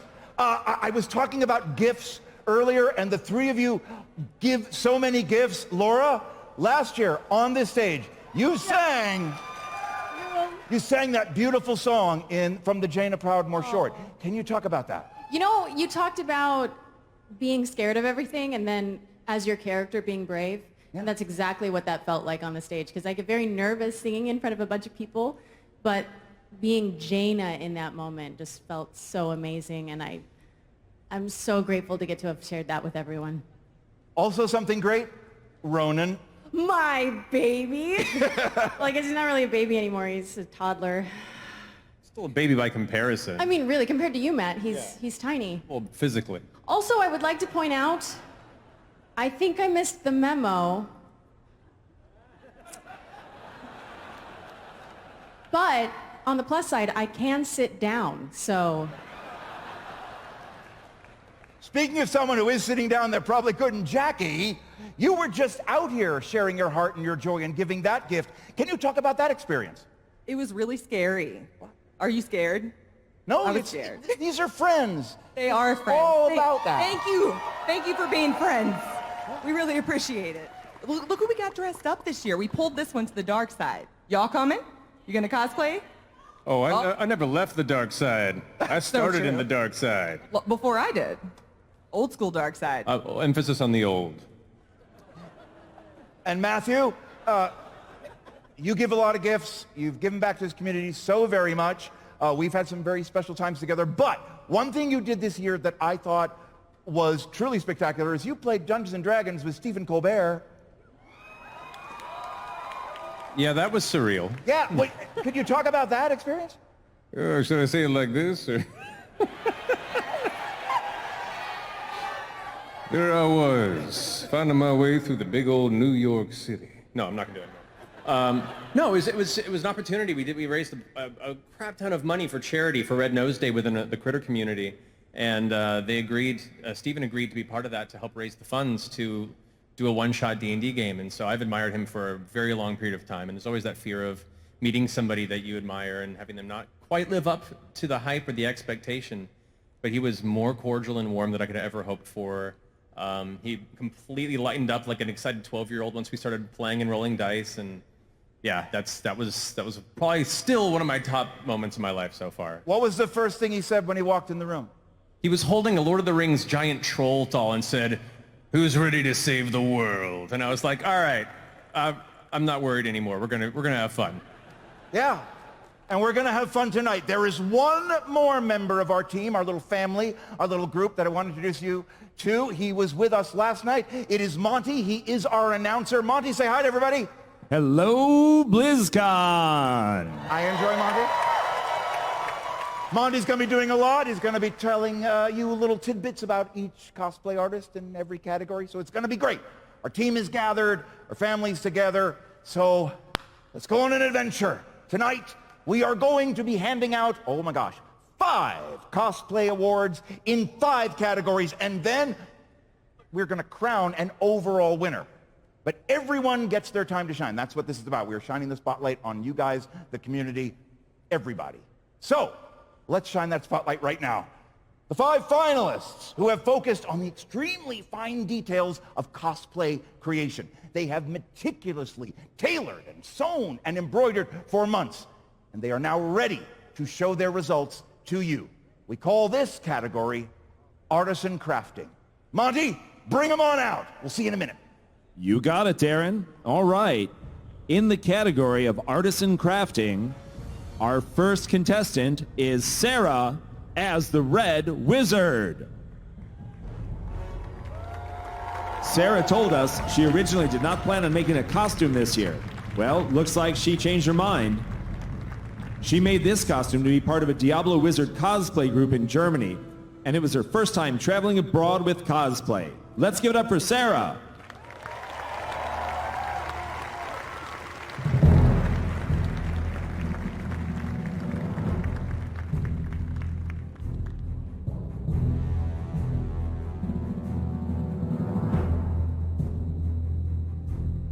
All right, up next is Monimon as the human Grand Marshal Warlock.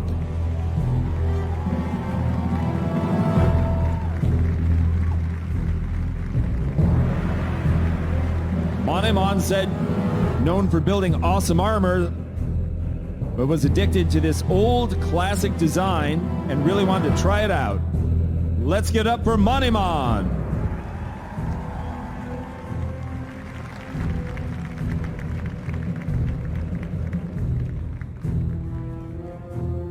All right, next up we have Consequence Cosplay as Magda, leader of the Coven.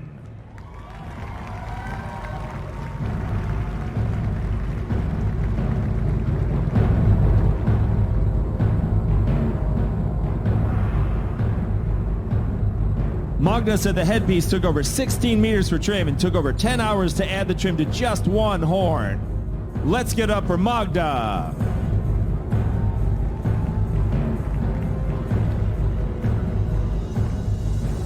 Okay, my mistake, and I apologize, but we also had Sylvanas Windrunner. That's Anna Ormelli as Sylvanas Windrunner.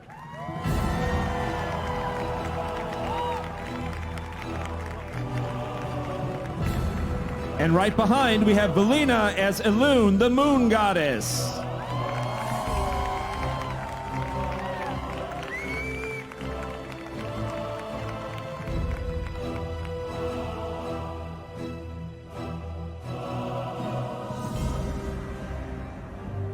All right, those are the 5 contestants for the Artisan Crafting category.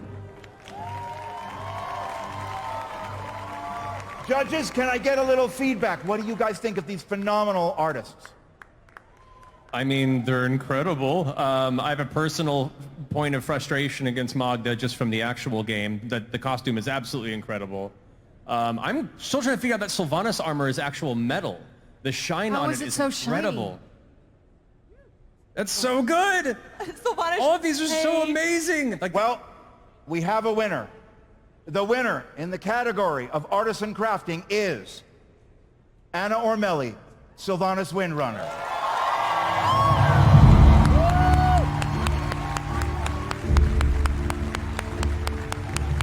Well done. Congratulations. Thank you. Thank you, everybody. Thank you so much. Beautiful, beautiful, beautiful work. And you guys can head on that way and get much needed rest. You can head right out. Wow, that was just the first category. That's what started off this evening. This is absolutely amazing. Now, what we're gonna do, I also want to remind you that the winner in this category will be joining us at the end when we crown an overall winner. So this is gonna be a really cool night. Now, the art. The art from this community is jaw-droppingly amazing. Always makes my heart go pitter-pat. So now it is time to recognize excellence in the art category. This year, like every year, we have received amazing submissions. We will crown 3 winners tonight, but we will start with our first place runner-up. It is from Peng Fei Lin, and it is called Awaken.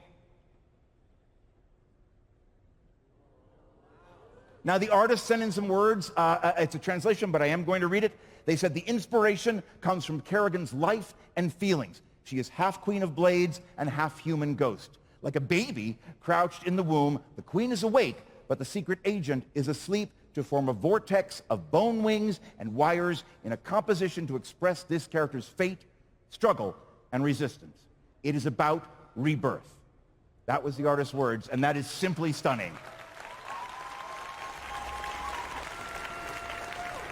And that's a runner-up. You guys do amazing work in sharing your joy in your heart. We are going to be seeing more as our evening goes on, but now it is time to celebrate a different kind of performance. Here is the first finalist in the talent competition. They are no stranger to this stage. The first year that I was here, a couple years ago, I was a judge. They were on this stage. Last year when I got to host for the very first time, they were on this stage. They won. They are here to defend their title. Let's learn a little bit more about Have No Fear.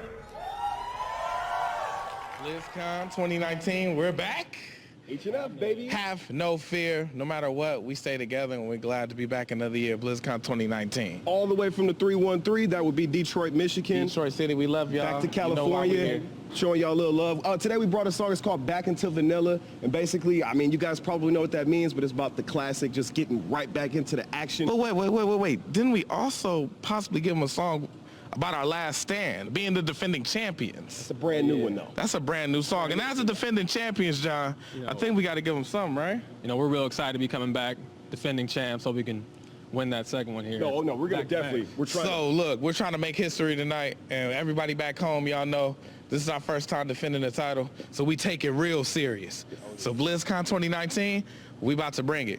Enjoy it. Have no fear! So happy to be We back. just want to say thank you. Y'all have always embraced us, and Let's do we it. come from a long way. And just Yeah. Who plays Classic WoW? Classic WoW. Hey. Y'all know what this is, right? We need some hi-hats, like. Is there water for me somewhere? Okay. Yeah. Come on. Maybe some little snares, like, you know what I'm saying, like. Okay, so we're in Tetrisville right now. Oh, thank you. Got it. Okay. Hey. Shout out to judges. It's beautiful as ever. Enjoy. It's high noon. Let's go. Let's Hey, get it. start them off, D9. Let's go. Here we go again. Yeah. Go and get your friends. Blizzard, hit the button. Take vanilla for a spin. Got seniority on this underclass. Moving up, I'm in my bag. You gotta stand still just like 100 class. Arcane shot, volley Or splash. fell through it. Mighty Bash going cat form. Dash. Spitting heat, face, fire blasting, don't interrupt. This an instant cast. PvP for some closure. Gave the boy, so I told you. Said he was in another realm. I said I'll pay for the transfer over. Sitting silly, we gon' fold you. Thought we already told you. Say about an STV, or you gon' see how we throw ya. OG, the original. Yeah. Top of the game is the pinnacle. Rotation minimal, damage is critical. And our DPS the lyrical. Hey. Call off my job. I'm jumping. Back into vanilla. Spending dungeons with the squad. I'm jumping. Back into vanilla. Leroy Jenkins in the mob. I'm jumping. Back into on both knees. On the ground and I pray. I like that I pray. For the blessing of Usa. Blessing of Usa. And the light of the sage. I like that sage. For the might of Ursa. Might of Ursa. For my Furious rage. Furious rage. I'm just like in the cage. Needed my intervention from a mage. Hey, yeah. My storm rage like I'm iller than you. I'm iller than you. Look, ask yourself, what is your healer gonna do? Man, what is your healer gonna do? You gotta be honorable even in dying. That's why I pray for a warrior's death. Take it out the quiver, put it through my chest as I take my last breath. Back then, I was hybrid, blast cross shots like Chris Walk 'em up. Wind fury for the big crit. Did the hits so I couldn't You miss. going to the graveyard, I got foresight. If it's in my nature to be forthright, been going hard for like 4 nights. You're right, this ain't Fortnite. What is that melody? This is it, y'all. This is it for us, y'all. If y'all last love us, let's stand. hear some noise. Hey, BlizzCon, hear me close. hey, let's slow it up a little bit. Speak to him, man. Speak to him. Talk to him. 4 years ago, we were brand new, trying to do more. In YouTube, all we saw was horde, Alliance Pride, giving up the score. We could no tune, then we hit the core, but we always knew it was start a war. Then we took a shot to hit the top spot. We would never stop until we start a war. Listen, when we saw on the stage, late night, putting work for days. Put in work for days. Best believe we can pave the way, coasting and ride the wave. To rent to rain. Got love for everyone here, especially if you cosplay. We love you cosplayers. Yeah, it sucked not getting first place, but we bounce back like hunters different Let's games. go. I've been behind the scenes where we can show you some things. Like how you think Lucio was made? Us. Being here feels like playing the game. Every year was magical, so much in the memory bank. So much love here, year after year, and y'all the reason that we're here today. Hey, I hope y'all can see it. Yeah, this passion I bleed it. We bleed it. Never coward or retreated. Wasn't finna leave here feeling defeated. Nah. Felt all of that hate when you said it. And seen all them comments We already. saw Reddit. Maybe it's think, but with me, I A plus with perpetual effort. Look back and I just don't want to regret it. Felt like the Nebuchadnezzar, I'm headed. We are the link, it just say we embedded. Playing low cost forever indebted. Yeah. This ain't no whisper message. Soul touch said we so separate. King and signs said we worship the devil. Man, I love that on so many levels. Now, who was here in BlizzCon 2013? 2013. For the longest time, BlizzCon has been played by the Horde's finest. This is the first song we ever did. But not tonight. Not tonight. Hey. Hey. The Alliance is here.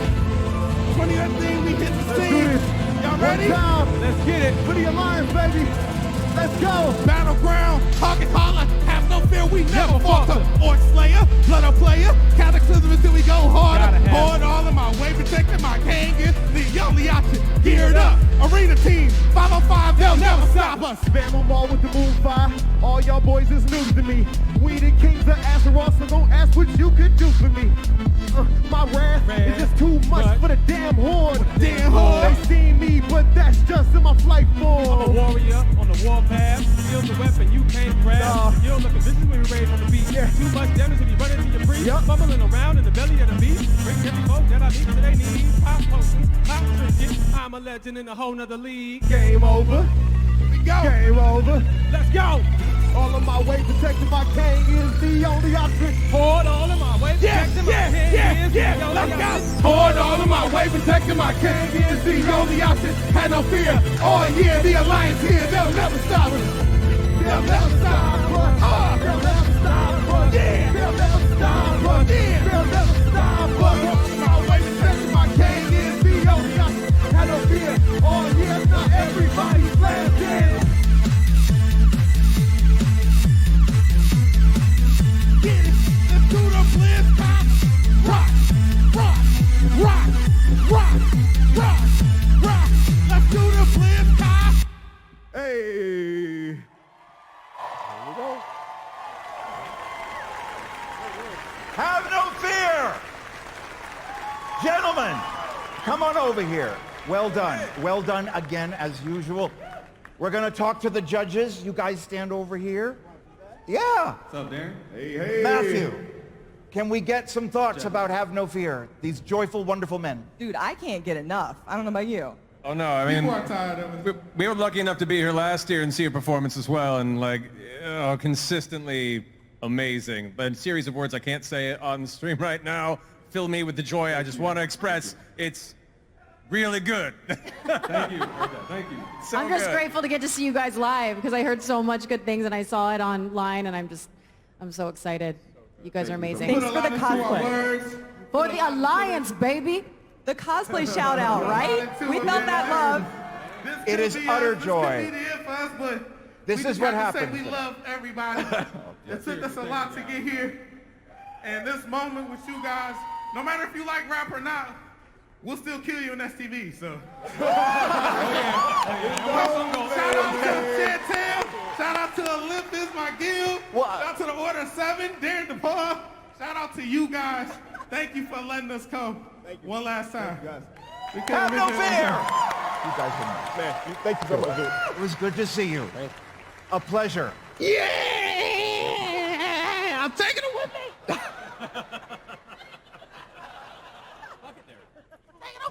He messed up the suit. I'm gonna break a hip tonight. This is insane and I love it. Okay, so what are we doing now? We're gonna show a little short film. That is our little category. How do I remember these? CAT. Cosplay, art, talent, but the CAT fails, so film, F. C-A-T-F. That's how I keep the run of the show in my head. I'm a weird person, as mentioned earlier. So, we are gonna move on to the last type of award. It is the movie contest, and as with the art contest, we are going to crown 3 winners this evening. We are going to start with our first runner-up. This comes from 15-year-old Aja Bradesco. Now, they were an actor in one of the films last year, and now they have submitted a movie. They were in the first place movie last year, and they have submitted a movie. This is that film, and it is called Game On. Let's take a look.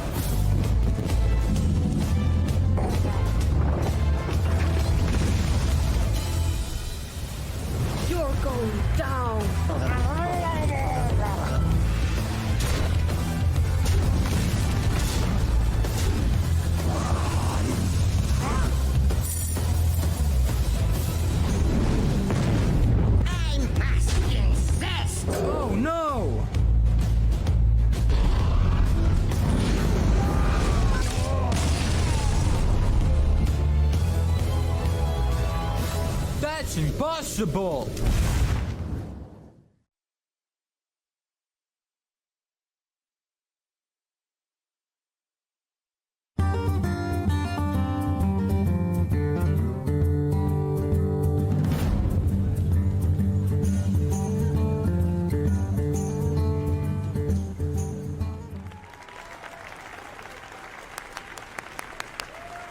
First film of the night, game on. And now we are going back to costume. Okay, what is it? Oh, it's a big one. These are the big guys. The large-scale fabrications, the mech suits and power armor that are indeed larger than life. It is our next category of the cosplay competition. And it is large-scale fabrication. Monty, bring them out and tell us a little bit about each one of them. You got it, Darren. I'm happy to do that. First up, in large-scale fabrication, we have Jonathan as the Fell Reaver. Jonathan wanted us to know this project is all about his son, Tino, and their connection to World of Warcraft. His son turns 18 today, and they took a cross-country road trip from Tennessee to Anaheim. Let's give it up for Jonathan.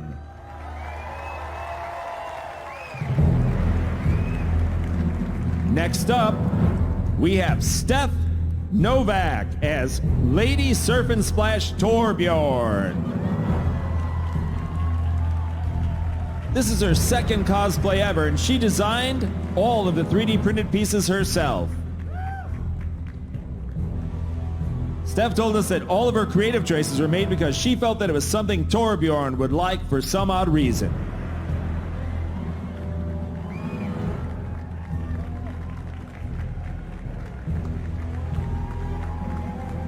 Next up, we've got Fendove as the Arakoa Outcast.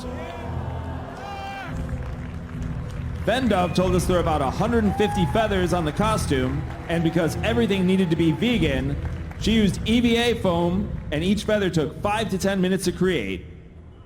Let's give it up for Fendove.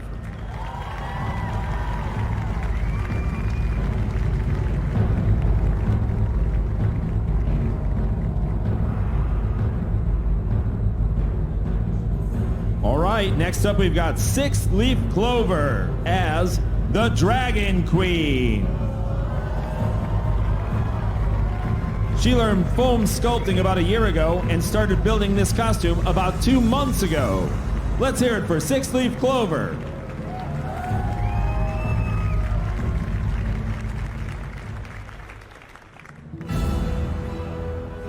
And we've got Kaleidoscope Costumes as Ragnaros, the Fire Lord.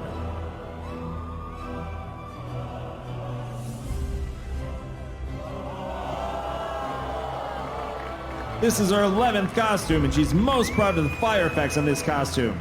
She worked hard to create something that very closely resembles fire while remaining lightweight. She told us around 2,000 individual diodes in this costume, all battery-operated fairy lights. Let's hear it for Kaleidoscope Costumes.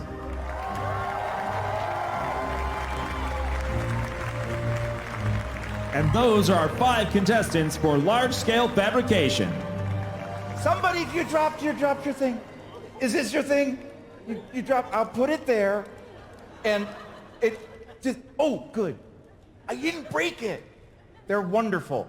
You guys, the view that I get backstage, it's amazing watching all the little detail and seeing the hard work that he puts in. Okay, judges, I want to come to you guys. Matthew, you were in cosplay tonight. What do you think about these phenomenal artists? I mean, this is my favorite category every year because everything is just so grandiose and incredible how you can create these massive frames as a singular person. First off, the Fell Reaver, flashbacks to Burning Crusade and desperately running for my life as soon as it came on stage.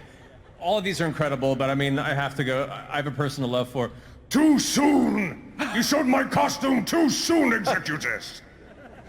Jackie, as someone that does this, what are your thoughts?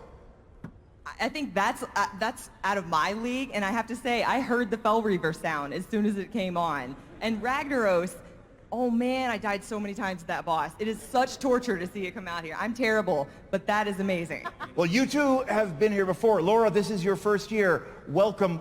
What do you think? I gasped with every single person that came out on stage. This is beyond my comprehension that anybody would be able to do this. Everybody looks phenomenal. I just want to go get a picture with every single person. Yeah. Yeah. These are amazing works of art. And the winner of large-scale fabrication is Jonathan as the Fell Reaver. Take your moment, Jonathan.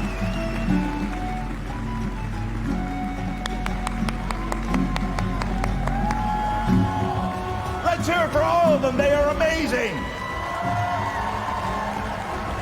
Okay, you guys, you can take a break. You head off that way, sit down, have some lovely hot chocolate, and enjoy the accolades that you much, much deserve for all of your hard work. Let's hear it one more time for all of them.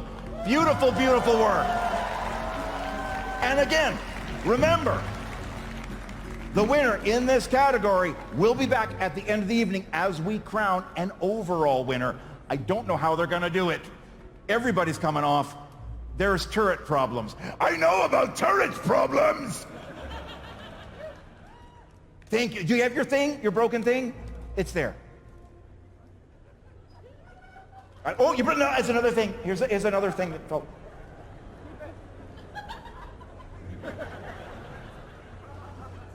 We'll keep this for later. It is. I mean, you look at the paint and everything.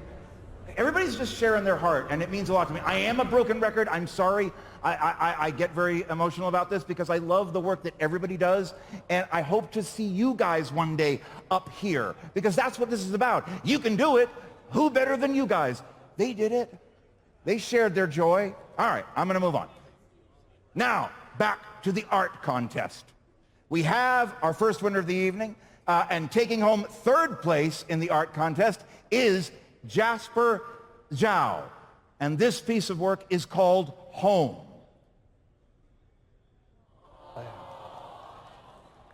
Now, Jasper said,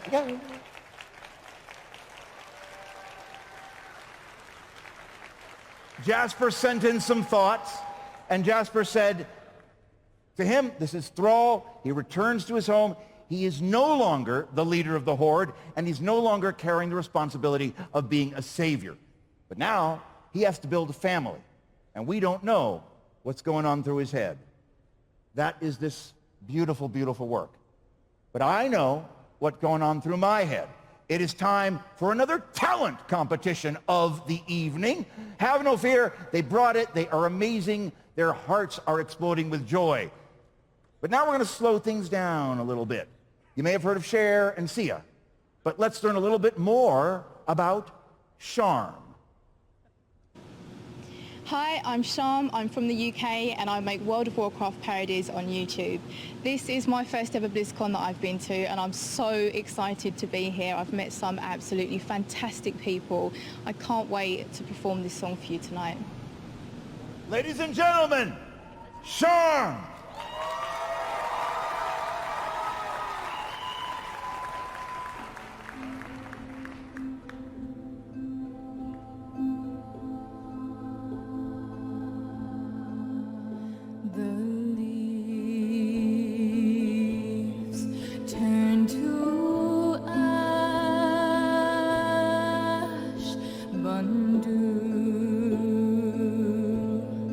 Thought he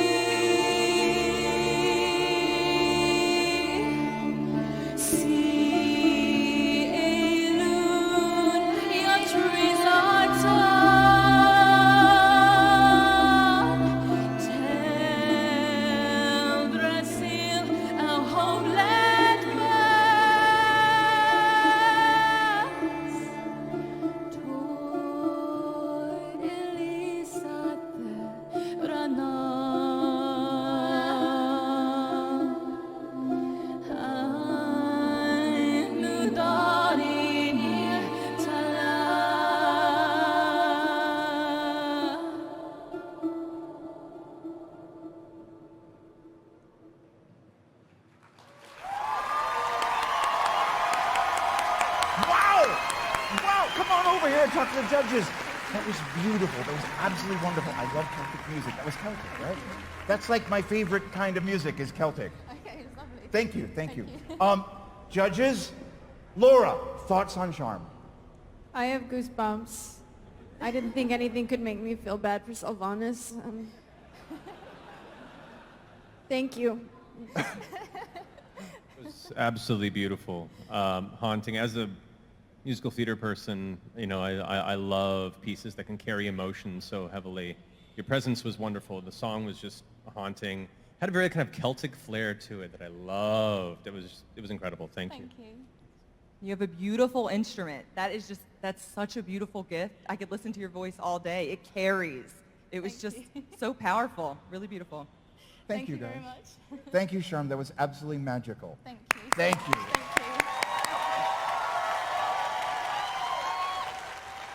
I'm very happy. That was wonderful. Okay, we are going to see Charm again at the end of the evening when we crown an overall winner. That's the kind of way we do things around here. But let's go back to the movie contest. Our third place winner comes from the world of StarCraft. Ooh, Jiminy Crickets.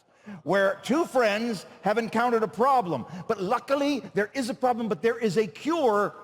This is the Zerg solution.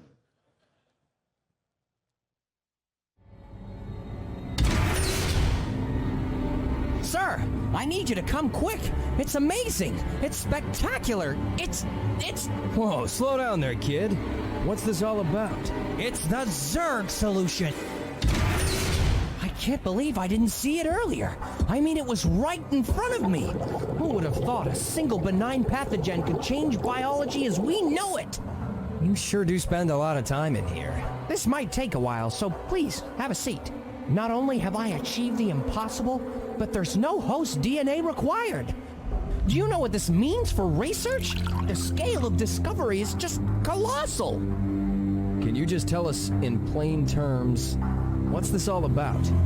I found a way to transform anyone into a Zerg. But unlike an infestation, this is a completely safe method. Of course, I wouldn't want to burden anyone by making them a test subject, so I volunteered myself. So if you turn into a Zerg, does that mean you'll want to attack us? Worry not. I've taken the utmost security measures. These titanium harnesses will keep me fully restrained. And the door scanners have been reprogrammed to only open for you. There's absolutely no way I'll be leaving this room. Oh, I almost forgot. Gotta make sure I'm documenting this.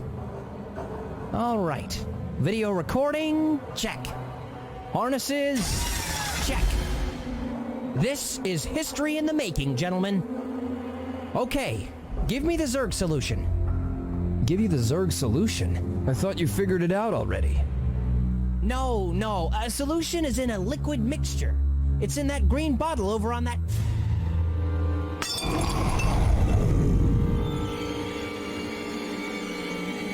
Oh dear.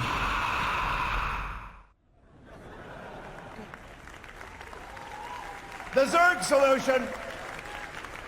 Now, we're going to move on back to the costume part of our evening. Our third costume category of the evening. It's kind of a fun one. I was just backstage seeing them, and my heart was going pitter-pat. My favorite part about this category is, you know, someone looked last year and went, they all have weapons. I want a weapon. This category is for the weapon people. This is called, let's see. Oh my gosh, they're just surprising me with everything here. I should have known. I'm an old, foolish man. This category is weapons and armor. Monty, bring them on out and tell us a little bit about them. You got it, Darren. All right, I'm going to bring you out the contestants in the weapons and armor category. First up, we have Ashley as Queen Anduin. Ashley wants us to know her Anduin cosplay is handmade from Warbler, thermoplastic, and EVA foam. She is most proud of the lion's head on the chest piece and shoulders because she considers herself a novice sculptor. It doesn't look novice to me. You can decide what you think.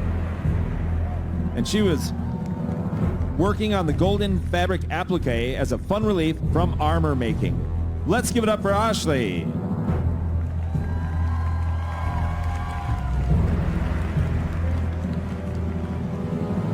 Next up is Stoof as Arthas Menethil. Stoof has handmade scale mail and thinks Reinhardt would appreciate her armor. She started crafting this way back in March. Let's hear it for Stoof.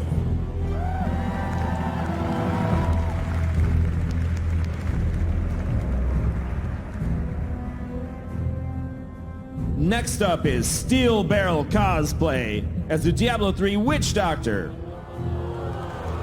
This whole costume only weighs about 8 pounds because it's entirely made of foam. Steel Barrel Cosplay told us they're most proud of the paint job, spending close to 200 hours painting this costume. And the design is a combination of the in-game armor and the Witch Doctor crest.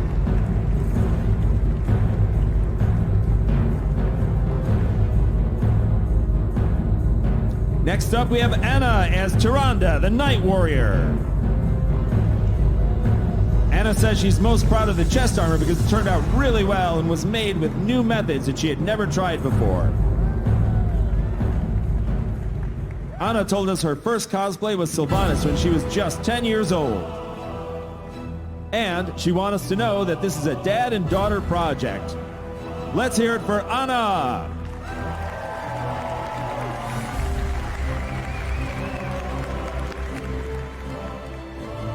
All right, our last contestant in this category is Vindy Cosplay as the Demon Hunter. Vindy wants to know that everything is EVA foam, from the armor to the quiver to the two-handed crossbow. The whole thing is lightweight and flexible.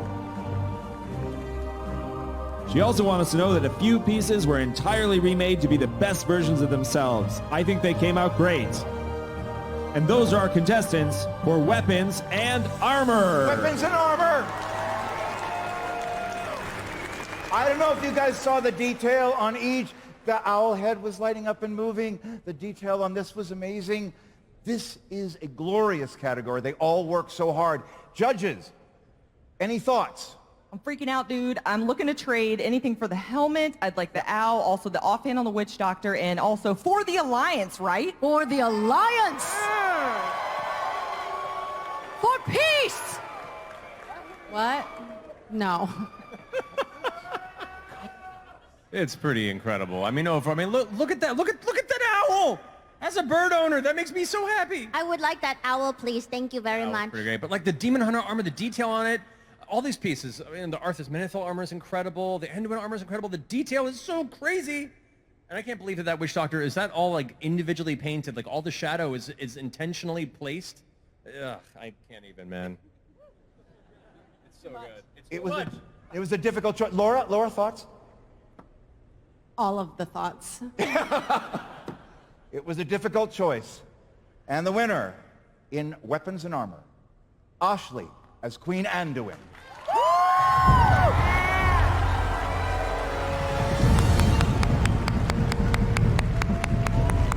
Let's hear it for all of them. They put a lot of hard work. Absolutely beautiful. Get your accolades. Thank you, everybody. You can head off that way. And as a reminder, we will be seeing the winner in this category at the end of the evening when we crown an overall winner. I am loving this. Last year, I remember, smell my cupcakes. That was her. If you remember that moment. It was wonderful and awkward, and I loved it. She had cupcakes that had aroma. It was really cool. The amount of dedication to every little piece. Okay, we're going to go back to the art contest. We've already seen some amazing entries tonight, and we're about to unveil our second place winner. This comes from Sergey, and it is titled Jaina, Ghosts of the Past. The artist has sent in something they'd like read. This illustration tells about Jaina's state of mind. She's had a tough life. She lost her friends and family. And the artist wanted to reflect that in this illustration. I think they did, because it is very special. Moving on. You can do that. Put some work into that. I love it. We are now going to our third entry in the talent competition tonight. Have no fear and charm were great. I am so joyful that they were out here. And now we have someone else for you to meet. They're going to set the bar a little high. This act is not looking to out-sing them. They are called Gaudium Quartet. Let's learn about it. Hello, we are Gaudium Quartet. My name is Chani, Bohi, Jisung. I'm Une. We are participating in a talent show Blizzcon 2019. We are really excited about to be here, and we are performing tonight with 2 violins and 1 bass guitar and 1 keyboard. Actually, our song name is Enjoy Yourself. So I hope you enjoy your time, and we're gonna enjoy our time. So it's gonna be wonderful night at Blizzard 2019. Thank you. Super cool. Super cool. We're getting set up. The excitement is building. We're almost ready. It's gonna happen. It's time for Gaudium Quartet. Let's hear it for them. Hi, welcome. Hi.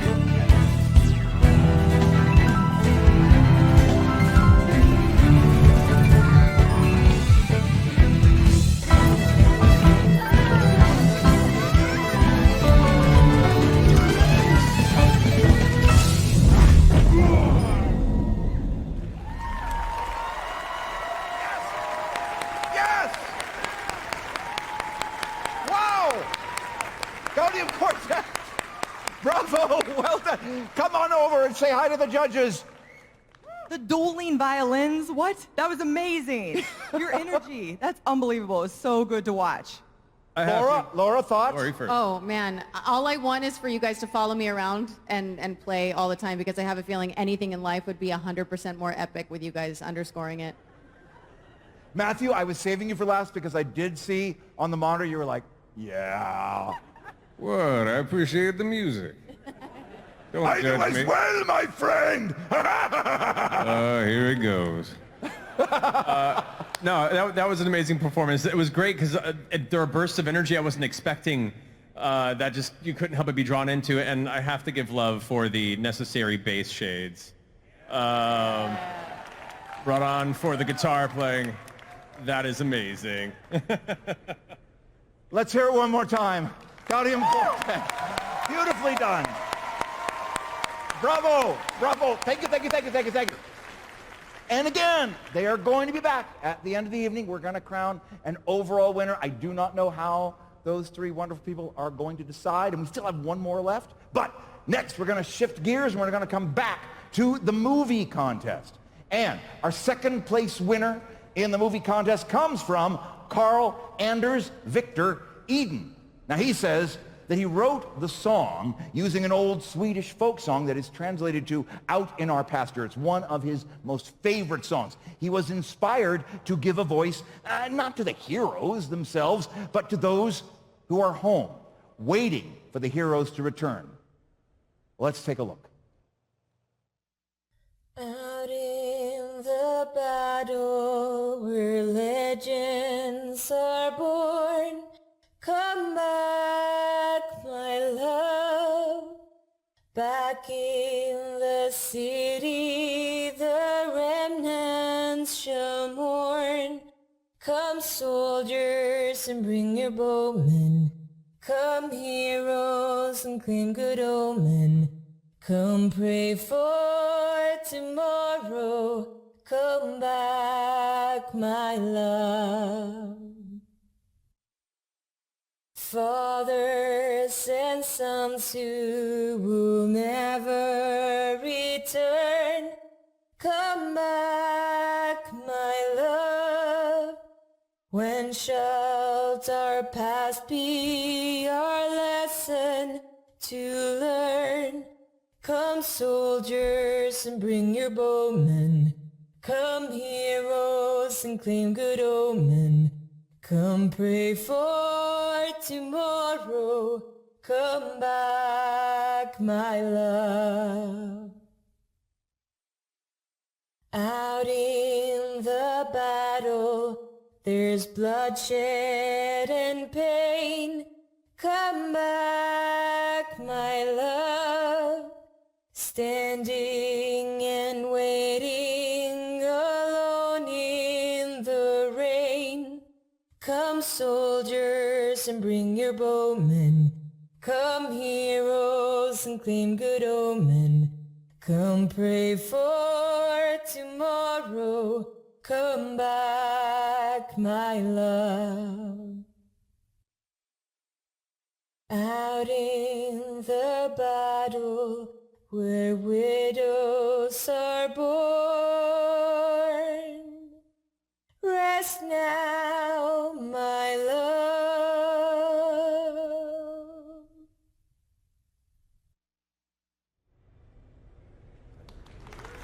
Is it?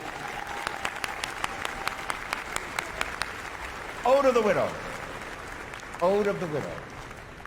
You guys get great stuff tonight. This is wonderful. Now we're going to go back to cosplay, to costume. Our fourth category of the evening, it's all about teamwork. Now, you've seen some very special focuses in some of these categories tonight, but this one is simple. Each one of these costumes took more than one person to put together. Let's see the results. Monty, bring them out and tell us a little bit about them. I believe this is group construction. Monty, bring them out. You got it, Darren. I'm happy to bring you group construction. First up is Feltation as the Raven Lord. Feltation said he's really proud of how the costume came together. It was a group effort and came out just as they imagined it. He said he did most of the concept and design for the costume and had his friends help put it all together. However, he also acquired a stress fracture in his leg and has to scooter around the con. Let's give it up for Feltation.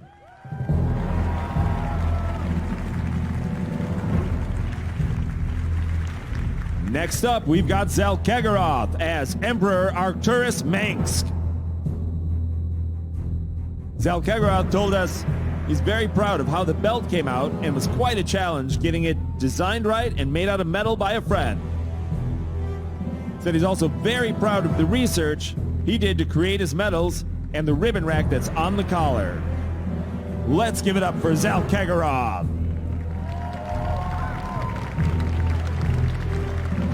Next up, following in his in-game father's footsteps, is Ravano as Prince Valerian Mengsk. And he told us he's proud to be here with his best friend. Let's hear it for Ravano.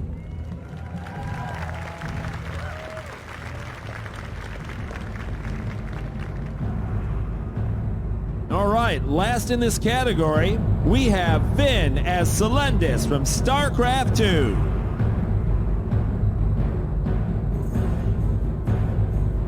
Finn wants us to know that this costume includes a lot of ABS plastic vacuum forming for the armor, head, and shoes.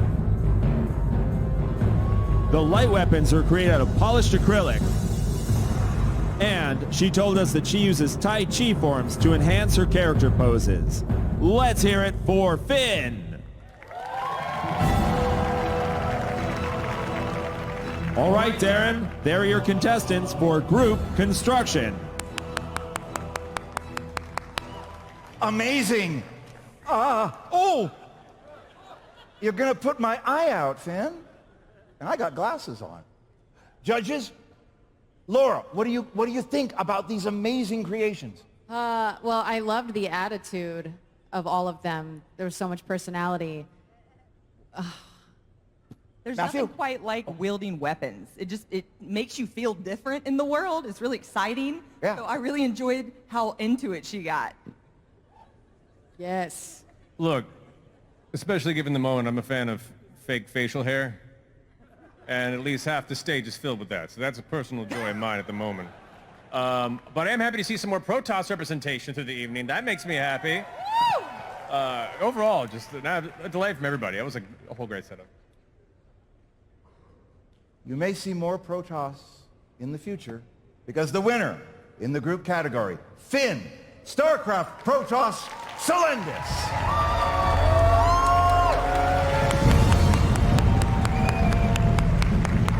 Let's hear it for all of them. They put in amazing work. Congratulations, everyone. You deserve your accolades. Beautifully done. Yeah, you can go. Yeah, you're gonna take a break. You were wonderful. Yeah, you can head off that way and fight evildoers. And I walk that way in tight pants as well. It is. How do they make these? This just boggles my mind. This is a fantastic evening. And again, the winner in this category, gonna be back at the end of the evening when we give an overall winner. Okay, we are at the big awards of the evening. The art you have seen tonight is just a taste of some of the many amazing submissions that Blizzard receives every year. It is time for the first place winner in the art contest. Thank you. And it comes from Crazy JN, and it's called Thrall in the Tavern.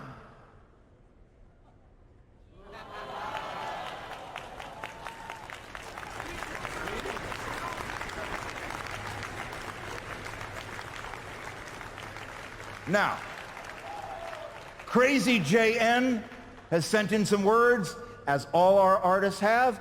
Crazy JN says, Thrall is playing cards in the tavern and is having a really bad draw. This was not a really bad draw. This was a beautiful draw. Let's hear it for Crazy JN. This is the first place winner in this year's art contest. Okay, I cannot believe it, but our last talent performer of the evening is about to come out. Everything is just moving too fast. I do not want this evening to end because I love this every year. I really, really, really look forward to it. Our last act is also a repeat, like Have No Fear. They were a crowd favorite the last time they were here. It was a couple years ago. I was sitting over there as a judge. They are back to try and take home the talent competition title. Let's learn a little bit more about Ba Ram You. Hello, BlizzCon 2019.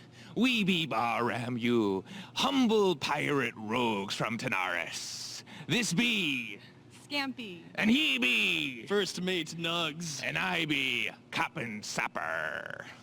We're here at BlizzCon 2019 to pick a few pockets, yeah? We're gonna get some gold, some treasure, some booty.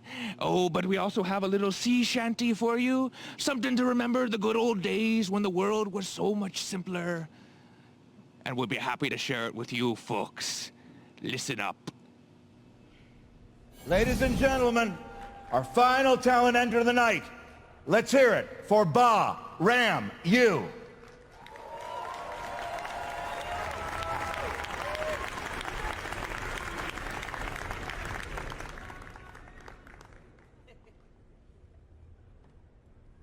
Ahoy, BlizzCon 2019! I've got but one question for ye. Has anybody seen Man Crick's wife? Anybody? You? Judges? No? Don't be trolling me, judges. All right. Are you ready, kids? I can't hear you! 1, 2, 3, horde!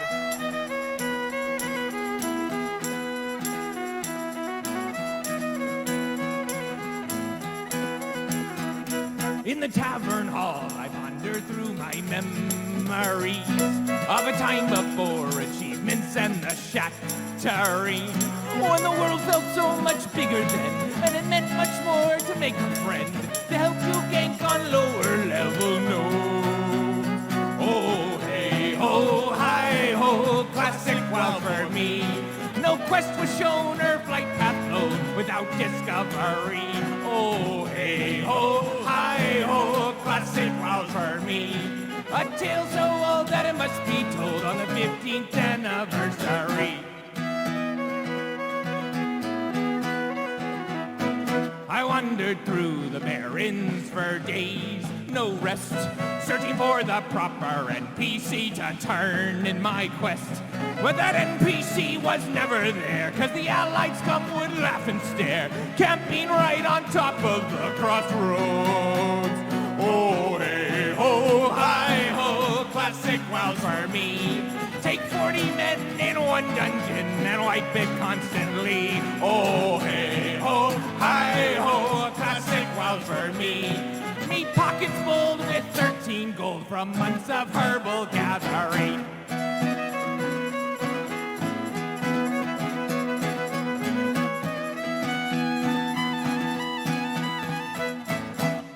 Did someone say Thunder Fury, blessed blade of the Windseeker?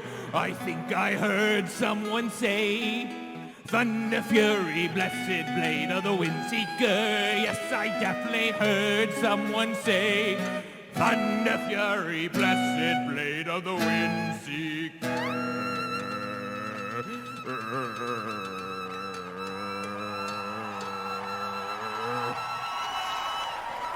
Hey ho, hi ho, classic WoW for me. Too much gold to count for a basic mount and a mage portal ain't free. Oh hey ho, hi ho, classic WoW for me.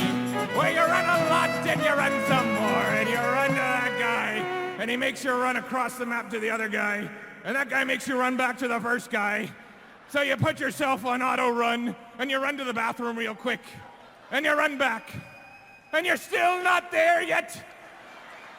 So you just keep running. La da da da da. Oh hey ho, hi ho, classic Wilds for me. Where I shan't get bored screaming for the horde.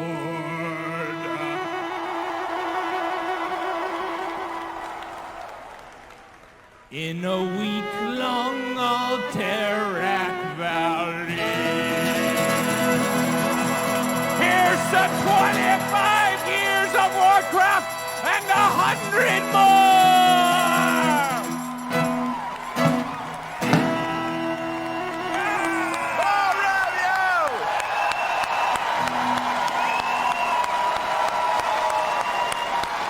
Come on over here. Come on over here. Thank you, guys. I remember you from 2 years ago when I was sitting over there as a judge, and the thing I said when you were done, and it's the same thing as Bahram you, more like Bahram, I love you. So thank you for that. It was really, really wonderful. Okay, now we're going to hand it off to the judges. Laura, thoughts on Bahram you?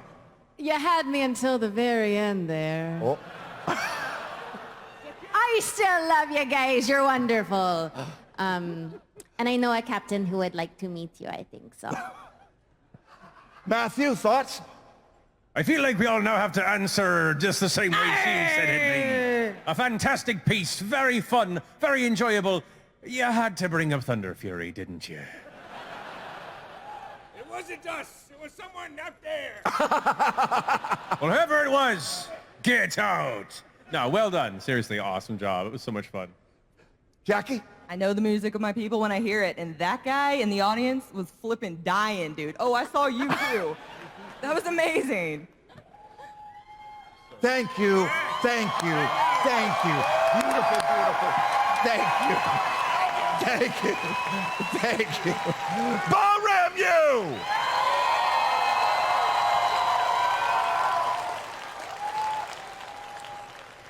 This has been a good night. Okay, we are really close to bringing all 4 acts back up when we crown our talent contest winner. But it is now time to crown our movie contest winner. It comes from Stephen Patrick Deering, and he says it is inspired by the greatest villain ever created, the Lich King. But this movie is not about the Lich King. This movie is about the Lich Steve. Ladies and gentlemen, our first place film winner, the Lich Steve.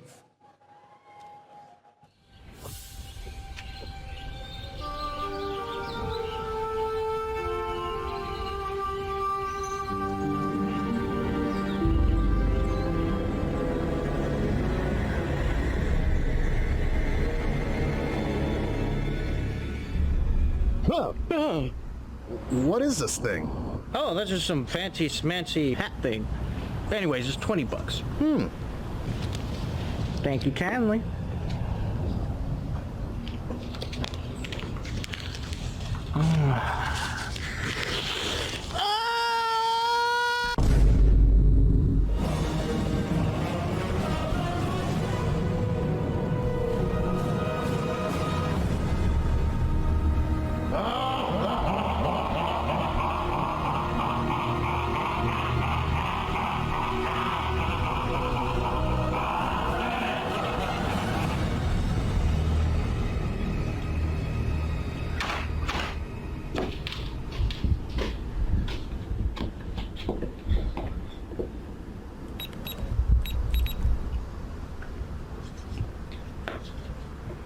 Oh, hey, Steve.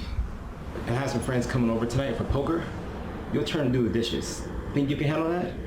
You dare challenge me? I am the Lord of the Scourge, the Might of Northrend, assistant manager at Applebee's, master of the undead. I am the Lich Steve. Okay, so dishes, maybe before 7? Maybe before 7. Great! And don't you and your stupid hat go embarrass me in front of my friends.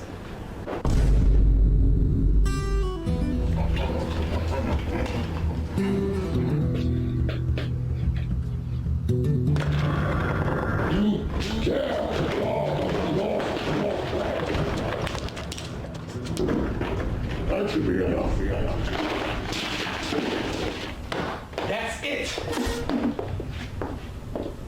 Ever since you found that hat, you become a real pain. Take it off. You dare threaten the Lord of the Damned.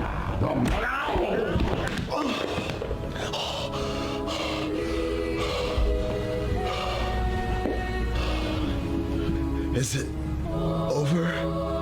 At long last, no king can rule forever. I see only darkness for me. Tragic.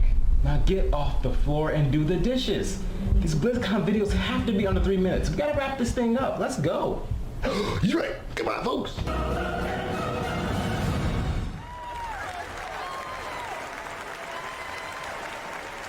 The Lich Steve. Congratulations, Stephen. Now, I have just been told backstage that Stephen and the Lich Steve are wandering around. They may be in the audience tonight, but they're going to be here during the convention. So if you see the Lich Steve, get a picture, congratulate them, welcome them as part of our little community. Okay, costume contest. Our final costume category of the night is a new one this year, another new one this year. This category will produce our last finalist of the evening before we do crown our overall winner. And we call this one Outstanding Creation. Ooh. Monty, you are an outstanding creation. Would you tell us a little bit about each cosplayer and bring them all out? Our final cosplay category of the evening, Outstanding Creation. Aw, Darren, I'm blushing a little bit. All right, let's bring out the Outstanding Creations. First up, we have Christina cosplay as Frankenzaria. This costume was inspired by old sci-fi films and is an original design. This is her first monster suit created, and she wants us to know that she is also a powerlifter just like Zarya.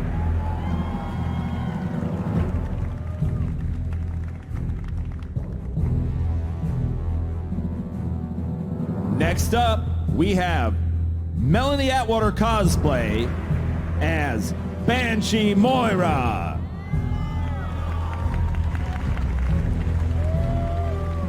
Melanie told us she's most proud of the sculpting work that she did, as well as the variety of disciplines that she had to use, which included sculpture, sewing, programming, foam work, and more.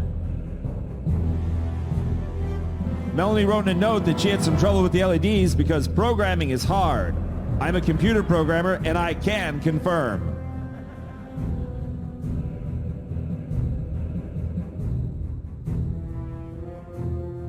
Next up, we have Lanny Saz as Ruthless Gladiator Tier 10.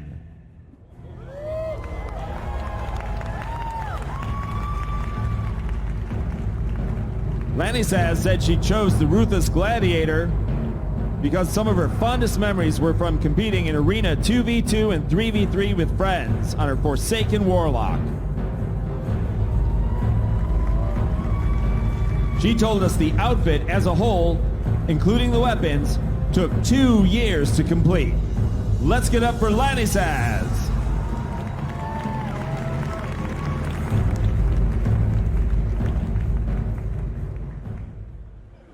Next up, we have Bio cosplay as the Treasure Goblin.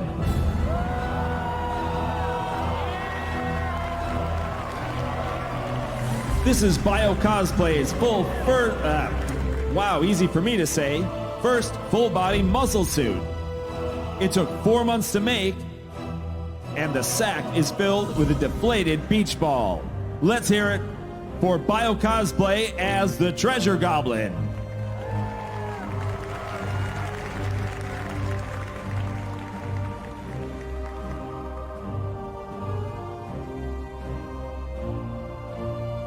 And last in our Outstanding Creation category, we have Cinderis as Leah, the Primeval.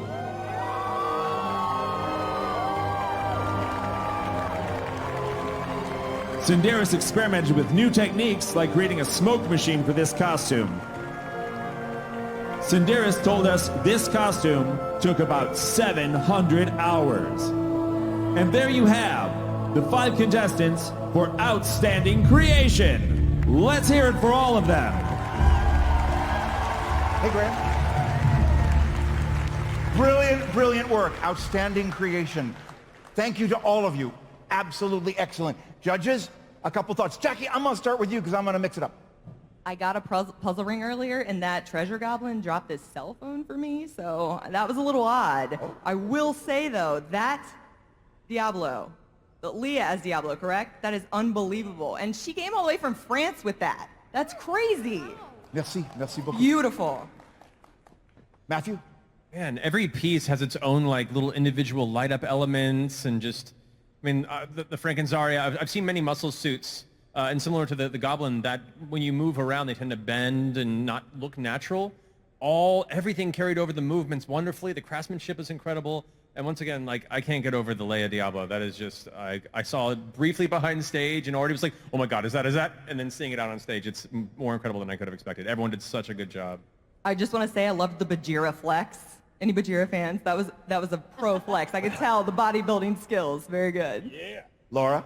I mean, obviously, all of it is so phenomenal. The light work and the freaking smoke machine. What? But don't you lie to me, Treasure Goblin. I know it's not a beach ball in there. And I'm coming after you. Okay. This is our final category of the evening.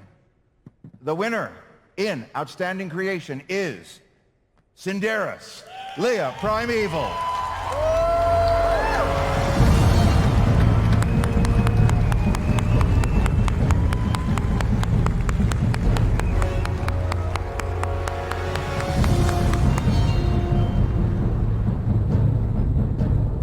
I told you, everybody is going to get their time to shine. These people have given their hearts. This is beautiful work.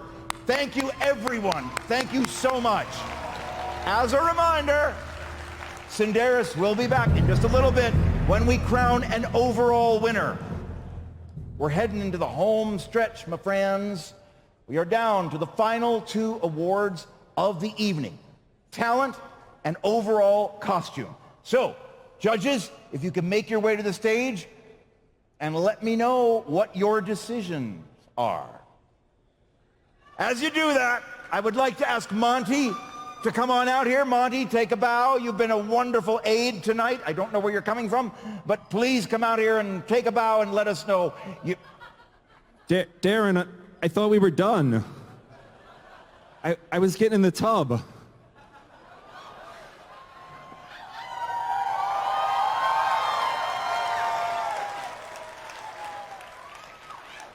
I guess I can spend another minute out here with you to crown the winners. Sure. Thank you, Monty. That was, you always surprise me every year. Thank you. Thank you. Okay, judges, let's bring out our 4 talent acts. Let's bring them back on the stage. Let's hear it again for Have No Fear, Charm, Gaudium Quartet, Bahram.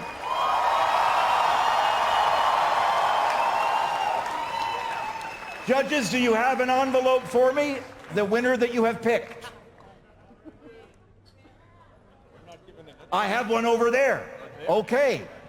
It's a world of surprises. I have 2 envelopes. Okay. Wow. All right. The winner of the talent competition for Blizzcon Community Night 2019 is Bahram.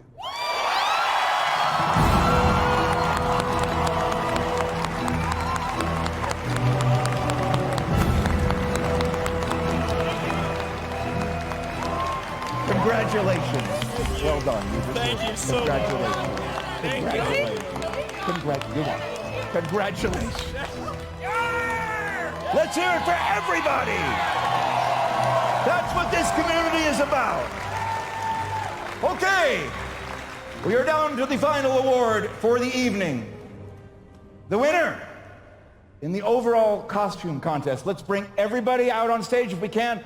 All of our 5 finalists in each category. If you can make your way to the stage, they'll be out in a second. Some of them, some of them take a long time because, wow, They put a lot of work into it. Here they come. Let's hear it for all of them as they enter the stage. Beautiful work. Beautiful work. Fabulous. Okay. It is almost that time. I hope you've had a wonderful time this evening. It has been very, very, very special. As I said, it's all about joy. The winner of the costume contest is Cinderis Leia Primeval.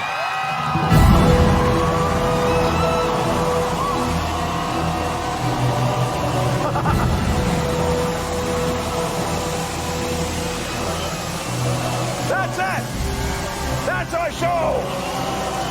Thank you, everybody! Thank you for being here! Thank you for watching at home! Thank you, Monty! Thank you to our judges! We'll do this again next year! Have a wonderful BlizzCon! Good night, everybody! Let's go! Come on! You are amazing! Thank you for attending Community Night. That concludes Day 1 activities on the Mythic stage. We will begin again tomorrow at 10 a.m. with Voices of Azeroth, A Hero's Journey.